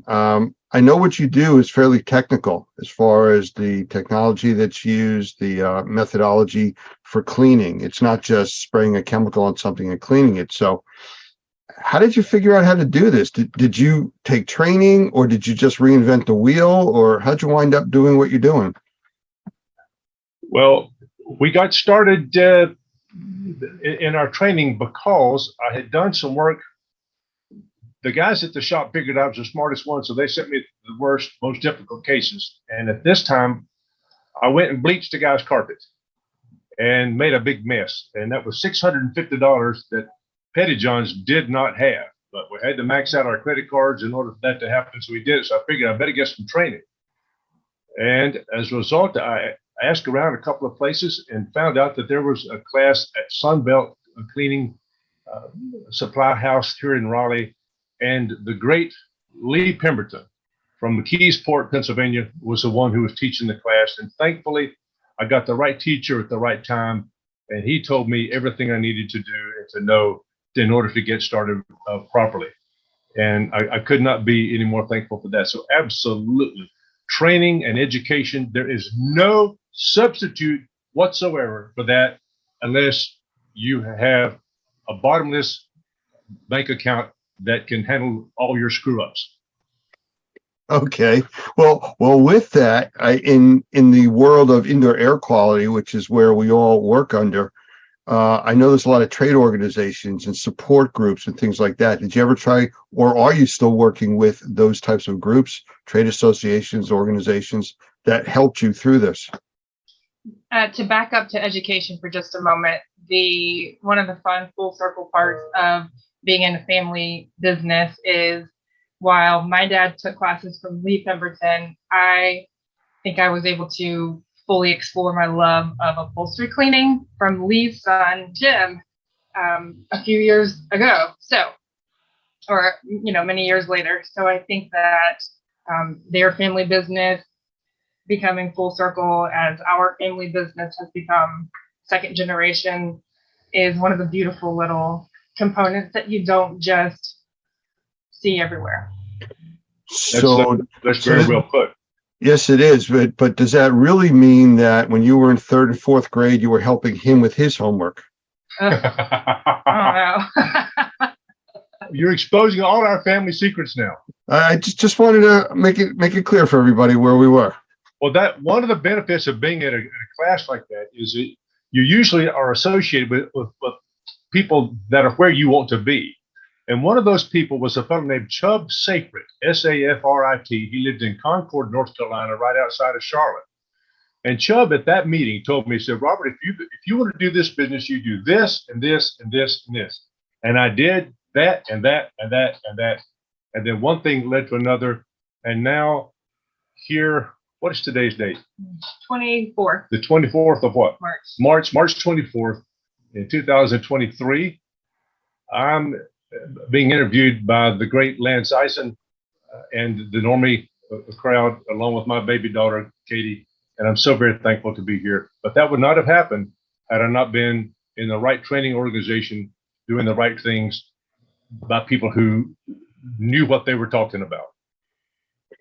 Well, I understand, and I thank you for that. And I understand that you've been a part of and some leadership in organizations too along the way. That's where I was trying to go to with this, to kind of talk about your path to where you've gotten to now with the different groups, support groups, organizations, things like that you've been involved with. That's a good question. Well, you ask good questions, man. Thank you very, very much, Lance. Well, yes, both my wife and I have been privileged to serve as president of the Mid-South Professional Cleaners Association, the finest regional trade association anywhere in the country, without question. My daughter Katie is on the board of directors right now at Mid-South. We were the founding members of the Association of Drug Care Specialists that is headquartered in Dallas, Texas. One of the charter members of that organization. I'm one of just a handful of certified drug specialists here in the United States, the only one in the Southeast. I'm also privileged to be a part of the Restoration Industry Association, where I'm one of about 125 certified water loss specialists in the whole country, and that's a real big deal. So you begin. Whenever years ago, we used to go get gas, and we had to get paid for it inside the convenience store. And when I came home, Karen said, "You went to the gas station, didn't you?" I said, "Yeah." "How do you know?" "Because you smell like smoke." You remember that everybody smoked inside those gas stations. Well, that's the way it is now. You start to smell like the people you hang around. And fortunately, being a part of this national organization, Remediators and Microbial Inspectors, known as NORMI, I'm beginning to smell like you, Lance, and I'm so thankful for that. I know there's a compliment in there someplace. I'm just not quite sure how far I have to dig for it. So I'm just going to kind of move on, and let's talk about indoor air quality. As long as you talked about, smells and things like that. Rug cleaners, carpet cleaners. I've seen these guys with their trucks, and they go out and they spray some stuff on the floor and vacuum it back up, and they're off to the next job. But why wouldn't they be more focused on how it's affecting the rest of the environment with indoor air quality? So, I mean, how do you view that component of what you do? Well, one of the benefits of being involved in an organization like Mid-South is that back in 1989, when we first started, we ran into a fellow. His name is Dr. Michael Berry. He was in charge of the Research Triangle Institute, and at the time was a very, very close friend of the Mid-South Professional Cleaners Association. As a matter of fact, one of his students, a guy named Donald Pumphrey from up in Brown Summit, North Carolina, did a cleaning of the Frank Porter Graham Child Care Center in Chapel Hill, and discovered that the recidivism rate for people who got for the kids that were in that carpet cleaning, they got their carpets cleaned regularly, was much, much, much less. They almost never ever got sick. So Dr. Berry, in his book called Cleaning for Health, I don't know if people can see this. This is the one that Dr. Gavin McGregor Skinner is very interested in working with right now. But he says in his book some very, very powerful things about this business of cleaning. He said, in carpeted buildings, check entrances. It is especially important for you to analyze how and where unwanted matter gets deposited inside. This matter can be wet or dry or oily when it rains or snows or whatever the case may be. But he also says something very, very profound. He said, with housekeeping, we manage and take advantage of the sink effect we find inside. Kitchens have a literal sink. If dirty dishes and garbage are allowed to build up in it, bacteria will proliferate, and someone is likely to get sick. Some surfaces are better sinks than others, Dr. Berry says. Carpets and fabrics are very effective sinks. Pollutants stick on or fall into their fabric surfaces due to gravity or electrostatic attraction. Such complex webs of fibers can trap and hold pollutants for a very, very long time. Housekeeping that makes the indoor environment biologically clean promotes long-lasting health.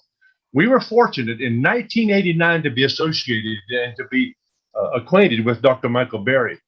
And even as my role with the ICRC, I was fortunate to serve on the board of directors and the executive committee of that organization for 6 years, for crying out loud. But one of the people we met was a brilliant fellow who worked with the Journal of Cleaning, Restoration, and Inspection.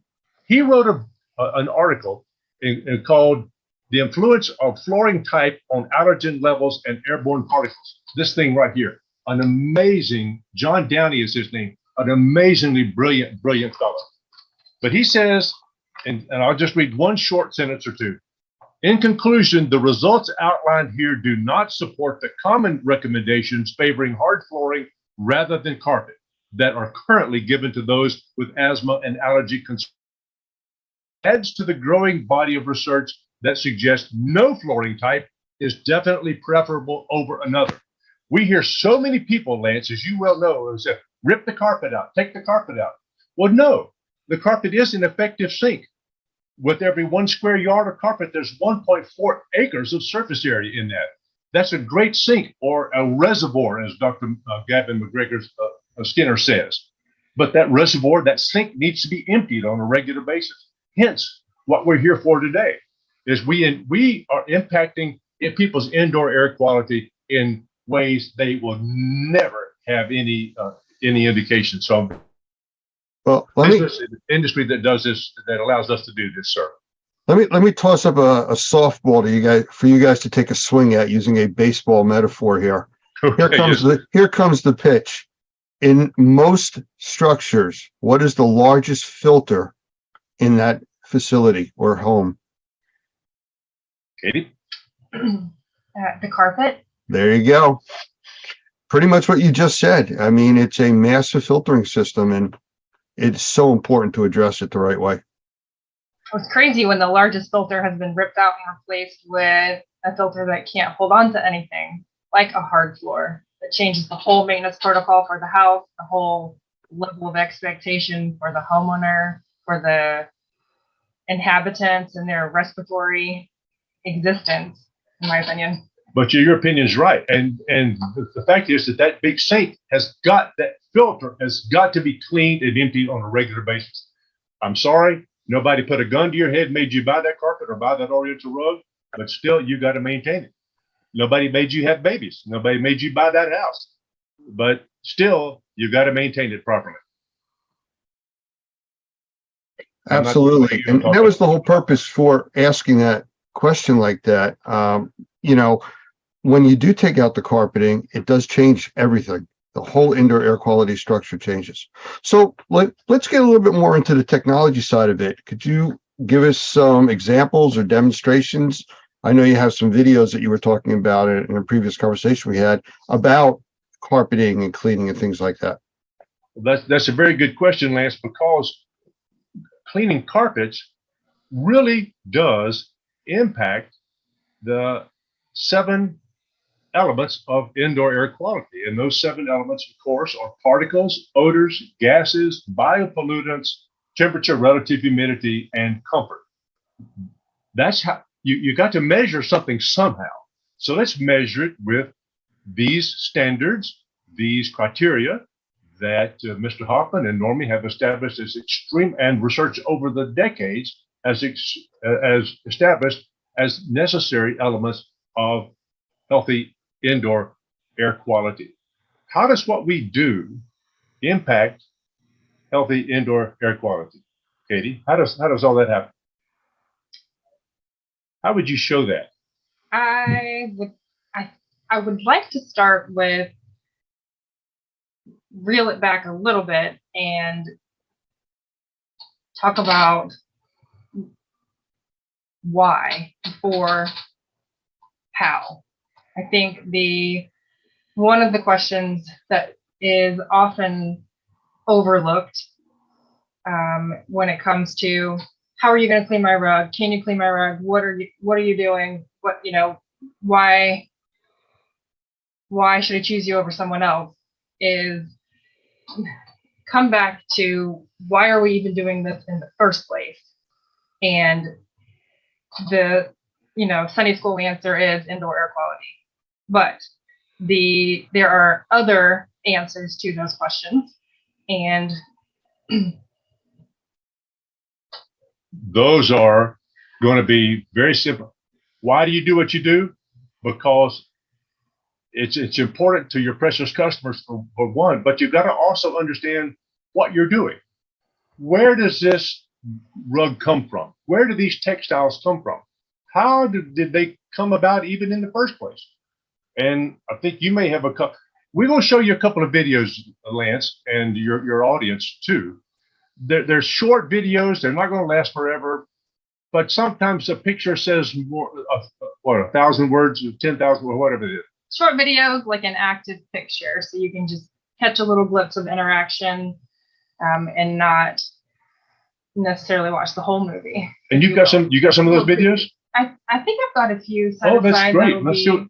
helpful. Okay, we'll go for it. Good. All right. So let's do a share screen. Meeny, meeny, miny, moe. So why do we clean rugs? Oh, One of the first whys is this right here.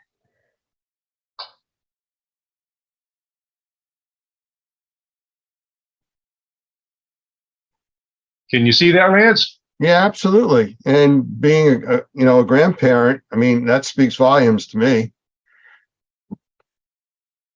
All right, that little bugger is my nephew. And clearly, oh, there's my niece.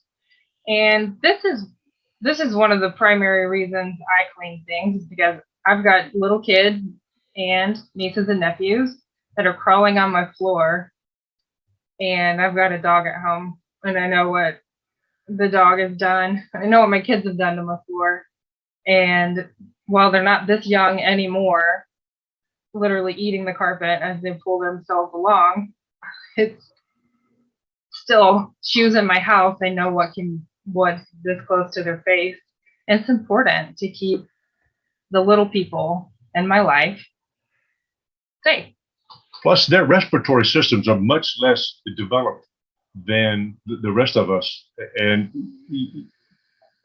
there's that bell curve of life that from the very beginning, you're more sensitive, and at the very end, you're more sensitive too.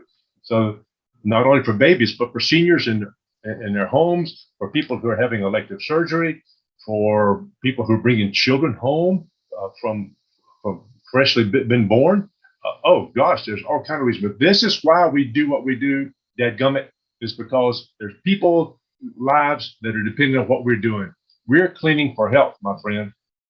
That's a big deal. Well, one thing that's a little different is most indoor air quality mold assessment work is measuring environments in that 4 to 6 foot breathable range. That's kind of the standard that most industrial hygienists look at, and testing is done at, because most people exist in that area breathing wise. The children that we're looking at, they don't fall into that range. They are way below it. They're down in the more humid area. They're down where the bigger particles are collecting because they're heavier. So they're exposed to more, and the carpeting. So I agree with you completely. And if people don't take their shoes off when they come in their house, that's the single most important thing you can do to maintain your carpets, by the way. We clean for a lot of Asians, and they're accustomed to taking their shoes off, and their slippers, they call them. We lived in Hawaii, and everybody would take their slippers off when they came into the house. Well, these people that we clean for from the Philippines and from other Asian places, their carpets, I said, what are we here for? And they said to clean your carpets. Well, they look fantastic. Why? Because they don't walk on them with their dadgum shoes. They take the shoes off before. It makes a huge difference. Okay, let's look at some more videos. Let's have some fun today. Okay, Kate? All right. So as a company, Petty John's, we do a lot of oriental rug washing, area rug cleaning, loose rugs, not to differentiate between installed carpeting. And matter of fact, there's a rug on the back right behind us in the screenshot. That is an Afghan war rug with the tanks. Yep, the tanks and all that. That was made at a special time. We have a rug here on the wall from Tabriz in Iran. We got a bunch of rugs out there from Iran and from Turkey, Syria, from up in the Four Corners area of our country where the Navajo rugs are. Big deal. Let's show the video, see where they come from. so before you clean something, it's helpful to have an understanding of how it's made. And I like to differentiate between loose rugs and installed carpet, because there's a lot of, can't you just clean my rug in my home? It's sitting on the floor just like my carpet is. Well, the construction difference between broadloom carpet that's installed in your home and a hand knotted oriental rug, or even a machine made loose rug, is wildly different. The density of the tufts, the material, the backing in and of itself is just wildly more accessible and meant to be cleaned in home on a broadloom installed carpet versus a hand knotted rug, which is super, super dense, and a lot of that dry soiling is going to get driven into the foundation, and it's just not accessible from a cleaning standpoint in the home.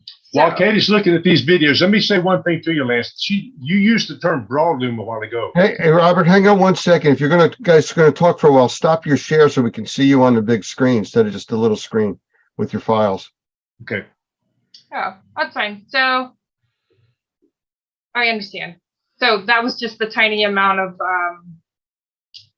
background before we get into where does the Oriental rug come from, or where does the hand knotted rug come from?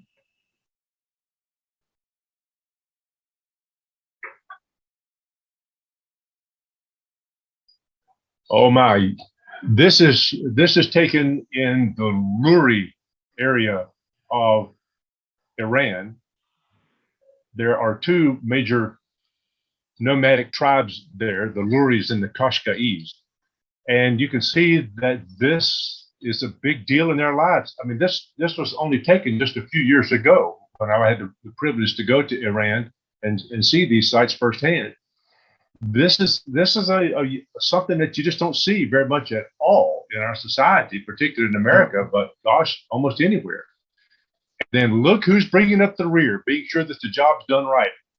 Two women by George. Isn't that fascinating? Wow. So we start the journey with the sheep walking on a dusty road, and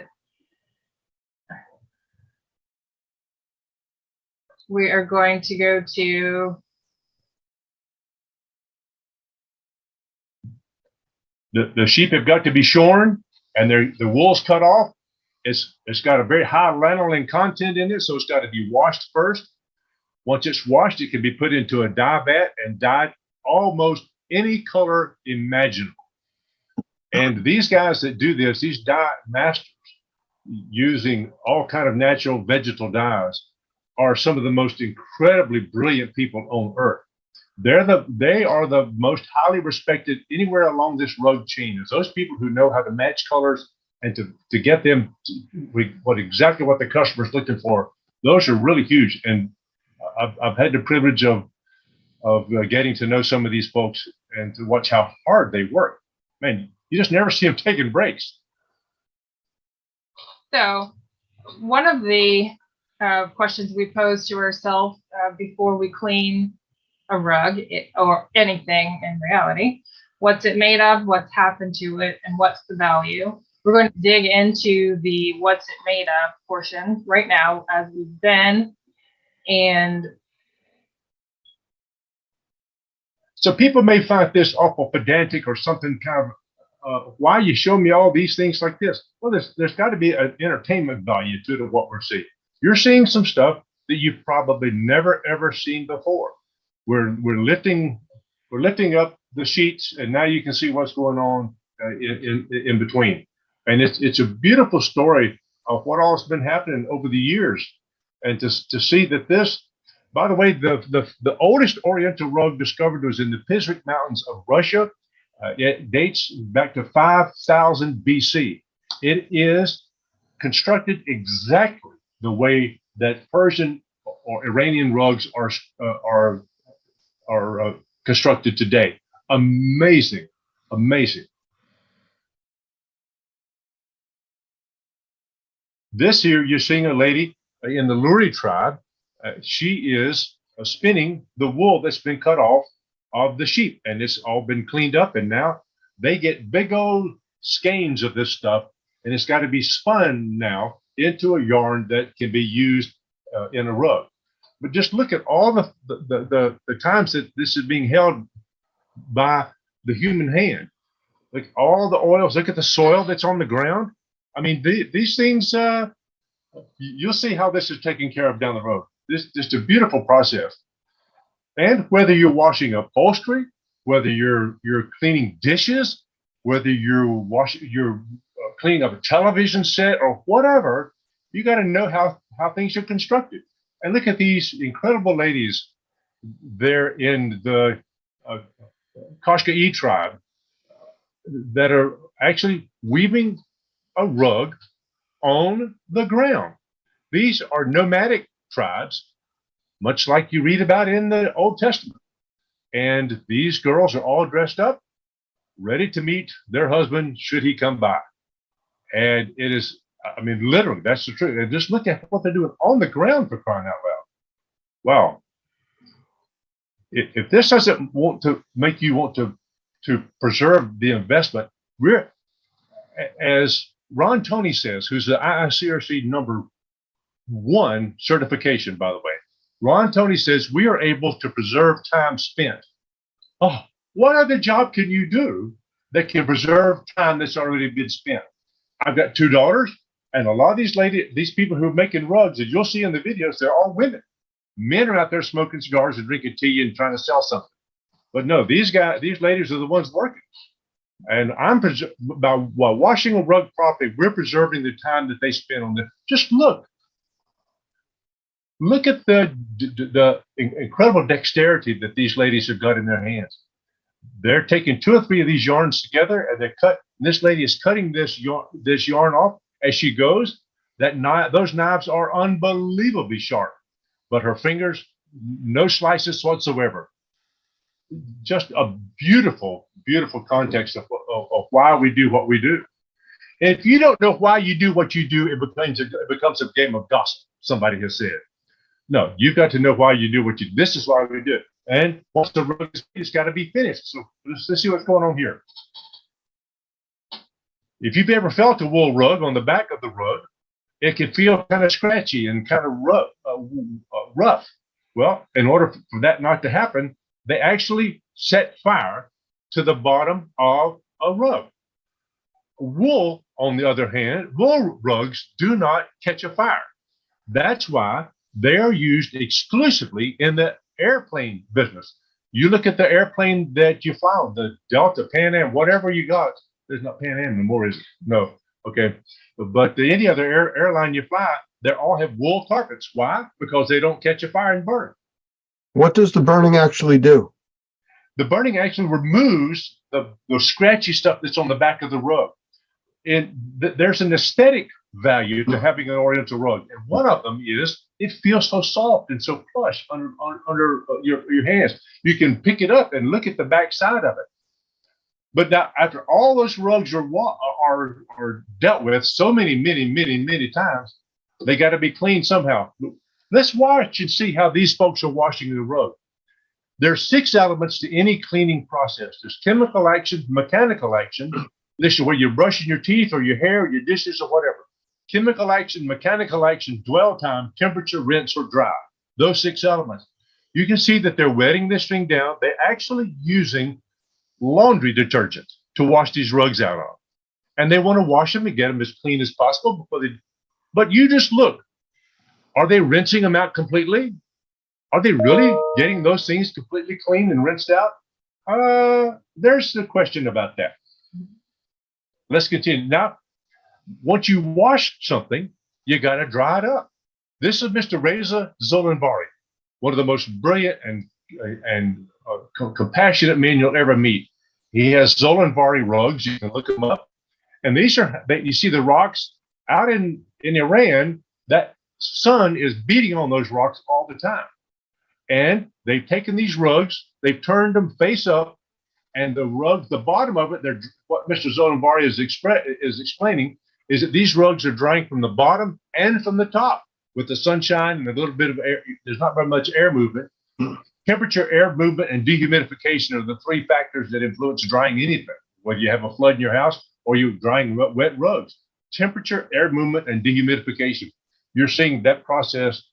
Plus, they're being exposed to the UV light, which is helping to deepen the colors in these yarns. They thought of everything over the thousands and thousands of years that they've been doing this. It's in the book of Judges. You can read it. But when you make a rug, you got to sell it.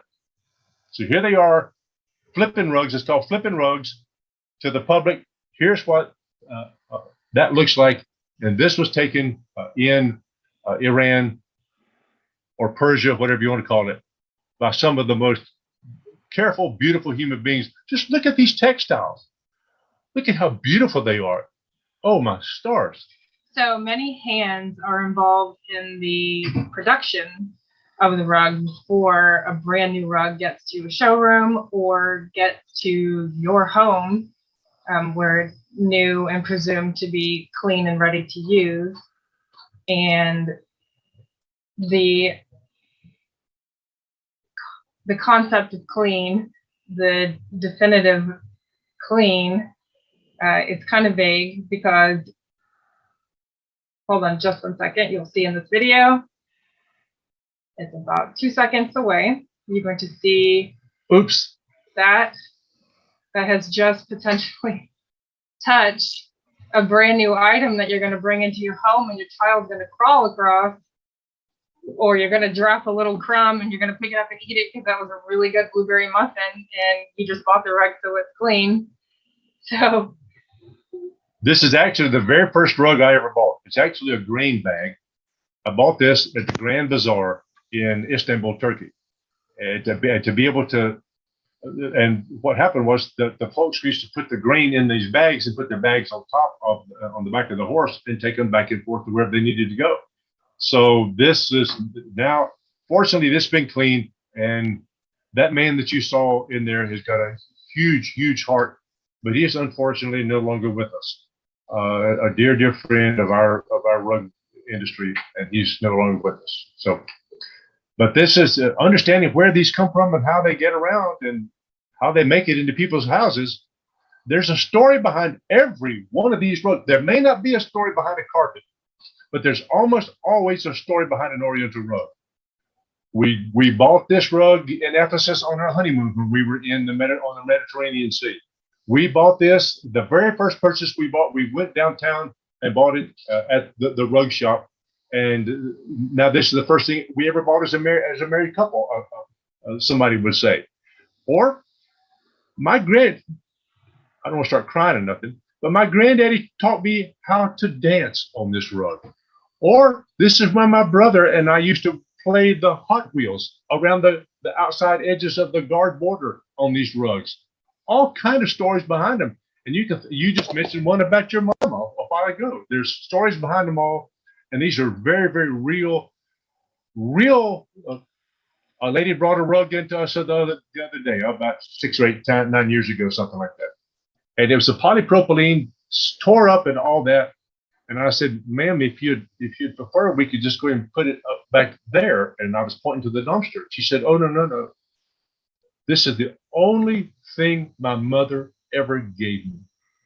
I can point to you in our shop right now where the two of us were crying, and we cleaned it just like we cleaned the governor's rugs, even better. This is a big deal to me. We made this just like it was. It belonged to Jesus himself. So that's just. You know, when you're talking about how the rugs were made, the care that goes into them and everything else, I mean, just like with anything that you would want to clean or repair or fix, you have to know what it's made of. You have to know how it's constructed. Otherwise, you're blindly going in there and possibly doing something to damage it, throwing bleach on it to get the dirt out. Well, that's going to take out the color, or using the wrong type of equipment to disassemble something. So it's really important to understand how things are constructed, which is what you just showed us. So thank you very much for that.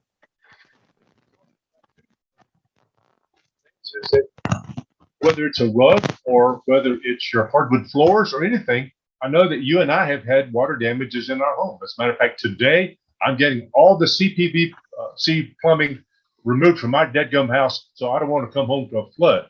They're replacing all that stuff. Well, I've had floods in my house when we came home and it was wet, and you've had floods in your house too.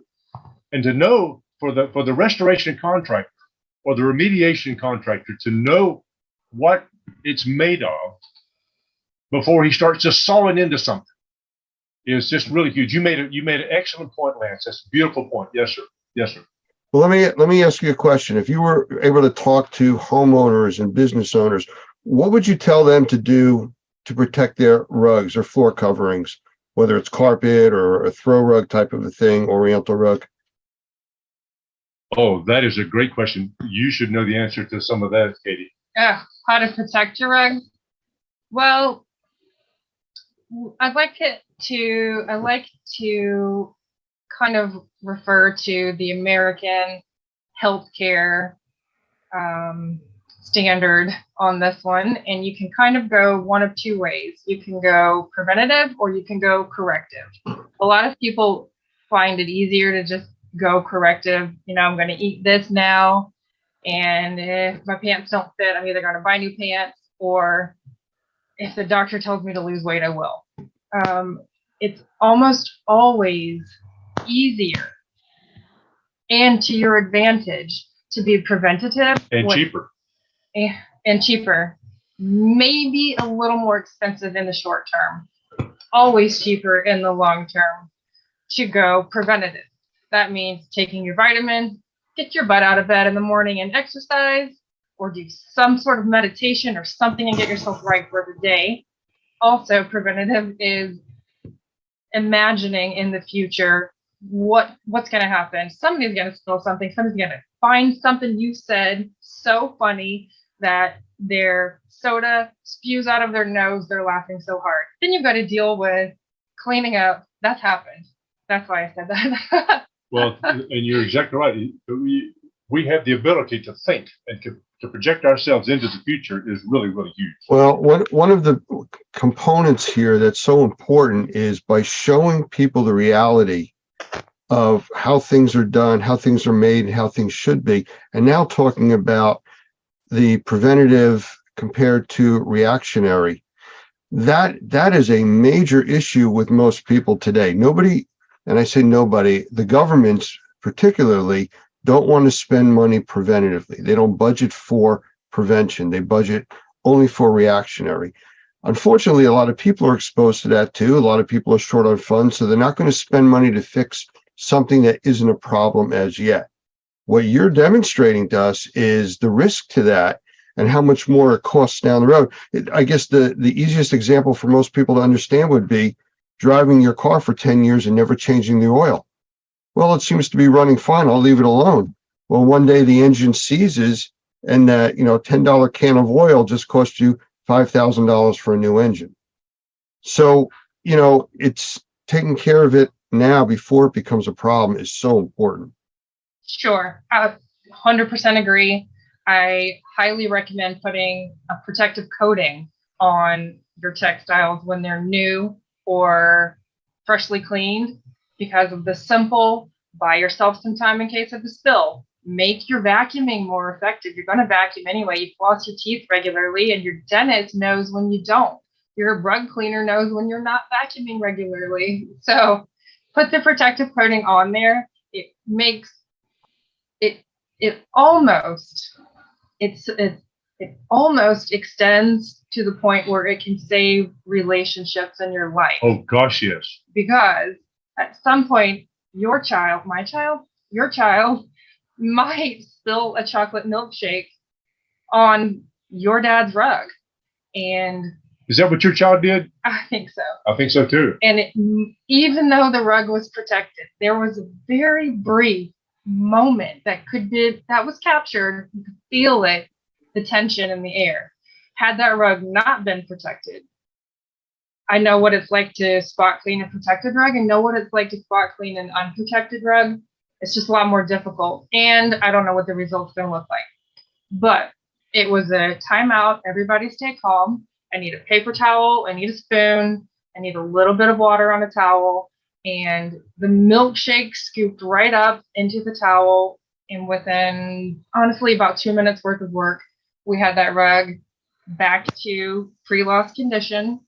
And there were no hard feelings other than the milkshake, the effort put into the milkshake, which you can't help. But stuff is going to happen. But you bring up a good point. A lot of times, people who are visiting with you in your home, they'll spill something, and they'll never tell you. They'll just overlook it and hope you don't notice it or something. And now you've got some funky mess somewhere down the road that you got to deal with. Had that rug been protected properly, like you said, or at least have the knowledge of somebody that knows what they're doing in order to clean that rug or that piece of upholstery or whatever the case, those things are very, very expensive. And being able to take care of that. And that is also one of the components of indoor air quality, which is odors. And some of these odors don't show up until the humidity maybe get high in the air or something. Now it gets kind of funky. So these are real life situations that we come across with all the time. So to bring one of your previous questions back full circle, what is the carpet cleaner? What does the rug cleaner even have to do with indoor air quality? I have a video. I will share my screen again. A video that's going to kind of walk us through, now that we know what a rug is made of, how it's constructed, we can look at the entire rug cleaning process and see what is important about the rug cleaning process and how it is critical to the indoor environment. I can pause this as needed if we get chatty about something.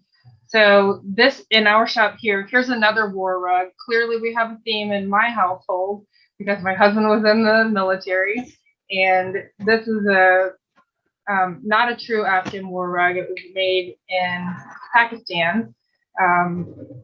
And the first, I do hate that. Let's go back. The first thing we do is inspect it just to be sure that we're all on the same page with the client, because no matter what kind of service you're providing, setting the expectation with your client on the front end always makes it easier to do your job right. That's the same way it is with mold remediation or anything we're doing at any company, whether we're doing mold remediation or carpet cleaning or upholstery cleaning, whatever. House painting, whatever it is. By the way, that's Andrew right there? That is my husband. By the way, this guy in this video is an Iraqi war veteran, a Purple Heart recipient, a man's man. He's not scared of nothing.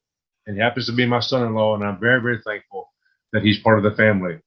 So the last little portion was the tumble duster, and this is compressed air, 125 CFM, 125, what else? PSI. PSI, man things, that's okay. And this is the dry soil removal that is critical to the first step of the cleaning process. Because can you pause it just a second? Yep. Procter & Gamble back in the 70s did a study of what was in dirty carpets, and they did a dirty upholstery because they wanted to sell a product over the counter. And they discovered that about 78% of the soil that's in carpet is dry particle soil that can be vacuumed and taken away. The other 20% is roughly 10% water soluble soil, and solvent soluble soil, the other 10. So knowing that, we got a rug or your carpet care professional, whatever, gets 80% of it clean by simply vacuuming or dusting it correctly and properly. Amazing how much of that. And hence, what are we doing? We're improving indoor air quality. Because if that's all we did to that rug right there, it goes back in as a much more healthy part of that customer's indoor air quality. Look at all that dry particle soil, and these are big chunks. We're not seeing the little stuff. So you see the dusty, the skin cells, the things that come in off your shoes. And I think you've said in the past, if you were to only do this, you'd still get an 80 on the test, which I'd like to point out as a child was not acceptable. And as a rug cleaner, I still don't think it's acceptable. So we'll continue on. I am slightly embarrassed that's how much came out of a rug from my house, but that's okay. So here is 1,200 gallons of naturally softened rainwater that we harvest from our roof. And we will put a rug, depending on structural integrity, condition of the rug, and soiling, will go into the wash tub. A couple different factors will play a part into it. So swimming around with a little cleaning agent, the rug will release the water-soluble soils and things that can be addressed by the cleaning agent. And if there's urine in the rug, it'll spend a little more time there. This is one of the elements of the cleaning process. There's 6 elements to any cleaning process. Chemical action, like you saw some detergents inside that wash tub. Chemical action, mechanical action. This is mechanical action. You brush your teeth, for instance. This is brushing your rug's teeth. Chemical action, mechanical action, dwell time. You don't stick a rug into that wash tub and then pull it right back out. Give it 30, 45 minutes of dwell time. Chemical action, mechanical action, dwell time, temperature. That rug is at a certain temperature. then rinse and dry. Those 6 elements. If you wash your hair, you rinse it. You don't just walk out of the shower. No, you rinse yourself off. The same thing happens in a rug. You rinse it off. And we put, now this goes into the wringer rinser to where it's rinsing a rug off. If you could stick yourself in there, it would be really good. That would hurt. No, it hurt, wouldn't Okay. it? So we have a little bit of warmth to the water, not hot water, a little bit of warmth because we know that does a little better job of rinsing out the cleaning agents. It's going to slowly creep through this process. And on the other side of those jets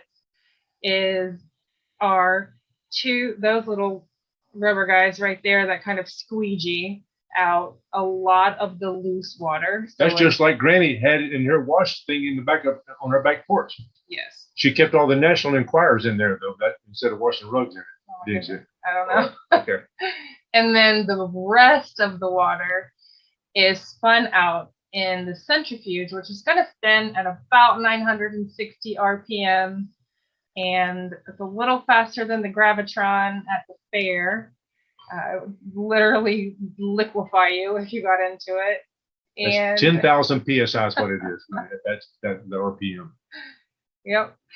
And then the final grooming. When you wash your hair, you comb it when you're done so that it doesn't dry out and knotted and tangly.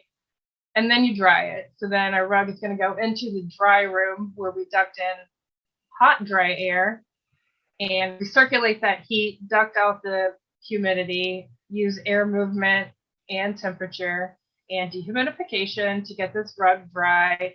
Most rugs are going to be dry in that 4 to 8 hour window because we're able to really seal it in and get it nice and warm and a very effective drying system. And then the next day we'll detail any little spots that maybe didn't come out because they're solvent soluble, detail the fringe is needed, roll it up, put it on the wall and say, come get me. So that is our rug cleaning process. And that is how you pull particulate out of a rug to make it a clean, healthy filter again. And we do the same thing with upholstery too. We blow it off to get the dry particles out of there.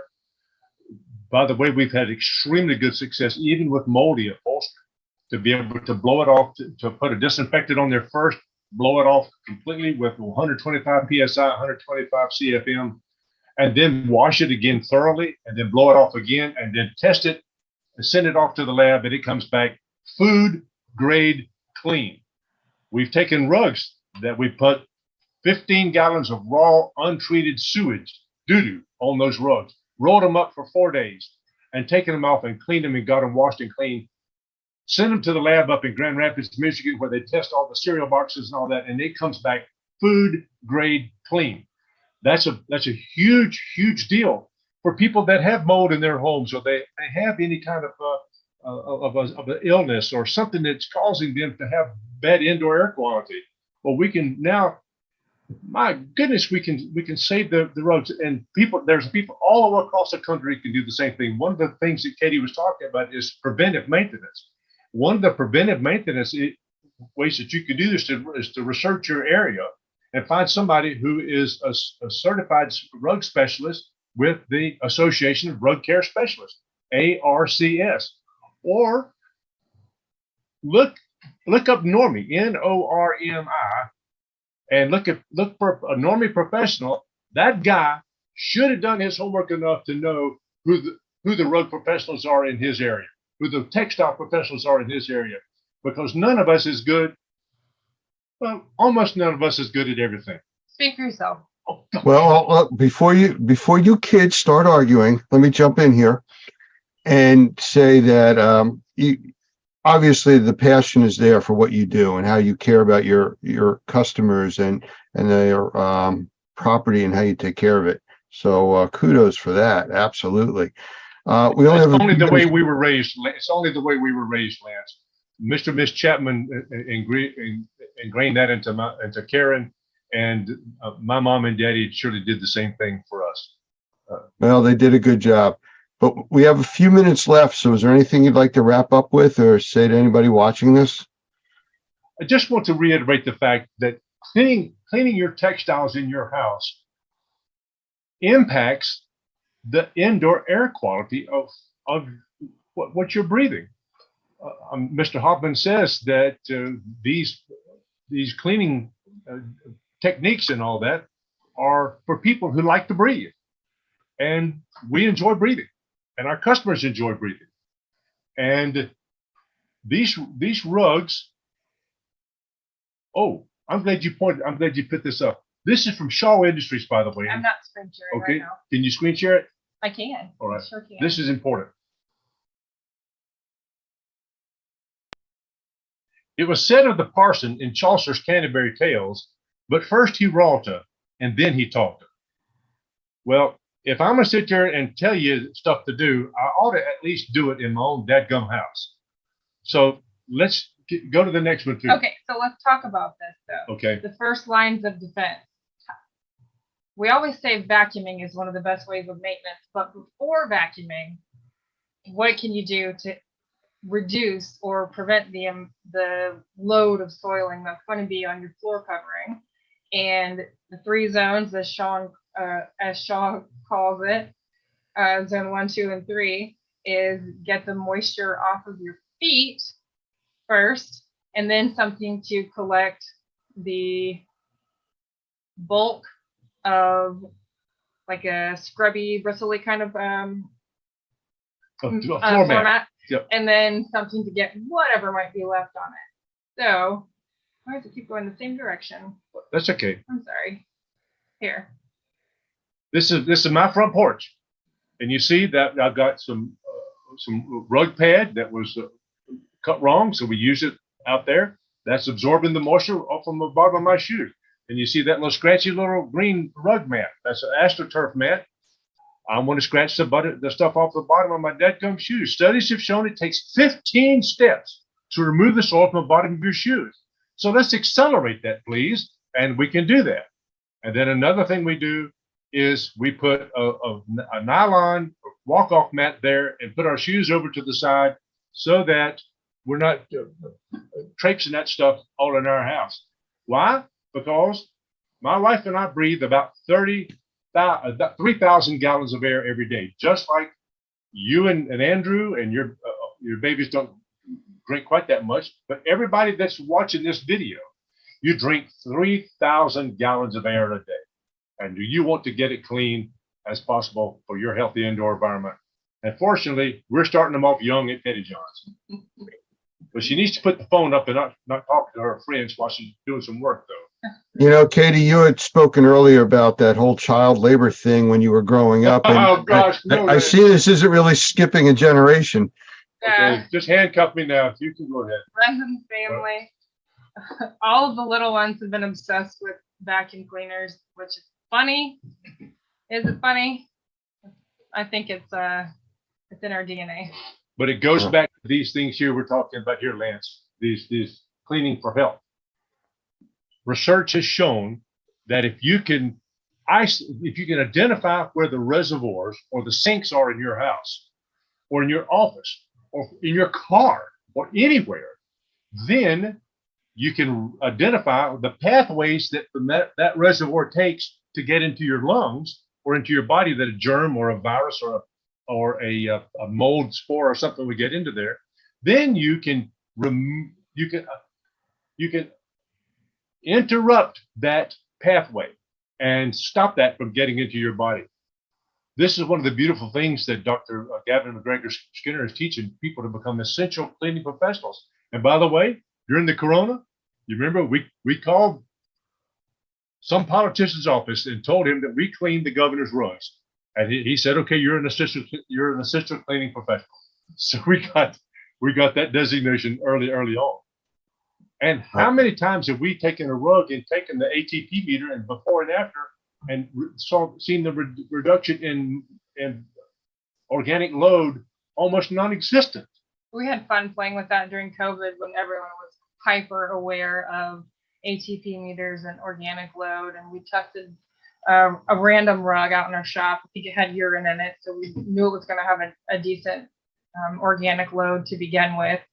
And when we were done cleaning it, literally right out of the centrifuge. We groomed it, we put it on the poles like you saw in the video, did another ATP swab on it, and did one of those cartoon iRub things, did another swipe with another test, and it said 0. We were like, did you do it right? Unbelievable. No. Well, I'll tell you what, I want to interrupt you here because I think you're giving away all the secrets to part 2 of Pettyjohn Cleaning here.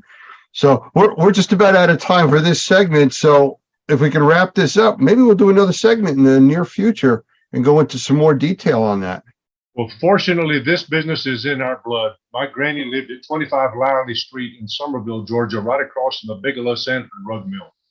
And she babysitted all the children for the executives of that place.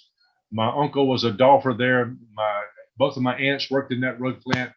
And my daddy's PhD is in organic chemistry, for crying out loud. And he worked at DuPont for 35 years as a senior research chemist with them, and developed a lot of different textiles that we use today, as a matter of fact.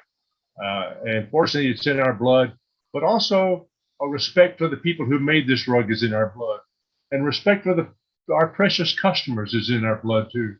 We're not here. John Donne says, "No man is an island unto himself." We're not here by ourselves, and we're part of the whole. And what we do impacts people's lives, and that's the beautiful thing about Normie, is that Mr. Hoffman and you, Lance, and Roger, and all those guys, and David, and all those guys out there are just are preaching this sermon over and over and over again, and it's taking. I think our society and our culture is really beginning to develop a huge appreciation for proper indoor air quality. And thank you, Lance, for what you've done and for allowing us to look under the sheets to see what's going on at Pettyjohn's too. Well, Katie, Robert, I thank you very much for spending this time with us. Very educational, and maybe we'll do this again with the part 2. Well, that'd be fun. Thank you. Thank you so much, Lance. Thank you, Lance. Take care.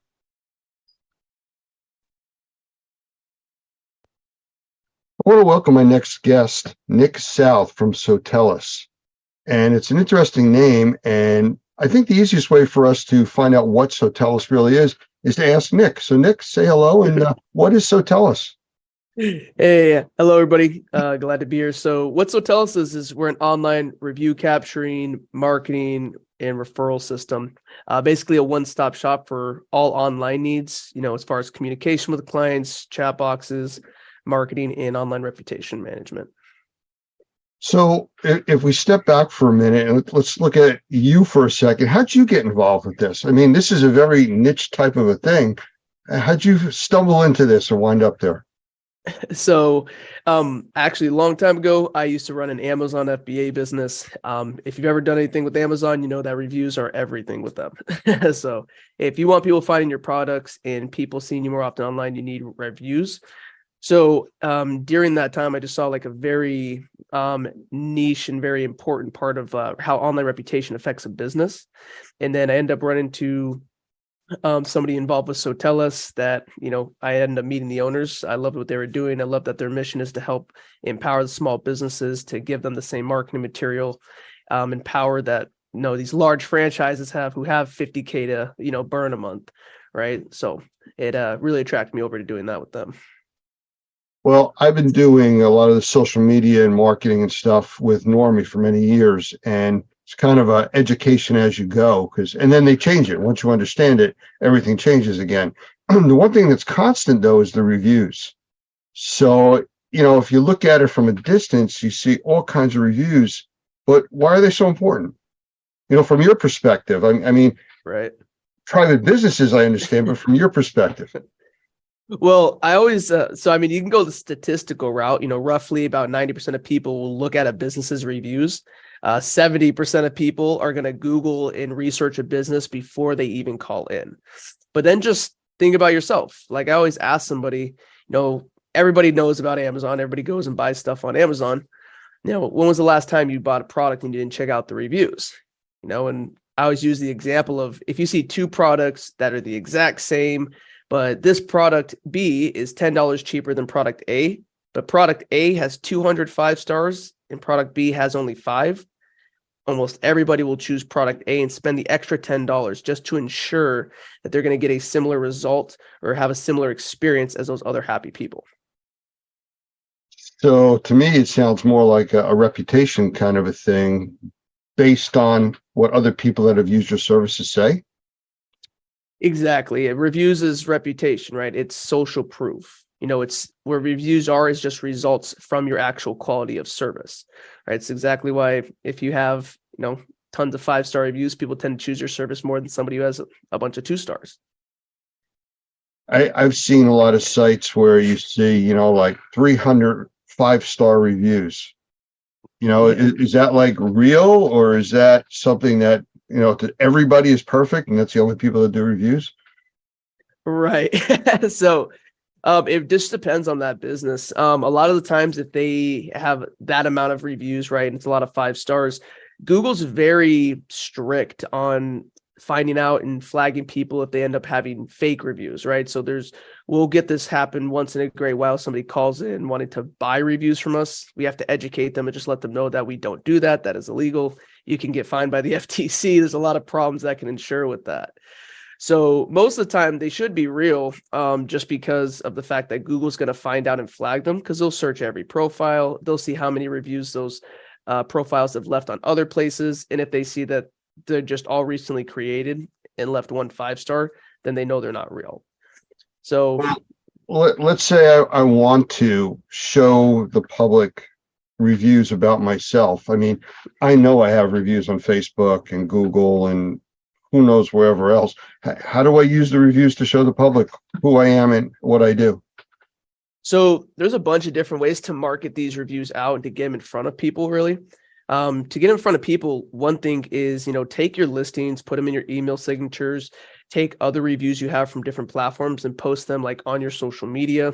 The best part about with us and our software is that all that stuff is done automatically and they're all aggregated. Instead of just like, if you're somebody who has, let's say 60 reviews, but they're spread across, 6 different platforms, that doesn't really look that great. Right? Because not everybody who goes to Google will also go to Yelp and then go to Facebook and then go to LinkedIn, etc. So what we do is we pull all these reviews in and we actually show all positive reviews on single places and use that to market out. So you have like one page with all the positive reviews on there. All the reviews get posted onto your Facebook page, inside your Google business, on your website, right? Basically as many places as somebody could possibly find your company, you want social proof. Okay, but I can talk about Normie, and we are using Sotellus with a lot of our review stuff, which has really made a big difference. But how do you get all the reviews in one place? I mean, they're all over the place on different market platforms. Right. So that's the trick. If you don't have some form of system in place, the only thing that you can really do is you're going to have to take like your Google link, your Yelp link, your Facebook link, and you're going to have to put all these different little links to those pages, like inside of like your emails and your texts, which is, it's unreasonable. Most people aren't going to go click on all those different links. Nobody wants to see 5 different links to the reviews in there. So with our platform, you'll have one single link that incorporates all positive reviews from the videos, the Sotellus, the Googles, the Facebooks, right?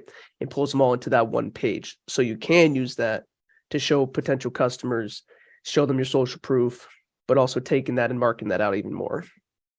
Well, I know that's what we had done, where we've filled out in our profile. I'm setting up our process with you guys, all the different locations that we're aware of that were reviewed. I mean, I'm sure there's others.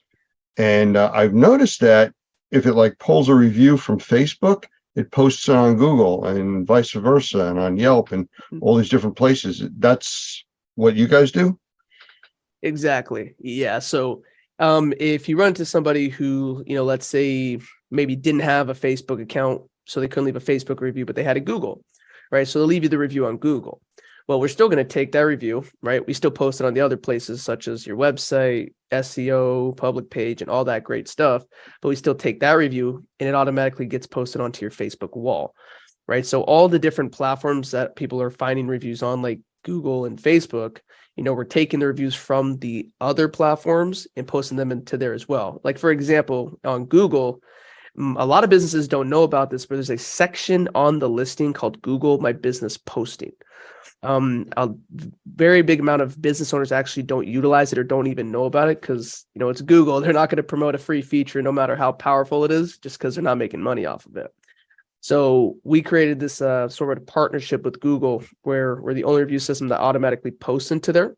So if you do get a review on a platform, like let's say it's a client that doesn't have any platforms, they don't have Google, Facebook, Yelp, etc. It doesn't matter.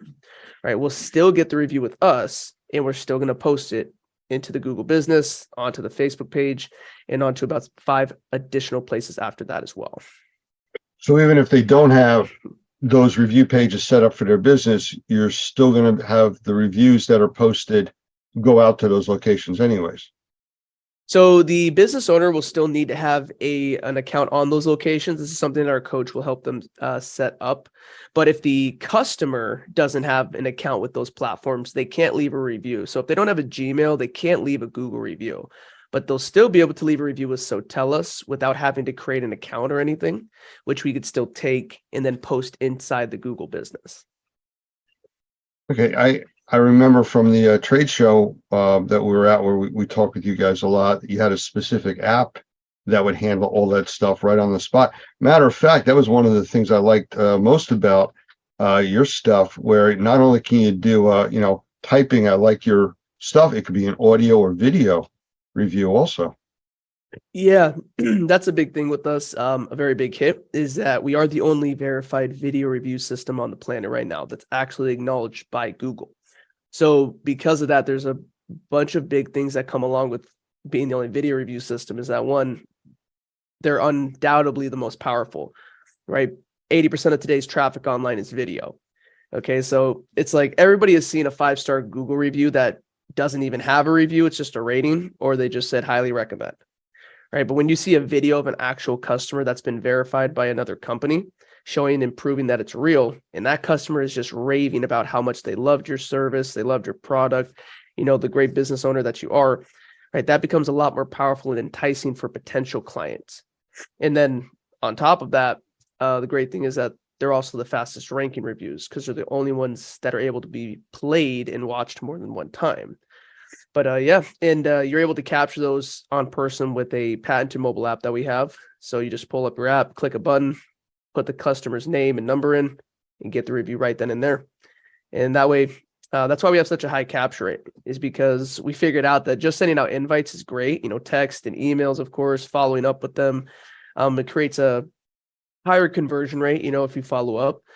But when you ask somebody in person, like right after the service is done, right at the height of their either excitement, their emotions, their gratitude, right, that is the best time to get a review, is right then and there on the spot.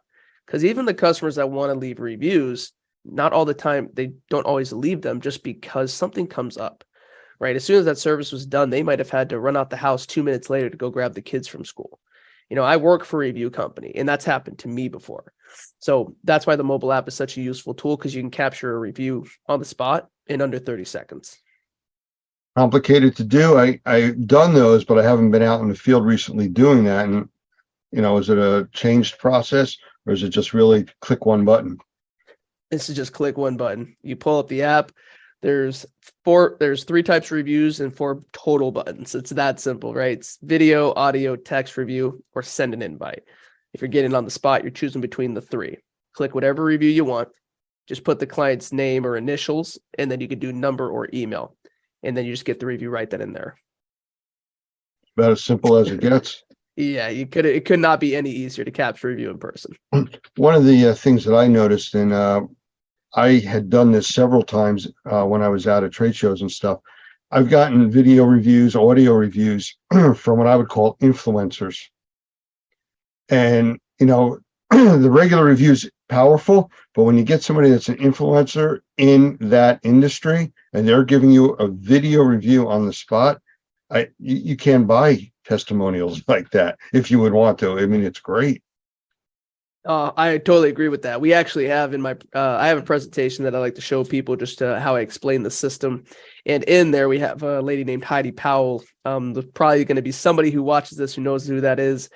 She's very big in like the fitness space. we got a video review of her because one of our clients actually did a DJ thing for her wedding or something around those lines. But because of that, we got an awesome review of somebody who has I think over 500,000 following or more, right? So, and then being able to also get that person to also share that on their social media, which is what our system also does. I mean, you can't even buy that type of publicity. I know when we first introduced you guys to the Normie base, there was a lot of excitement about it, which there still is, but Doug Hoffman, our CEO, actually did a lot of personal video reviews for some of our members, especially our charter members and people that have really been around for a long time. And again, I consider him an influencer with the industry. That was a very powerful thing for a lot of these people. Yeah, 100%. Again, having a figure in that industry giving you the review. We have a coach who does something similar. Her name's Krista Mayshore. Another online, she's pretty well known and influencer as well. But in the real estate industry, she's one of the largest well-known coaches. And all the people who go through her coaching program, a lot of the time they'll send, her the invite to get their first video review, right? So when, obviously getting somebody of that magnitude in that industry, right, it makes a huge deal, especially when people are going and checking out your service and trying to look at your social proof and if you're an established company.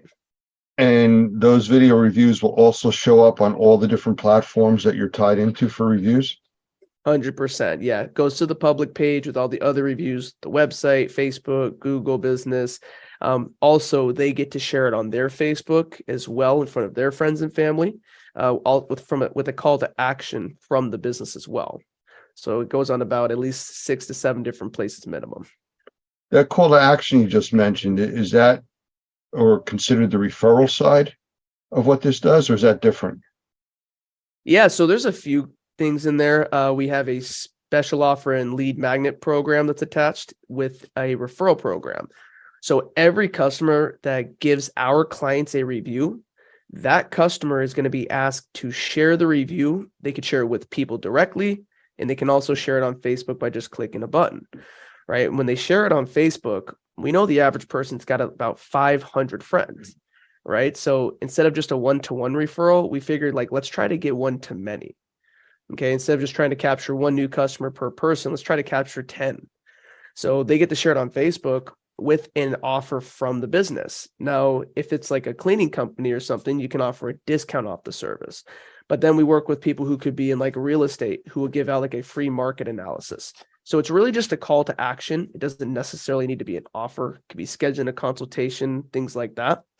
But it's just a very easy way for a customer to refer as many people as they know instead of just referring one person that they know. Because most people can't think of somebody off the top of their head anyways. Any secrets on how to get more referrals? Yeah, so this is something that our team will do in the training and the setup process. But I always tell the people that I work with, you should run some form of incentive program. And almost everybody can do this. There's a few industries where we do have exceptions that we have workarounds to, but a big thing is just an incentive program. Tell a customer hey, if you share this offer on Facebook and anybody who claims this offer from you, I'm going to give you a discount off your next service with me. So it could be a share one, get one. If you share this 10% and they claim it, you get 10%.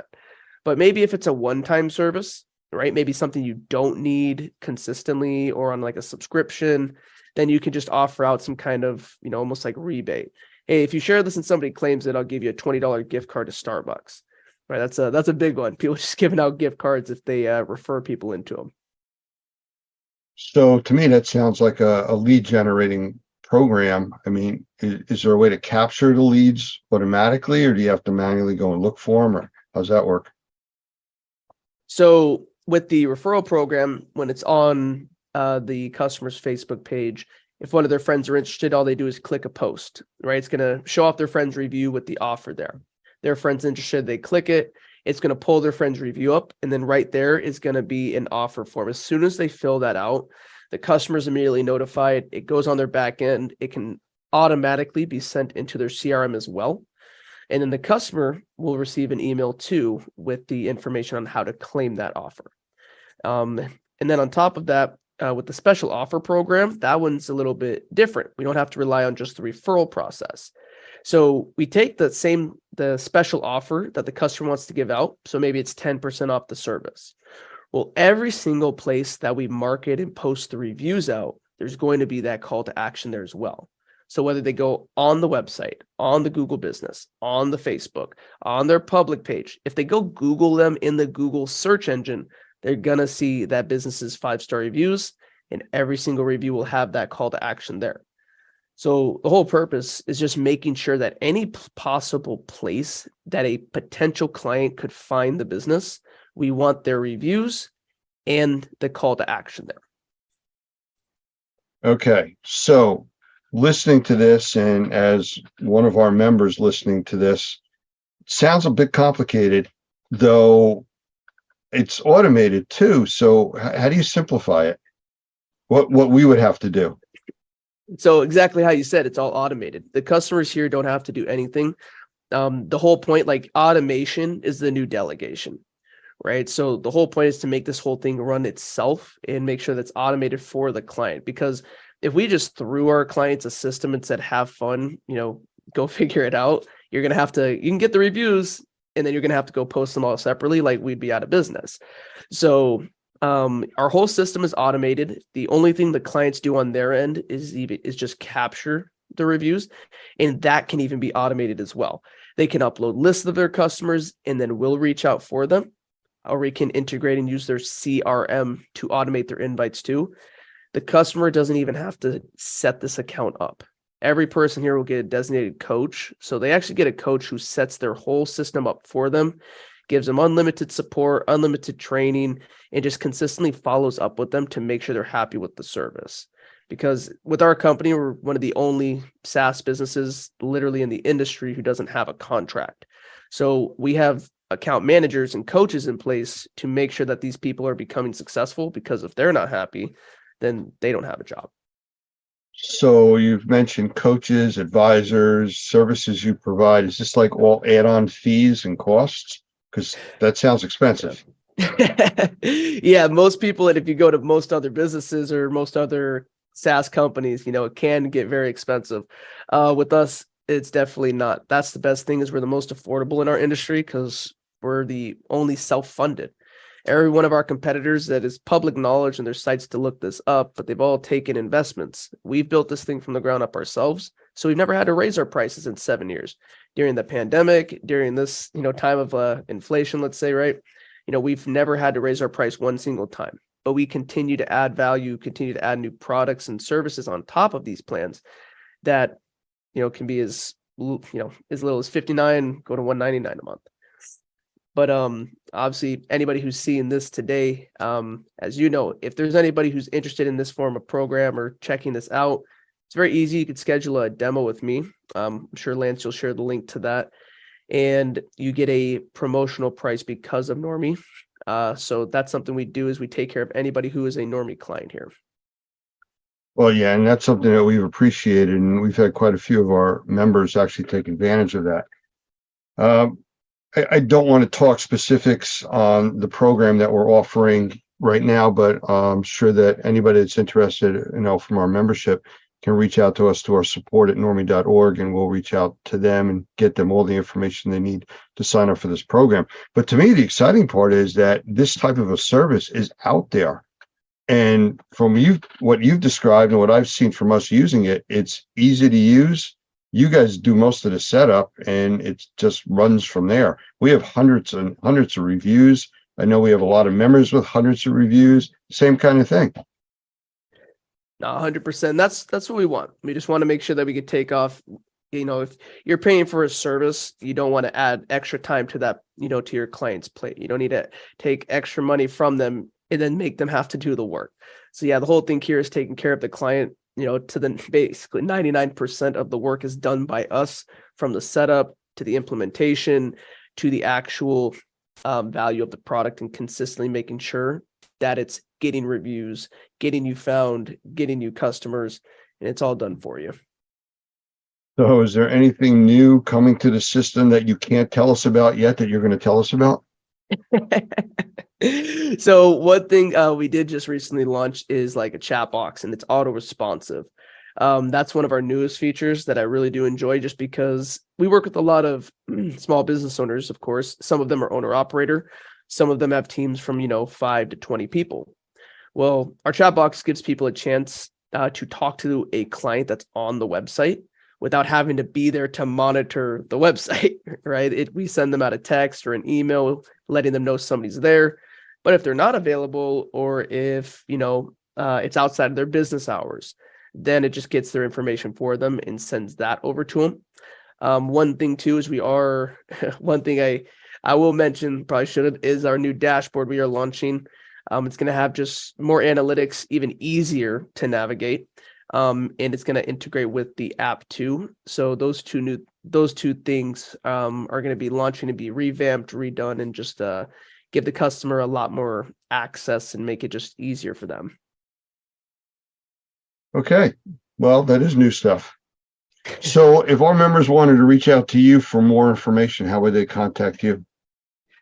The easiest way I would say would be to go to Sotellus.com and go to /Nick. So you just put Sotellus.com /Nick, Nick. It'll take you right to my calendar. You're just going to pick a time that works out best. I'm going to jump on a one-on-one meeting with you. I'll answer any questions that you have. I can break down the whole product and just show you how it all works. But to get the best price, they're going to have to let you know they're an active Normie member. 100%. You need to let us know that you're Normie, because you get a massive discount here when you come from Normie. So if you don't mention it, I'm just letting you know that if it's me, or if you end up talking to one of my other sales guys on my team, you're going to end up paying about double the amount if you don't mention Normie. Well, we appreciate that. Nick, I appreciate you spending time with us. Anything else in closing you think our members should know about? I think we're all good. Just, again, make sure to manage that reputation. Keep getting reviews, guys. Don't set a limit on that. A lot of people think once you get a certain amount of reviews, it's great. Just a statistic to remember, 85% of people will disregard reviews older than 3 months old. So if you don't have a system in place and an automated process to consistently get new reviews and build your reputation, eventually you fall by the wayside, right? Or your competitors start to outrank you and outshine you. So I just say, make sure, even if you're not using a system like us, you need to find a way to consistently get new reviews. Wait. So you just said something there about reviews older than 3 months kind of like fall away. I mean, I know I've gone on sites and you see people with reviews from 2006, 2010. I mean, they have some value, at least they show you've been in business, but right. What's the dynamic change for current reviews? So I don't mean the reviews fall by the wayside. What I was saying is that your listing does, though. Your listing stops ranking. Your listing will lose its ranking. It will continue to stay stagnant if you don't consistently capture reviews. So the reason behind this, just it's a very easy statistic to go Google.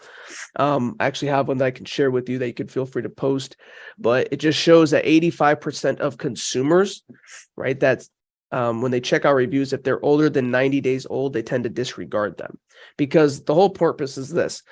Maybe you had 200 reviews in the first 5 years of being open or something, right? Or you have 500 total reviews right now, but you haven't gotten a new review in the past 90 days.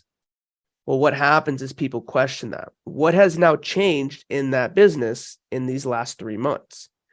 What is there a difference in quality? Did they sell it? Is there a new management? People start to question, why are they not getting the same positive feedback over the last 90 days that they were getting prior?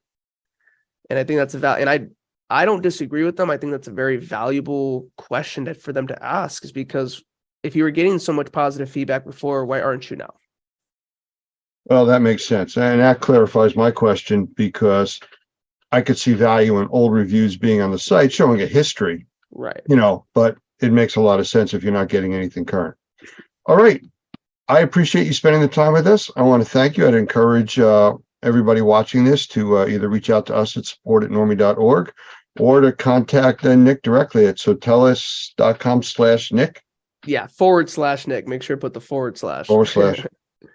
All right. Thank you very much, Nick. Yeah, no problem, Lance. Thank you. When you start on the pathway toward professional success, you have to know what the goal is and how to get there.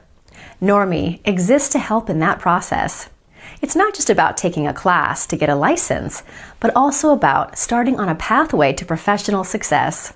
Whether you want to work for yourself or be the best qualified employee on the team, this path will take you there and help you succeed. Pick a track, click on the class, and get your journey started.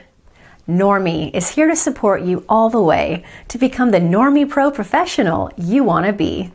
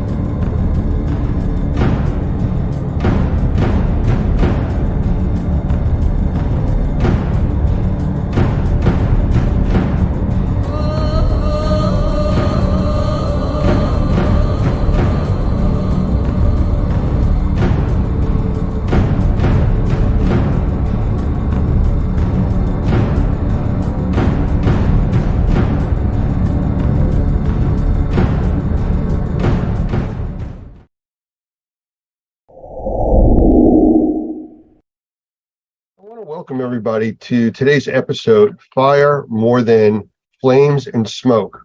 And this is a multi-part series being offered by Normie.tv. It's also available on numerous other platforms, and you can find that at normie.org. I want to welcome today's guest, Dr. Gavin McGregor Skinner, who is the Senior Director from ISSA, and he is also a Senior Leader in the GBAC organization, which is a Global Biorisk Advisory Council. Gavin, say hello. Yeah, hi, Lance. How are you today? Good. And if I missed on the actual titles, please correct me and fill us in a little bit more about your background. Yeah, okay. Yeah, no, Lance. So I work for ISSA, the Worldwide Cleaning Industry Association, and I manage the team with the Global Biorisk Advisory Council, which is a division of ISSA. I'm also an associate professor, Lance, at the Penn State College of Medicine. I've been working with Penn State since 2011. I teach 3 graduate courses, 3 15-week courses on biological risk management. Well, that is exactly what we need to be talking about today. And with that, I want to bring up an image real quick. So I want to talk about short-term health effects for people exposed to the wildfires that have drifted down here into the U.S. and the central and the eastern coast. And these images I want to show you are what took place over a 3 to 4 day period. Now, this was, I can tell you, here in New Jersey, because I took the pictures myself, but this was mid-afternoon, and it looks like sunset. So give me a moment, and I'll bring this up on the screen so everybody can see what we're actually talking about, especially if you didn't get the opportunity to experience this. Are you able to see the images? Yes, I can, Lance. Well, as you can see, these are sunset looking type of images in the middle of the day with no clouds. Extremely thick smoke conditions. And this smoke was coming from probably up to 1,000 miles away up in Canada, all the way down to the coastal area of New Jersey. Now, from the reports and everything we got, it was even worse through the state of New York, Pennsylvania, which is closer to the Canadian border. So as far as health effects go, and I do want to mention one other thing. You've seen these images. I want to show you something graphical that we can then talk about. This was graphical data that I captured outside my home, actually, over a week period. You can see leading up to where the spiking started on the graph that the outside levels of particulates and volatile organic compounds, VOCs, or the chemistries in the air are very low. And then you could see it all of a sudden started to spike on the first day, and then it was kind of an up and down to where it got really bad by the third day. And then after that, it started to settle out and move on. So the images that you saw before this is graphical data talking about particulates at 2.5 microns, 10 microns, and 1 or sub-micron size particulates, which really can affect people's health. So as far as short-term effects, how do you see that? Well, what's really interesting, Lance, is that if you go back to that period of time, I think when I woke up on the Wednesday here in Washington, D.C., and your photos actually captured that very clearly, there was a lot of smoke in the air. And we knew the fires were in Canada. Who would have thought that I would wake up in Washington, D.C., and suddenly I realized the air that I breathe or am breathing today came from Canada? And you don't think at a local level, at the neighborhood level, where does the air come from that I breathe? We think it all is generated locally, but it wasn't. No, this air that I was breathing here in Washington, D.C. on that Wednesday was coming from Canada. Why? Because the smoke showed that to me. It visualized it. It showed me that the fires in Canada were sending smoke down the east coast of the US. And I think everyone needs to understand smoke anywhere is just bad for the human body. It also affects animals, no matter how healthy a person is or how long they're exposed to. Smoke exposure is just bad. And we need to understand, what does that bad mean? So if I look at, what were the messages going out from when the photos that you took, Lance, showing the sun blocked out, showing all that smoke in the air, what were the key messages being delivered to the public, the community? And we're very fortunate because, here's my phone. On my phone here, I have a number of apps. We have there's a lot of apps that are available that can make you aware of outdoor air quality. Not very many, I think very few people would have apps on their phone for indoor air quality, but we have a lot of apps for outdoor air quality. And on my phone, I use the weather app. It's free. And if I click on the weather app for Washington, D.C., I can see what the air quality is, and it's monitored, and it's called the Air Quality Index, or AQI. So again, the weather app has it. It's online. Many other apps use the Air Quality Index. And we know that the air quality index around about 50 or less is considered healthy. We also know that sensitive and vulnerable people might notice ill effects to their health at levels as low as 51. And we know that from that air quality index, levels at 150 or greater are considered unhealthy for everyone. So what we saw, this air quality index uses 6 different color schemes. But Lance, when I do my hazards identification, my risk assessments, I usually stick to the traffic light system, red, yellow, green, because that's universal. Everyone understands what red, yellow, green means. When you bring in other colors, it can be confusing. What is orange? What is purple? What is violet? That sort of thing. So there's 6 colors in the air quality index, and we started seeing maps on the news, on TV, on the websites, in newspapers, in the general media and social media. And a lot of people didn't understand what those 6 colors meant. But again, what we want to be really clear here, a level at 150 or above on the air quality index is considered unhealthy for everyone. And what we saw for the smoke from Canada, places like New York, Washington, D.C., other locations went up into the 300s, even the 400s. And this air quality index, Lance, only goes to 500. It stops at 500. So when we saw the numbers up into 400s, that's never happened before. That's setting new records for many of those locations. I guess the way you could equate that is when we actually deal with indoor air quality and we get particulate counts and mold in the environment and extremely high, it's almost like breathing soup. Yep. It's that thick. And the particulate size of this smoke is extremely concerning because it goes deep into your lungs and is a direct access point into your blood system. This is really important, Lance. So if you look at, when you see smoke, like in the photos that you showed, we're concerned, and we saw this being talked about the hazards, the risks. It's about particles. And so smoke, even wildfire smoke, is harmful primarily because it contains airport particulate matter, these particles. And you saw on your graph that you showed, Lance, these particles can be measured in microns, 10 microns, 2.5 microns, 1 micron down to 0.3 microns. Understand that the smallest grain of sand is still 40 times larger than a PM 2.5, a particulate matter 2.5 particle. The width of a human hair is about 50 microns. So as soon as you get down to 10, we can't see those with the human eye until we see lots and lots of particles together. So when you see particles at 2.5, 10, like you showed in your graph, all coming together, that's what causes the smoke. That's what gives us the visualization. Now, we have wildfires, forest fires, grass fires have been around for years, for centuries, and we have a lot of data. If we go back to, say, the 2020 California fires that turned the sky just like in your photo, Lance, an apocalyptic shade of orange is what I would call. It was emitted by more than 1 million metric tons of PM 2.5. In California in 2020, in those fires, that was a 2,360% increase above normal air, according to the California Air Resources Board.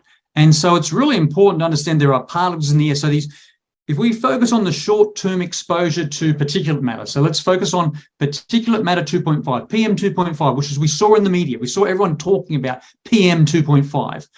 We know that short-term exposure can trigger lots of health problems, including but not limited to coughing, stinging eyes, a scratchy throat, a runny nose, chest pain, headaches, asthma attacks, fatigue, wheezing, breathing difficulties. And again, all this information is freely available through the US government on the US Center for Disease Control and Prevention site, the CDC. But also, Lance, there's more serious impacts to the lungs and heart when you see particulate matter like PM 2.5 in the air. You can have reduction in lung function, even in really healthy people. And we know that the exposure to like the photos you showed can affect on heart health. So these particles can enter the bloodstream. They can trigger inflammation, leading to either heart attacks and stroke. They can worsen the health of people who have conditions like diabetes. And we also know from research that Harvard University has studies, and there's other studies out there that have shown that wildfire smoke increases the risk from infectious diseases. So that in one Harvard University study that I'm familiar with, it estimated that the PM 2.5, the particulate matter 2.5 emissions from the 2020 wildfires in the states of California, Oregon, and Washington state were associated with about a 12% increase in COVID cases and over an 8% increase in COVID deaths in 2020. You know, you mentioned about all the particulate, the information being released to the public and stuff, and everybody's focusing on particulates. I spoke with, in one of the other episodes that we did, a gentleman who is works on the federal side of the firefighting wildfire teams. He's actually a consultant now with all the jets that are out there dropping water and flame retardant materials. But I asked him the difference in the types of smoke coming out of Canada and from wildfires. And he says there's two different types. One is the type burning the forest, just like a campfire. You're burning logs and vegetation, stuff like that. The second type is when that forest fire creeps into industrial and residential areas and starts burning homes and factories and all the materials and chemistries there, that changes the smoke and the contamination to not just particulate, but VOCs, volatile organic compounds, all the chemistries that are now airborne and being burned and converted to other things entering our lungs. That's really important, Lance, because the messages that were being delivered about the fire, the wildfire smoke in the air just recently focused on particles. It didn't focus on chemicals. It didn't focus on volatile organic compounds. We didn't see them being measured or reported in real time. Yes, we know the measurements were taken, but they are, again, that information wasn't made available. And I think it would have been much more responsible, because we saw the smoke in the air. You took the photos of the smoke in the air, it turned the sun orange, it turned the sky dark grey, and I saw it here in Washington, D.C., where I live. You know, a few measurements to say, yes, we've got particles, but do we have other chemicals? I didn't see that data available. We know from studies, there's a good 2022 review in the Journal of Climate Change and Health. And the problem with these studies in these journals, that a lot of the community, a lot of just the public can't access these journals, because you've got to be a subscriber, you've got to pay money. So it's really important that we do think videos like this, Lance, to take those studies and sort of translate and synthesize the information so that everyone understands what's being done. And that's not done enough. But so if we go back to a 2020 review in the Journal of Climate Change and Health that probably most people haven't seen, they found that there were long-term effects of wildfire with PM 2.5 exposure. And those long-term effects included higher risks of respiratory disease, but also cancer. And so it's really interesting that we now look at, okay, so again, the air where I am now in Washington, D.C., Lance, today is pretty clear. I don't know what the measurements are. I haven't measured it, but I don't see any smoke in the air. And what we've seen from, wildfires in Canada, Australia, California, we've seen the week after that smoke, like in your photos, we've seen an increase in emergency room visits. We've seen an increase in people visiting the physician or the doctor.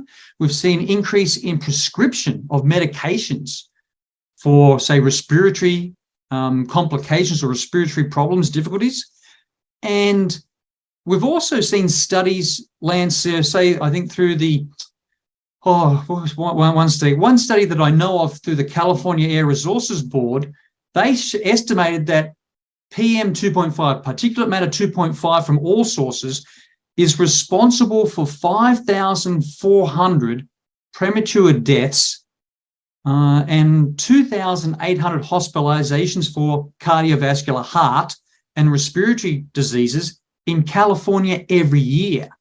And they also, in the same studies, reports said that PM 2.5, particulate matter 2.5, was also associated with 6,700 asthma-related hospital emergency room visits in California every year. So it's going to be really interesting.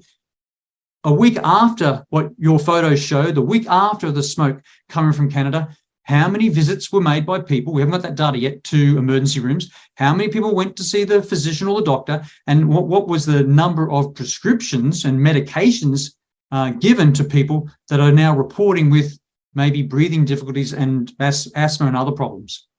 It's interesting because we recently also did an episode on sensitized individuals with Michael Pinto, and he talks about a lot of that. But the question I have for you is, we've talked about short-term effects, and I think we're starting to teeter on, now that we're a week and a half plus out, what are the long-term effects? But before we get to that specific question, what's the difference of the group that we're not talking about with babies, children, pregnant women, and we can't forget the group of the elderly? Oh, yeah. So the elderly will have a lot of underlying conditions, that again make them prone to particulate matter PM 2.5 and less particles, smaller particles, which do exist in smoke in general. But if you focus on that real critical, you've identified that critical cohort, that critical group, Lance, of pregnant people, babies, young children, they really need to avoid smoke exposure as much as possible. And so it's really important that we get those warnings out in time. A lot of us will stay indoors, recirculate, or some of us don't, but we need to ensure that our air conditioning is recirculating and not bringing in that outdoor air, because a lot of the filters that we have will not pull out the particles in our home or even places where we work. So it's really important to understand babies, young kids are at high risk because their bodies aren't fully developed. And if you look at pregnant people, their bodies have been fully developed, but when they're pregnant, you're in overdrive. This really has a big effect on your immune system. So there are studies that have shown us that wildfire smoke exposure can lead to preterm birth. So that's preterm birth, Lance, is birth before 37 weeks of gestation. It also leads to babies with low birth weight, leads to babies with impaired lung functions and other health risks. And there was a study, in 2022 in the Journal of Environmental Research. Again, many people probably haven't seen this one, but in this environmental research study, it looked at birth outcomes in California between 2006 and 2012. And what they found was each additional day of exposure to wildfire smoke during pregnancy, so people that are pregnant, increase the risk of preterm birth. That's preterm birth. That's less than what we say, 37 weeks. Now, the same study that I'm aware of estimates that as many as 7,000 additional preterm births occurred in California that were attributable to exposure to wildfire smoke during that period of study, 6 years. Sounds just like secondhand smoke exposure. Exactly. Smoke is, exactly. So, and those preterm babies that were born, before 37 weeks of gestation had greater risk of experiencing respiratory complications, developmental issues, and death. And so it's so important. We talk about children now, Lance, developmental issues. We know that wildfire exposure hurts, impairs, decreases children's performance in school. And we know that researchers and studies have looked at that possible link between wildfire smoke exposure and school performance. We've seen those studies done in the US and also Australia. And so a study that I'm aware of in the US used standardized test scores from 2009 and 2016 for nearly 12,000 school districts. And they compared to a school year with no smoke to a school year with wildfire smoke. And they found that the cumulative smoke exposure may have reduced student test scores by roughly 0.15% of a standard deviation. That may not mean much to people. That's a lot. And that information was published in the Journal of Nature in 2022. That is a significant decrease in people's ability to learn, to understand, to think. Again, that information does exist. There's so many effects, and we're starting to touch on the long-term effects. I have noticed from people within the circle that I travel starting to report eye infections, earaches, ear infections, sinus infections. And this is all a week after. I was kind of predicting out 2 weeks for people to start to have issues. But as far as the long-term effects, because the smoke cleared out, didn't do anything with all the debris left behind, all the ash that's dropped out of the air. I know the cars here had a grayish color to them, for days. And we haven't had rain for almost 4 weeks. We finally got some rain to wash some of it out of the atmosphere. But this is just something that is continual. And these particulates don't just vanish. Oh, no, you're right, Lance. And so we always say, dirty air leads to dirty surfaces, that those particles in the air will eventually come down and land on surfaces. So if I look at my car parked in the street over that course of the smoke in Washington, D.C. last week, I can see the particles on my car.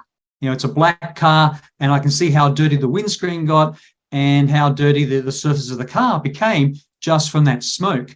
It's really interesting that when we start to talk about, it wasn't that bad, or it didn't really affect me, I only had the short-term effects of, particulate matter 2.5 or less could be, a coughing, stinging eye, scratchy throat, runny nose, chest pain, headaches, fatigue, wheezing.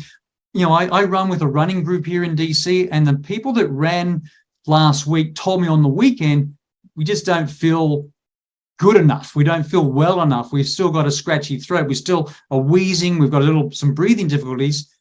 We can't run with you, Gavin, on the weekend.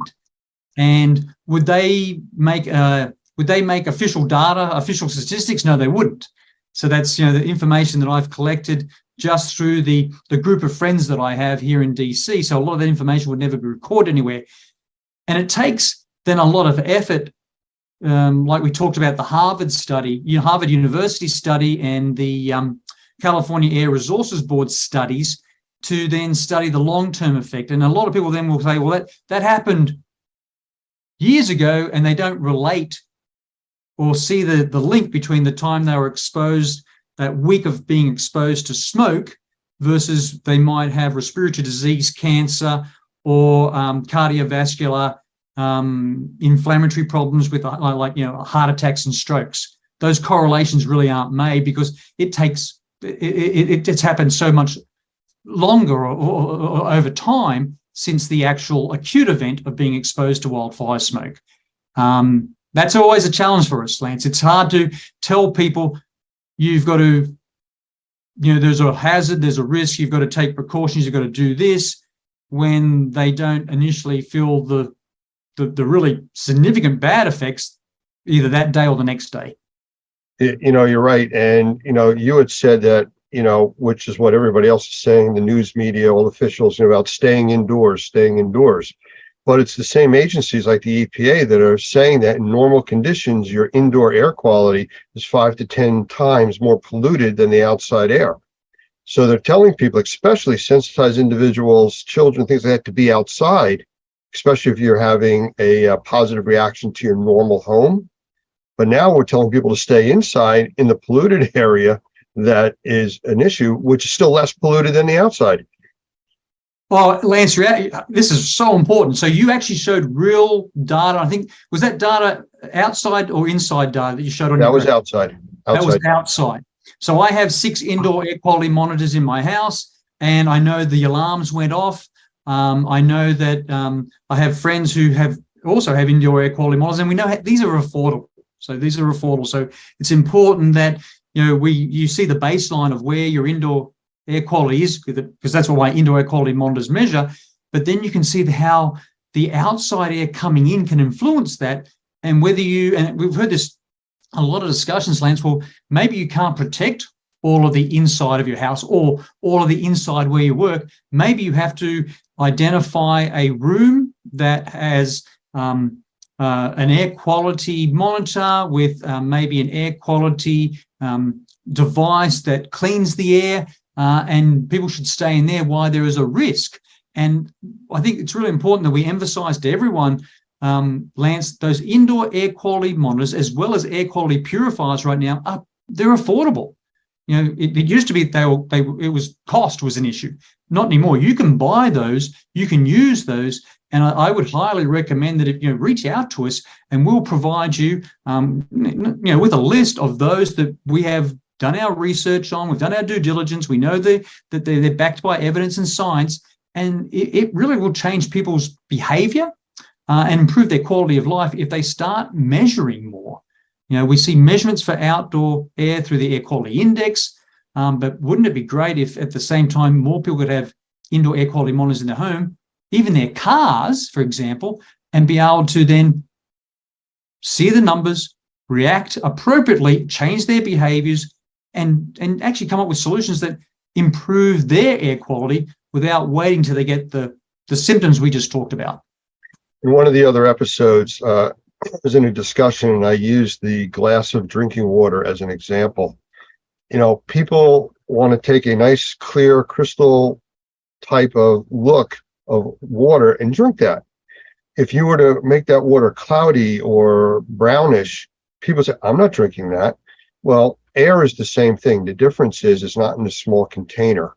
So you don't see the pollution. You don't see anything other than if you see like a lot of pollen on your car during spring, something like that. Oh, it's the allergies are bad. That's why I'm coughing.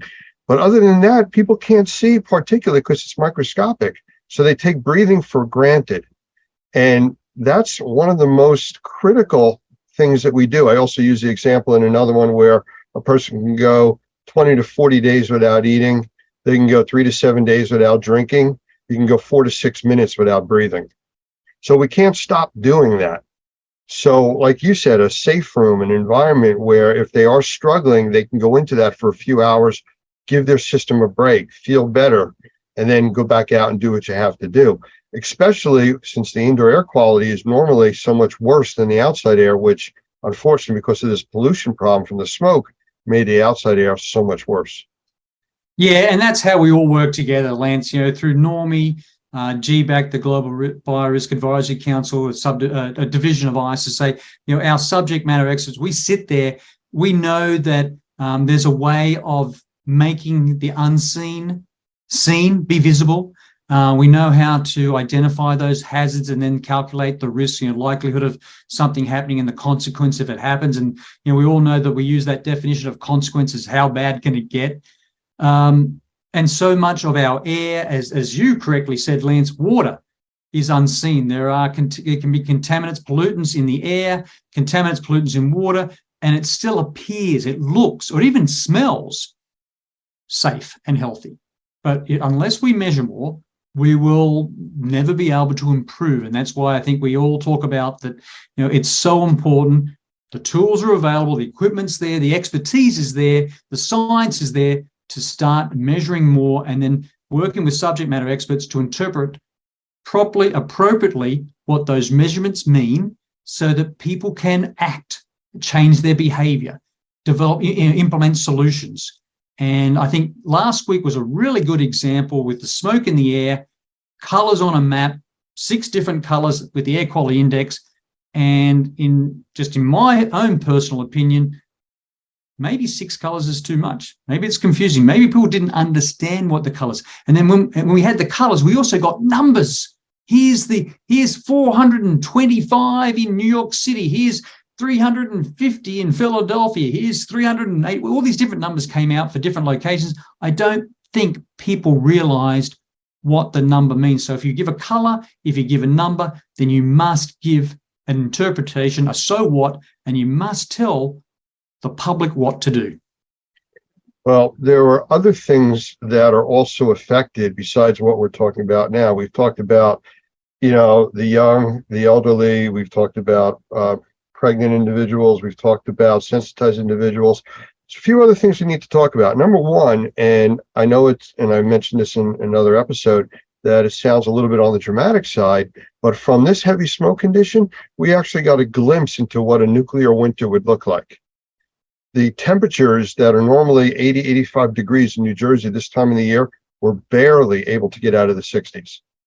It dropped the ambient temperature almost 20 degrees every day while there was smoke. Once the smoke cleared out, the temperature went back up to normal. Now that affects plant growth. It affects our food source. And speaking of food sources, it affects livestock with breathing. They're outside creatures. And we can't forget our pets, especially the ones that either have, like doggy doors that go in and out or outside pets. So how does it affect them? Yeah, really important, Lance. We knew in Washington, D.C., the National Zoo was closed to all people, closed to visitors because they had brought the animals indoors away from the smoke. Now, are all the enclosures at the National Zoo on air conditioning that recirculates? No, it's not, but at least that would decrease to some level, some degree, their exposure to the smoke that was outside. Again, in horses, equine asthma is real. And we know from, fires in Australia, information and data from fires in California, horses can suffer inflammatory diseases. We see equine asthma increase after forest fires or wildfire fires. That data is available. That's known. That's been studied. Less so in companion animals like dogs and cats. But yes, we do know that, again, those animals are breathing the same air that we're seeing, that we would breathe. Really interesting, just a couple of anecdotal reports that I've received from colleagues and friends here in DC. They had to let their cat or their dog out to go to the bathroom, the toilet, or just get some exposure outside so they wouldn't go mad inside when they run around. Opening and closing that door very briefly to let, say, a dog out. And the people that had indoor air quality monitors saw that by just opening that door very briefly to let their pet out, changed their indoor air quality on their monitors significantly. And what I mean by that, if they were sitting at like a 95 to 98%, it dropped down in some of the photos that I received down to 70, 73% in that very brief period. So it's not like it takes a long time for the smoke to rush into the house. when you opened the door, that smoke came in and that indoor air quality monitor then measured it, and you saw in real time, right there and then, a change in your indoor air quality, by a number. The challenge we have, though, is how to interpret those numbers. So, yeah, again, Lance, many animals can't go indoors. They were exposed. And again, a lot of this data won't be measured, but we do know from studies that we do see inflammation problems as well as respiratory problems in animals exposed to wildfire smoke. One of the things, just like with very young children, animals can't really tell you what's bothering them.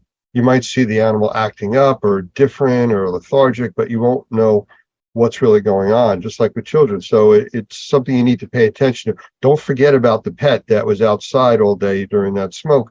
They may start to have issues going forward. Yes, I'm a pet lover, can't help it. Oh, but very important, Lance. My dog Buddy did not want to go outside last week when we had all the smoke in the air.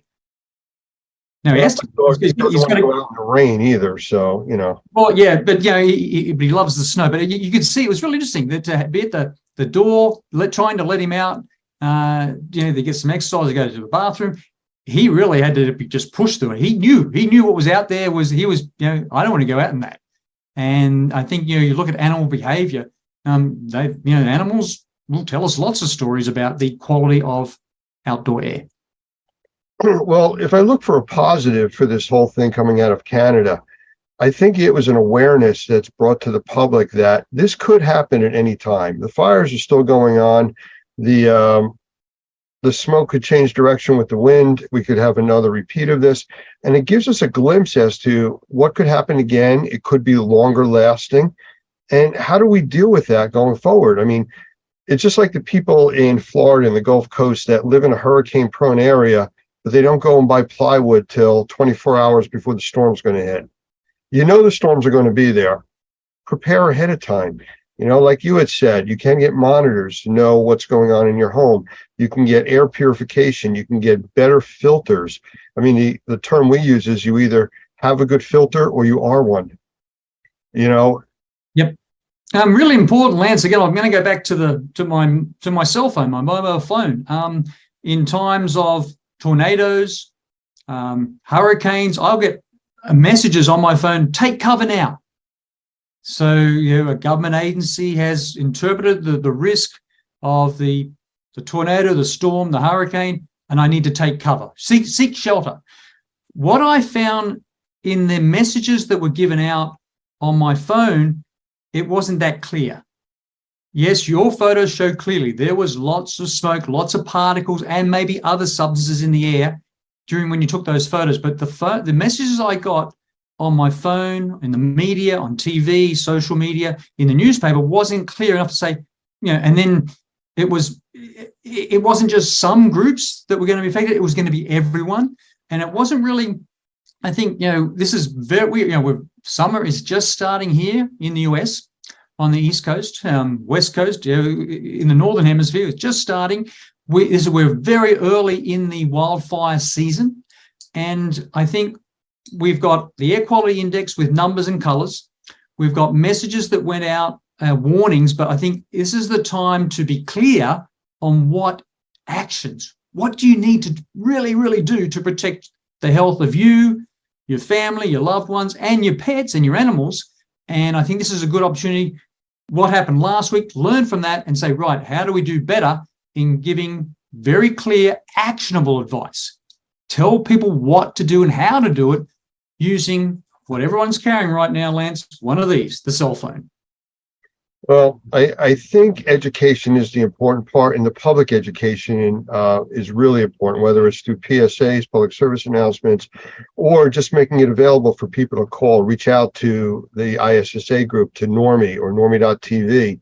We can help guide people, to where to get more information that's factual, not just somebody selling a widget and, here's the best thing.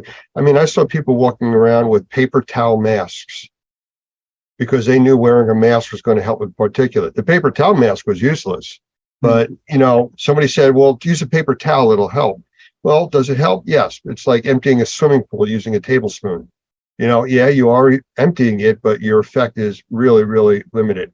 And that's a good point, Lance, because we've gone through the the 3 years or so of a COVID-19 pandemic, people have masks, or they know where to buy masks or have accessibility to masks.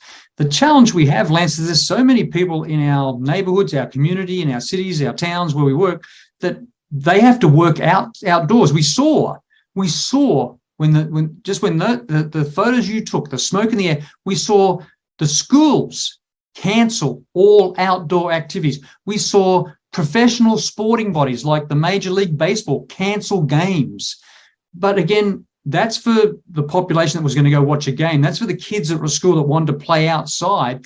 What about the people that have to work outside? Where was the actionable solutions, the information there to say, you work outside, we need you to work outside, this is what you do. I really professionally and honestly believe, Lance, a lot of that information was missing, and a lot of people in our towns, in our communities, our neighborhoods have to work outside. They have no choice.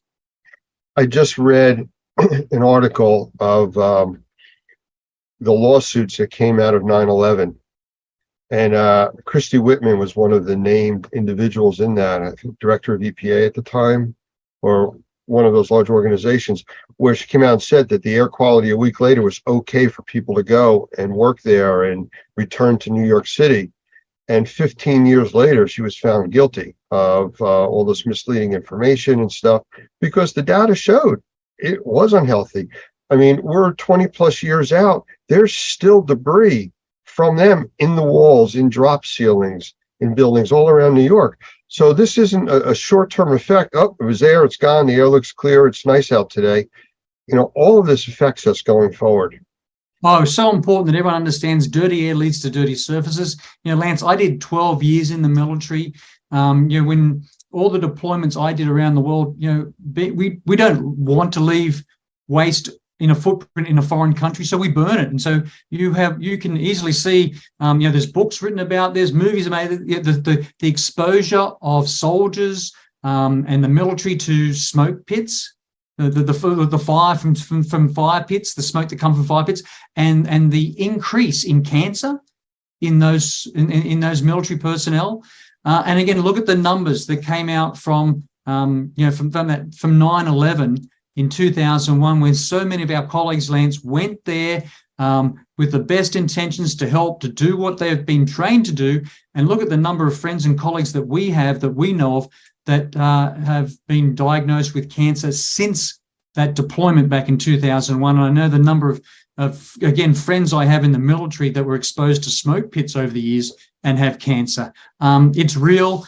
What it means, we have to do better when we go to respond to those important acute events, to try to mitigate them, respond to them, and then go into recovery. We've got to do better in our training as well as our equipment to protect what we know in the long term causes inflammatory disease, heart disease, lung disease, cancer. Absolutely. Well, Gavin, I want to thank you for spending time with us today. I mean, it's always informative listening to you. I think this was information that we needed to get out in this series, with the actual data, a lot of the study information, short and long-term effects, which is what we've covered.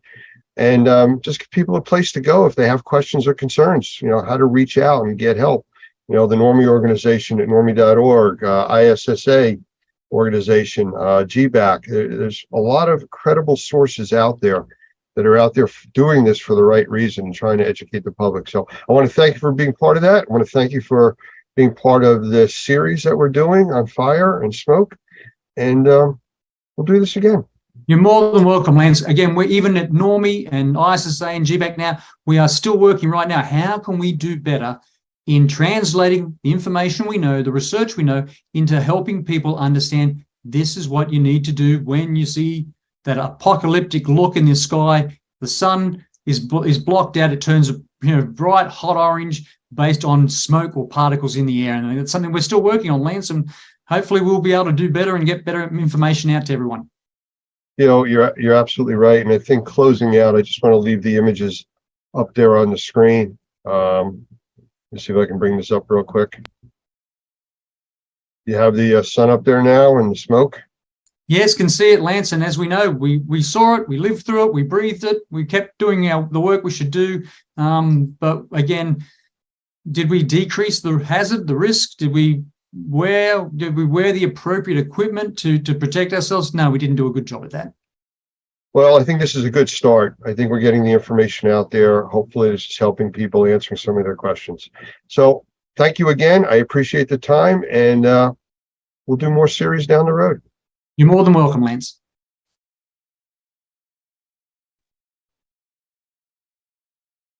I want to welcome my guest speaker today, Marvelous Mark. And I'm going to leave it short just like that, because Marvelous Mark is really not just a name, it's a description. And I really think that's the easiest way to describe him. He is a best-selling author. He's a motivational speaker. He's a team builder. He energizes teams. He energizes companies and people. I've seen him at some large trade shows speaking, and it just takes the entire level of activity higher. As you can see, or you won't see until he comes on the screen momentarily, he's just sitting there with drumsticks ready to go. So Mark, come on in, say hi. Hey, good morning, good afternoon, good evening, and in case I don't see you, good night. Well, thank you. And just a reminder that the way that we do this is when someone is talking, they're the actual entire screen. Okay. So just kind of I saw that on the program. So just jumping back and forth with that. So I kind of gave you the buildup of what you do, but it doesn't really explain what you do. I don't know if you can kind of get into that, and then we'll go from there. Well, that's interesting that you say that, because that's been a challenge most of my career, because I've tried to run my business by one of the groups that I speak about, which of course is KISS. And the KISS question in my presentation is, what are you willing to do that others are not? Well, KISS was willing to put on makeup, spandex, and get a tongue implant. So the rumor has it. And they just wanted to kind of create a disruption and set themselves apart. So what happened was they wound up setting themselves so far apart that you couldn't help but remember them. And they actually were in a league of their own for many, many years before people started seeing that, hey, the clown makeup rock stars really were scaling their business. They weren't just music giants, they were business giants. So that's really, in a nutshell, what I try to teach businesses, whether they're entrepreneurs, small or large, is, what's your disruptor, what's your KISS, how you can set yourself apart. Hence the name Marvel Less, because less can give you more when you start scaling back of all the busyness in your business. Well, it's interesting that you describe their business model that way, because we've talked in the past about a book that we recommended called Blue Ocean Strategies. And it's a heavy read. There's no question about it. It's very detailed, but it basically teaches companies how to set themselves apart. Don't fight the competition. Don't get caught in that race to zero pricing. Be out there, be the individual like you're talking about. No, you're right. And I love that book. I've read it a couple times, and it's so true. And you can use that comparison to anything. And I think, a lot of times, when we were talking in business today, how we're sometimes too busy being busy, we don't have time to go for the deep sea fishing. So many businesses chase each other's clients, or we're all going after the same piece of business. We're all bidding and, sending out RFPs a lot of times, unless we have our, loyal client base. But when we're trying to generate new business, what's going to set yourself apart? Are you fishing in the shallow water, or are you going to go for that one big fish, that one big account that will be loyal to for you for the next 5 to 10 years? Well, we have a very niche market with what we do, and we deal with everything under the umbrella of indoor air quality. And basically, it's all about the market being just people that breathe. So it kind of narrows it down to everybody. And that's kind of what our membership base is, which consists of sole proprietors, mom and pop type operations, up to very large corporations and franchises and licensees, companies, and things like that. So for you to talk to this group, I don't know if you could find a common ground that fits across all of that span, or do you need to address it separately? No, what I want to talk about today is some heavy duty psychology on using the 80-20 principle or the 80-20 rule in your business, because I've found, whether I'm talking to people like myself that's been an entrepreneur since about 1985 and a small business owner, usually anywhere from 2 to 8 employees, to the people that I speak to that are large corporations that have thousands of employees and their sales teams or their business development teams. We really need to spend more time in that blue ocean where the big fish are on that 20%, and we have to strip back that 80% to find that 20%. And that's a couple of things that I want to share with today. Well, why don't we get started? And I'll turn it over to you. I think you wanted to share your screen there for a moment or two. Yeah, I will in just a second. The first thing, I just want to make sure that everybody is aware of the basic principle of the 80-20 rule, which is 80% of your results come from 20% of what you do.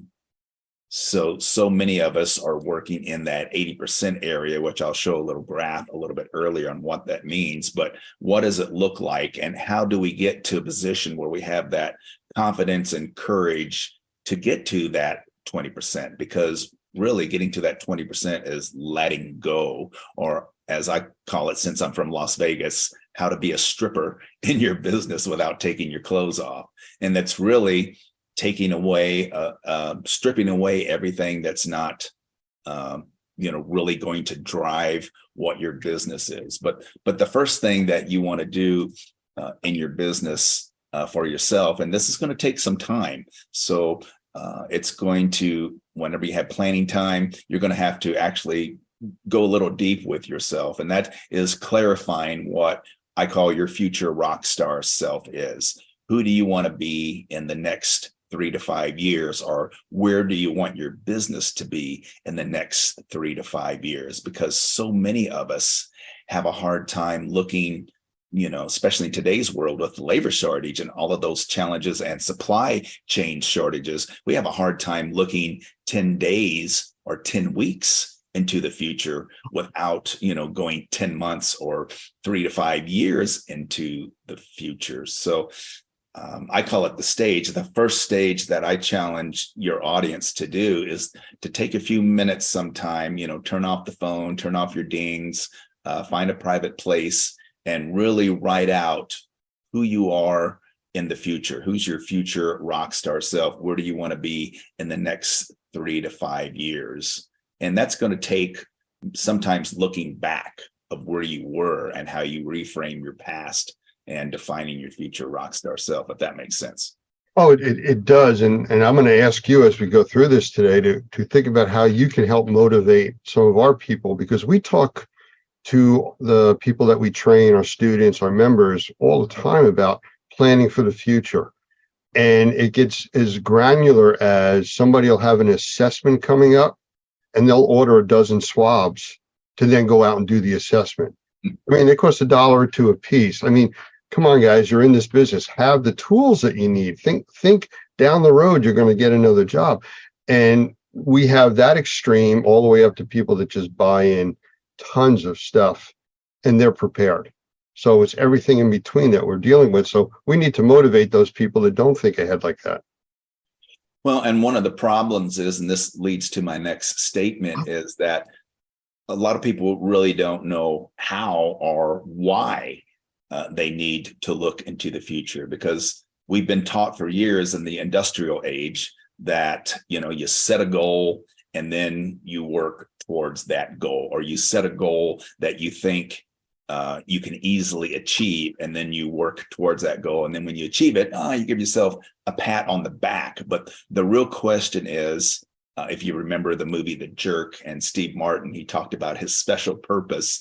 My question for your audience is, what is your special purpose? What is the 1 or 2 things that you love to do and that you do best, better than anybody else? And I'll tag on to that by saying, don't confuse purpose with passion, because a lot of us are passionate about certain things. You may be passionate about, getting clean water to everyone in Africa, but is that going to scale your business? Is that going to pay your bills? Is that going to support your family? For me, my purpose is, getting on and rocking as many stages as possible. And that's pretty much what I've done my whole life. That's what I love to do. That's what I'm good at. I'm good at connecting and energizing audiences. And I recently put on my vision board, I will never retire. I will die on stage. Because people ask, all the time, why are the Rolling Stones still touring? They don't need the money. You're right. They don't need the money. But if they stopped, they would die. That's all they've ever done. That's what they love to do. They've been on planes. They've been in buses. They go from city to city. That's their special purpose. And the special purpose is that one or two things that you, as a business owner or as an employee, that you do really, really well. And if you focused on that, if you put like 80 to 100% on that one or two things, how would it take your business or yourself to a volume 11? I call it the V11 mindset. How can you raise the volume on your life? So that's step one. Where do they go from there? All right. Step two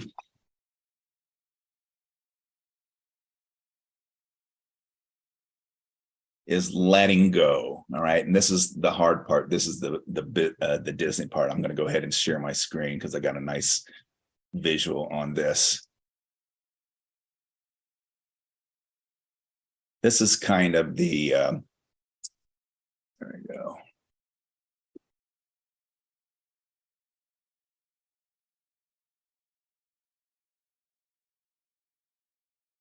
So this is kind of my version or graph of the 80-20 rule, which I was talking about in the beginning. So most of us are in cover band, what I call cover band mindset.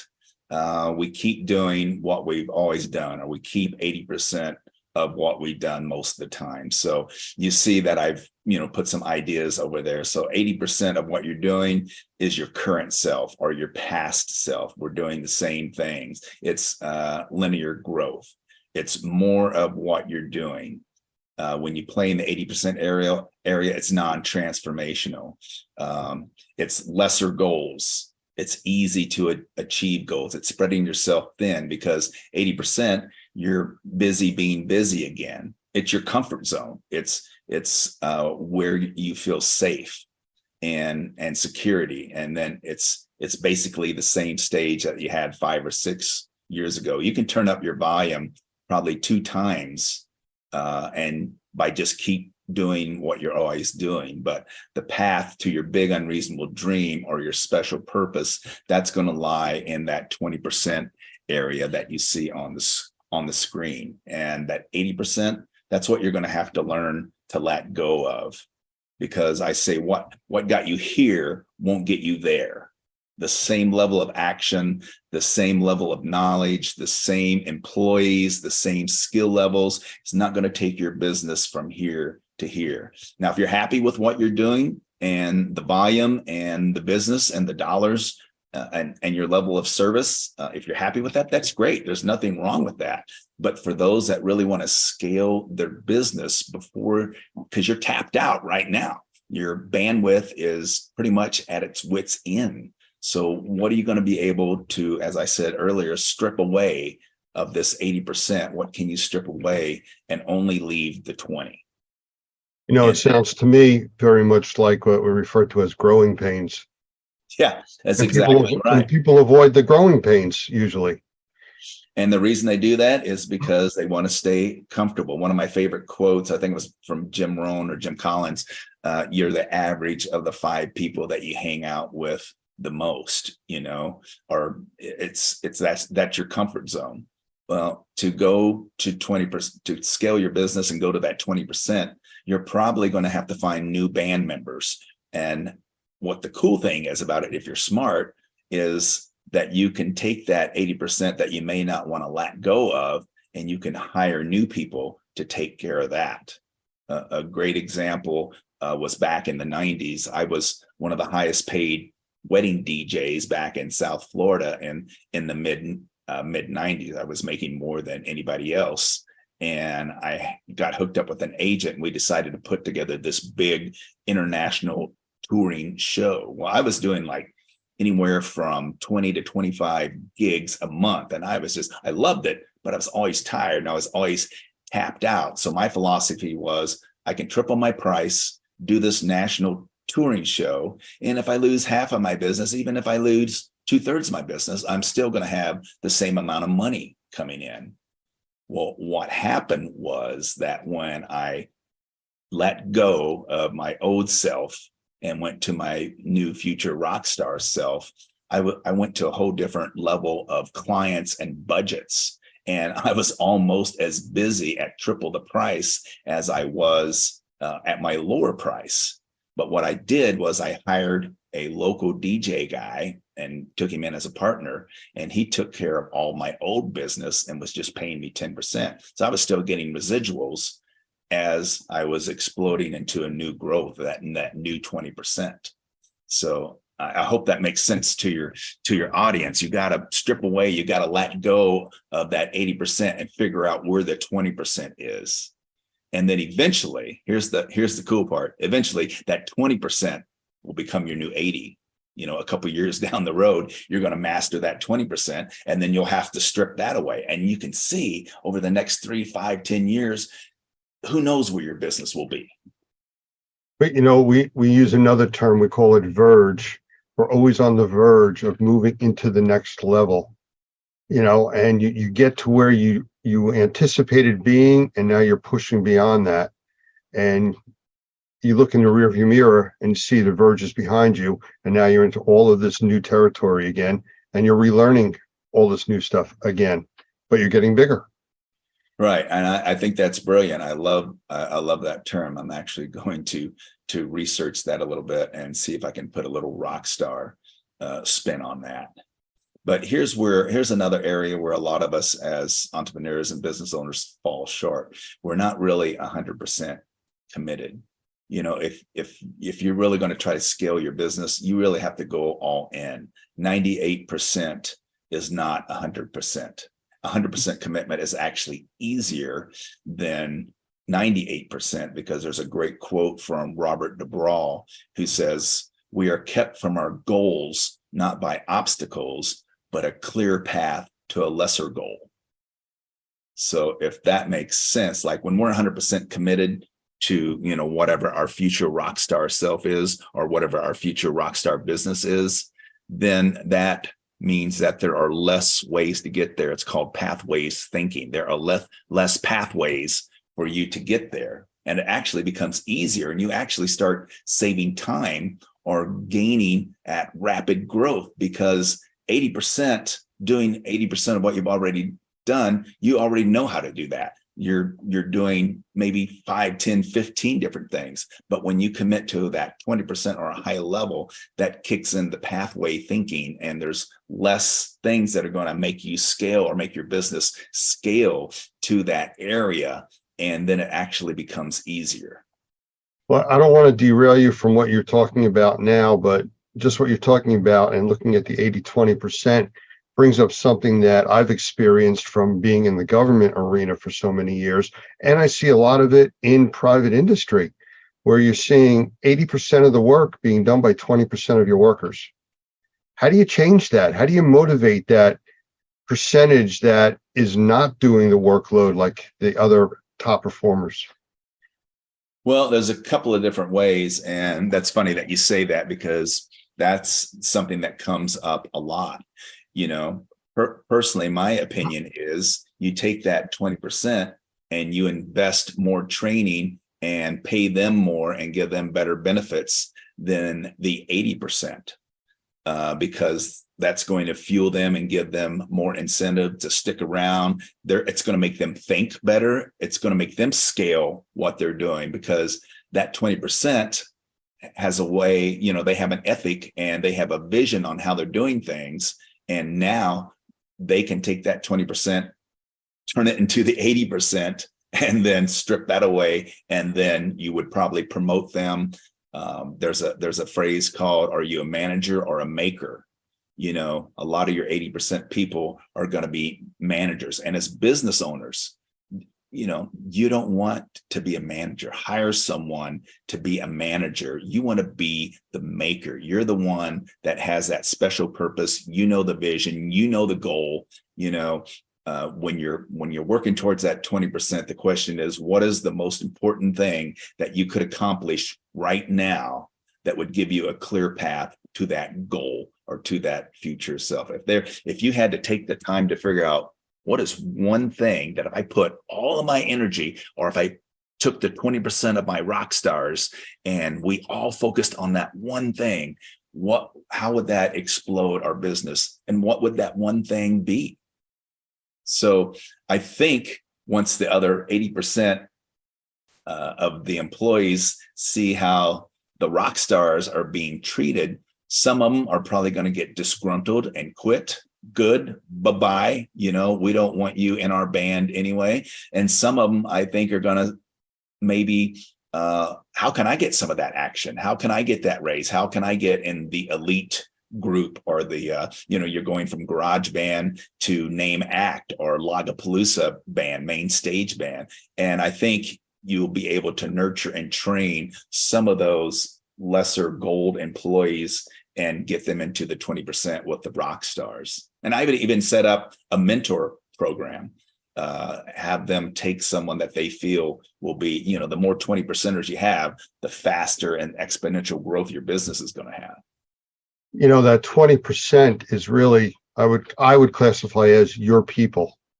And one of the biggest things I've seen is to motivate them is to take care of your people, exactly what you're saying. And then you'll see the other people come along. I want to be part of that. I want to be on that team. And you do team building. You talk all about that. And that's really, people want to belong. They want to be on the team. They want to be going forward. They want to be involved.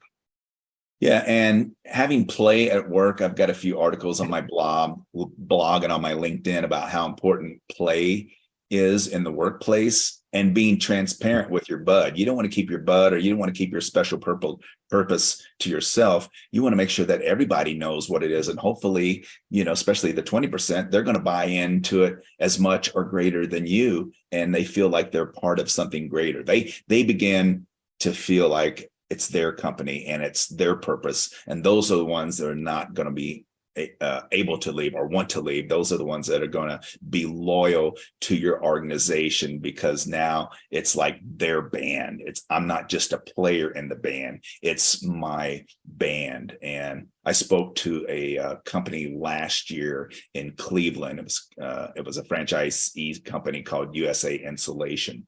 And their employees are blowing in insulation. They're in 130-degree attics, crawling around in itchy material, you know the drill.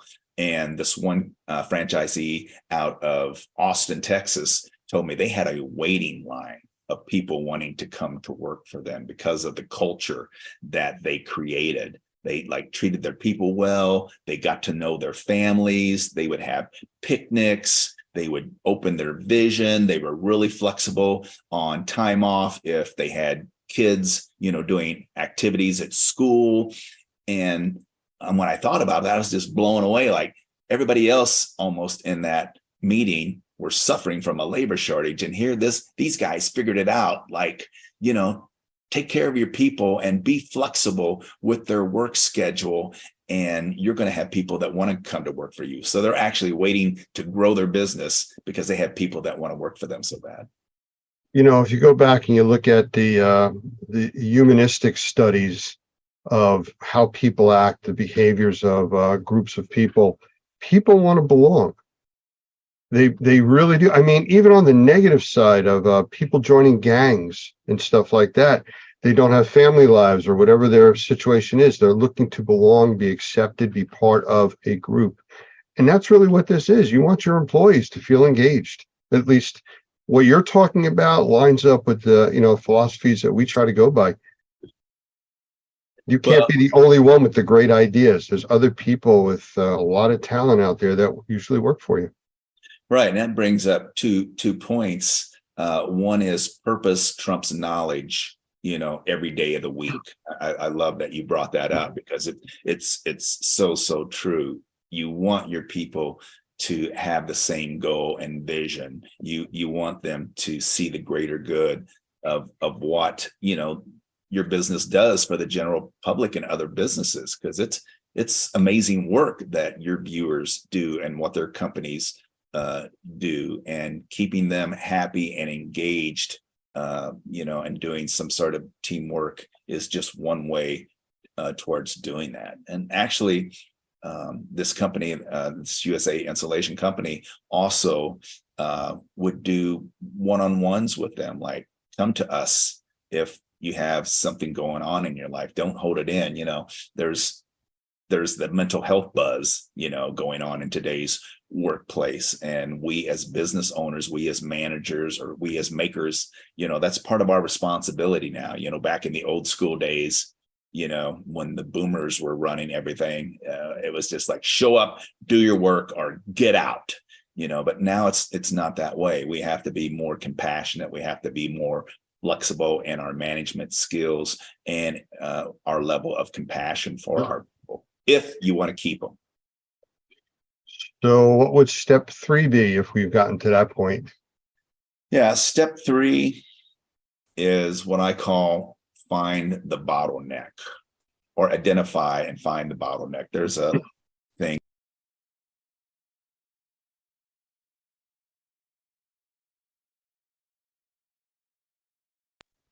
That's one thing I didn't figure out. How do I get this to advance? Just click on the screen. Man, you are so smart. Thank you for calling Normie Support. Yeah. and it's a real person that I'm talking to. Yeah. So stage 3, I call, is identify and find the bottleneck. And I say bottleneck is because most rock stars are very familiar with a bottleneck, but it's originally called the theory of constraints. So on one side, that's where most of us play.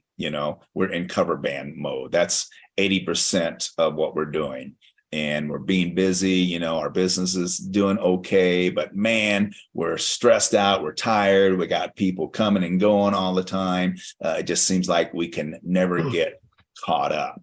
And on the other side, that's where we want to be, and that's in name act mode. That's our future rock star self. That's where I was saying, who do you want to be? What goals do you want to achieve in the next 3 to 5 years? Well, almost every goal, and almost every business has a bottleneck. There's something keeping us going from cover band to name act. It's almost like a kink in a garden hose. You can have a kink in a garden hose, and you can keep cranking up the pressure on the one side, and it doesn't matter. It's still going to be dripping out on the other side. And that's the same way with finding the bottleneck in your business. How do you find that? Well, there's a couple of different ways. First is, like you said, talk to your employees. They're the ones that are out in the field. They're the ones that, are having interactions with the customers. They're seeing what's going on. So, that's the first thing that I would do, would be, talk to them. What's keeping us from growing, or what challenges, what can we do as a company? What can I do as your boss, your manager, to make your job easier, or to get the job done faster or better or more efficiently? Could be technology. Maybe we should invest in some new software and new technology, or maybe, you're running with old gear and old equipment or old products, and we need to upgrade and try some new things. But it doesn't matter how much energy your whole band, you can have your whole band over there on the left side, but pushing, but it's not going to get through to the end game on the other side until you find the bottleneck. Now, here's the fun part. If you can't find the bottleneck, then guess what? You're probably the bottleneck. So we're stuck in our old ways of thinking. We don't want to change, or we don't want to take a risk, because for some of us, hiring new people when we think we can't afford it, to take care of that 80% so we can scale on the 20 is scary. There again, and that old graph, the 80% is fear. It's scary. It's your comfort zone, but you can't afford not to. Figure out a way, where can you cut costs, or where can you get a loan or something to hire that extra person or two so that you can let go. And then as an individual, if you're the bottleneck, then that's you got a fixed mindset, or you don't have a growth mindset. So look in the mirror. Am I the bottleneck? Am I keeping my company from growing because I don't want to change, or I want to keep doing things the same way, or I don't want to invest in my people? Let them leave. I'll just hire somebody else. And then you just keep going on with the same problems over and over again. We deal with a lot of people that have been in the indoor air quality, mold assessment, mold remediation industry for 20, 30 plus years. And they'll come to our classes, and, you can see when they're sitting down, they almost kind of have the chip on the shoulder. I've been doing this forever. I've seen it all. I know everything. And we're doing it the way we did when we started. And, you think about it and you go, so you're still using a telephone that plugs into the wall, right? Oh, no, we have cell phone. Well, you've changed. Things have changed over 20 years or 30 years. You are doing things newer now. There's more concepts. And usually by the time we've gotten to the first day of one of our classes, their response is, I have actually learned how much I don't know. They haven't learned what they need to know, but they've learned what they don't know. And that's a good start. No, I love that mindset because I think it's Brian Tracy said, you don't want to be the smartest person in the room. If you are, you want to find a new room, and the fact that, instead of trying to defend your decisions, why not ask an opinion? I was listening to something this morning and I thought, I got to share this, instead of trying to prove why you're right or why you're doing it the right way. And a lot of times, at the trade shows, I've seen, very smart people up on that stage, but they keep trying to defend their way. They keep on trying to say, this is the way to do it. This is, if you want to grow your business, if you want to get X, Y, Z, this is what you got to do, rather than asking an opinion. Well, what do you think? This is what I do. And what I'm sharing with you now is just what's worked for me for the last 2 years. I've done a V11 in the last year and a half. I mean, I started applying these principles, and coming out of the pandemic, my business has exploded. So I'm getting ready to take the year and a half, 20%, which is now my 80, and getting ready to strip away and find the new 20% to go to the next level. So that's a great point. I love that. So we have, like I said, a lot of very small companies and a lot of large companies. The smaller companies, it's much, much easier to pivot, to change your direction, to come up with new concepts. But you get some of these larger companies and organizations, it's like trying to turn an aircraft carrier. It's eventually going to get there, but you're, 20, 30 miles down the road, or, across the ocean. How do you talk to them and say, find these bottlenecks, and how do you change direction? Well, I think, the one thing that larger companies do have, and sometimes it's good and sometimes it's bad, is, their teams, their board of directors, or, their masterminds, so to speak. And I think, first, there again, it goes back to these 3 stages. That large company, just like the small company, they got to be crystal clear and 100%, not 98% committed of where they're going in the next 3 to 5 years. So you have to really, really spend some time on that first stage and defining your special purpose, defining who you are or where you want to take your business. So, if you don't know where you're going, you better be careful, because you might end up somewhere else. So before they even need to think about turning the aircraft or turning the aircraft carrier, on that big, wide, slow turn, you better make sure you know what direction you need to turn it into first. And then once you're clear on that, that's when you get together with your teams. And sometimes it's good to bring in outside sources, depending on how the company structure is and the level of secrecy or what they're willing to share and not share. But then you have a better opportunity of finding out what the bottleneck is. And then, you see that 80%, take the 80% of what you can and just throw it all in and, start turning that wheel, and you'll eventually get there. And that's one advantage to the small business owners listening out there. Remember, that's one advantage that you have over the big players in your industry is the power of the pivot. You can make decisions faster. It's kind of like the little, I don't know what the name is because I'm not a big Star Wars fans, but I remember, not the stormtroopers, but the good guys. They had their little bitty ships and they could weave in and out of there, and they went into the big mothership and was able to knock out their power and that sort of thing. That's how I see the small business owners. But there's something to say about size. You have more resources, you have more cash flow a lot of times. So you can make bigger jumps and you can take bigger risks. So there's pros and cons to being big and being small. Okay, well, you got the constraints that you're talking about, whether it's something you can move out of the way or move out of your own way, you're basically going to have to go forward and push forward. Next step. Well, that's really the final step.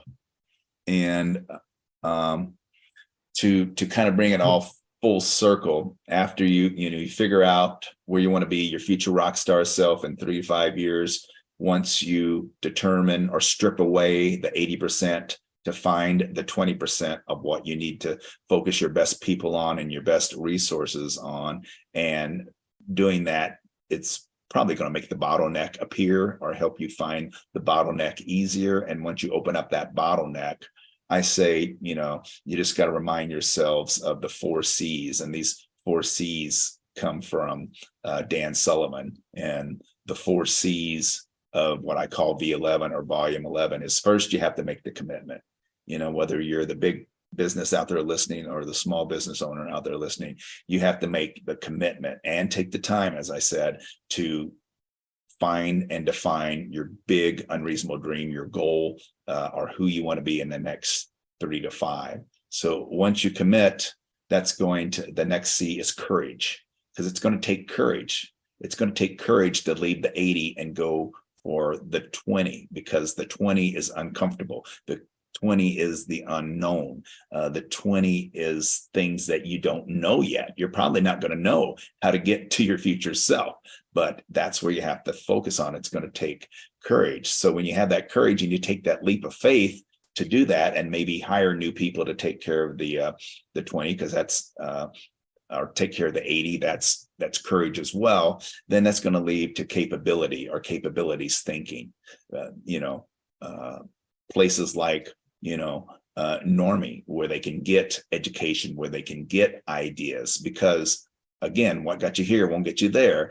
So when you're going to scale 20, there's less options that are going to get you there. So you're going to have to find new capabilities, new pathways to get you there. And then the final thing is confidence. Once you start seeing the results, your confidence is going to build. And then it just goes back to the rock and roll world, step and repeat, step and repeat. Your 20 will soon be your 80.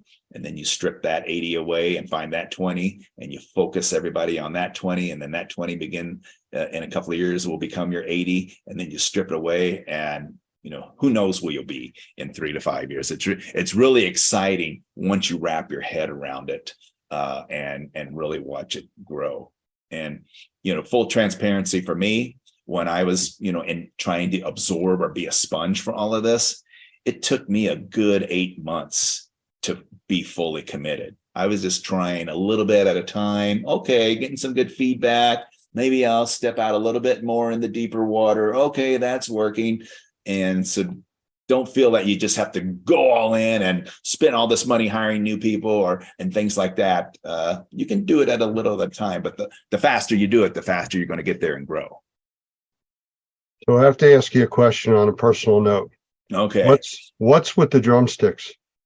The drumsticks, that is one of my disruptors or differentiators that I incorporated in my shows back in the late 90s. So as you can see, I use them in my presentation, and they can brand them. So I actually, when I'm speaking on stage, every person in the audience gets a pair of company branded drumsticks, or if it's an association, sometimes sponsors sponsor them.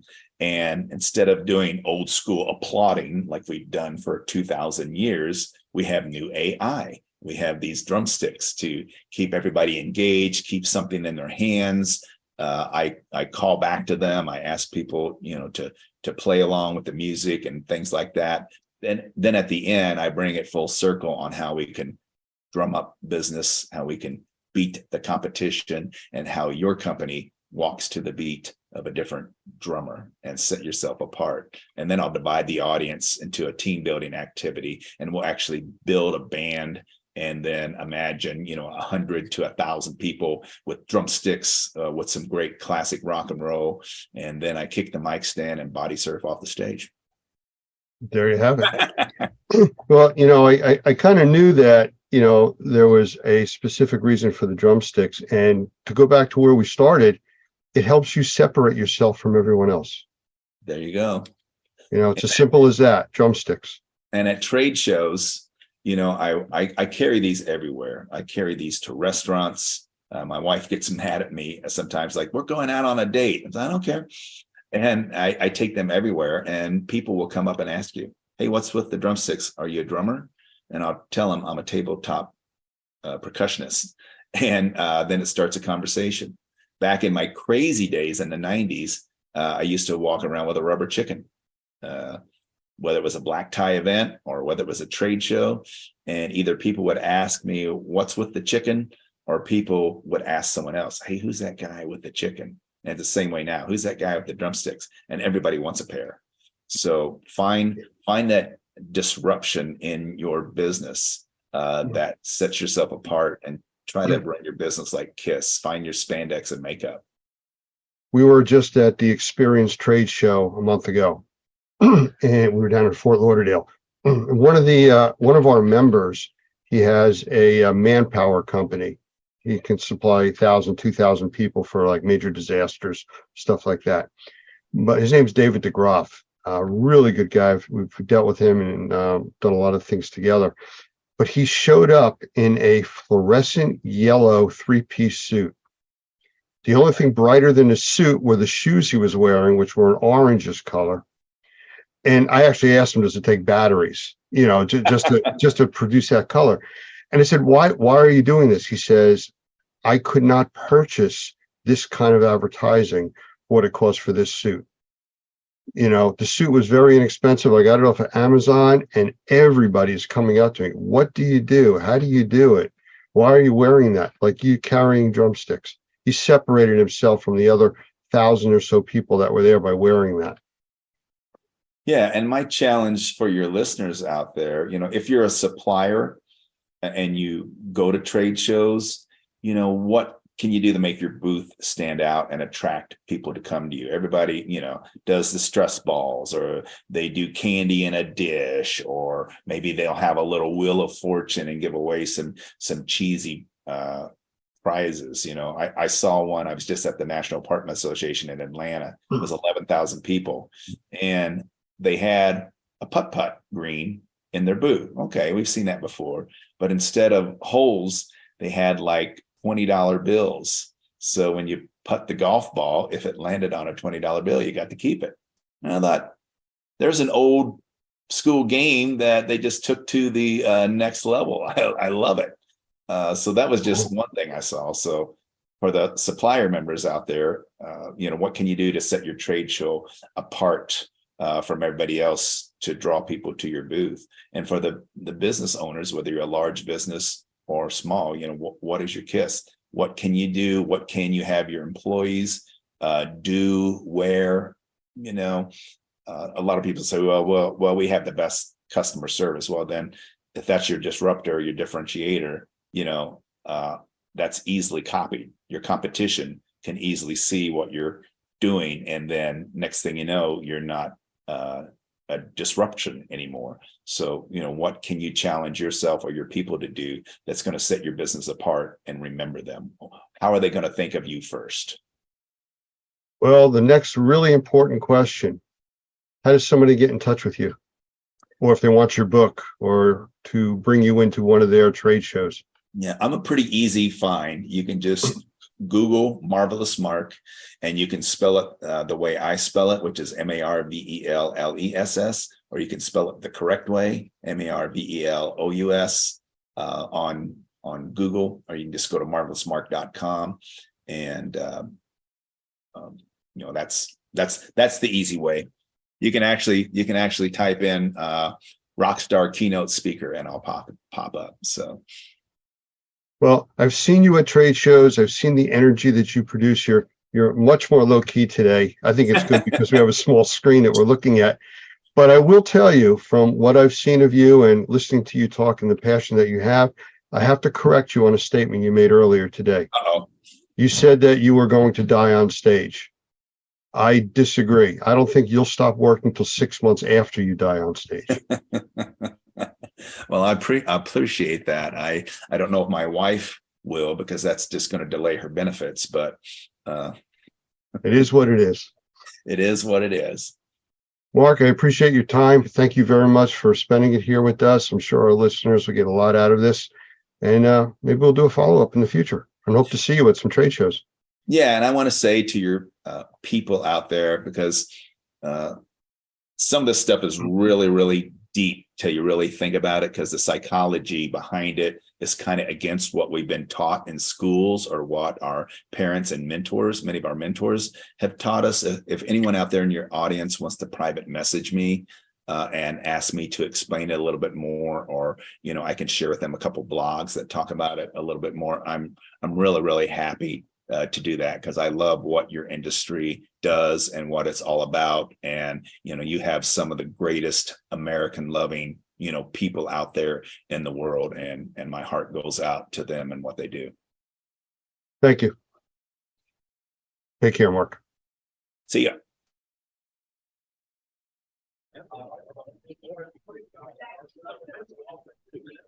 Okay, everybody, we are here with a special guest today at the Experience Trade Show, David DeGroff, and we've been dealing with, and I say dealing in a very calm way, with you for several years now. Actually, you've been a sponsor at some of our training classes, and we've dealt with you with other stuff down in Florida, so we really appreciate that. But you have a very special, I want to call it service, at Always On Call for this industry. Let's tell everybody about it. Basically, I have a restoration specific labor source. Contrary to everybody else out there who is a labor provider that saw opportunity in our industry, and they do roll call. There's plenty of negative names out there that exist for those types of companies, rent-a-bums, rent-a-drunks. And I saw an opportunity and able to provide something a little bit different for the industry. I've been in the industry since 2004. I ran a build back company. I ran a DR company to expansion and then into sale. And I actually only ended up doing labor and saw that it was a good opportunity, and we capitalized on that. My labor guys, it's not a roll call to see who's the most sober in the morning and they get to go to work. They're my employees year round, and they do restoration every day of the week. They weren't cleaning a Walmart parking lot yesterday. They were doing containments, right? They're doing micro cleans. And I speak David, so I can translate what he just said. Actually, you were a little bit low, so hopefully they heard you. Sorry. But I think it really comes down to, you get somebody in the restoration industry that comes across a very large job, and they're not going to have 100, 200, people on their payroll. They need people that know what to do in the industry, and they call you. That's right. We can help increase the size of your company, allow you to take on any project, no matter the size. But we also offer an alternate option where if you're a smaller company and you just get a stack of jobs going on, we're able to help provide relief for that type of situation as well. I mean, realistically, you don't need anybody on your staff that isn't a future part of your company. We're able to come in and fill the gaps in your schedule. If you had several mold jobs, you could stack them all up together and bring us in, and we can help you knock them out. And then you don't have to worry about paying them guys 40 hours next week.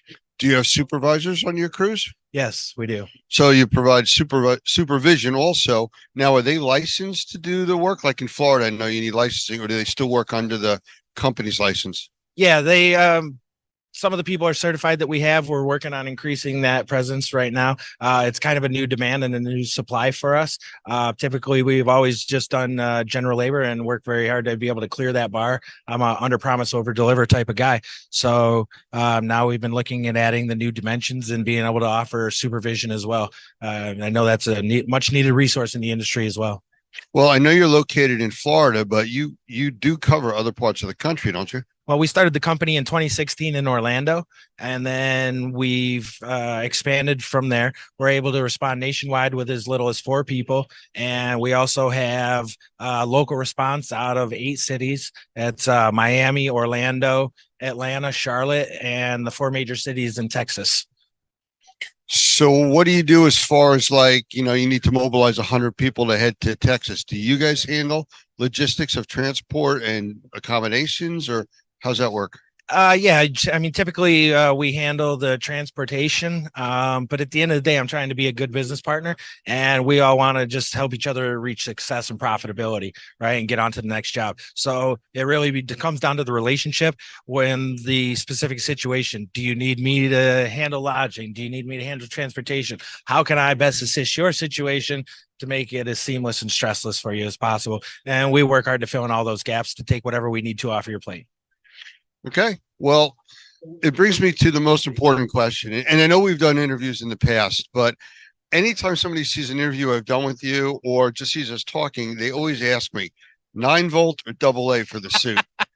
It's a lot larger battery than that, bud. What powers this thing? It's my energy, right? It's your energy. No caffeine. What's the deal with the orange? And now the glasses, that's a new one. Hey, you got to step it up. Everybody's expecting there's something more each time out. Very simply put, the company colors are orange and black, and I'm a little bit outside the box when it comes to marketing. And so I conceptualized this idea on the fly of maybe an orange suit would draw a few more eyes, and it certainly has done that. I heard rumors about a Lamborghini someplace out there. I don't know. They're unconfirmed at this point in time. Oh, okay. I don't know one. I can tell you that much. Yeah.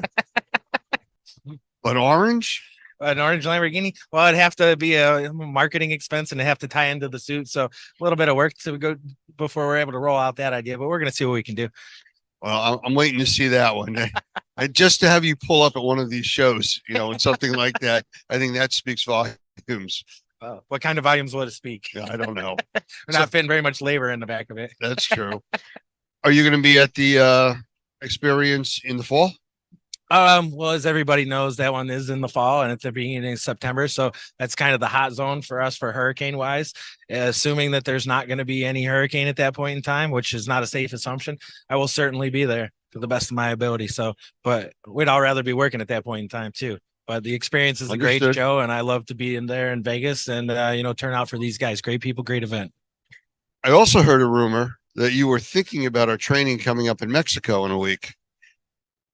Don't know if you were able to make that one work or not. I'm a little bit sad at this point in time. I found out about it too late, and due to the restricted time frame and so much to move, that I don't think I'm going to be able to make it. But I'm sad. I'm still going to put the effort into it, and if not, then you can certainly keep me on the agenda for next year.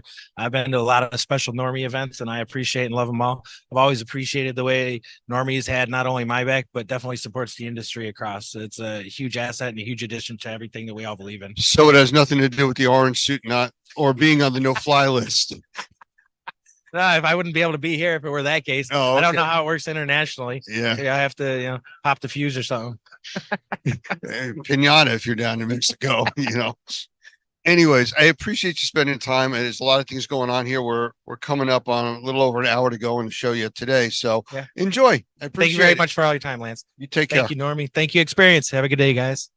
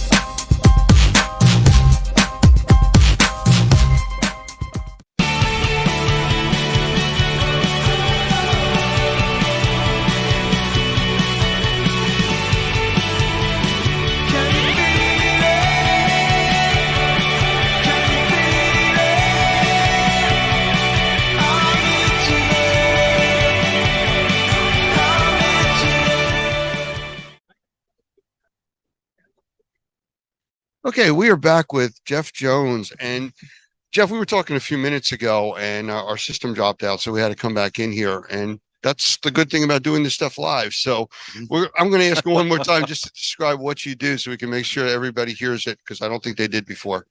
Okay, well, I'm Jeff Jones again, and I've been in the restoration industry for over 55 years. I literally grew up in it, and I've been doing forensic restoration for right at 53 years.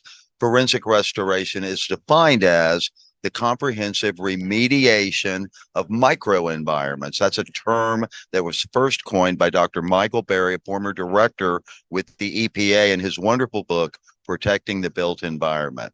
But forensic restoration is the comprehensive remediation of microenvironments that have been contaminated or suspected to be contaminated from biological materials or hazardous materials. So that could come from homicide, suicide, accidental, or a natural death. Any one of those can become an unattended death, leading to advanced human decomposition. We know this now, that human decomposition begins approximately 4 minutes after death, but it could be a synthetic contaminant like tear gas, which is specifically made to be a human irritant. That's CN, correct? Sure. Yeah. Sure. There's more than one type of tear gas, but that's predominantly what is used today.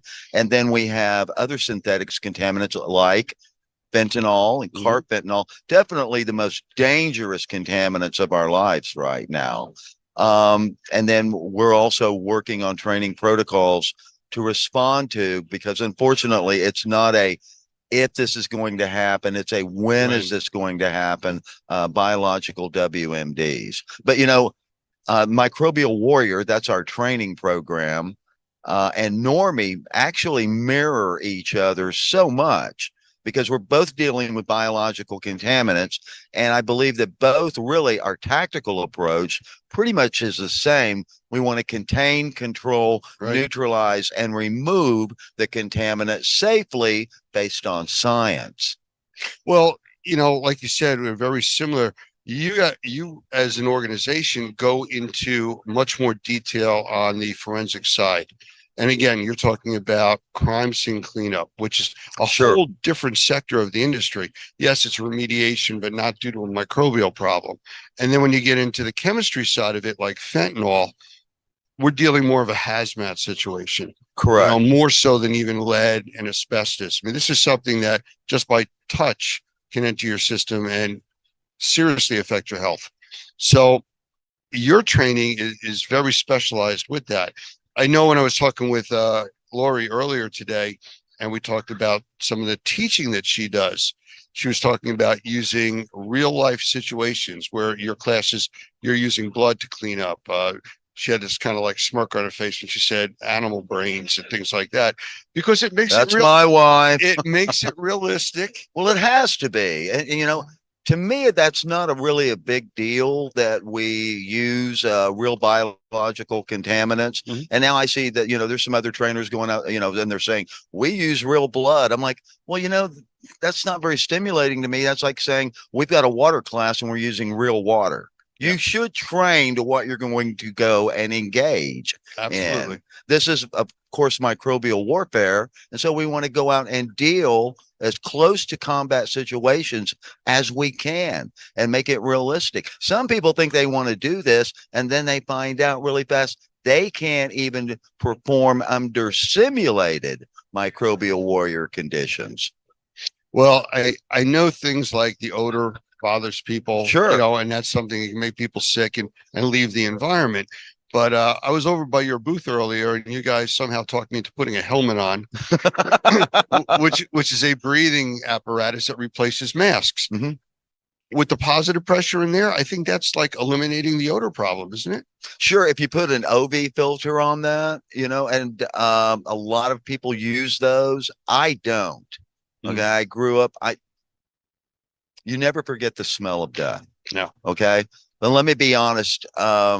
My clients are not going to be wearing one when they walk in at the end of a job. I need to know what this smells like. Oh, you know? understood. And we do not use deodorizers in any fashion or form. We use no masking agents. If you have an odor, you have a source. What's the general rule? Remove the source, you'll remove the odor. Correct. And if you're using a masking agent, never mind hiding the odor itself, you're creating more of a VOC or chemical problem Absolutely. in the environment. Absolutely. So we need to think about, not only what are we cleaning and why? What's the source of contaminant? Is it mold? Is it biologicals? Is it blood? Is it human decomposition? What is the contaminant? But also, how are we leaving that? What type of chemicals are we using? And, we saw just insanity during COVID. People were going in and spraying everything under the sun with no forethought of how's that going to affect that surface in the long term. Correct. And again, if any of you aren't sure about the timeline, that's when the world ran out of toilet paper, I believe it was. Yeah. Yeah. And again, panicking, people not knowing what to do, and that's what happens. Well, you know what? I did an interview on COVID on January 3rd, 2020. And at that time, when I did the interview, there were 2.5 cases in the United States. And I had the numbers, it was like, there's 17 in Italy. And that's how low it was at that time. So there are 2.5 cases. 2 were in a nursing home in Washington State, and the 0.5 was in Chicago because they had not been declared positive yet. Right. So a couple weeks later, we got a call for a very large scale unattended death in a 2-story condo, and everything had to be emptied out. Everything had to be deconned. Everything had to be cleaned. Everything had to be disinfected. Everything had to be tested. And it took us 3.5 days to do that. There was a lot of contents, and it was really bad. At the end of it, because this was just inside of Texas, we drove back at the end of the day, and I walked into the kitchen. I said, I need to go get some creamer because I want some coffee in the morning. And I hadn't been to a store during the duration. I walked into the store, and I was like, what happened? Well, because I was focused on my job. Yeah. Like, all the toilet paper was gone. All the soup was gone. I was like, yeah, what happened? People just lost their minds. Yeah. Well, I don't know if you ever saw it. It's a short video that they play online every once in a while about the got to get the bread and milk. Yeah. Guy running around panicking because it's going to snow. Yeah. Gotta get the bread and milk, and, just pure panic. And a lot of that was hyped with the media. Of course. That was a problem. But COVID, like a lot of other things, was a serious situation. Have you ever dealt with things where you had to wear, I guess it's called a level 4 suit, where you're basically built into the suit? We are at level 3 when we're working on that. Okay. If I were to put on that level of protection, SCBAs and stuff, that means I'm working on a full blown, something like a fentanyl distribution center. Right. And so, we have 3 levels of contaminants when we're dealing with 3 threat levels, when we're dealing with the remediation of fentanyl. Definitely the most dangerous contaminant of our lives. Oh, but don't worry, they'll come up with something new. Oh, absolutely. I mean, just the thought process of creating more things like that. Sure. If they could turn that into positive, imagine how far advanced we would be. Oh, yeah, absolutely. Absolutely. Unfortunately, and this is the real world. There are bad people that don't want us on this planet simply because this is where we grew up. Telling people that, and they don't believe me. No, you're absolutely right. And the seriousness of it is, we need to be trained to deal with this stuff. We need to be aware of it, because just throwing out garbage and touching stuff that had fentanyl on it is enough that could kill you. Absolutely. Absolutely. So it all comes down to, on a professional level, training, tactics, techniques, and tools. And notice I said it in that order: training, tactics, techniques, and tools. Too many times, people in the restoration industry get wrapped up in the newest sprayer, the newest this gadget and everything. And that's not where it's at. You've got to have a protocol. Yes. You want to be able to contain, control, neutralize, and remove that contaminant, and ask yourself, what are we cleaning and why? Why was the word I was going for, because you can buy the tools. Why'd you buy that? You know, Yeah. well, I'm going to go take care of this. Are you trained to? Well, we'll figure it out. You can't figure this out. This is too dangerous. You know, this is the one part of the industry, whether it's mold or whether it's some of the dangerous contaminants I work with. Here's the word you do not want to hear. Oops. Yeah. Yeah, we joked about that when I was on the police department with the guys from the bomb squad, and they used to have sayings in the back of their shirts: "If you see me running, try to keep up." You don't want that. We talk about, you know, training tactics, techniques, and tools, and we talk about our end. But, you know, I think one of the things that we always need to stay focused on, no one calls you, no one calls me because they're having a good day. Yeah. And so what we also need to keep in mind, but our prime directive of safety, but that client, you know, that has potentially dangerous mold and contaminants in their house, or in my end, that client that may have lost a loved one. Okay. If we handle these people with care, compassion, and concern, and base all of this on science and conduct ourselves with honor and integrity, there's no way you cannot succeed. Agreed. Have you ever come across any radioactive situations? No, I have not. It's a very strange feeling, because I've come across the scenes that would qualify as a crime scene cleanup and stuff like that from my previous life. And I came across one situation with radiation. Really? And there's a definite change in the way that you feel, because it's such an unknown to the general public. And I'm considering myself general public in this because I am not trained in that level of a response. With the police department, we responded to a burglar alarm. As we went into the building, we hit a door that said, "Do not go beyond this point, radiation." The guys that I was with, they started backing out, had me there as a supervisor. Turned out it was a storage place for ground sensing equipment. Okay. And they use radiation to do that. Well, it was safe, very small chips, and they have to mark the building. But it was an extremely unsettling feeling being there and knowing what to do. We backed out. Right. Because we're not trained in that type of response. Right. And you know what? That's one thing that, like, especially new remediators, whether it is mold or whether it is on the forensic end and stuff, need to realize their limitations and need to know when to pull back and call and ask for some expert consultation and help. That's something that actually needs to be taught, because people don't realize it. People are, in general, pleasers. They want to have the answer. If they don't have it, they try to make it up. And in our line of work, that can be very, very dangerous. Absolutely. Remember the Clint Eastwood movie, Magnum Force? Yes. The line he used in that, man's got to know his limitations. It's absolutely correct. Absolutely correct. I've seen it from the emergency services side. You've seen it. You were in the military. People do things that, beer muscles, if you want to call it, here, hold my beer, I'm going in, that's where you get hurt. And if you're doing a job and you need to climb up and reach something, you don't have a ladder, you don't stack 4 chairs on top of each other and try to climb it. But people do.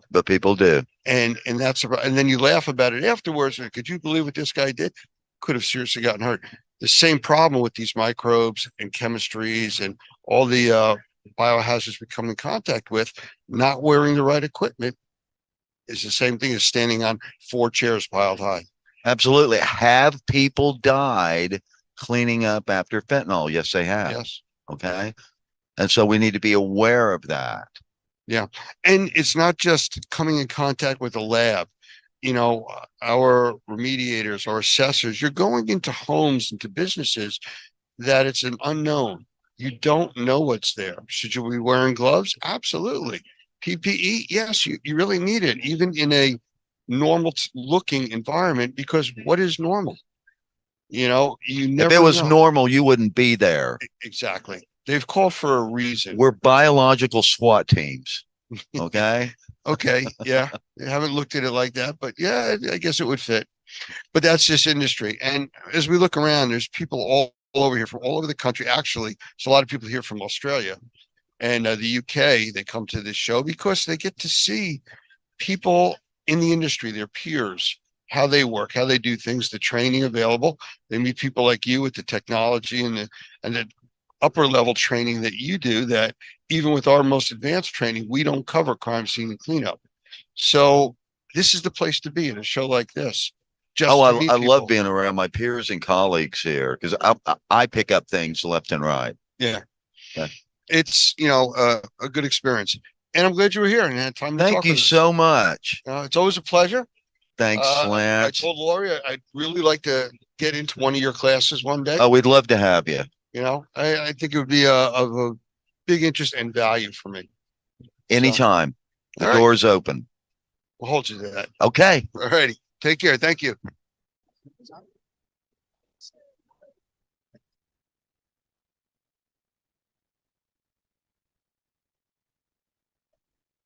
Okay, and we are back at the Experience Show here in Chattanooga, and we now have somebody special here. And yes, I'm giving you a bigger buildup because, when you start going up the pyramid and you have different players that you're talking to, eventually you get to the top. And I think that's where we're at.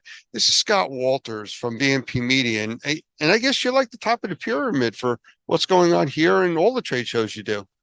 Well, thank you for that elaborate introduction, Lance. I don't know how true it is, but I'm happy to support Normie, and we're glad Normie's part of the experience, and we love everything you guys are doing, and I'm happy to sit here and have a conversation with you. Absolutely. Well, that's appreciated. And truthfully, the experience is just one of the shows that you do, and you're involved with media production and everything else. What actually do you guys do at BNP? So BNP Media is a fourth generation family owned business. A little closer. B2B media. We cover many different sectors. We're in obviously restoration, remediation, cleaning, but we're also in security, packaging. You might want to just keep the mic a little closer. There's a lot of background noise. There you go. We're also in security, manufacturing, architecture, construction, food, beverage, packaging. We cover a lot of different business sectors. I'm the chief events officer, so I oversee all of BNP's in-person and online events. And then I also have P&L responsibilities for all of our webinars, our video, and our podcast business. So we're a full-service B2B media company, and the in-person event business is what I primarily oversee. Well, I mean, you touched on a lot of stuff that we do. Obviously, we do live streaming TV. We do live radio broadcasting. We're on 6 different radio platforms, streaming radio, and 13 podcast platforms. So I can't imagine what you're going through dealing with all the live shows all over the country, too. I know logistics of that. Yeah, we do. At BNP, we do over 50 in-person events a year. It's a huge, obviously, revenue generator for the company. We have a full service events division, marketing, operations, logistics, everything's in-house. So yeah, the events business is very important to BNP Media. And the Experience Show is new to you guys. That's right. Yep. You're new owners of it. Yeah, we purchased the Experience events, the spring conference and trade show in the spring, and then the fall trade show in Las Vegas from Larry Cooper in 2022. We took ownership of the two events in 23. Larry and his team